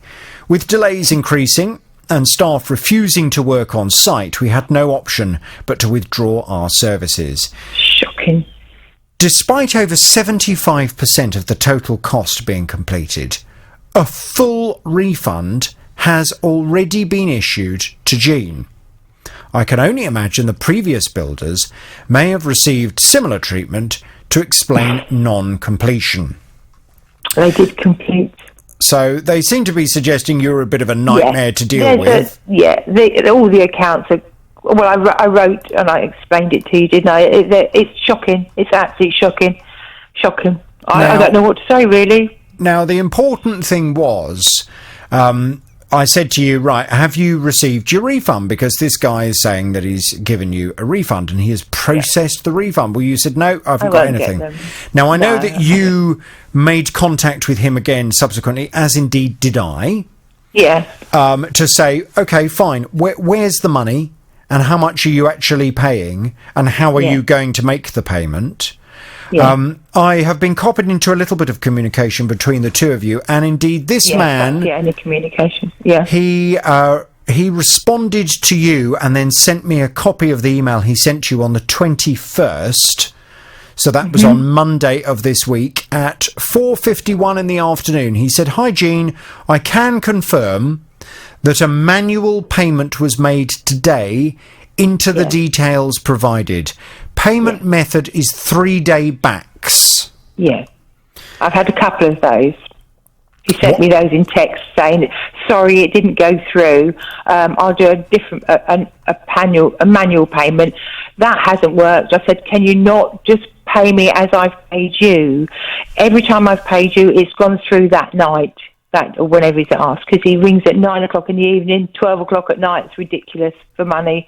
And I say, it always goes through to you. Pay me that way. I didn't get a reply, but I got a reply saying, this was day before yesterday, that the backs, he's doing another backs payment and I have to wait another 3 to 4 days. So, but I found out that he's got 3 county court judgments against him in the last 5 months for £30,000.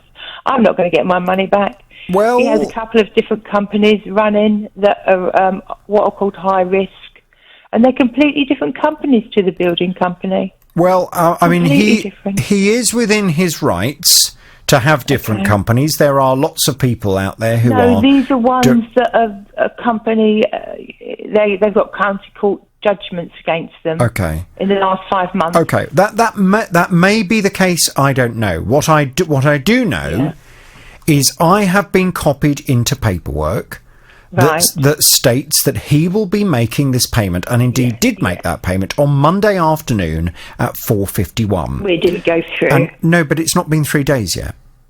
No, but he said that last time. This is okay, I accept that, but what I'm telling you is that I have in front of me...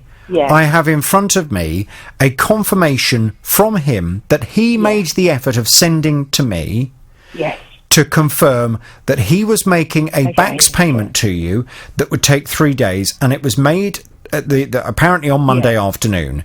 Now, Monday, Tuesday, Wednesday, Thursday... By the end of business tomorrow, that money should be showing in your account. If it isn't showing in your account, then obviously I will have no alternative but to identify this company fully on my programme on Friday morning.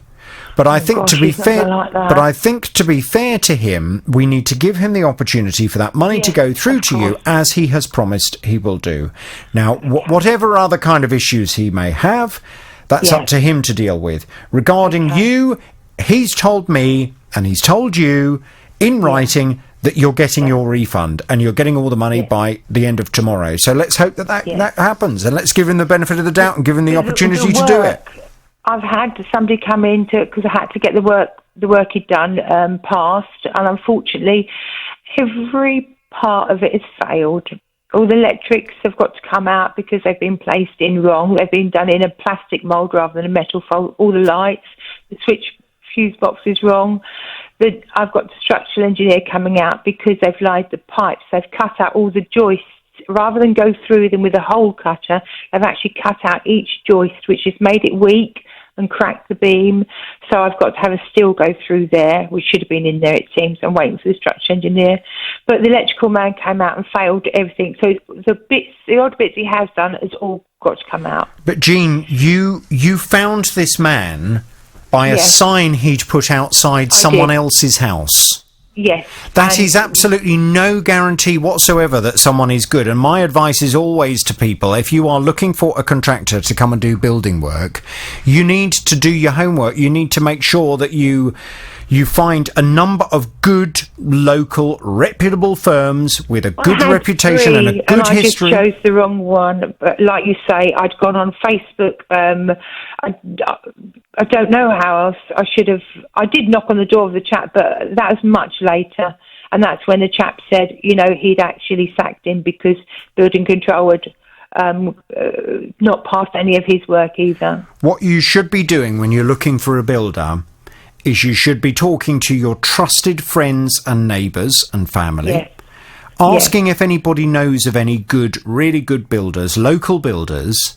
You should be getting some names and some telephone numbers. You should go and have a word with your local council and see if some of the councils, their trading standards departments... I didn't even think about that. ...can recommend local tradesmen in the area who are considered trusted by the local authority. I've got that now. You need to get a few different names. You need to get some people round. While you're getting some quotes from different companies, you need to have a look on the internet, see what kind of things people are saying about these companies. You need to, if there are any doubts whatsoever, and it is probably a good practice anyway, is to say to the contractors, is there any chance I could speak to a couple of your recent customers just to see, you know, how they have found the work that you've done for them? Any company that's proud of their work will put you in touch with their previous customers, and you can call them up and say, you know, how was Mr. So-and-so? Was he easy to deal with? Yeah? Did all the work that was required, etc.? You know, you as a customer have to always work on the basis of the fact that there are a whole load... Morning, Carol. I gather you have a problem. Tell me all about it without naming any company names, please. Well, I wanted to forewarn your listeners. I replied to an advert that was online, and I assumed it was genuine. It said it was for a trial of some face serum and eye serum. And it said all you had to pay for was the postage. So, yes, I scoured the advert. I couldn't see anything wrong with it. It seemed really genuine. So I sent off the payment for the postage. When it came, I thought there would be some more promotional stuff with it, you know, to actually purchase it after the sample. But there wasn't. And I thought, oh, perhaps they'll forward me a letter later on. Didn't think any more of it until I got my credit card statement. £139. Yes, to be honest, it's been a while, Carol, since I've heard this kind of story. These kinds of things were very common. They were happening many times in the past. In fact, when Facebook first started to become quite popular, that was when a lot of people seemed to be falling for this kind of stuff, and more recently we haven't heard so many of these kinds of tales. But I rang the credit card company, and was politely told, "Well, you don't get anything for nothing nowadays." I thought, yes, right. And according to them, I had signed up for a 15-day trial. And if I didn't like it, I could send it back with no cost. I didn't see that anywhere on the advert, because if I had to have sent it back, I couldn't be doing with that. I wouldn't have bothered. Right, but in the process, so you saw the advert comes up online, you click on the advert, and then it will have taken you to, did it take you to a website or to a page where you had to put your details in? I mean, what were you then directed to? Oh, I don't remember. Well, it was it probably will have redirected you to the company's website. And on that website, somewhere, you probably would have had to look for them, there will be terms and conditions. And in those terms and conditions, it will make it quite clear that once you give them your credit card details, you're entering into a 15-day trial whereby, unless they hear back from you within that 15-day period, then it is assumed that you want to fully sign up as a customer of theirs, and you therefore commit to giving them the full balance, which in this case was £139. Although, to be honest with you, Carol, that might, I don't mean to worry you here, but this might just be the start of it. Oh, don't. I mean, what have you signed yourself up to? I don't know now. I just thought I can't remember it sending me to a different website. Well, it must have directed you somewhere for you to then be able to put in your details. But I can't remember it being the website that this particular cream is. No, but somewhere along the line, from seeing that advert, you ended up inputting your details on the internet. Yes. Now, you obviously can't remember where you were directed to, but somewhere you were redirected and somewhere you put your details in, including your credit card details. Foolishly, yes. Now, the problem that, of course, we have is how do we prove that the terms and conditions were not on that page? Well, I don't know that we can. This is the problem. I'm obviously very grateful to you for coming to the programme and for highlighting it, because it's something everyone should be aware of. And although, it sounds like rubbing salt in the wound when your credit card company suggested it to you, it is true, you don't get anything for free. Yes. As I said, I thought it was a free sample, and I thought it was a promotional thing that I could purchase at a later date if I wanted to. Well, you have to be so careful, ladies and gentlemen. If you see these so-called free samples for this, that and the next thing, you put your details in there and you will find that you are committing to either receiving a year's supply of it. So this is why I'm a bit worried, because I've known before people finding themselves in a position where they've actually signed themselves up, unbeknownst to them, to an ongoing membership where they will receive creams every month or so that they have to pay, £139 for. Well, fortunately, the credit card people said they put a stop to any more if they was going to try and get any more money from my account. Right. Have you got the details of the company that sent you this serum? Yes. Right. Have you called them up? No. Why not? Because they're in Cyprus. Right, okay. Okay. Don't laugh at my... No, I'm not laughing. I've dealt with so many of these over the years, and they're never based in the UK. They always seem to come from somewhere else in the world. Would you like me to try and get hold of them? Well, that would be nice. I'm making no promises to you, though, Carol, because it may well be, and I've certainly encountered this in the past. Now they've got you £139. That's it. They don't really care if I go and speak to them or not. Apart from anything else, I can't believe how expensive it is. Do people really pay this sort of money for cream? Well, a company can charge whatever they like. I could create JVS face cream. It would be a load of rubbish, Carol. You'd never want to slap it on your face. But let's say I created a jar of JVS face cream and I wanted to charge some gullible person £600 to buy the jar of it and slap it all over their chops. I'd be perfectly within my rights to do so. And as long as I make it quite transparent in the terms and conditions as to what someone is actually signing themselves up for, then yes, indeed, I could demand £600 for a jar of my rubbish face cream. But I have to say, on the advert, there was no mention of how much it would cost. Well, no, because that's designed to entice you. The other thing that I've seen, the other thing you have to be so careful of is tablets for various things. Oh, diet pills. Have a free trial of our diet pills. Have a free trial of our special multivitamins that will make you feel so much better. Click on this link for a month's supply of your free trial of vitamin. Don't click on these things, because they are designed to send you to a website where they will ask for your details, they will ask for your credit card details or your debit card details, and then you will suddenly find that, unbeknownst to you, you've actually enrolled yourself in some kind of scheme with them where they take a massive load of money out of your account. Well, I had a friend that got caught with slimming pills on the same sort of thing. And I really, really scrutinised this advert to make sure there wasn't any iffy things about it, and I still got caught. So I thought it'd be good if you let your listeners know. It is good, and I'm very grateful to you for coming to me. I'm going to try and get hold of them. I'm not going to make you any promises, but I will see what I can do. I'm going to pass you back to my team. We'll get some detail, and I will try and call them for you this afternoon.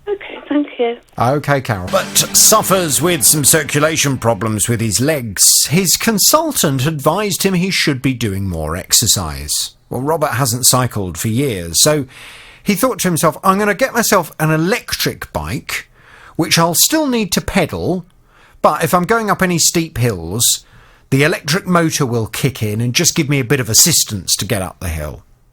Well, he found a bike that he really liked the look of. It was about £1,000. He bought it and had it delivered in June 2017. However, by August of this year, The battery in this very expensive electric bike had packed up. The battery on mine was absolutely perfect, and it seemed to take a full charge every time I charged it up, and it was always, it gave me the same power, and it was just sort of like one day I went to charge it, and there was a fault, it just wouldn't charge. Well, Robert was really disappointed. He complained to the company, and they said, well, I'm afraid you'll have to buy a new battery. He said, well, how much is that going to be? And they said, that'll be £300, please. He said, well, hang on a minute. I've only had the bike for 2 years. I didn't expect to be having to spend out another £300 2 years later. They said to him, apparently, nothing we can do. That's it. £300 or you don't get your bike battery. Well, he was really annoyed, which is why he came to me, and I've been off to speak to the company. Good morning to you, Robert. Good morning, Jonathan. Now, I'm not surprised you were pretty annoyed about this. I would be too. And a fundamental part of my argument is, did they tell you when you bought this bike that you could only expect the battery to last for 2 years and then you'd have to, fork out another £300 for a new one? No, they did not. No, certainly not. So you would have had a perfectly reasonable sense of entitlement that this bike would last for a reasonable amount of time before you started having to pay huge amounts of money to get it working again. Now, I went off to speak to the company, and I have to be honest, Robert, it is always so refreshing when I have the kind of experience I've had with this company. Really? They have been brilliant. Okay, how brilliant have they been? I'm about to tell you. So I spoke to the lady there who went away and looked into it and came back to me. And she said, right, okay, first things first, she said, I've spoken to the boss of the company. Nick Gray. I don't want any details or names, thank you, Robert, because I'm not identifying the company on air. But she said, I have been off to speak to the man who runs the company, and he said that had he been made aware of this, he would have dealt with it in a very different way. She said, what we would like to do is we will replace the battery for free with a reconditioned battery now, so that Robert can get the bike up and running again. But she said, we've actually changed the manufacturer of our batteries for our bikes, because the company that was manufacturing them for us, I believe they've gone out of business, or the business relationship has ended, whatever it may be. They no longer deal with that battery manufacturer anymore. So she said, what we'll do is we will get a reconditioned one out to him now, so the bike will be up and running. But what we'd also like to do is we have got a new manufacturer making new improved batteries for these bikes. We're not expecting to receive them until Christmas time. But she said what we would like to do is as soon as we receive one of our new batteries that hopefully will be a better quality than the last battery and will last for a longer amount of time, we'll give Robert that one as well. Again, that's free fantastic. Of charge. Okay? Yeah, that's fantastic. I can hardly believe my ears. So, as I said, I was really, really pleasantly surprised at how well they dealt with it. And the guy who runs the company was very unhappy that things hadn't been dealt with like this up to this point. So, they will be getting that battery out to you. I presume you haven't received anything yet? Oh, yes, I have, actually. Oh. Yeah, very, very quickly they phoned me to tell me what was happening, and also they emailed me so that I didn't miss that they were sending out the reconditioned battery as we, as they, wanted to honour the contract really, and they were just so helpful. So your new battery is in the bike? It's in the bike, yeah. And it's working? It's fine. Good. Okay. Well, let's hope that keeps on going until Christmas time. She said, I'm sure it will. She said it will probably be after Christmas the new batch of batteries will come in. If obviously you haven't received that new battery by, what should we say, end of January of next year, can you please come back to me and let me know? Well, I'd like you to let me know anyway, but particularly if they haven't been in touch with you, because I will then go and chase them up and ask why you haven't received your brand new new and improved battery that hopefully will last longer than a couple of years. Yes, I'll certainly do that for you. Are you happy? I'm very happy. I mean, I'm more than surprised that they were willing to be that generous. Yes. I was after speaking to their customer service people. I think they just needed a little bit of a shake-up, because they were clearly not playing ball at all. They were not interested. The little person with their little problem was nothing to do with them. Well, I would hope that wasn't the attitude, and I would hope that if that was what you encountered from a member of staff, I would hope that adequate conversations have since taken place to make sure that is not the attitude that is relayed to customers. The simple fact is, when you purchase any product, it must be fit for purpose, it must be of reasonable quality, and it must last for a reasonable amount of time. And my argument is always with a company in this kind of situation where they start suggesting that there was an important part of a product that you should have in some way realised you were going to have replaced every couple of years at huge expense. The argument should always be to the company, so when did you tell me? When did you inform me during the process of purchasing this product that within 2 years I was going to have to pay another £300, and then another 2 years, another £300, and on it goes, because this product will end up costing me an awful lot of money, and I was never made aware of that at the point of purchase. You've therefore misled me. I had an entitlement to expect that this would last for a reasonable amount of time. It hasn't, and I therefore want you to solve it. That's the line of argument that I went down with them, and I'm very pleased it seems to have worked. I will give them this. Almost all of the horn. I'm reserving the final couple of honks for when you come back to me in the new year, or maybe even just before the new year, to tell me that you've now got your new and improved battery as well, Robert, okay? Yes, all I can say is thanks very much, Jonathan. You've worked a miracle. Good. OK, well, that makes me very happy. Robert, I shall talk to you soon. Happy cycling. Tackling your consumer problems. Now, Gemma came to me. She was telling me she didn't have very much money to buy a new bed. So she ordered a cheap one from a guy selling beds, brand new beds, on Facebook. She paid £219 for a double divan with a headboard and a mattress.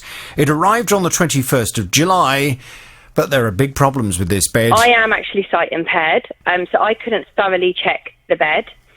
It did look okay in the packaging. Once we got it out, we discovered there was a slight rip in the side. I contacted the seller. He was okay. He responded to me and basically he said, why didn't I check it?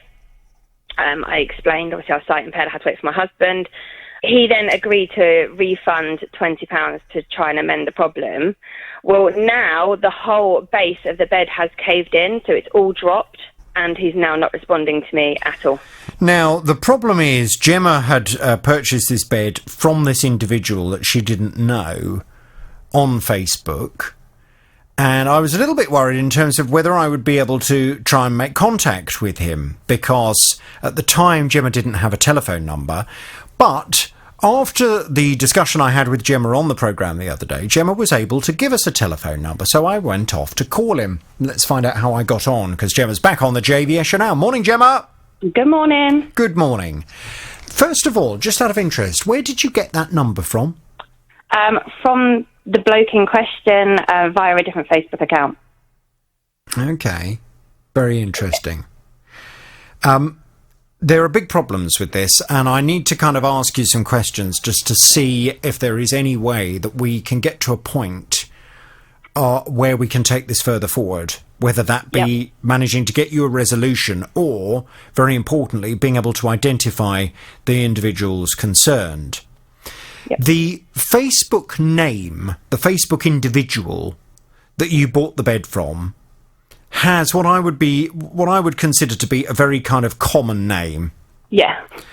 And there are no details on his Facebook page about him, There is nothing really to be able to establish very much about him, to the extent that we're not even sure whether that particular Facebook profile is a genuine profile for a genuine person. Yeah. Because when I phoned the telephone number that you gave us, it was very interesting.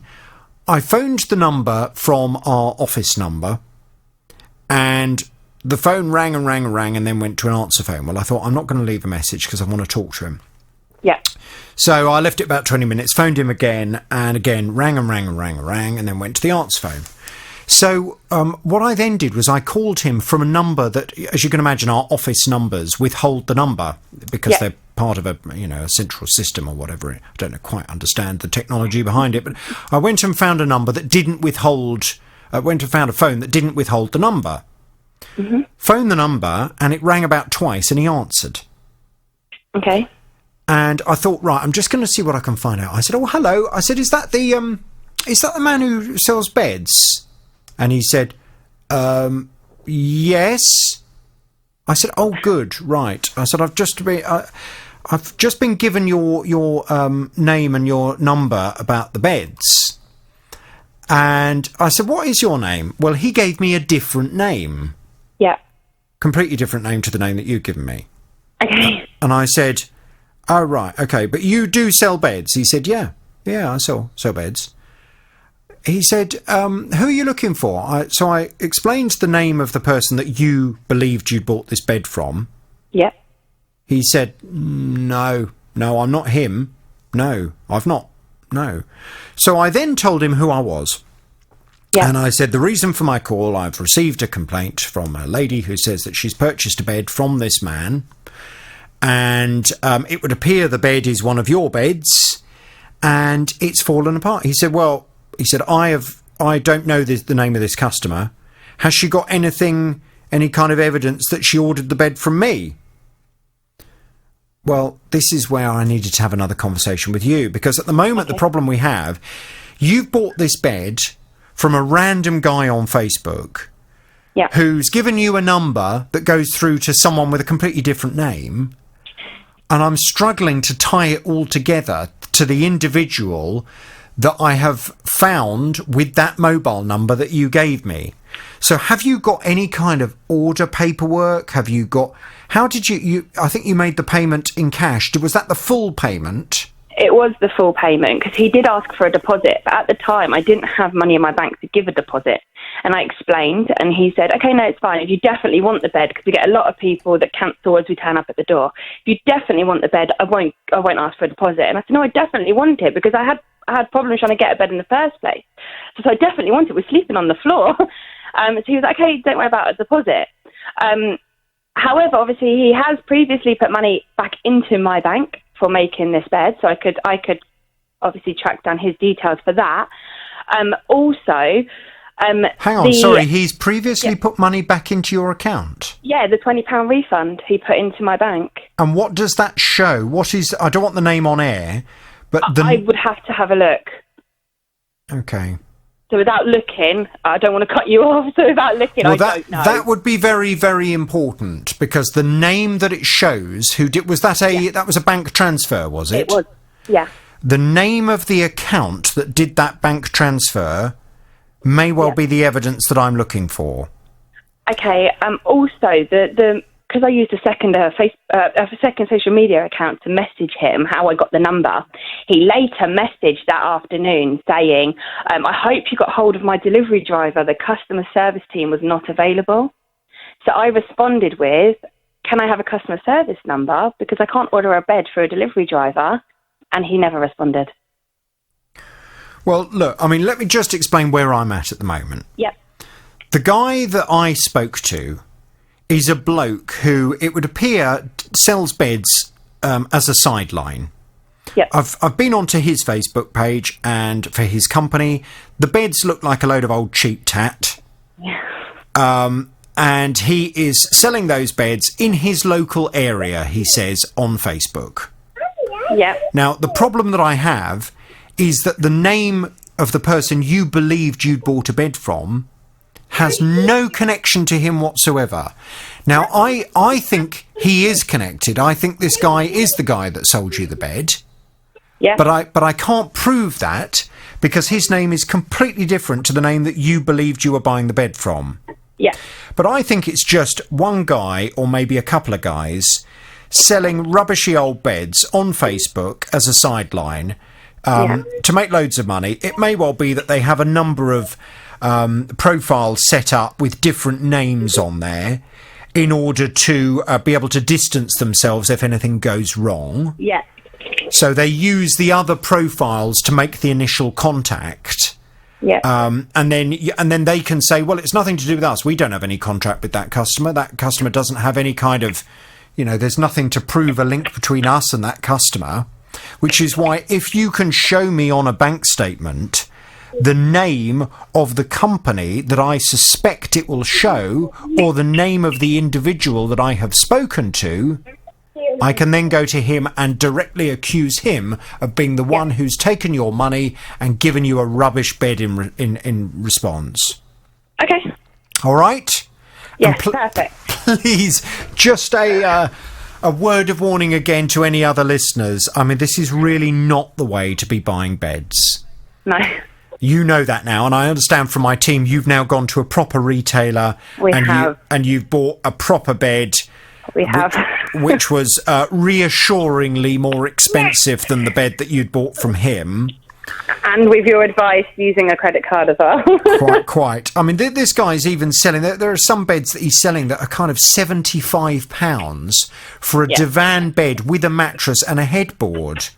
I mean, what on earth are you going to get for 75 quid other than an absolute load of old rubbish that's probably going to fall apart within a couple of weeks? Unfortunately, that it would appear is the kind of quality of stuff that he is selling on Facebook, and I'm sure all kinds of people in good faith, thinking they're getting a bit of a bargain, are falling for it and are giving this guy a whole load of money in the process. So if I can find a way of being able to stop it, I would like to do that. But at the moment, I haven't quite got the evidence. Hopefully, if you can go and dig out that name on your statement and send me either a photo of it or a scanned copy of it, that would be great, and I can take it from there. Fantastic, thank you. Brilliant. Thank you, Gemma. All the best to you. It's the JVS show. It's which I must catch up with Robert. Robert came to me. He was telling me he'd had 6 new windows and a new front door installed back in June of this year. He spent £5,000 on all of this. He said he's had loads of issues with the door, which have kind of been sorted, but he's still got ongoing problems. With all the rain, we started to notice some gaps and some leaks. Started checking all the windows and stuff, pulled the sofa out of the way, and then noticed there was a lot of water damage underneath my window, and there was a lot of gaps around the front door. To be fair, they have come to try and fix the front door a few times. All the engineers have been lovely when they've come out. But the company themselves have then said that they're not willing to repair the water damage. I'd have to go and get 2 quotes. Once I've got the quotes, I'd then have to pay to get it fixed. And then once I got it fixed, they didn't reimburse me, and I just don't think that's right. We have like PVC underneath the window, and I think what they've done is when they've taken the windows out, they've broken the seals around the old PVC fittings underneath the windows. Yeah. And then they haven't then resealed them, so then the water's just been coming straight through the gap. So Robert's argument was that he just felt it was really unfair that the company, because it would appear the windows had not been installed properly in the first place, and he's now sustained damage to his property as a result of that, he doesn't see why he should be the one to have to do all of the running around, getting in a company to come and sort it, paying a company to come and sort it, and then trying to get his money back from the firm that had fitted the windows in the first place. Well, I've been off to have a word with them to see what they have to say, and Robert's back on the JVS show now. Good morning to you, Robert. Good morning. How are you? Morning. Yeah, I'm all right. Thank you, Robert. Now, the company have kind of come back to me with a little bit of a response. And before I go back to them any further, I just wanted to touch base with you just to find out if this is your understanding of things. Yeah. They said to me that they are not expecting you to have to get the work sorted. They said all they had asked you to do was to send them some quotes for the repair work that was necessary, and they will then do everything else. That's not what I've been told at all. Oh, really? No. Okay. Well, they have said that that's their position. They don't expect you to do all of the, coordinating with contractors, etc. They just asked you for some quotes, and then they will organise getting whatever damage has been done to be sorted. So I think what they've done there is the company themselves. I was trying to get written confirmation that they'd admitted liability. And when I was trying to get something from them within writing or via an email, they put a quick snap email saying, we just want 2 quotes from you. That was basically the whole of the context of the email. So there was no admitting liability or anything like that, even though we'd had it verbally. So I think they've just used that as a reference to go back on. Okay. Because, they've sent me over, I'm just having a little look at some correspondence that you had with their customer service department. This is on the 3rd of October. As per our communication with my colleague this morning, please attach at least quotations to this email so we can review them. Yeah, that's exactly it. So I think... Okay, well, I think what I would be inclined to do, and what I will do, is I will go back to the company and say this is the position that you are prepared to take. Do you know of a retailer who can... of a builder, rather, who can repair whatever is necessary in your property? Yeah, I can do that. There's a couple of people down the road I can use, and I can always... Are they good, though? Yeah, I'll get some quotes and make sure they're good companies. I was going to say, you're going to have people in your house doing work to your house. You need to make sure it's not some, bloke down the pub that you have no knowledge of. You need to make sure that he is actually, a good guy and he's going to do a good job for you. Well, if you can, I would say get at least 1 quote. If you could get 2, that'd be better. But I don't see why you should do too much running around for all of this. Yeah. And if the company want to organise for their own contractor to come round and to provide a quote, then that's of course entirely up to them. Yeah. But I don't see why you should have to go to a huge amount of effort to get loads of different good reputable firms round to come and provide quotes for this. And I don't know, have you ever tried to get a quote out of a tradesman before? No. Well, let me tell you, as someone who used to be the chairman of the Residents Association of a block of flats, is a blooming nightmare. Oh, God. If you get good people round, and trying to get them round to quote in the first place can be difficult, and then you have to chase them constantly until you actually get the quote, because they're busy. And it can be very frustrating. So it's going to be a bit of hassle, but I would say if you can get 1 quote that clearly shows what work is necessary to that wall, get it off to the company. I will say that that's what you're going to do, and I will also make quite clear to them, if that's not good enough for them, then they are perfectly within their rights to organise for a good contractor to go round that they choose to come and quote and to sort this problem out. You're not being precious. All you want is for your property to be repaired to a good standard, in the way that it was before they fitted these windows badly in your property. Yeah.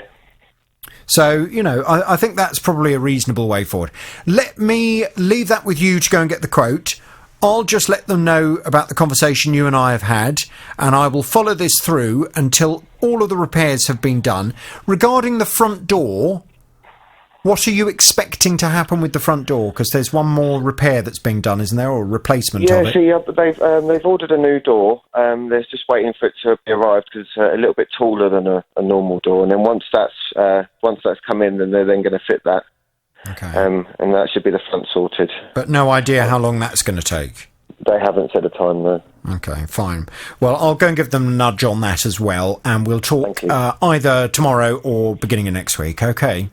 Thank you so much, Jonathan. Thanks, Robert. All the best. Keep me in the loop if you have a consumer problem. Do you remember Ted? This was an interesting one. Ted was telling me he wanted to have some underfloor heating put in his mobile home.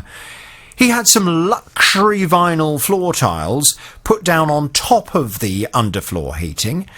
Everything was fine to start with, but after a little bit of time, he noticed that the tiles were beginning to move. Well, the contractor came out to rectify the problem, but that certainly was not the end of it. 4 weeks ago, when we were just walking through from the kitchen out through the patio doors, and we felt like a hollow under the floor. It was, my partner said it was like a speed hump. So you trod on it, and it actually compressed back to the floor, and when you stood off of it, it bounced. The following day, I got onto the carpet fitters again, and they made an appointment for the following week to come out and have a look. The guy came out, taken up about 8 of the vinyl tiles, and as he was lifting them up, all the screed underneath had crumbled. Well, the problem that poor Ted found himself in was that the electrician who'd fitted the underfloor heating was blaming the flooring company, and the flooring company was blaming the electrician. And Ted, when he first came to me, he said, I just feel like I'm trapped in the middle, and I can't get either of them to actually accept that they were responsible for it, and I've now got this floor that's all cracking and crumbling and needs to be redone. Well, it was completely unacceptable. I went off to have a word with the flooring company. Ted's back on the JVS show now. Good morning to you, Ted. Good morning, Jonathan. Now, we did think, to be fair, didn't we? We thought at the beginning that it was more likely to be the flooring company because there was an issue with the screed that they had used on top of the underfloor heating mats. Yeah. They'd started to put down a screed, and then you were of the opinion that the screed was wrong, so they then had to put down a different screed kind of alongside it. Yeah. And we were worried that because some of the screed that they'd initially put down was wrong, that might have then caused the rest of it to crack. Yeah. However, when I went to speak to the flooring company, they were absolutely adamant that that was not the issue. They said, look, it is our opinion that the problem with the flooring is that the underfloor heating mats have not been properly secured to the floor. And therefore, as you walk around on top of it, the heating mat is moving, and that's then causing the screed to crack and the floor to start to give way. Well, to cut a very long story short, eventually your electrician accepted responsibility. Yes. He said to you, yeah, I am sorry, I haven't stuck them down properly to the floor. And he put it in the hands of his public liability insurers. Now, last time you and I spoke, things were starting to happen. In fact, you were no longer living in the property at that time because the work was being done by the insurance company. They were replacing all of the underfloor heating and they were redoing the tiling on the top of it. Well, that was obviously a few weeks ago. I'm very much hoping, Ted, everything has now been resolved. What's the latest? Everything has now been resolved, Jonathan. Everything's lovely. We've got lovely warm underfloor heating.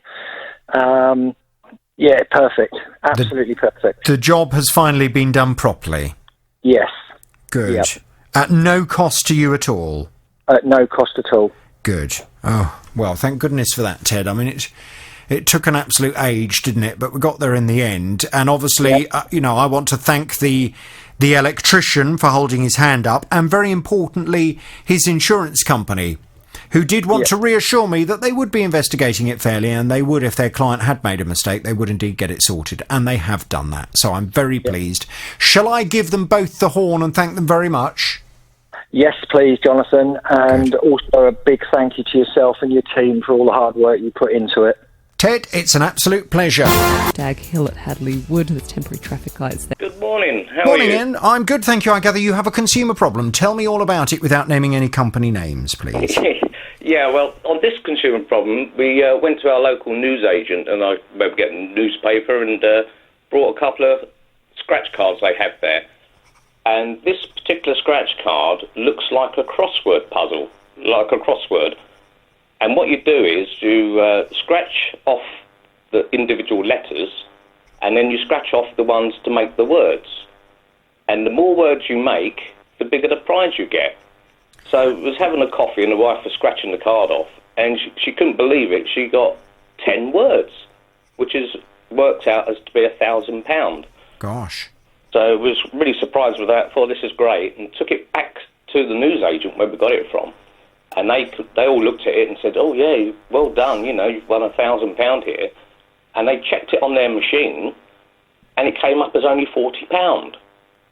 So she said, oh, there's definitely a problem here. she said, you have to contact them. There's a number on the back of the card that you phone. And they paid us the £40, otherwise their machine would have been out. And I phoned them straight away, and I spoke to a really nice gentleman at the company. And he said, could you send me a picture of the card, the front and the back of it? And I sent it in an email, and he phoned back straight away. And he said, well done. He said, yeah, you got a winning card here. He said, send the card to us, and you receive a cheque within 7 to 10 days. What, for the balance? The 960 quid? Yeah. So I was quite pleased with that. And I said, yeah, lovely. I said, send it. Your office isn't too far away. I could actually bring the card to you to make sure you get it.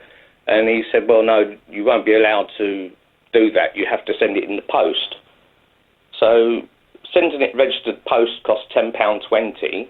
Well, I would hope you sent it special delivery. Yeah, registered post, so that they signed for it. And well, hang on a second, because there's recorded delivery and there's special delivery. Yeah, registered delivery, which is a special delivery. Special, okay, good, yes. I mean, that's just a bit of advice for anyone else. There are two types of signed for delivery with the Royal Mail. One is recorded delivery. That's fine if you're just sending a letter that you want to make sure someone has received and signed for. If you're sending anything of any monetary worth, anything valuable, you must send it special delivery. It costs more, but it comes with an insurance policy that covers you for the financial loss that you will incur if that item goes missing in the post. So it's just an important distinction to make. So you did send it special delivery. Special delivery, yeah, and Okay. You're right. I had to tell them what it was worth. Yeah, okay, fine. That's right. They sent a letter to say they received the card and they'd be looking into it. Okay. We waited the 10 days and didn't hear anything from them, so we phoned them up and asked, what is happening. And the lady spoke to us then, and she said, that's now been passed to our security team. And you should have been told it should be 20 days at least before we contact you. So we waited 20 days and phoned them again because we didn't hear anything. And we said, could you put us through to your security department that's got the card? And she said, no, we're not allowed to do that. And we said, well, if you don't, we'd like to take it further. And then she gave us a phone number. So we phoned them, and that turned out to be an answer phone. And you just leave your name and your number. And they phoned back 2 days later, and a woman said, I've got your card. She said, we've reconstructed the card. And that letter P that you scratched off should have been a letter F. And that would have made a £40 win and not the 1,000. And we said to her, have you got the card we sent in front of you? And she said, no, I've told you that I've got a reconstructed card and the letter is an F and not a P. And she put the phone down. And we haven't heard a thing since. Well, my team have just sent me over a photograph that, thank goodness, you took. Well done. Yeah. A photograph that you took of your scratch card. Yeah. And I can see. I mean, it looks quite a fun scratch card, really, because it's making you do a bit of work as well, isn't it? Really. Yeah. So along the top of the scratch card, you get your letters that you have to scratch off. How many are there? 1, 2, 3, 4, 5, 6, 7, 8, 9. Okay, 9 at the top, 9 at the bottom. So we've got 18 letters in total, and then you have to then scratch off the actual part. If you imagine a crossword, what a crossword looks like, and you have to see how many words you can get out of the 18 letters that you've been given at the top. That's right. And the prizes start from, if you get 3 words, you win £3, and then the more you get, the maximum is 12 words, and then you get the big prize. Yeah. So the more words you make, the bigger the prize. Right. But you got enough words with the letters that were printed on the top of the scratch card to get £1,000. Correct. And yet they're saying, and I can see here along the second row, the letters that you had were, it looks like to me, C, M, Z, A, H, P, R, J, and N. But they're telling you that the P actually was an F. Yeah, that's right. They said They said it should have been an F. They reconstructed the card, which I don't understand what they mean by but whether it should have been an F or not, it wasn't an F, it was a P. That's correct. So if you in good faith have bought a scratch card from them that's got a mistake on it that they have caused, or whoever's printed the cards for them has caused... Yeah, that's right. Why is that your problem? Well, that's right. I mean, if it's obviously a misprint from whoever prints the cards, they print the card wrong. So well, that's their problem, not yours. And that's right. The actual card is definitely a P, because we had another card which was a losing card. We didn't get any words, sort of thing, and that's got an F and a P right beside each other, and you can see they're totally different. You know, you can obviously see the one on that card, the winning card, is a P. It hasn't been altered. You know, we haven't tried colouring it in with a pen. It hasn't been over-scratched. It's definitely a P. Right. So they've made a mistake with their scratch card. That's right, yeah. They owe you £960. Correct, yeah. But they won't pay you £960 because they say, well, no, whether the card had the P on it or not, it shouldn't have been a P, it should have been an F, so therefore 40 quid is all you're getting. That's correct, yeah. That's outrageous. It is, yeah. I mean, they should put something on the back of the card saying, if misprinted cards, we won't pay out. But you can't do that. Misprinted cards makes a mockery of the whole idea of it. That's right, yeah. Because nobody would be able to have any faith whatsoever in their scratch cards. That's because right. I could go and buy a scratch card, and I could scratch everything off it, and it could tell me I've won, £500,000. Yeah. And then they turn around and say, "Oh no, it's a printing error. You haven't actually won 500,000. You've won a fiver." That's right. Yeah. You can't do that. I mean, what's the point of buying a scratch card if you're not going to honour what's written on the scratch card? Absolutely, they could do that with any card, especially they have like different cards with numbers on. They could turn around and say, "I'm sorry, that wasn't a 58. It should have been a 53." You know, they could do it with any card they do. Well, I would like to go and have a little word with this company. And I'm so thank goodness you took a photo of the card before you sent it back to them. Yeah. I'm going to go and have a word with them and find out what they have to say, and we'll take it from there. Okay, Ian, very interesting one. Thank you for putting this my way. Leave it with me. I'm going to pass you back to the team. We'll get some detail, and I'll go and have a word with them for you. Thank you very much for your help. Hang on there, please. Fighting for your rights. The JVS Show. This is BBC Three Counties Radio. Now, Mary lives in one of 36 flats which are divided into 5 blocks. They have a shared parking area, but she said no one has their own allocated space. Since March of last year, Mary was telling me one of the residents has abandoned a car there in one of the spaces.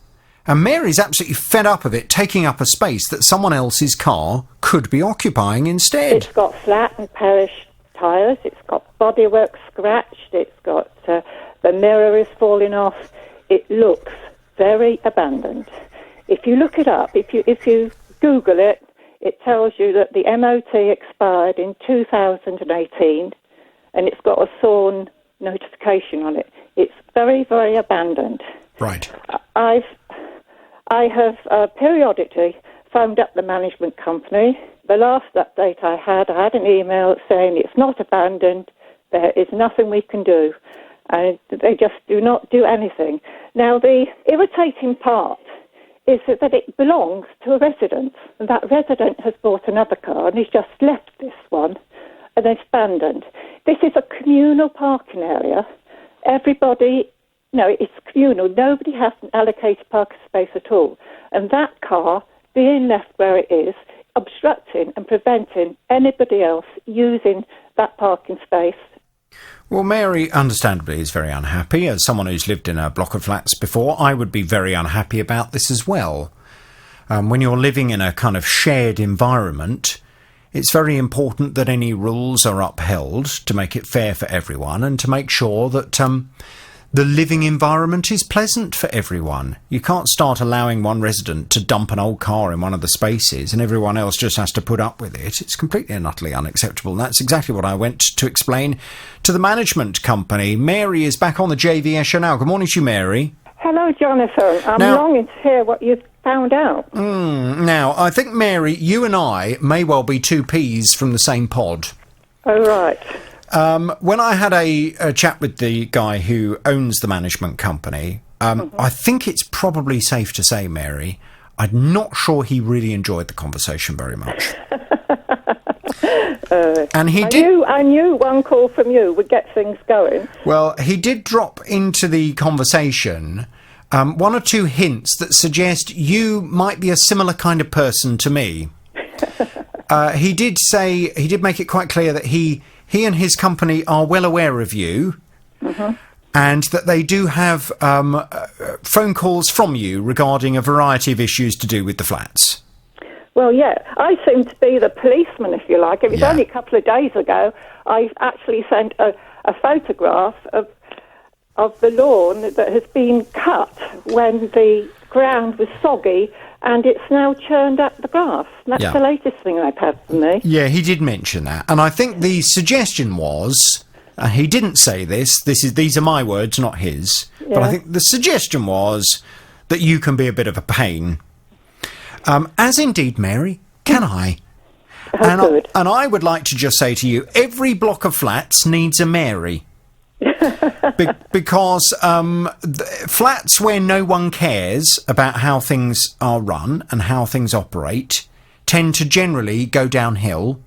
This is what is annoying me. Exactly, and it's all about, you live there, you expect the property to be managed and run in a reasonable way, you want it to look nice, you take pride in the building, and that is something... The thing is, I don't phone up about anything that I myself, because I mean, I've always had my own house, so I've always kept on top of things, so whatever I've reported has been nothing more than what I would have done myself. Well, the long and short of it is, when I phoned him up, he said, first of all, the car has not been abandoned. The car belongs to one of the residents there. We wrote to the owner of the vehicle, and it has been confirmed that the vehicle is legitimately owned. It is not an abandoned car. I said, well, it might not be technically abandoned, but it is certainly a car that is not used and has just been left occupying a space and has not been moved since March of last year and looks like an abandoned car. And I said to him, surely you as the management company are unhappy about a resident leaving an old disused car in one of the spaces that is much needed for the other residents. Well, I think, to be honest, he thought I was a bit of a pain as well, Mary. I think he thought maybe the two of us are a couple of fusspots, but I'm absolutely on your side, and I think it's unacceptable that the management company have not done more than they have. He seemed to keep coming back to this point that really there wasn't very much more they could do because the car is legitimately owned by one of the residents and they are within their rights to keep that car in the space. I said, well, I don't believe that that's the case. I'm sure there must be something in the lease that you can use to inform the owner of that particular flat that they need to tell their tenant to get that car moved. There must be. I mean, the last flat I used to live in, Mary, the lease was so strict, it used to tell me I couldn't bang my rugs over the side of the balcony and I couldn't play my gramophone after 9 o'clock at night.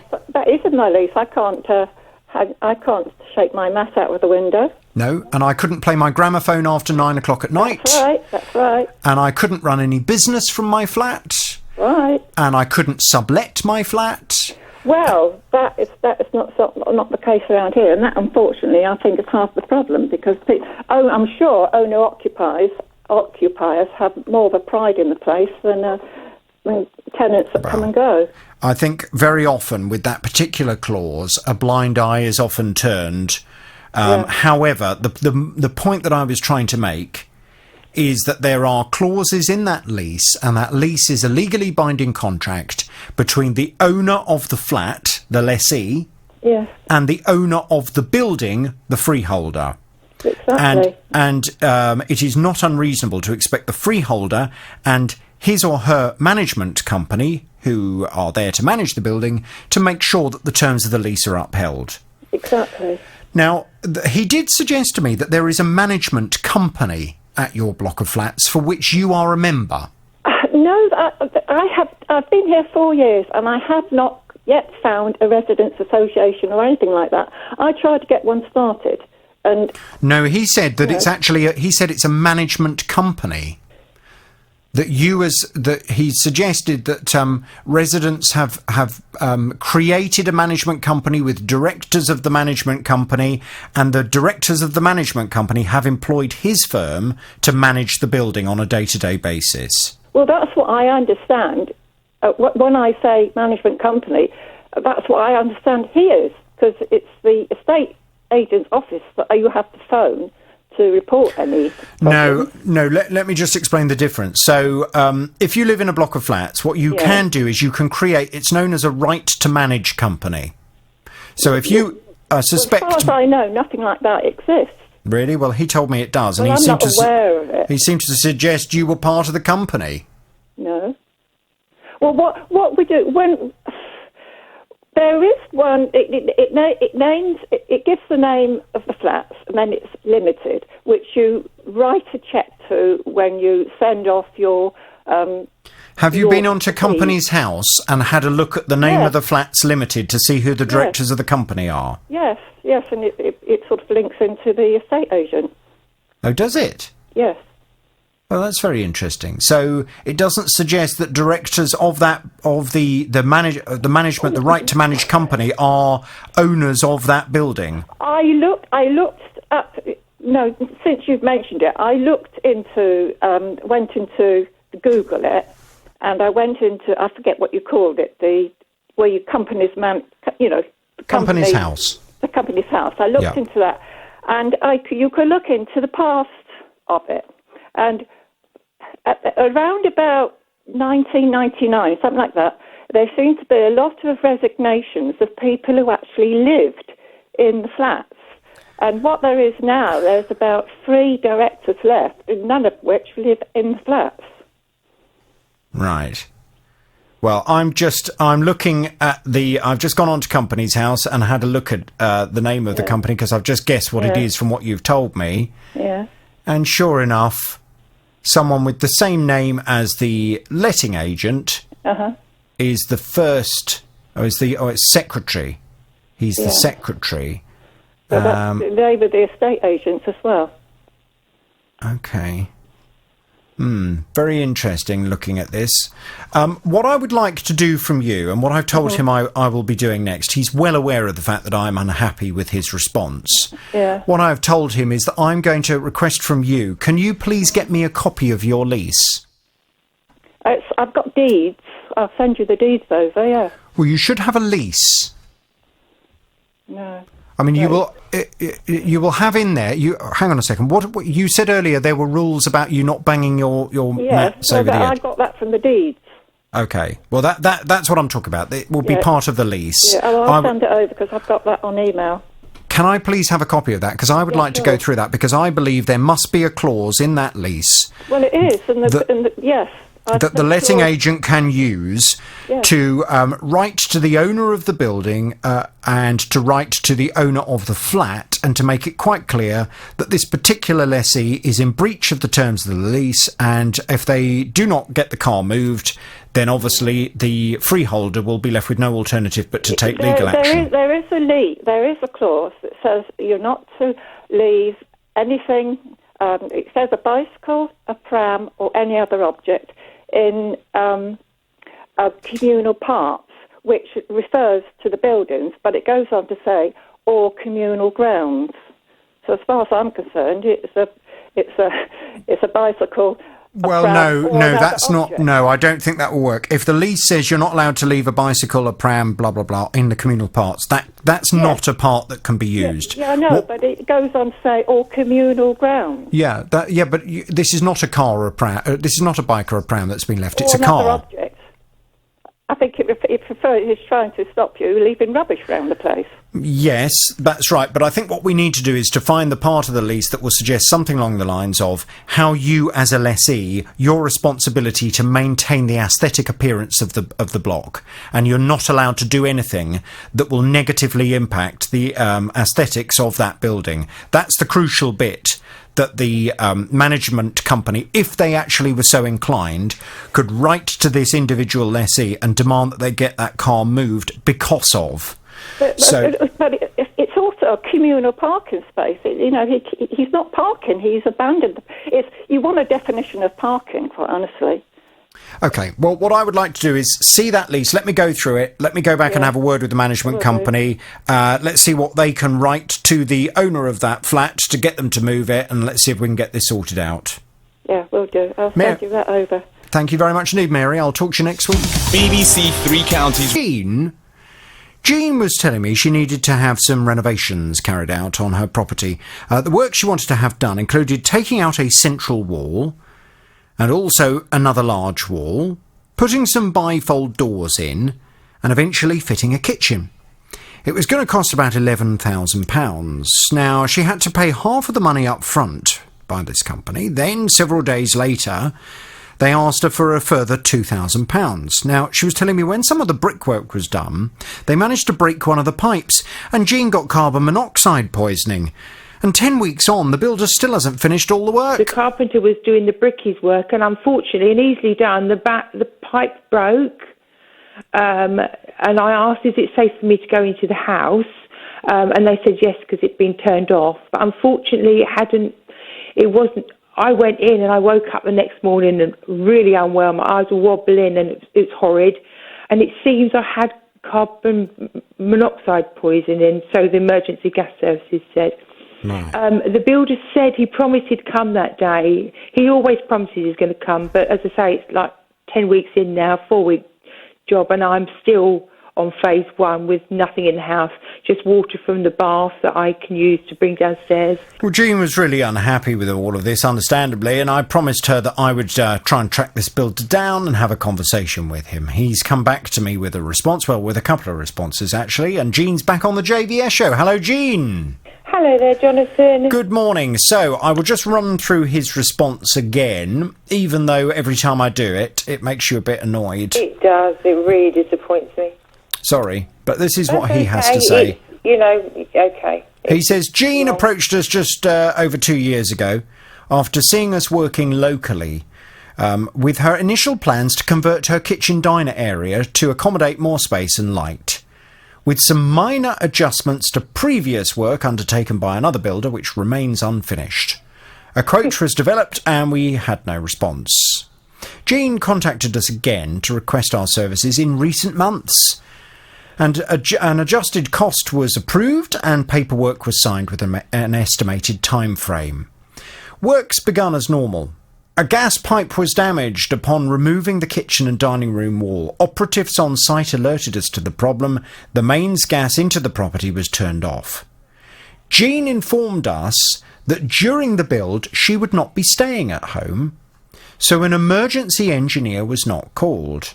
To offer our condolences, the entire second payment was removed from the contracted paperwork, almost 50% of the total build cost. Jean is this is the bit that gets you going, Jean. Oh, it all does. It isn't just that bit. That what you just is embellished lies. Right. Jean we won't go into it. No, Jean's a very difficult client to speak with and deal with. Within 1 week of commencement, our staff received low-level threats of radioactivity. I think when he says radioactivity, I don't think he means, you were about to chuck a nuclear bomb at him. I think he means that you were going to talk to me. I know what he means, yeah. And court action, which made the property an uncomfortable environment for staff, especially within such a short time frame. We do not deny having staff issues in 2019, which has caused delays, and all of those affected have been compensated and dealt with accordingly. With delays increasing and staff refusing to work on site, we had no option but to withdraw our services. Despite over 75% of the total build being completed, this is the best bit of the response, isn't it, Jean? Despite over 75% of the total work being done, a full refund has already been issued to Jean. I can only imagine the previous builder may have received similar treatment to explain non-completion. Well, the important bit was the fact that he seemed to be suggesting that he had given you your money back, although when I spoke to you, you said, well, I haven't received anything. No, So- I haven't received anything. Oh, no, still? No, I wasn't going to. When I listened to what he spoke about me, it's all, every part of it, from the build before, everything was completed from the other builder. Nobody walked off and left anything. I just happened to ask for some extra work to be done along with the work that was being done for me. The builders, the guys have been lovely to me, his builders. They really have. They've even said to me, Jeannie, get yourself on the radio. I don't think you're going to get any more support. It doesn't matter, does it? It doesn't matter. Well, what matters, I'll tell you what does matter, is the fact that he forwarded me an email that he had sent you. Yes. And the email that he forwarded over to me suggested that he was making a payment to you via BACS. Yes. And that you would receive the cleared funds in your account by the end of Thursday. Now, it is now Friday morning, and obviously the reason for my conversation with you today was to establish that the money had gone into your bank account. When was the last time you checked your account? About 5 minutes ago. Oh. And he said that on 3 different times via text, via okay, email. but he's never told me before.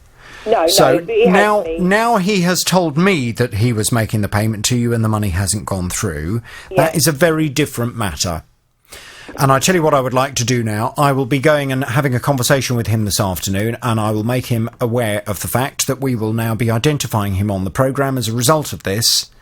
And if when I speak to you on my programme on Monday, which I would like to do, if you have still not received those funds in your account, then this man will be identified, because I will have a duty of care to everybody else listening to the programme.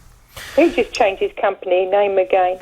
Well, I don't know. I don't know, but I will be. I will be. Companies already in different names. Okay. I know you say that, but it's all relevant. Well, I will. Man, do you know, Jonathan? He's 24 years old. I don't want any other details, Jean. This is No, not I'm about. not giving you no more. It just amazes me one so young can be so clever, if that's clever. Well, look. Let me go and explain to him that I'm very dissatisfied that you have not received the money that he told me via the email that he sent you would have by the end of yesterday. Let me ask him why that is, and let me make it quite clear that we are now at the end of the road and we are going to have to identify his company. Let me make him aware of that, and I will talk to you on Monday. Can I just ask you, Jonathan, if you are not able to, because he never ever picked up the phone to me, if you're not able to talk to him and he does not reply to you via email, what happens then? Well, that's for me to worry about. Okay. Leave it. Interested to see what happens. Leave it to me. I will talk to you next week, Jean, on the programme. Hello, Michael. Hello, Jonathan. Morning, Michael. I gather you have a consumer problem. Tell me all about it without naming any company names, please. Yes, I live in a 3-bedroom house, which I rent through an agency with a private landlord. We moved in January 2018, and basically from that moment we've moved in, I've been reporting faults to the property every month till today. Currently, right. Hang on one second. So you moved into this property when? January 2018. January 2018, and how long was the how long is the contract for? It was a short hold tenancy for 12 months. We're currently doing a roll-on each month. Why would you do that if you're unhappy with the way they've dealt with the problems in the property? To be honest, it's just the stress that we could lose the deposit on the house, and it's just added stress to moving, because we quite like the area. We have been looking at other options, but we live hand to mouth, and we frankly just can't afford to move. I see. So when you first moved into the property in January of 2018, how much rent are you paying a month? We pay £1,500 a month. 1,500. Okay. And you say you've had loads of problems ever since then. Yeah. Give me some examples of the most severe problems you've had. So most recently we I reported a gas leak coming from the cooker in August this year. The landlord came over and said, "There's not a problem. There's always been a gas leak ever since he lived there. There's What? nothing to worry about." He suggested that there's always been a gas leak coming from that cooker and it's nothing to worry about. Yes. How did you know that there was a gas leak? Could you smell the gas? Yeah, so we'd get, every now and then, we'd have little whiffs of gas coming from the cooker, but also we'd have it going outside the house. So we just, it wasn't until it started getting worse and worse, like August this year, I made a report and I said, it's quite concerning now. Can someone come and have a look at it? They were reluctant to do anything about it until a lot of emails were exchanged, and they recommended I call a company, the National Grid. This was last week. They recommended this. So the National Grid came over and said, "Yeah, we've definitely got a gas leak." I would have thought they would condemn the gas and you turn the gas off. They did straight away. They were here within the hour. They said there's a massive gas leak outside the front of the house, and there's a gas leak inside the house. All the pipes are corroded in the walls, and it's just, be thankful you sleep with your windows open. Good grief. Yeah, so my wife in this time, since August, she went to the doctor because she's had this migraine headache non-stop for over a month, and we thought it was down to her anxiety.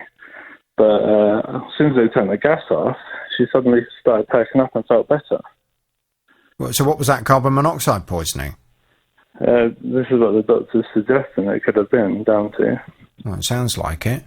So please tell me that the landlord has now got things sorted out.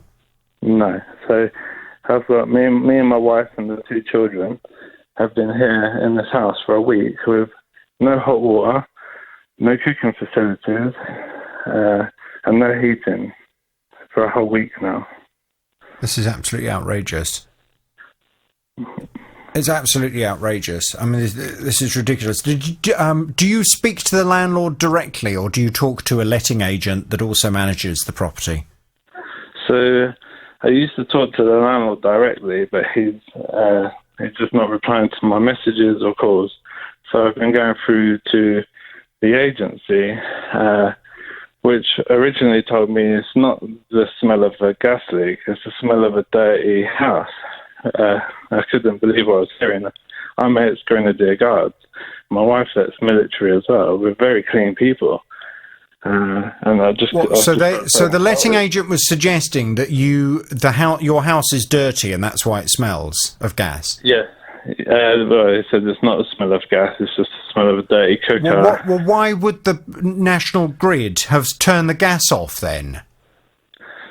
Well, this is my argument. There's been a lot of emails exchanged. I've went through the complaints procedures. Also, I've been signed off sick from work due to stress. That was this morning. Okay, right. Well, I tell you what, this is absolutely outrageous. This is absolutely outrageous. I'm going to pass you back to my team now, Michael. Try not to worry about it. I can understand that this is very stressful, but try not to worry about it. You've done the right thing in coming to me. I will go now and speak to the letting agent and the landlord if I can get hold of him. Yeah. And I will be expecting them to have a very good explanation as to why they have left a family in a property in this kind of condition. It's absolutely ridiculous. It's outrageous. Michael, can you hang on there, please? I'm passing you back to my team now. They'll get all the details, and I promise you I will call them immediately when I come off air. Thank you very much. All right, I'll speak to you soon. Thank you very much indeed. Dear, oh dear. I will deal with that this afternoon. Now, David bought a rechargeable electric drill in January 2018. He hasn't used it very much since then, admitting that, a bit like me, he's a bit of a DIY dodger. So he's only had to recharge the battery a couple of times for essential maintenance. Well, he went to put a heat-proof sheet up behind his mother-in-law's gas cooker. And when he went to charge the drill up, well, he was in for a bit of a surprise. It went all Rice Krispies. snap, crackle and pop, fizzing, burning, and so I very quickly unplugged the charger. Luckily, the batteries were still pretty well charged, so I went down, did the job, and that was fine.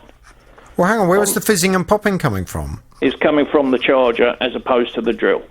So it's the actual charger unit that when you plug the batteries in to charge them, it sort of wisps of smoke start coming out, and it starts snapping and crackling. And I thought, oh well, that's a bit of a nuisance, but I'll ring the manufacturer and get them to come out under the warranty, because under the warranty they agree to collect it within 3 to 5 days and have it back to you very quickly as well. I thought, oh, that'll be fine.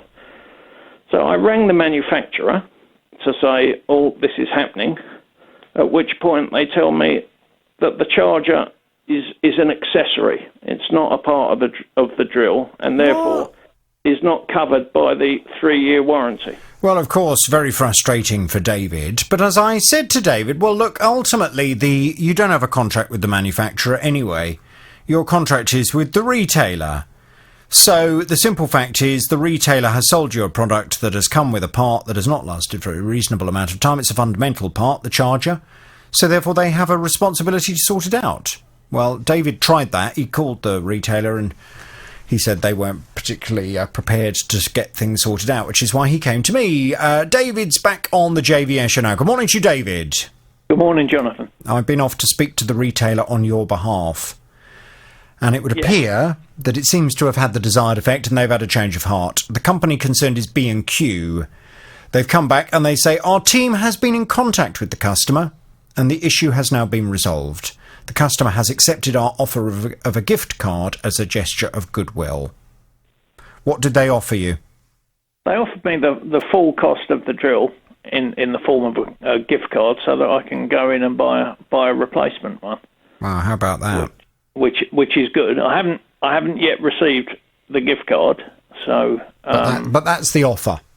That's the offer, good. And I told them I was happy to accept that. Yes, well, I'm very happy with that as well. I tell you what I'm going to do. Listen to this.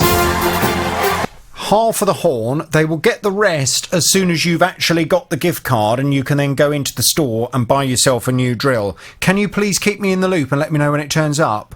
I will do. It will be in a couple of weeks' time now because I'm going away. So. Okay, fine. Well, David, I'll wait to hear from you. And of course, if when you get back you still haven't got it, I'll go and chase them up.